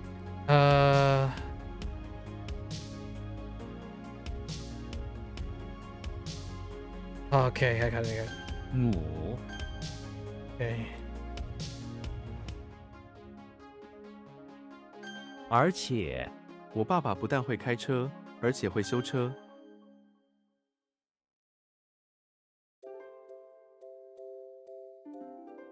Bigfoot.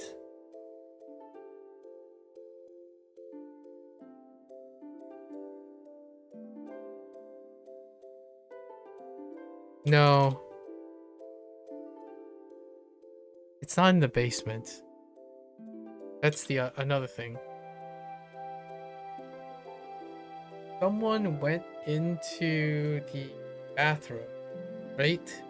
And there was manure, but an elbow sticking out. So they took the elbow to cover. It's cover. But who was covering the stuff? It's not.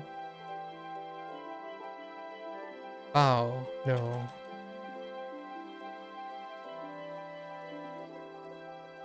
It's not Dao.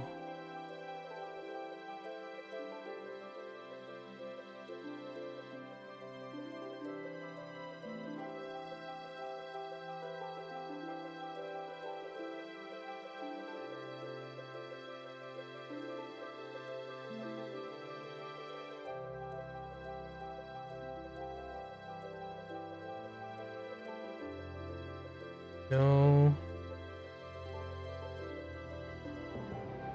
No. Not Jimmy Neutron.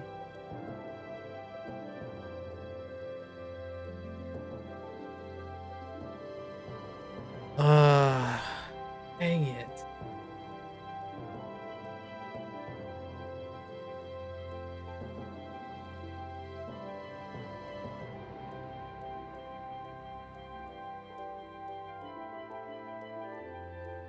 Shrek? No.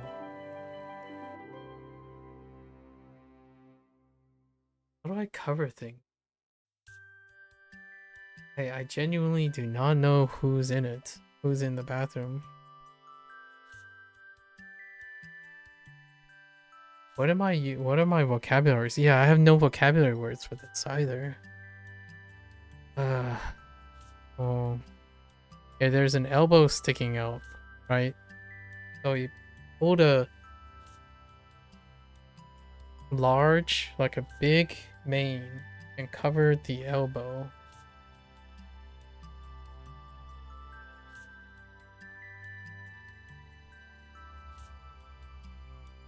I don't know. Tarzan? Gosh dang it. Second Tarzan.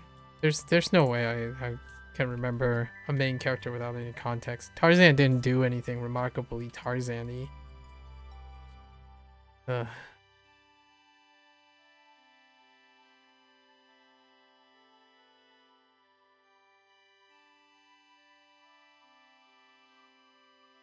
健身房、我爸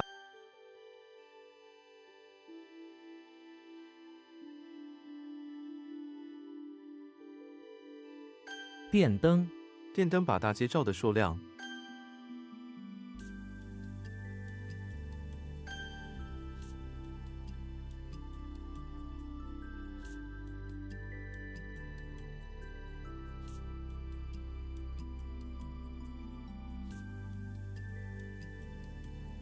拉票、他们正在街头拉票。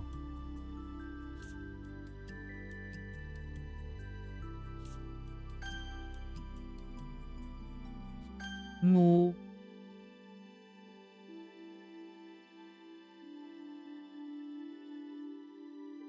变、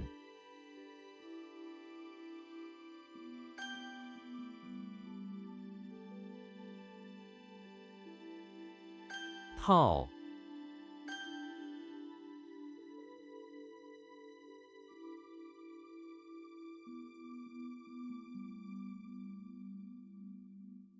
找到、我会找到他。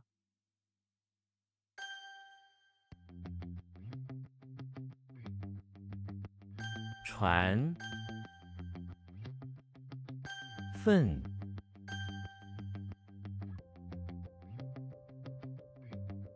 虽说、虽说我七老八十了，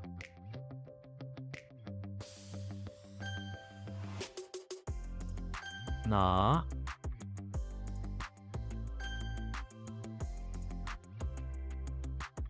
Son of a... What? Wait. What? What is... Oh no, what is this? Wait. Hold up. Fortune. It was... pawn shop, right? 粘、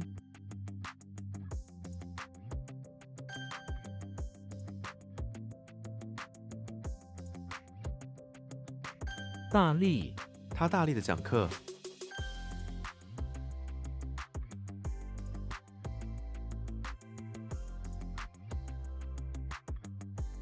口才、赞叹他的口才。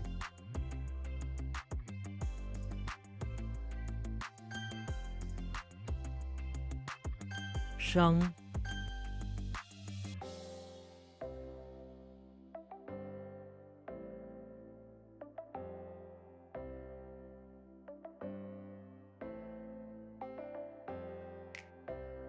收、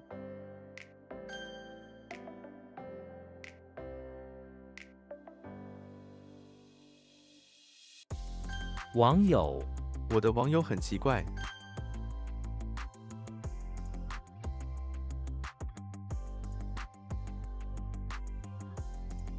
进、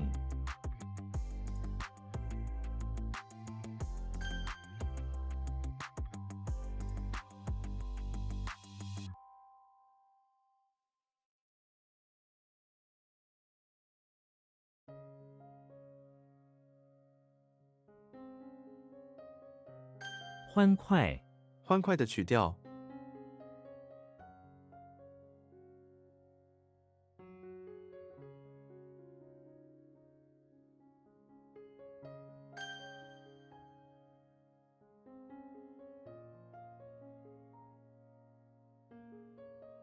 上床、你通常几点上床睡觉？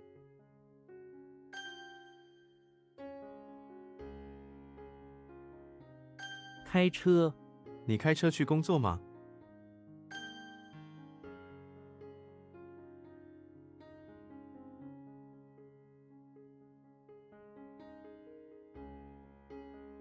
课、是、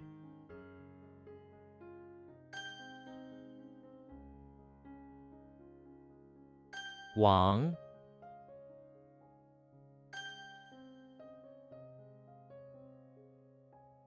起、 Oh no. What did they go with this?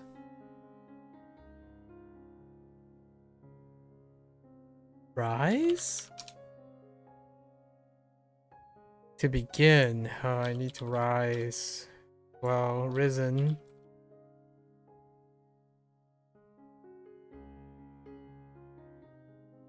Hmm.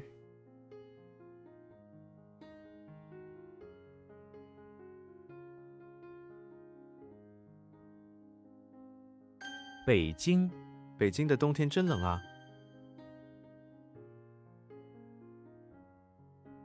错过，我错过了最后一班公车。一边，一边是对的，一边是错的。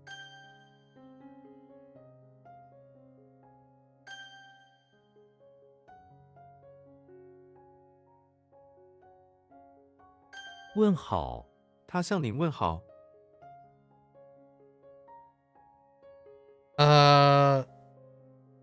To ask well, acquaintance. To send regards. Oh, heckin' Wenhall. I have no time to think of that. Wenhall and applaud, man. Applaud and send regards. Oh, Wenhall. Oh no, ghost and something in the bathroom. Koopa. 快，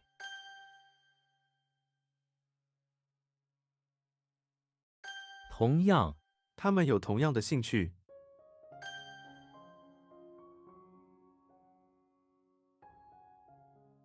7月， 7月是最旁，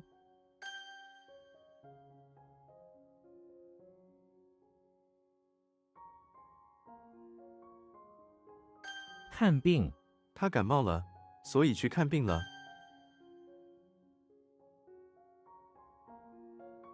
那里，我想去那里。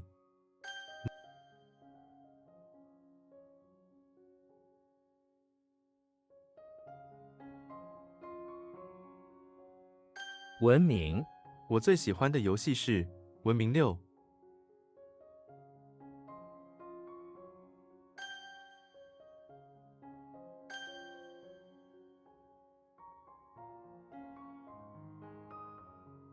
买，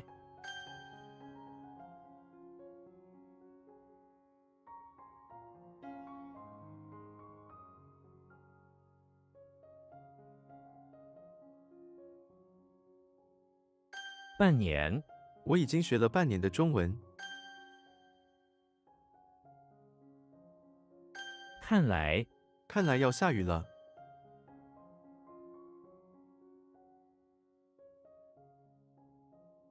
明知，他明知自己错了。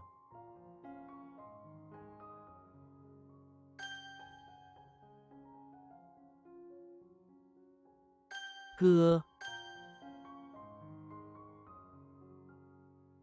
批，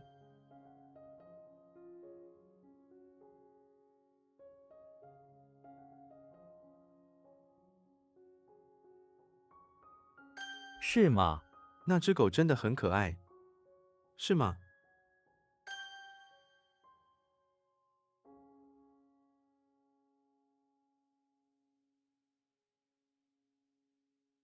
Oh, is this silenced? 那儿，他在那儿立了半天了。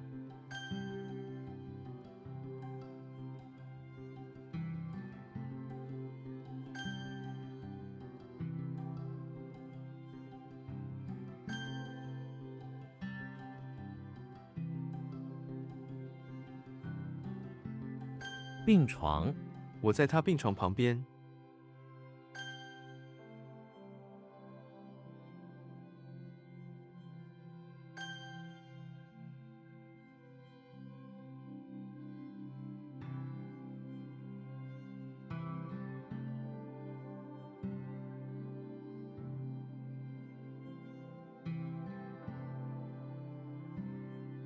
真的，兔子真的很可爱。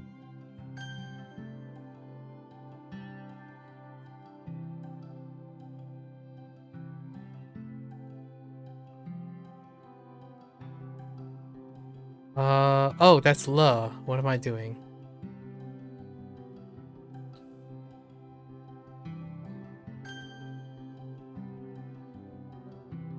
了 That's a pretty weird one to miss by accident. That's not bad. Not bad. We hit it really, really quick. That was, today was really, really good. Even with the... Lots of red because I was, rushing. Only one from yesterday, right? Yeah. That's not bad. That's below average. Alright, let's below average errors. Pretty good. We knocked it out pretty quickly. Alright, so let's discipline, do our due diligence.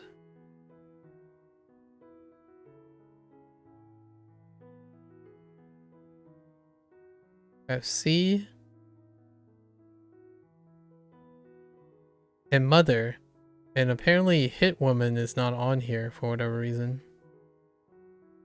Weird. Intriguing. It's not listed here. It's missing the entry. Oh.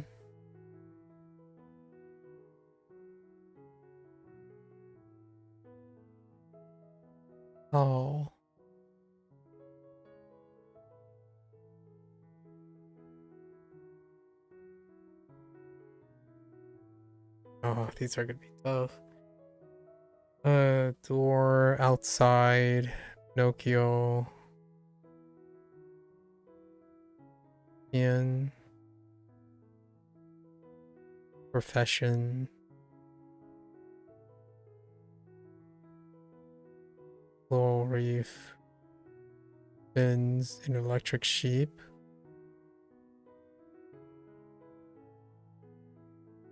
Yeah.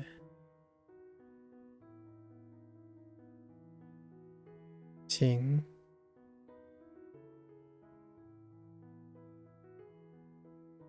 Hair clip. This was bathroom. Rice patty mouth. Saying hello. Way. Stretch. Spool of threads with fingers.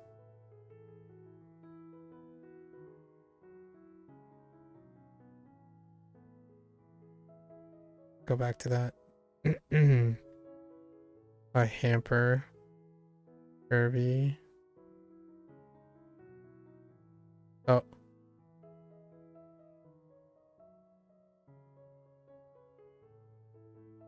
Under pressure, doing pretty alright, honestly. Who is stretching? The spool of thread and finger.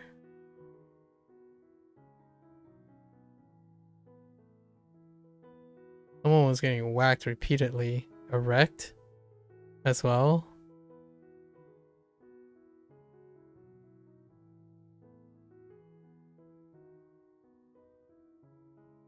Okay. Okay. Under pressure to perform.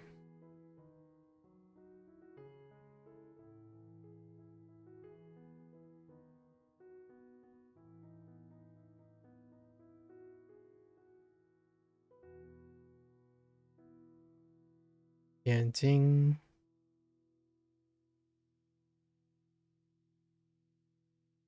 Wang Ying.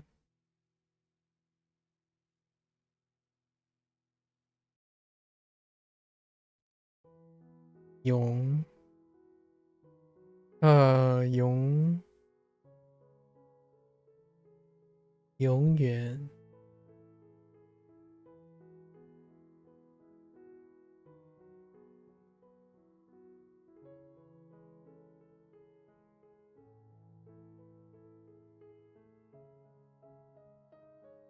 Just making sure I know them.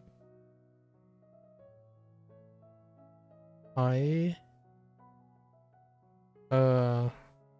排队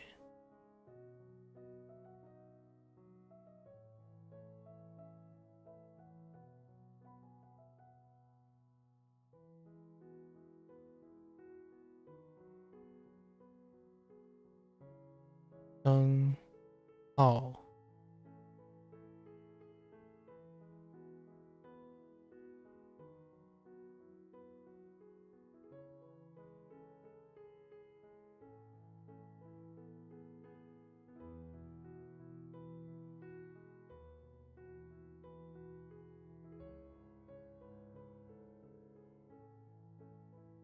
Oh.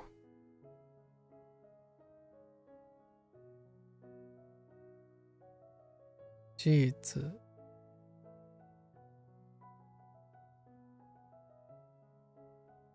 Yong bu.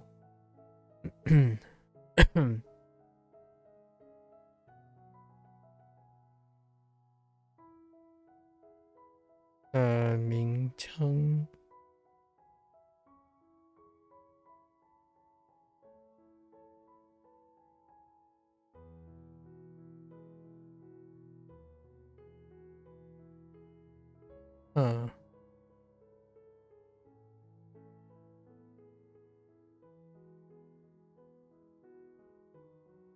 驻点 驻点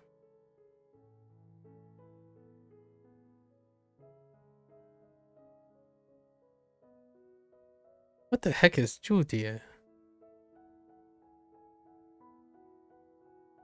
Oh, hear it.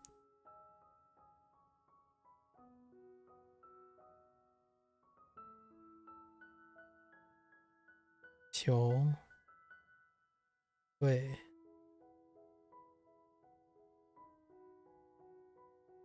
Not bad, not bad. All right. Still retained all of it. So Tarzan. Over this one. Tarzan. Bathroom. Barn. Elbow sticking out the manure. Went to grab the mane. And a large mane to cover it.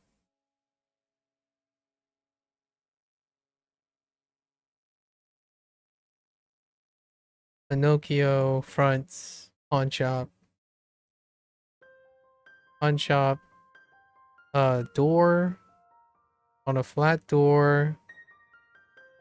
Was writing a booklet.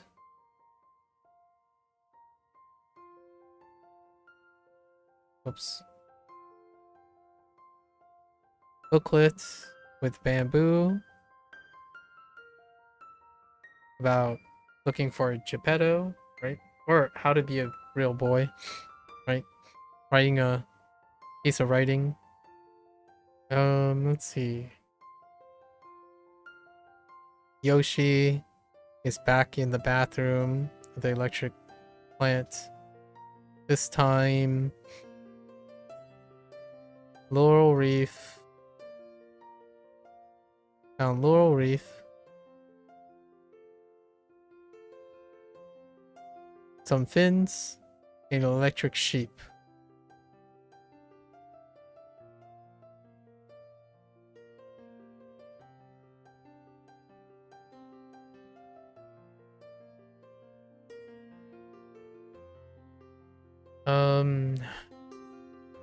And it's cleaning up all of this stuff, right? It's its profession. Okay. Kirby. Inside English Manor. Where there's a moon. Illuminating everything. He put down a beanstalk.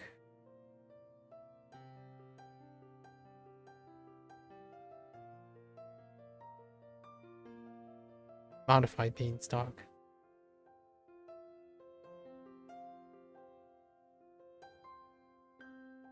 And climb up it, slapped it around, and it became a sun, right? So it's all sunny again. We have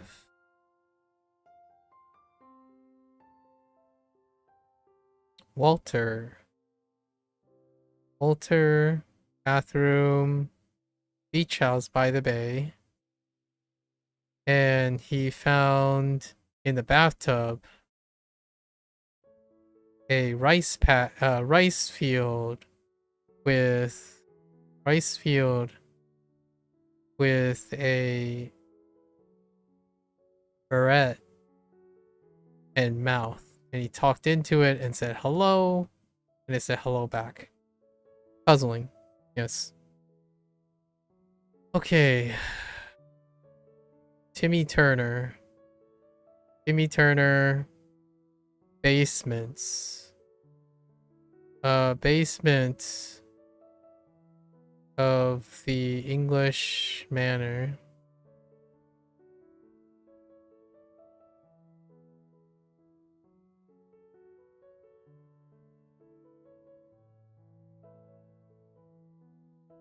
Trying to fix his posture by stretching and his friend one finger was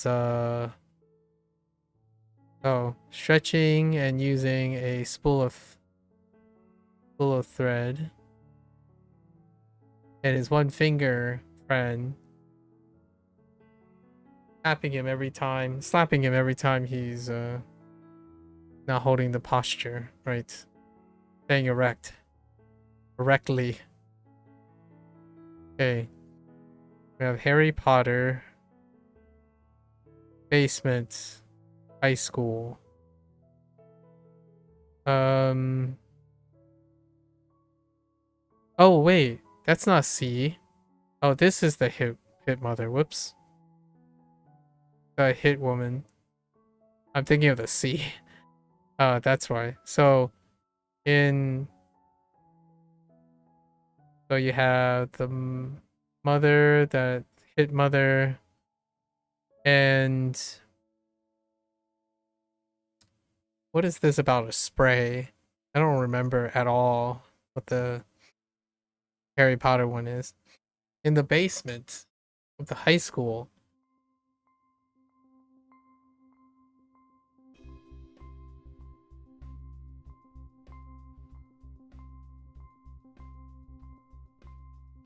I don't remember this one at all.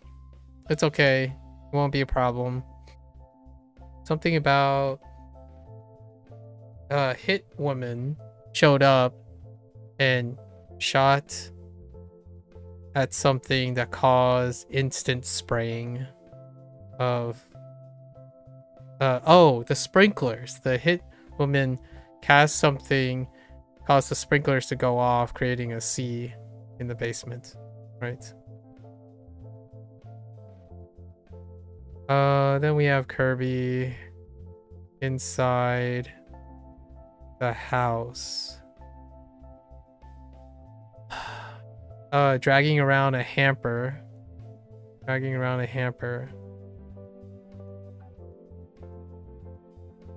That has Kirby written on it.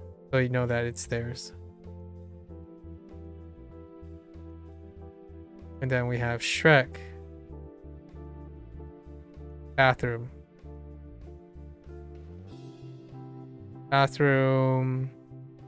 Beach house. Trying to do a business venture by taking a lid and some towels, but ultimately to the market, but it's probably gonna be useless, worthless. Okay, all right, now let's do our errors. This one, jerk reflex, it's obviously La. I don't want to talk about it. We know did. Non-issue.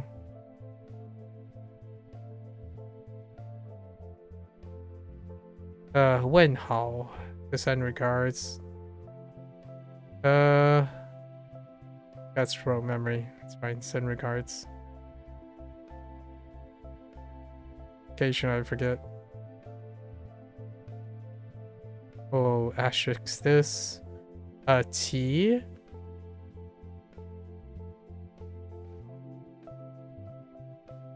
T is synonym. Largely because it's bigger than that. It's also rise and risen, but begin is what they want. That's a non-issue. Oh, Ian. It's a slice, but it's also a strip. So, we're fine. It's a non-issue. Like a flat thing. It's like a flat piece of something. 哎，是好。Why did I get this wrong again? 是好。Only good is main primary. Oh no, not this one. 是好 is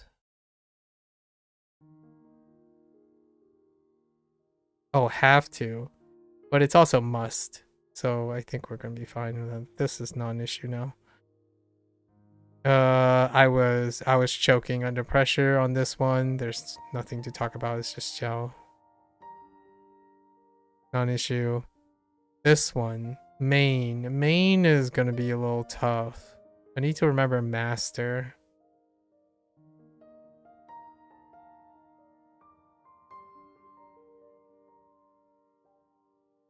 Yeah.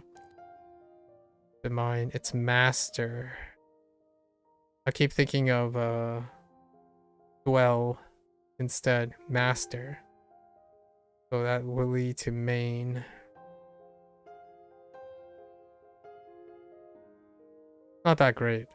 So, and then this one, I couldn't. I had no idea. Couldn't remember who the person was. I was in the bathroom doing the thing. The rest of the mnemonic is fine. So, yeah. It was Tarzan. Not bad. Not bad from yesterday, really. Okay.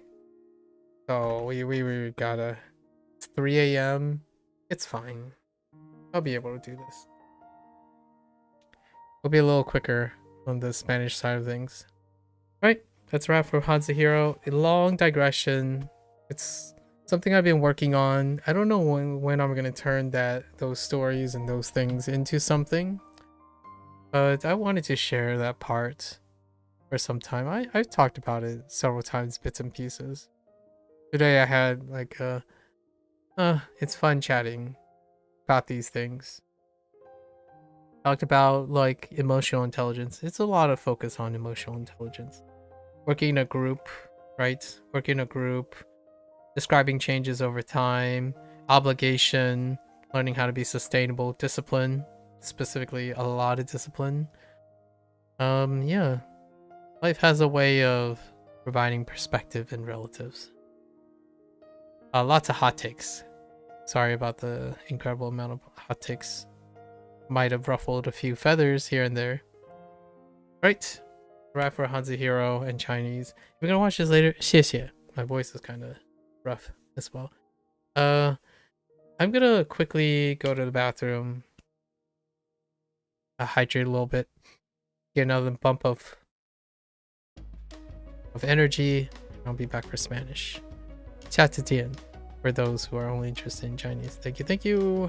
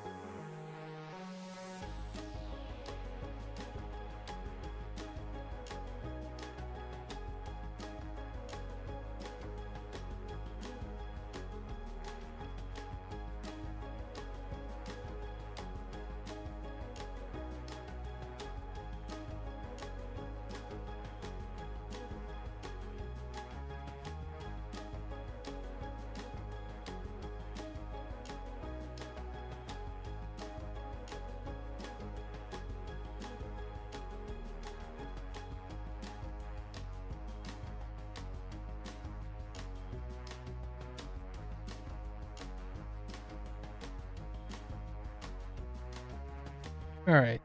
Welcome back, everyone. Bienvenidos a todos.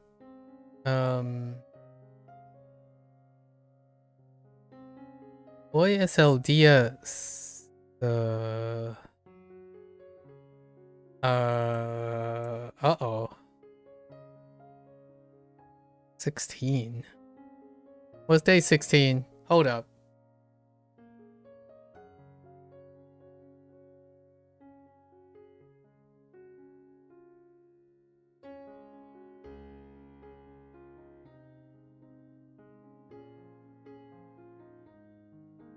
Yeah, I don't know. 17, right? 17 is the, yeah, 17.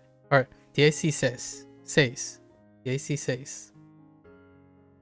And then we can move to, yeah. Cool. Numbers. Uh-oh. Okay, let's quickly go over stuff. Not a lot of vocabulary as well, right? Family. Family. Our family stuff. It's been a long day. Lots of fun little discussions earlier in the day. So we got mascota. At the pets. I totally misspelled mascota. At the peps. Got more adjectives.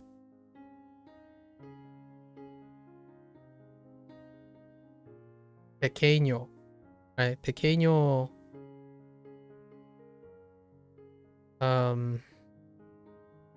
Alto. Bajo. Simpático.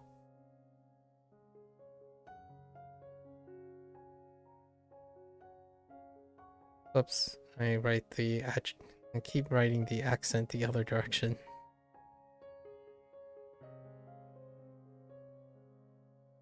Simpático. Inglesa. Española. These are specific because we technically had the masculine version. Española. Or Inglaterra. Italiano.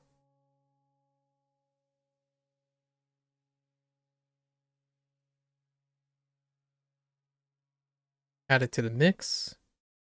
Any new members? Novia. Novio. Esposo.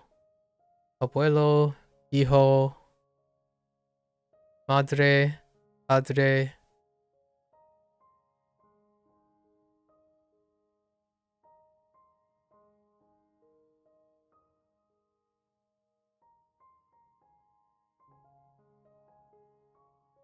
House? Place? No. I think that's about it. Oh, I guess we counted as well. Oh, we can count. Año or años. Ocho. Not ocho. Nueve. Nueve. Diez.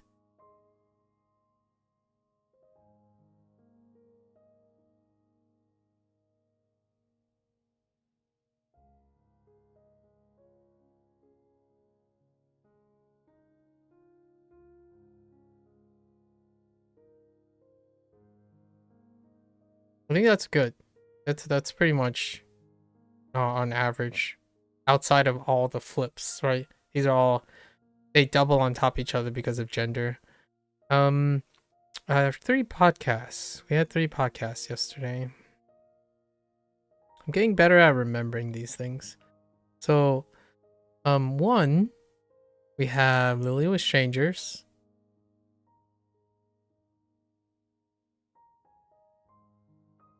They were describing how awesome their mother was.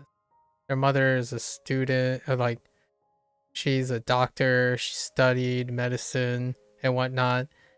And Lily was like, "Dang, your mother sounds amazing. Why don't she be the host of this show?"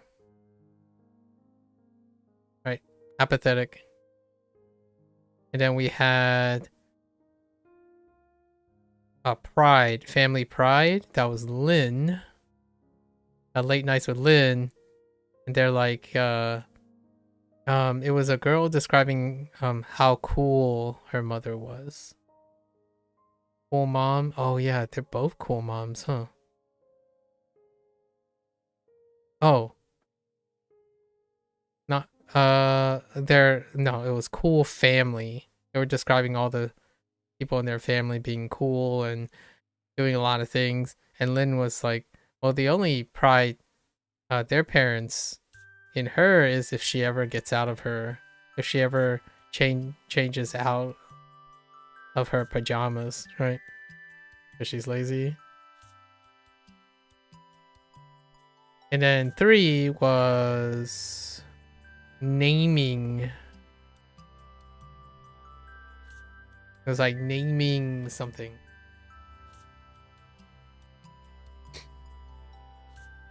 Naming kids or dealing with naming. Like the type of, what was it? It was Falstaff.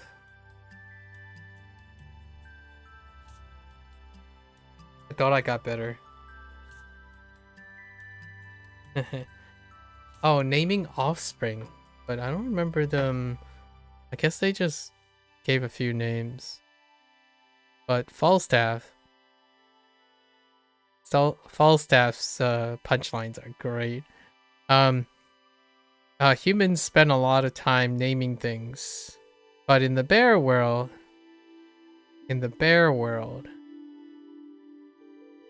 you just recognize them. You know, in the bear world, just recognize people. It's that simple. If you recognize them, you don't need names, right? I think Falstaff has great punchlines. And the advance is it's birthday. And it's like Lynn's birthday. Turns out you played the role of Lucy. And you find a cake. Pastel.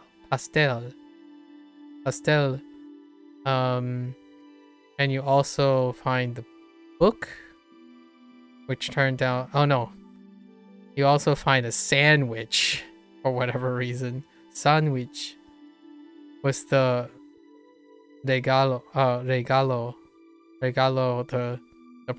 the present. I don't know why Lynn just wants a sandwich, but got a cake. It was a good birthday, right? All right, let's get into this quick 5. All right, we're gonna try our darndest to stay focused. My voice is going down.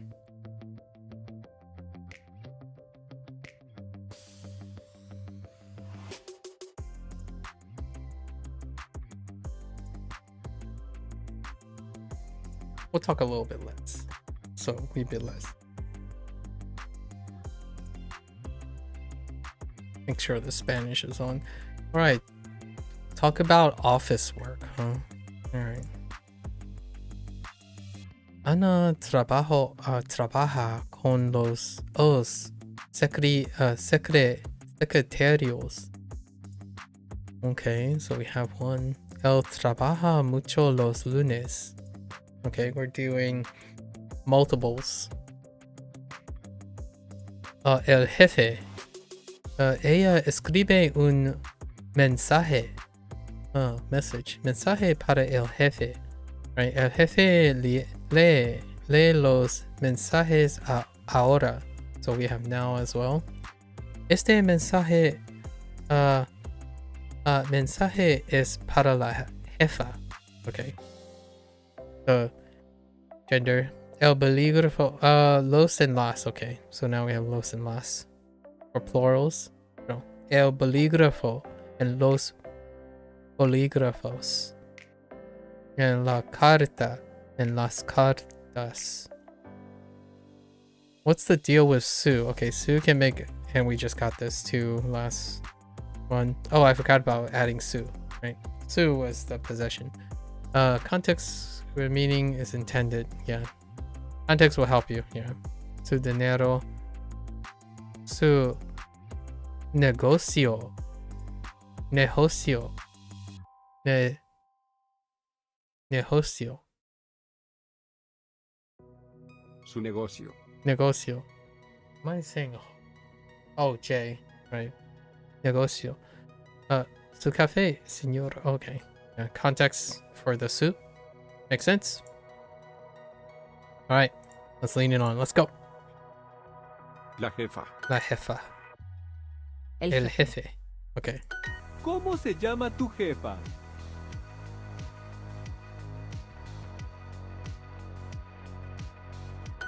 ¿Quién tiene los libros? Mm-hmm. ¿Dónde tienes los ¿Dónde tienes los bolígrafos, Pedro? Los jefes. Okay. Sonia, ¿tienes 2 trabajos?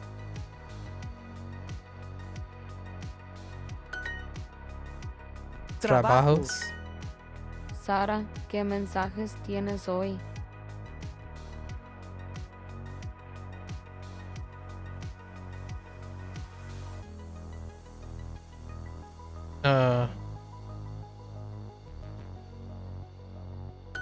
Él habla con las secretarias.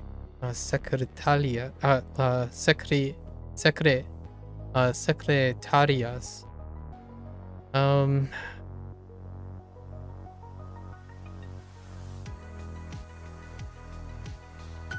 ¿Dónde tienes la... ¿Dónde tienes la computadoras, Pedro? ¿Pedro? ¿Qué? 9. Italiano. Padre. Mensaje. Mensaje. Su. Buenas tardes. Tengo un mensaje importante. Sin queso. Hola, ¿está usted la secretaria? Today I have informed. That's kind of weird. Su. Jefe. Hijo. 9. Esposo. Ok. Tengo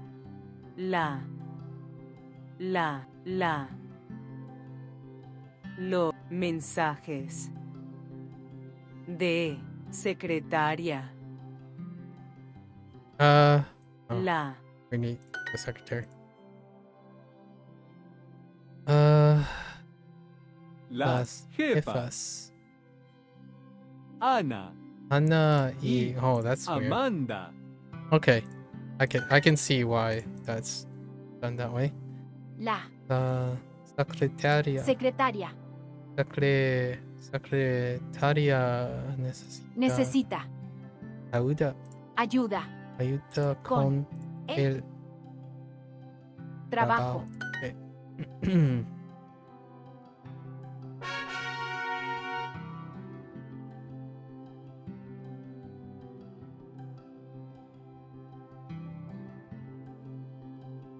El escritorio. El escritorio. ¿Trabajas aquí? Aquí. La Again. secretaria La secretaria no quiere trabajar aquí. El jefe habla mucho. Habla mucho. Okay. I think we had más at the end so far.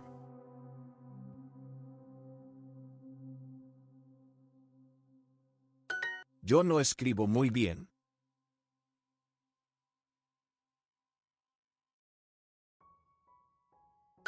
Yo no escribo mucho en la oficina.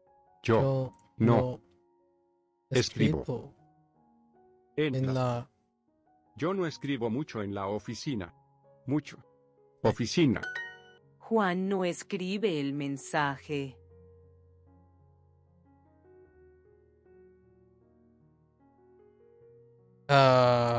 is not writing the message. Okay.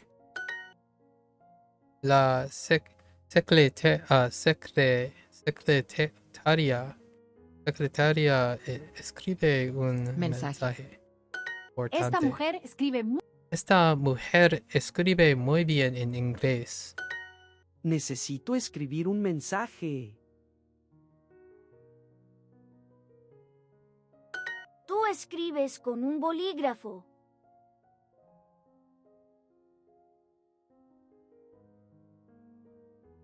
Tú escribes mucho, Rafael. Escribes mucho, Rafael. Juan, tú escribes.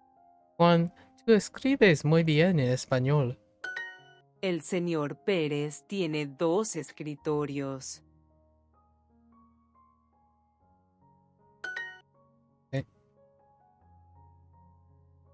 Necesito escribir un mensaje. Usted trabaja aquí. Quiero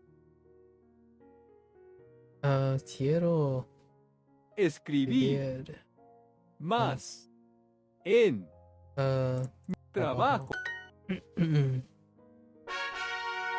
¿Eh? La La carta. Es un problema importante. Okay. El jefe ¿El jefe tiene un problema? Problema. Problema. Señor, ¿cuál es su oficina? There's qual. Right. ¿Cuál? Tengo un problema en la oficina. ¿Cuál es el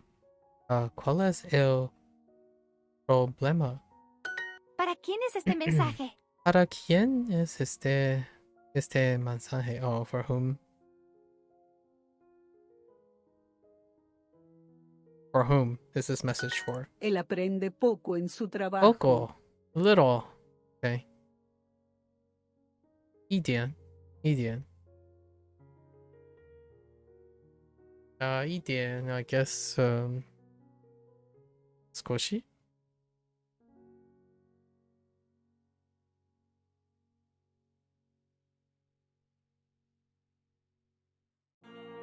He learns what? He learns little in his job? Oh my gosh. At his job. Jeez. That phrasing. Poco. El fin de semana. El fin de semana yo trabajo poco. Este es mi correo electrónico. Correo electrónico. What? Wow, that just went to email all of a sudden. Email address. Correo electrónico. Wendy escribe un correo electrónico para su jefa en la oficina o computadora. Oh, talking about where she's writing ¿Cuál the es tu stuff. correo electrónico? ¿Cuál es tu electrónico? Correo. Yo Fancy. quiero tener un jefe simpático. Alright.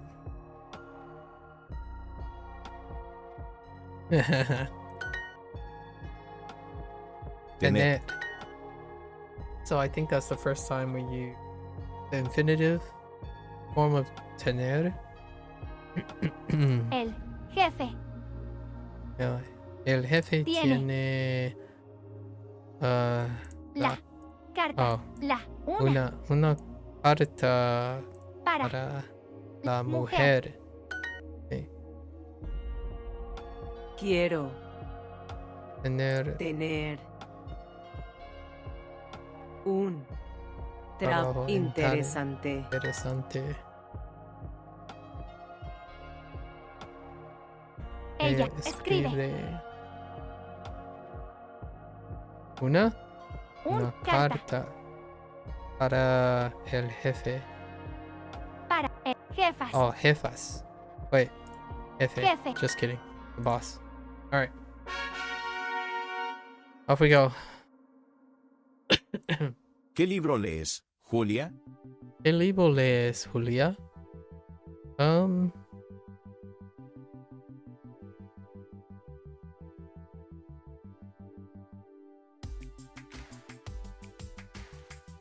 What book are you reading? Jeez. Tú lees That's un libro en exciting. español. Tú lees un libro español. Tú lees un libro en español. Ahora necesito trabajar. Okay, ahora.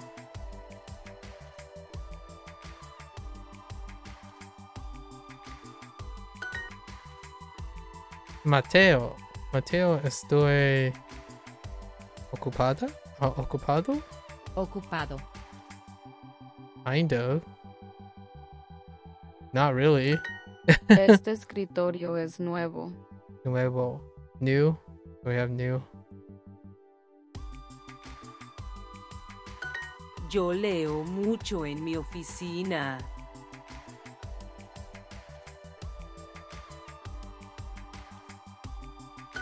No, yo No, yo no leo libros en el trabajo. Necesito leer este libro hoy.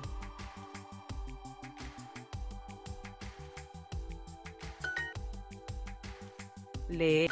Luis, ¿quieres leer este libro? No, no necesito trabajar. El señor Albert lee una carta.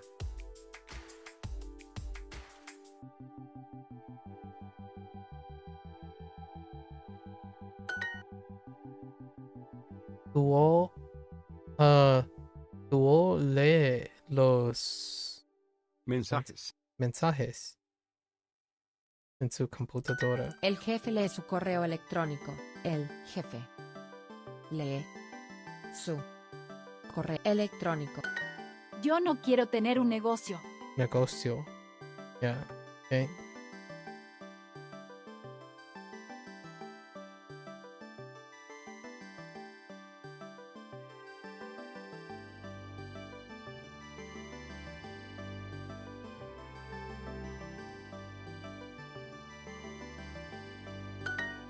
Okay.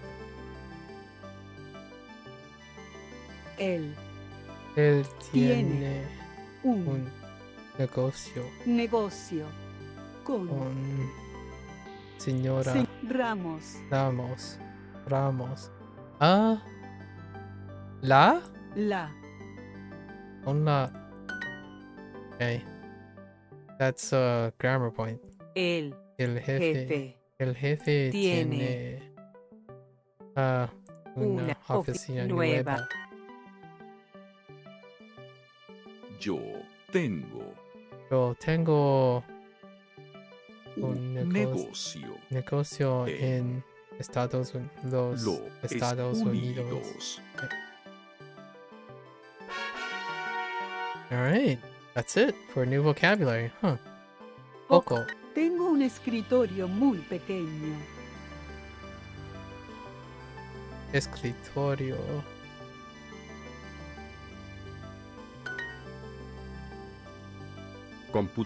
¿Dónde quieres tener tu oficina, Pedro? Ah.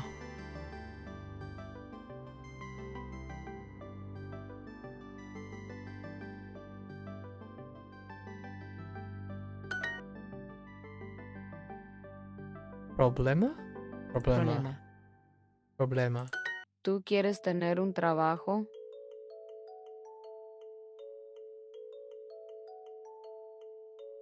Esta carta es de Inglaterra. Esta carta. ¿Ne? Esta carta es de Inglaterra. Oh, esta De Inglaterra. Inglaterra. That's kind of nice. Necesitas leer mucho en tu trabajo.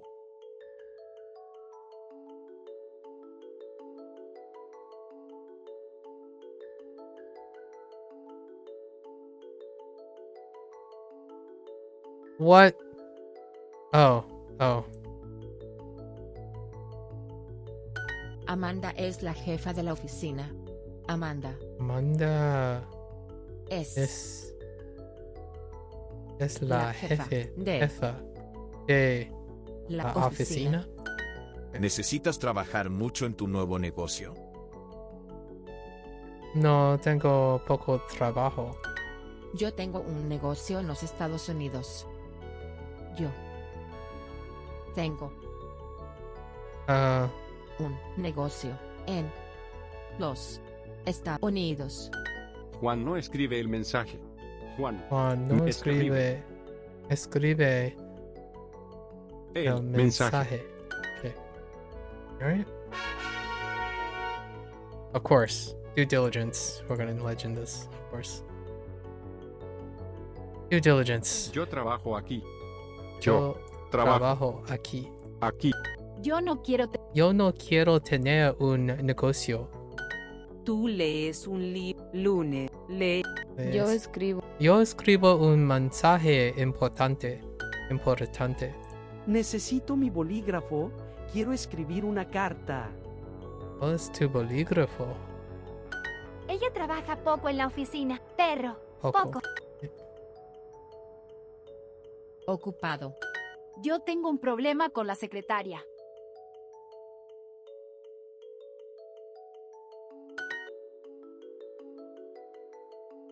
Yo hablo Ah, yo hablo con con las las jefas. jefas. Yo leo mucho en la computadora. Necesito comprar un escritorio nuevo. Este escritorio es muy pequeño. Sonia. Sonia. Sonia.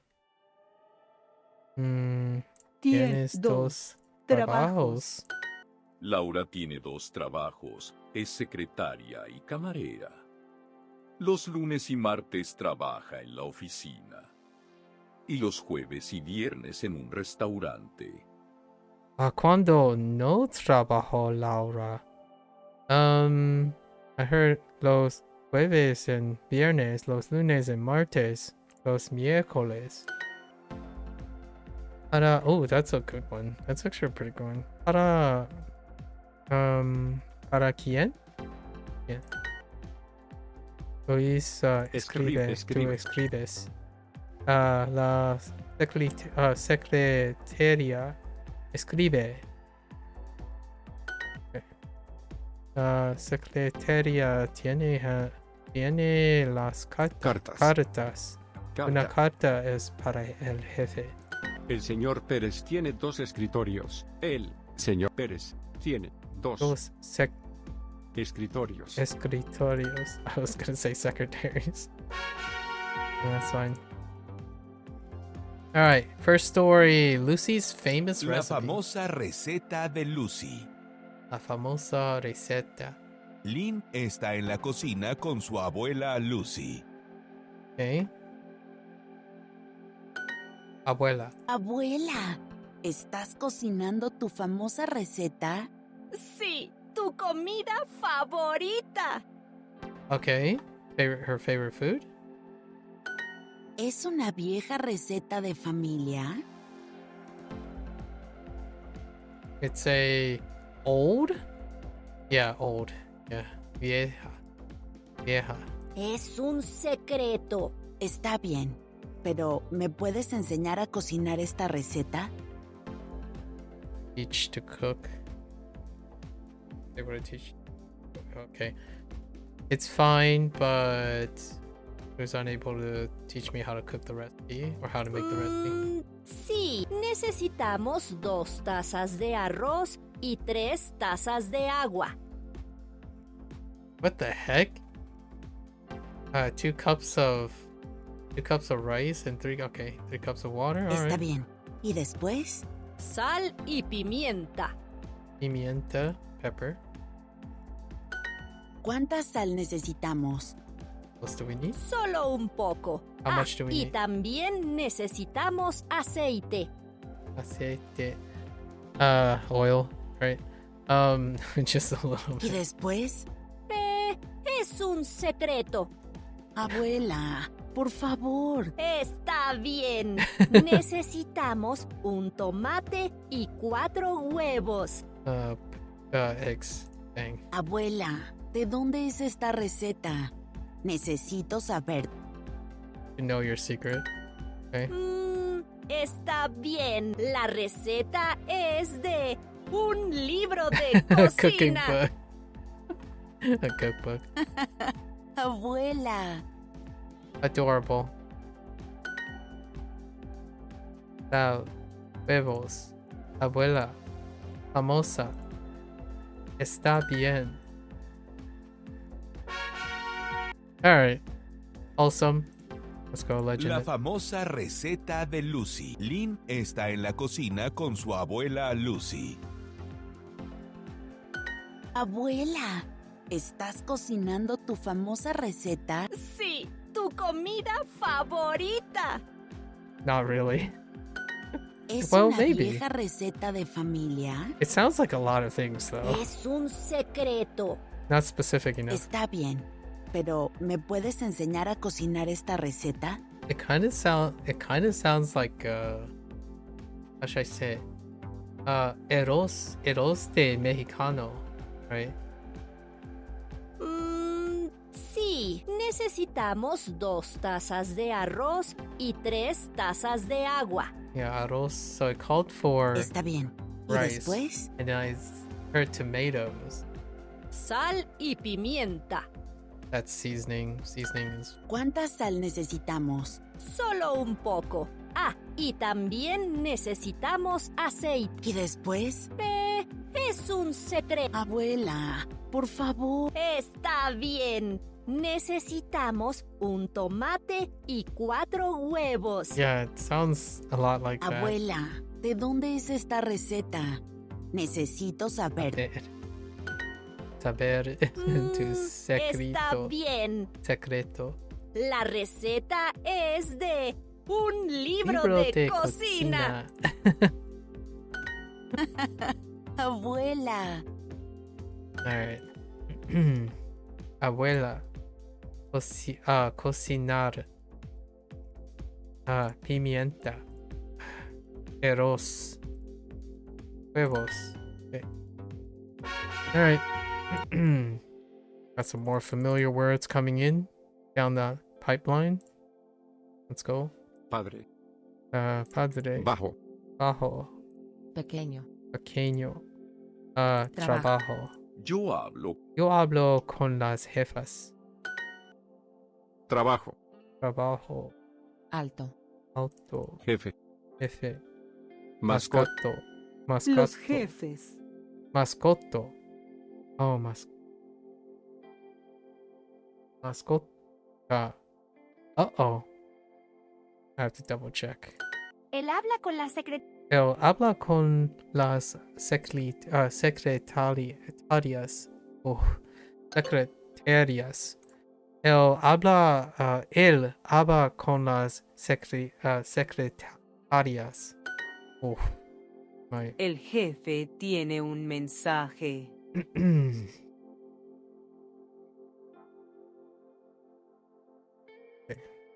Sonia, ¿tienes 2 trabajos? Trabajos. Laura tiene 2 trabajos. Es secretaria y camarera. Yo tengo el Mensaje. Mensajes. mensajes. Sonia. Tienes Tiene 2 2 trabajos. Ella necesita los Los, bolígrafos. El bolígrafo. La jefa de la oficina trabaja. Wait. Oficina trabaja mucho y tiene 2 secretarias. El señor Pérez es mi jefe. Él es camarero.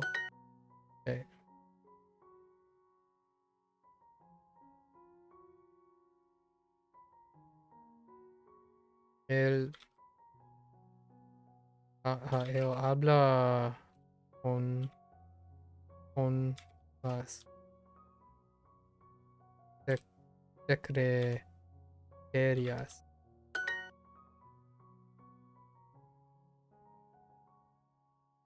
Secretaria no tiene mensajes.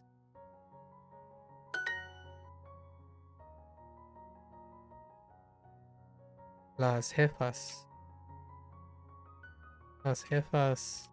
Ana y Amanda. Female names. La jefa necesita La jefa necesita escribir este mensaje en inglés. Oh. Bonito. Bonito. Escribir. Escribir. Bajo. Bajo. Jefe. Yo no escribo. Y yo no escribo con un bolígrafo. Pequeño. Pequeño. Alto. Alto. Aquí. Y italiano. Camila trabaja mucho. Mucho. Tú escribes mucho, Rafael. Mi hija Isabel trabaja aquí en casa. Ella tiene una oficina muy cómoda y un escritorio grande. Nice. Ella escribe mucho en su trabajo. Oh. Wait. Oh, en la casa. Nice. Tengo un escritorio muy pequeño. Escritorio. Necesito escribir las Oops. mensajes. ¿Ne? Oh. Esta mujer escribe muy bien en inglés.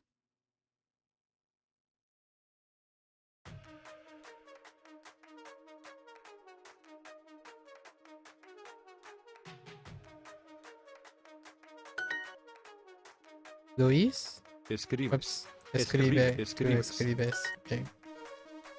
Con un bolígrafo. Tú escribes, yo escribe. Yo no trabajo aquí los martes.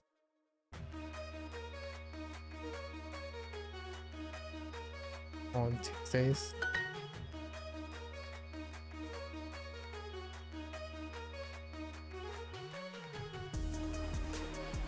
No escribo mucho en la oficina.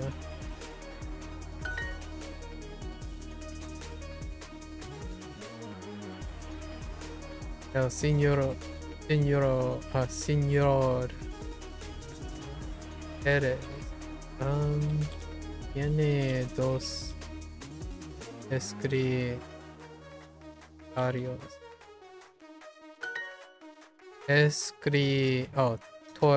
Escritorios. My bad. Yo escribo muy bien.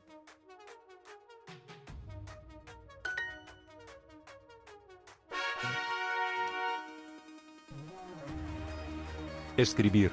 Escribir. ¿Cuál? ¿Cuál? Para. What? Okay. Para. It's what and which, but Para.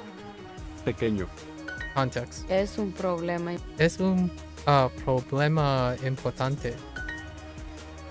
Madre. Madre. Carta. Carta. ¿Cuál? ¿Cuál? Bonito. ¿Tienes un problema con el jefe? Mi jefe trabaja poco los jueves. Poco. Mi jefa, Luz, necesita escribir una carta para la señora Herrera. ¿Tú tienes la dirección de la señora? La secretaria no necesita una dirección. ¿Tú quieres tener un trabajo? Beber, tener. La secretaria tiene Cartas. las cartas. Carta. Una carta. Yo quiero tener un jefe simpático. Tener. Yo tengo un problema con la secretaria.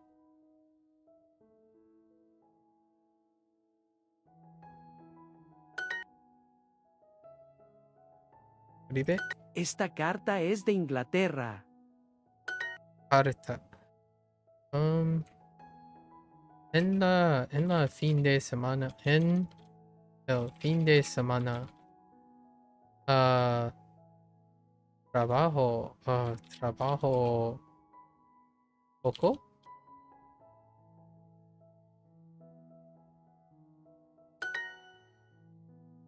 Oh, el fin, yeah, we could just say el fin de semana. Yo Yo quiero quiero tener tener un jefe simpático. simpático. Sí.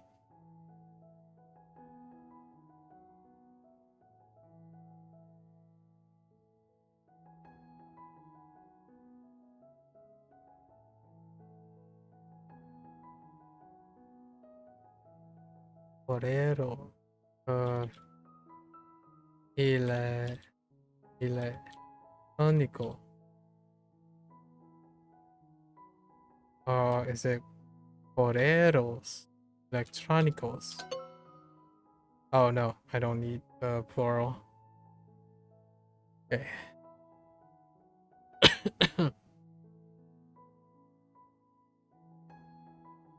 Okay.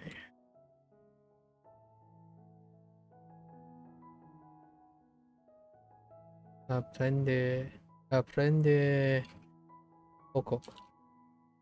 Poco en tu trabajo.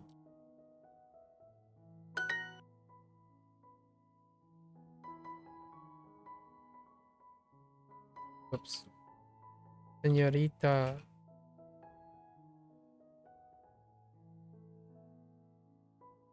¿Cuál es? Wait.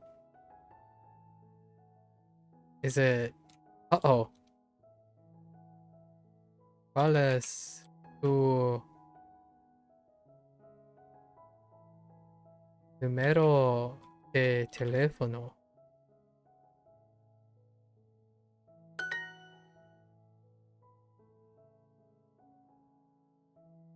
Oh, it's Sue. Oh yeah, Sue. Oh yeah, that's right. Yeah, I can use Sue. That's right, because of okay. Because I'm using S. Ace. Me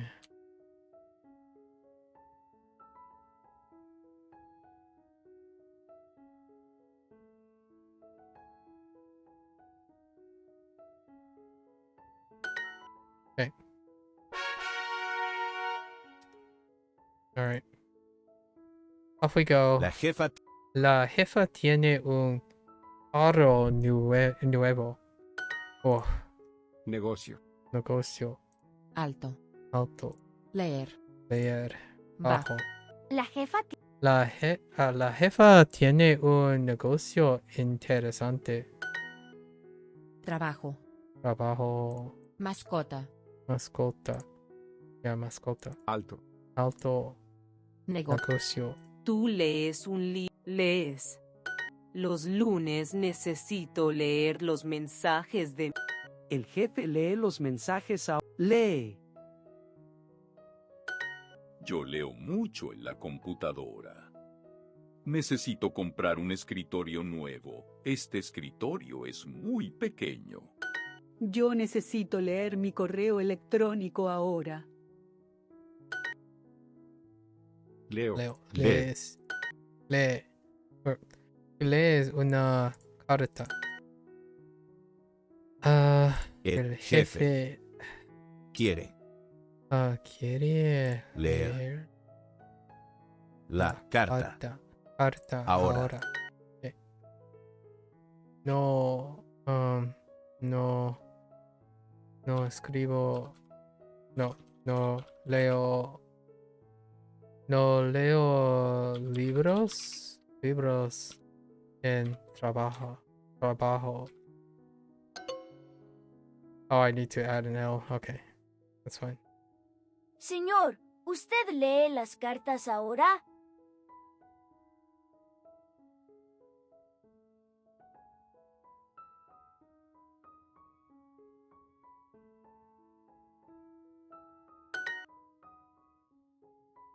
¿Qué? Libro. Lees.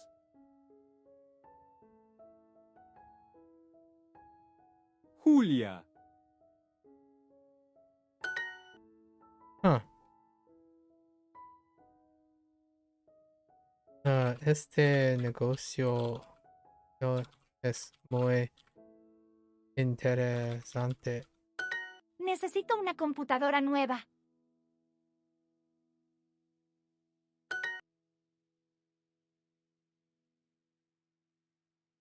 No leo. No leo libros. No, en el trabajo.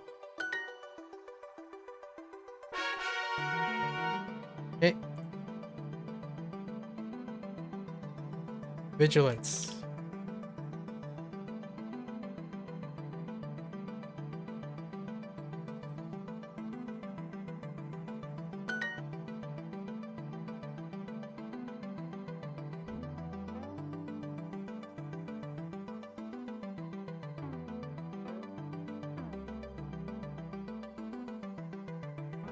¿Escribes mucho en tu trabajo?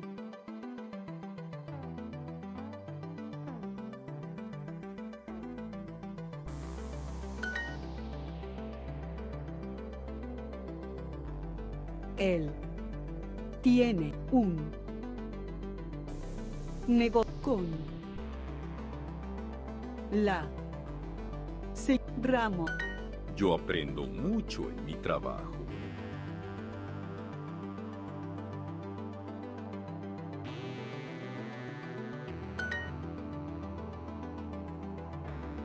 ¿Cuál es tu correo Oh, wait. electrónico? Dirección de... Interesting. Necesitas leer mucho en tu trabajo. So they can truncate it or not. That's fine. Makes sense.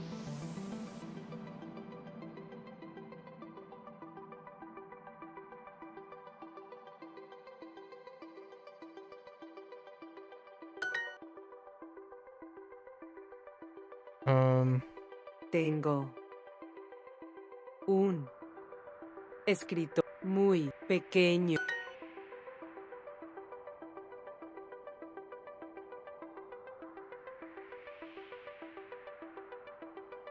Para quién es este mensaje. Okay. La secretaria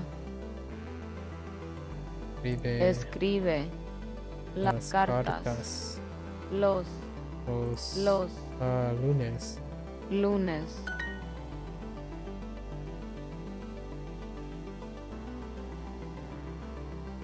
¿Cuál es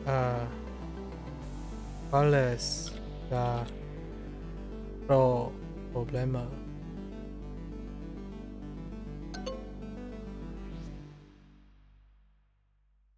Oh, L. Whoops. I wrote la. That happens, everyone. Huh?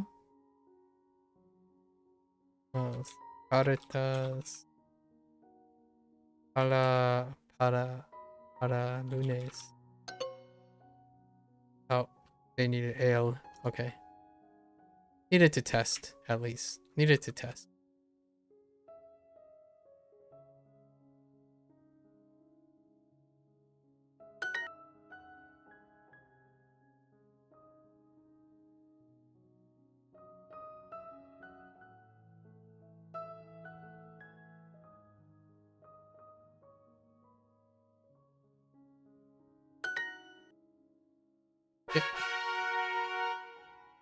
Getting back to figuring out the articles I need. Esta fábrica es muy nueva.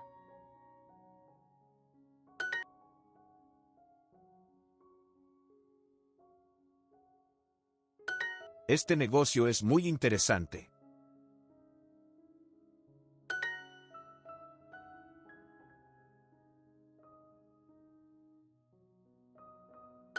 El señor Pérez tiene 2 escritorios.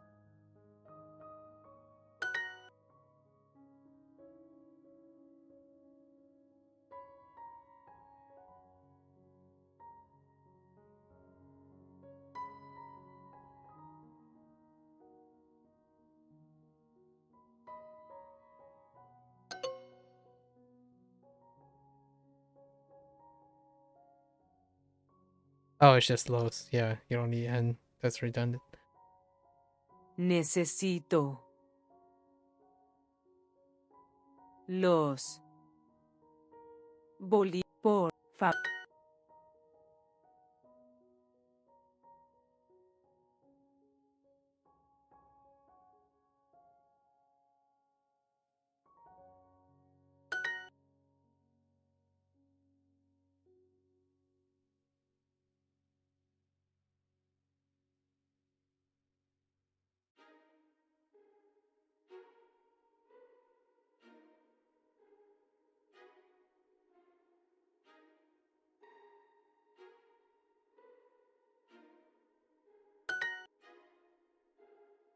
Leo, lee.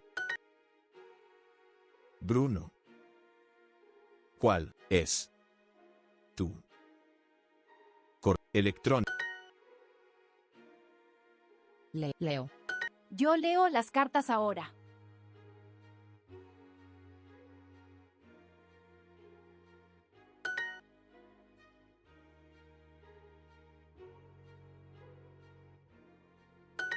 Laura tiene 2 trabajos, es secretaria y camarera. Necesito leer este libro hoy.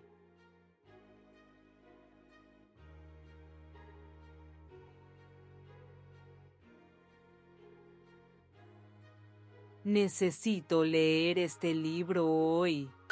Mi hija Isabel trabaja aquí en casa. Ella tiene una oficina muy cómoda y un escritorio grande. Ella escribe mucho en su trabajo.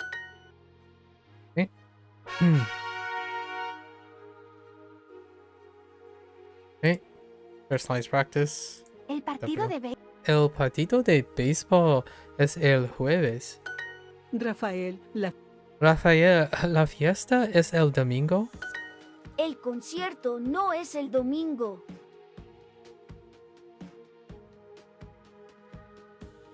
El partido no es el sábado.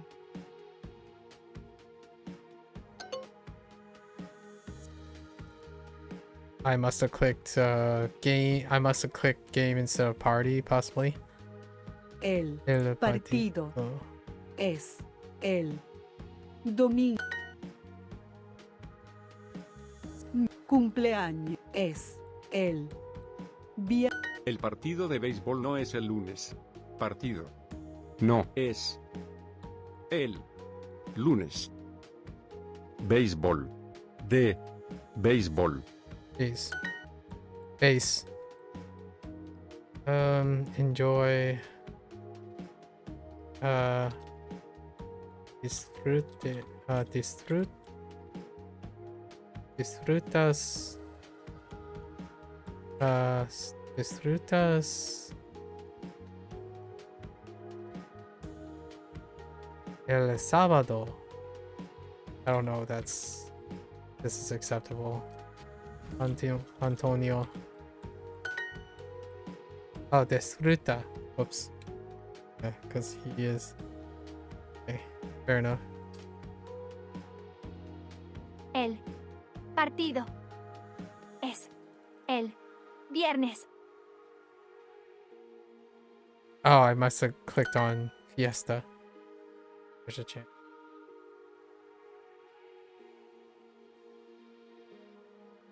Disfruta el viernes.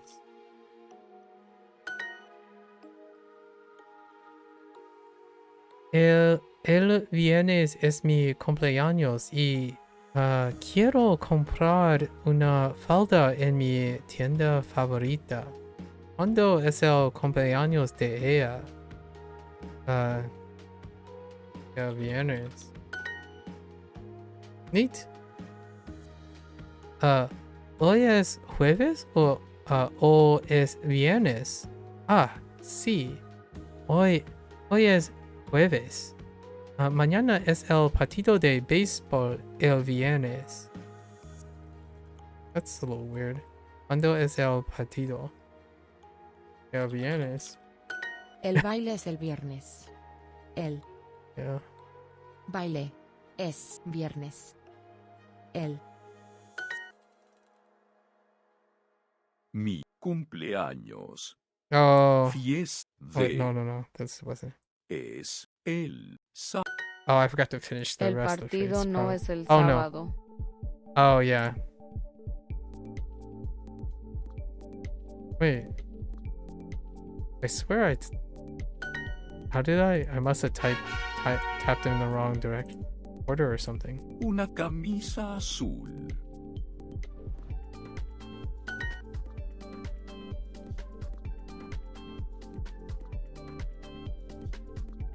Oh, we're traveling a little bit Un back. abrigo. A little back. Mi abrigo azul es caro, bonito y muy elegante. Este sombrero. Yo quiero este vestido gris. Es un vestido muy elegante. Pedro, la fiesta no es el sábado.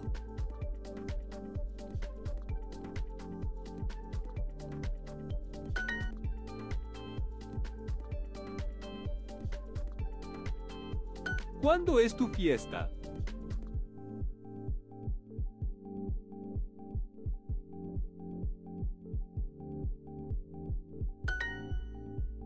Yo quiero comprar ropa. Yo quiero comprar ropa. María está muy feliz.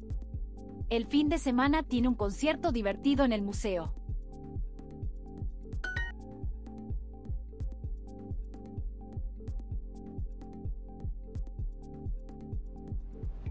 Disfruta el fin de semana. Un fin de semana. Un fin de semana. Quiero. Un abrigo rojo. Un abrigo rojo. Okay. Un fin Un fin de semana. de semana en México. Una camisa azul.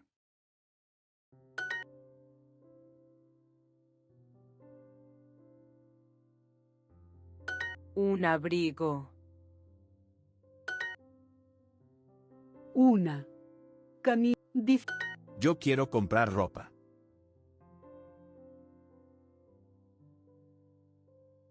Un abrigo caro. Yo quiero comprar ropa. Caro. Sí, este sombrero. Sí, este sombrero. Es mi bolígrafo favorito.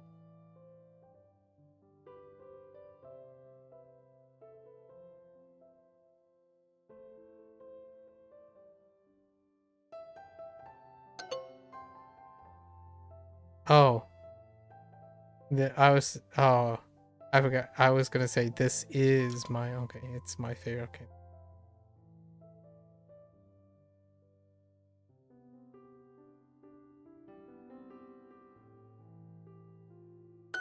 Es mi baile favorito. Es mi baile favorito. Okay.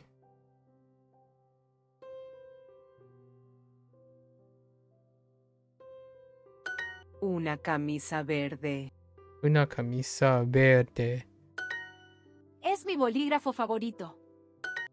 Okay, thanks. Thanks for completing the rest. Appreciate it.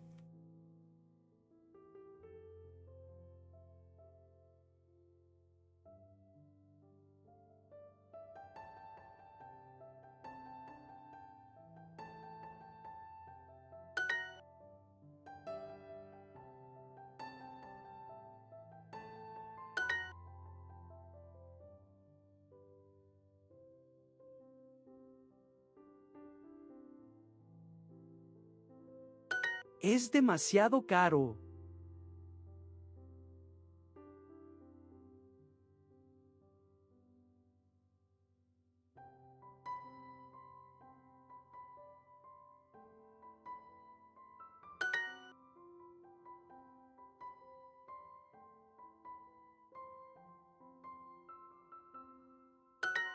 El partido de béisbol es el jueves.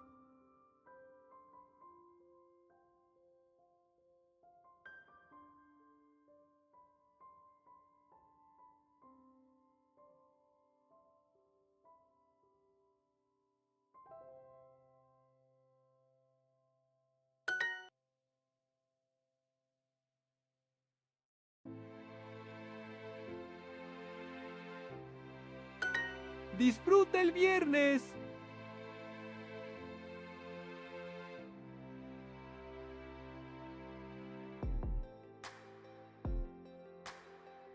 ¡Disfruta el viernes!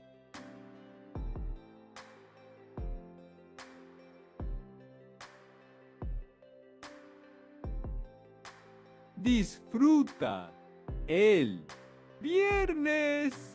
Okay, that sounded a little weird.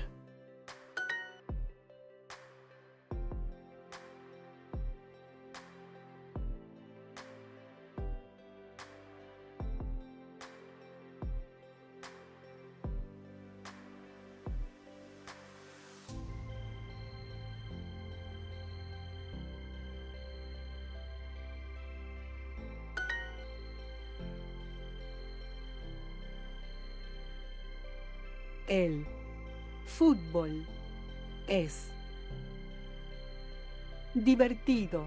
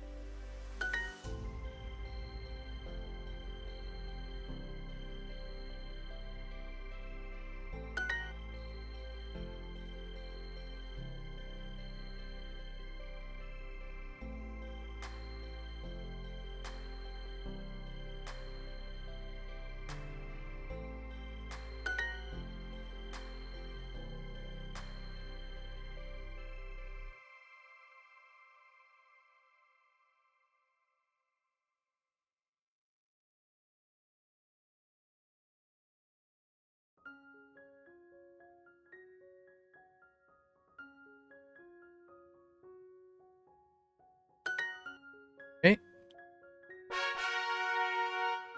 Trying. All right. Podcast. Couple at work. Welcome back to Lucy is Listening, where I uncover hidden messages in everyday conversations. A stock AI voice. Before we listen in, here are some words you should know. You should know. Secretario. Secretario. Escritorio. Escritorio. Pero. Jefe. I'm your host, Lucy, and today we're listening to some suspicious business at an office. ¿Qué escribes? Escribo un correo electrónico. ¿Para quién? Mi jefe. Mi jefe. ¿Tienes problemas con el trabajo? No, tengo un problema con mi jefe. Tengo un problema con mi jefe. ¿Cuál? Yo trabajo mucho y él trabaja poco. Ah, sí, es normal. Ya. Eres su secretario. ¿Y no quieres trabajar mucho? Sí, yo quiero trabajar, pero quiero un escritorio nuevo. Oh, that's so... Okay. Asking their boss for a new desk? They must want a secure spot to store secret documents. I'm onto this so-called secretary. You need to calm down. I'll get to the bottom of this. Remember, I'm always listening. Alright, Lucy. That was okay. The boss, he works a lot, the boss doesn't. He wants a new desk. Yo escribo bien en español y francés. La secretaria. No. Quiere. Trabajas. Oops. Trabajar. Aquí. Él habla con la Él habla con las secretarias. Secretarias. El jefe necesita un escritorio en su oficina. Los jefes. Ella necesita escribir tu dirección. La jefa. Quiere.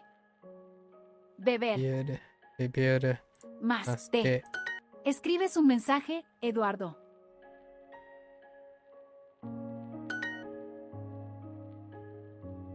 Escribo.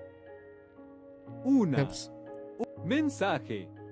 Importante. Laura es una secretaria simpática.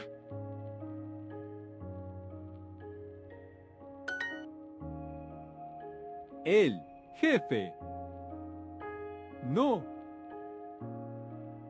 Come mucho. Juan, ¿cómo es tu trabajo? Pedro, escribes.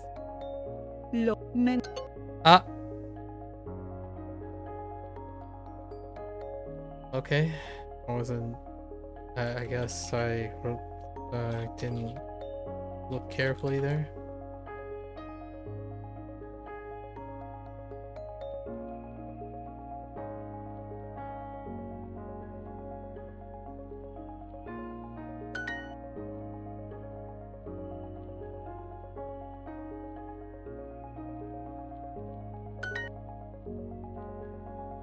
Pedro. Oh, wait. Tiene. Los mensajes. Oh, he wasn't writing. He just have. Okay, that's fine. Él tiene un negocio con la señora Ramos.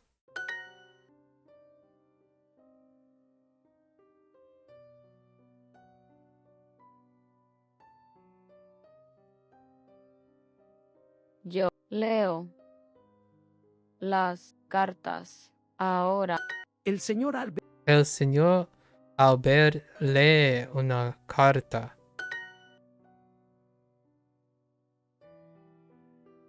¿Quieres mi correo electrónico?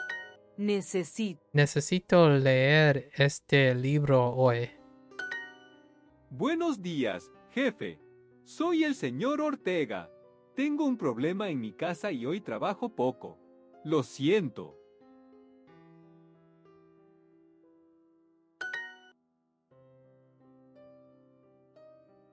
Tú quieres tener un trabajo. Yo leo mucho en la computadora. Necesito comprar un escritorio nuevo. Este escritorio es muy pequeño.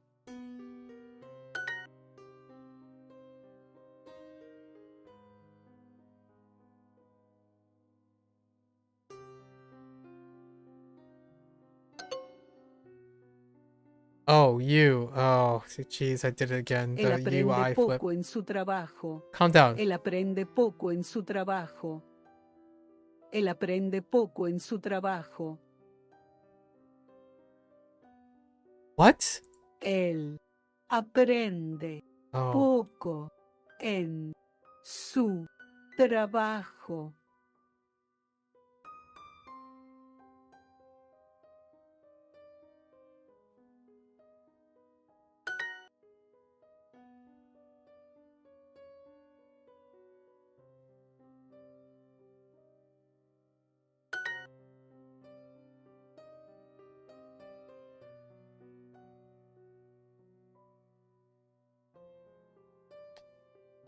That's interesting.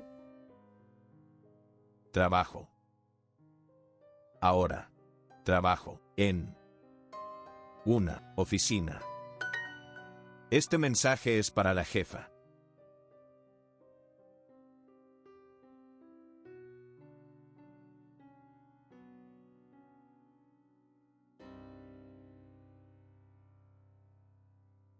Este mensaje es para la jefa.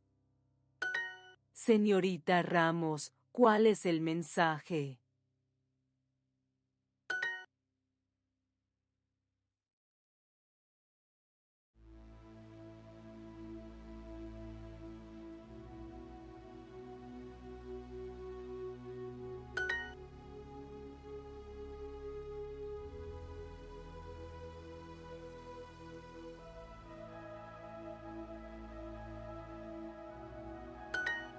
Okay. Of course, we legend it. Due diligence. It's not La bad. secretaria no tiene. La secretaria no tiene mensajes. Yo leo las cartas ahora.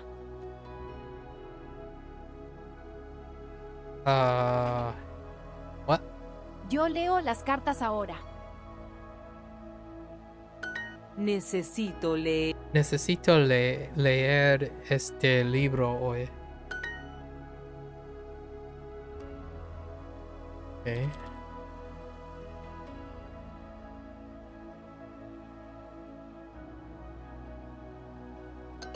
Oh, Sue. Or two. I just saw it at the end. I'm like, wait a minute. That doesn't seem right.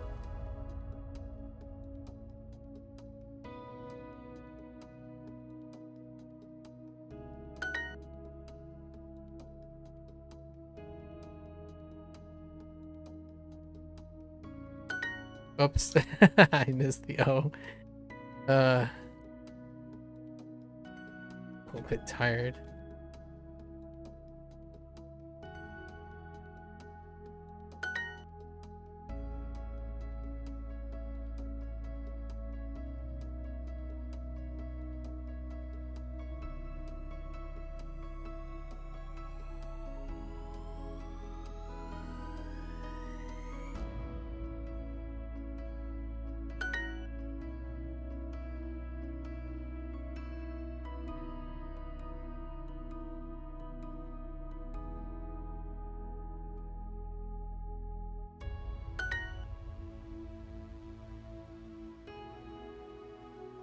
La secretaria no quiere trabajar aquí.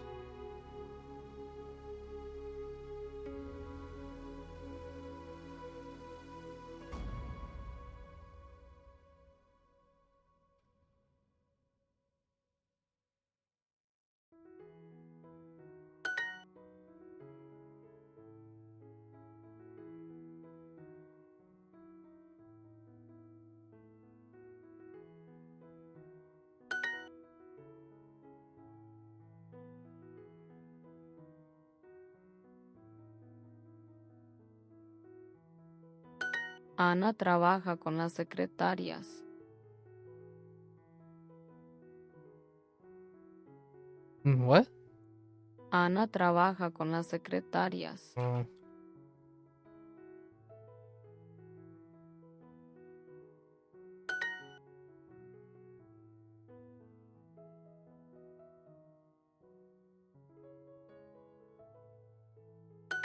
Amanda es la jefa de la oficina.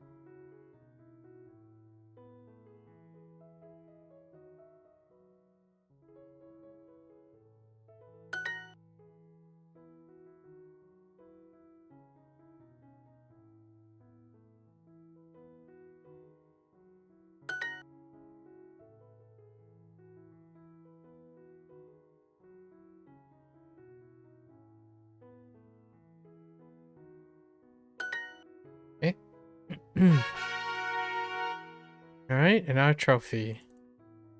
We're pretty due diligent today. Still managed. Pushing my limits today. Tomorrow's gonna be a little tough. Yo necesito leer mi correo electrónico ahora. Yo necesito Yo necesito leer mi correo electrónico ahora.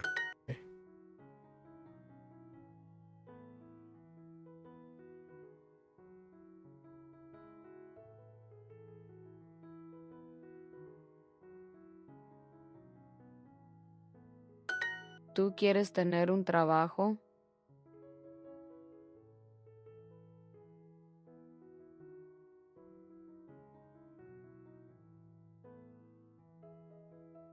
¿Tú quieres tener un trabajo?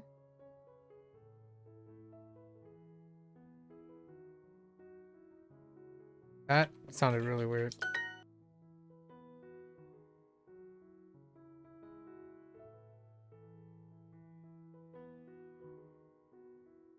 ¿Escribes mucho en tu trabajo?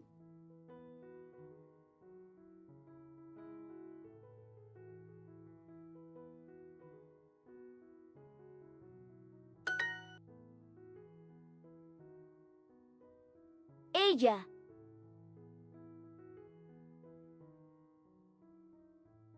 Lee un me impor.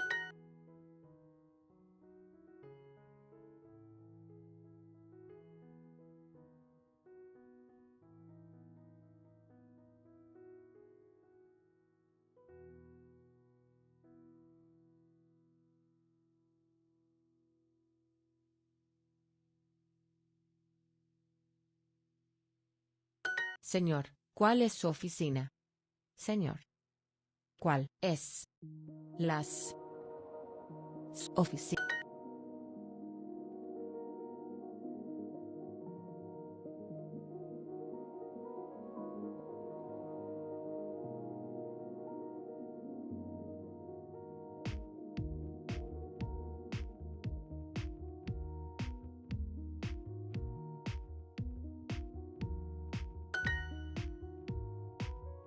Okay. Yo leo el mensajes los lunes.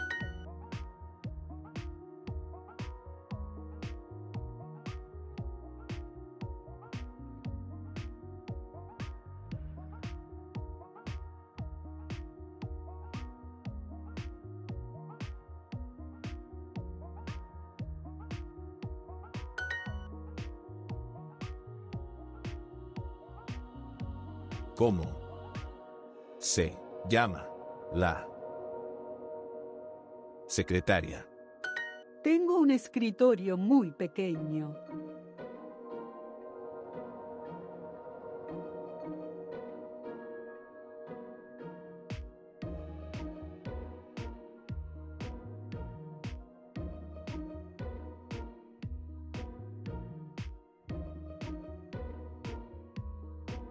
Esta carta es de Inglaterra.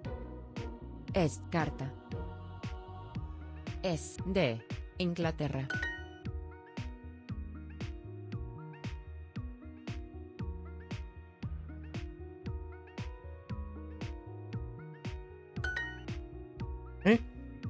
Get it?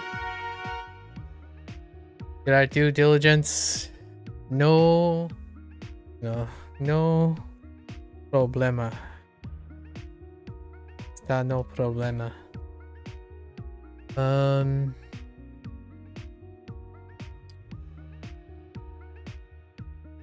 many things we got? 16? So ahora, yeah. These are still conjugations. Nuevo is new. Negocio. Negocio, right? Tener is new, I suppose. Correo electrónico. Poco. ¿Cuál? ¿Cuál? Carta. Escritorio. Los enlaces. Mensaje. Secretario en jefe. Not much. About usual volume for section 2 for whatever reason. Let's quickly look at our podcast stuff. Is it the same? Oh, wait. Huh. There's an extra story. The story is different. Is it? Oh, interesting. What was this? Oh, wait. Oh, interesting. So we actually skipped over the red jacket. So they updated the stuff. And now we get the honeymoon. Interesting. So this was replaced now with the honeymoon. Which was already done. Alright. But you can legend it. Or no, actually, I'm not sure if I have the honeymoon. Intriguing. And then we have 3 podcasts in your usual place. Odd one.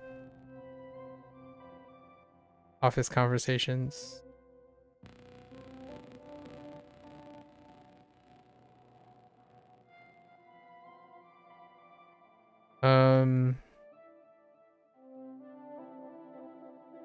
Library secrets. That's a Lucy if I ever heard one.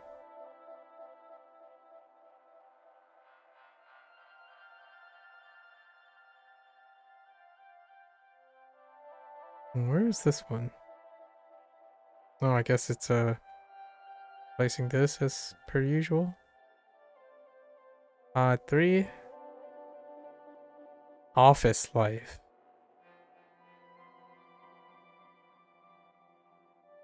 Intriguing. And what we have? Finding the Professor.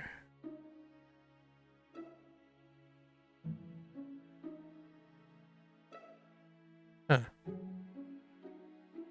So, what? Office life? Feels like Falstaff is gonna make a joke about office life. Doing work as a bear. What did he do as a work as a bear? This is Lucy. Conspiracy about office conversations. Probably overhearing stuff. Lily. Exhausting. Apathy. Death. Okay. Alright, that's a wrap. Very, very long day. Unexpected long day, but we had a lot of wonderful discussions earlier. WaniKani was a little bit of a mixed bag. Started with some posturing, lots of posturing, and then talked about many things. Lots of deep conversations regarding maybe emotional intelligence, habit formation, lots of habit formation stuff that went into overtime for during HanziHero about habit formation.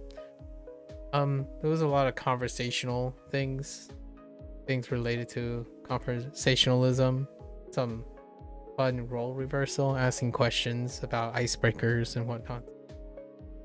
Yeah, lots of topics left on the table. So, more on that in the future.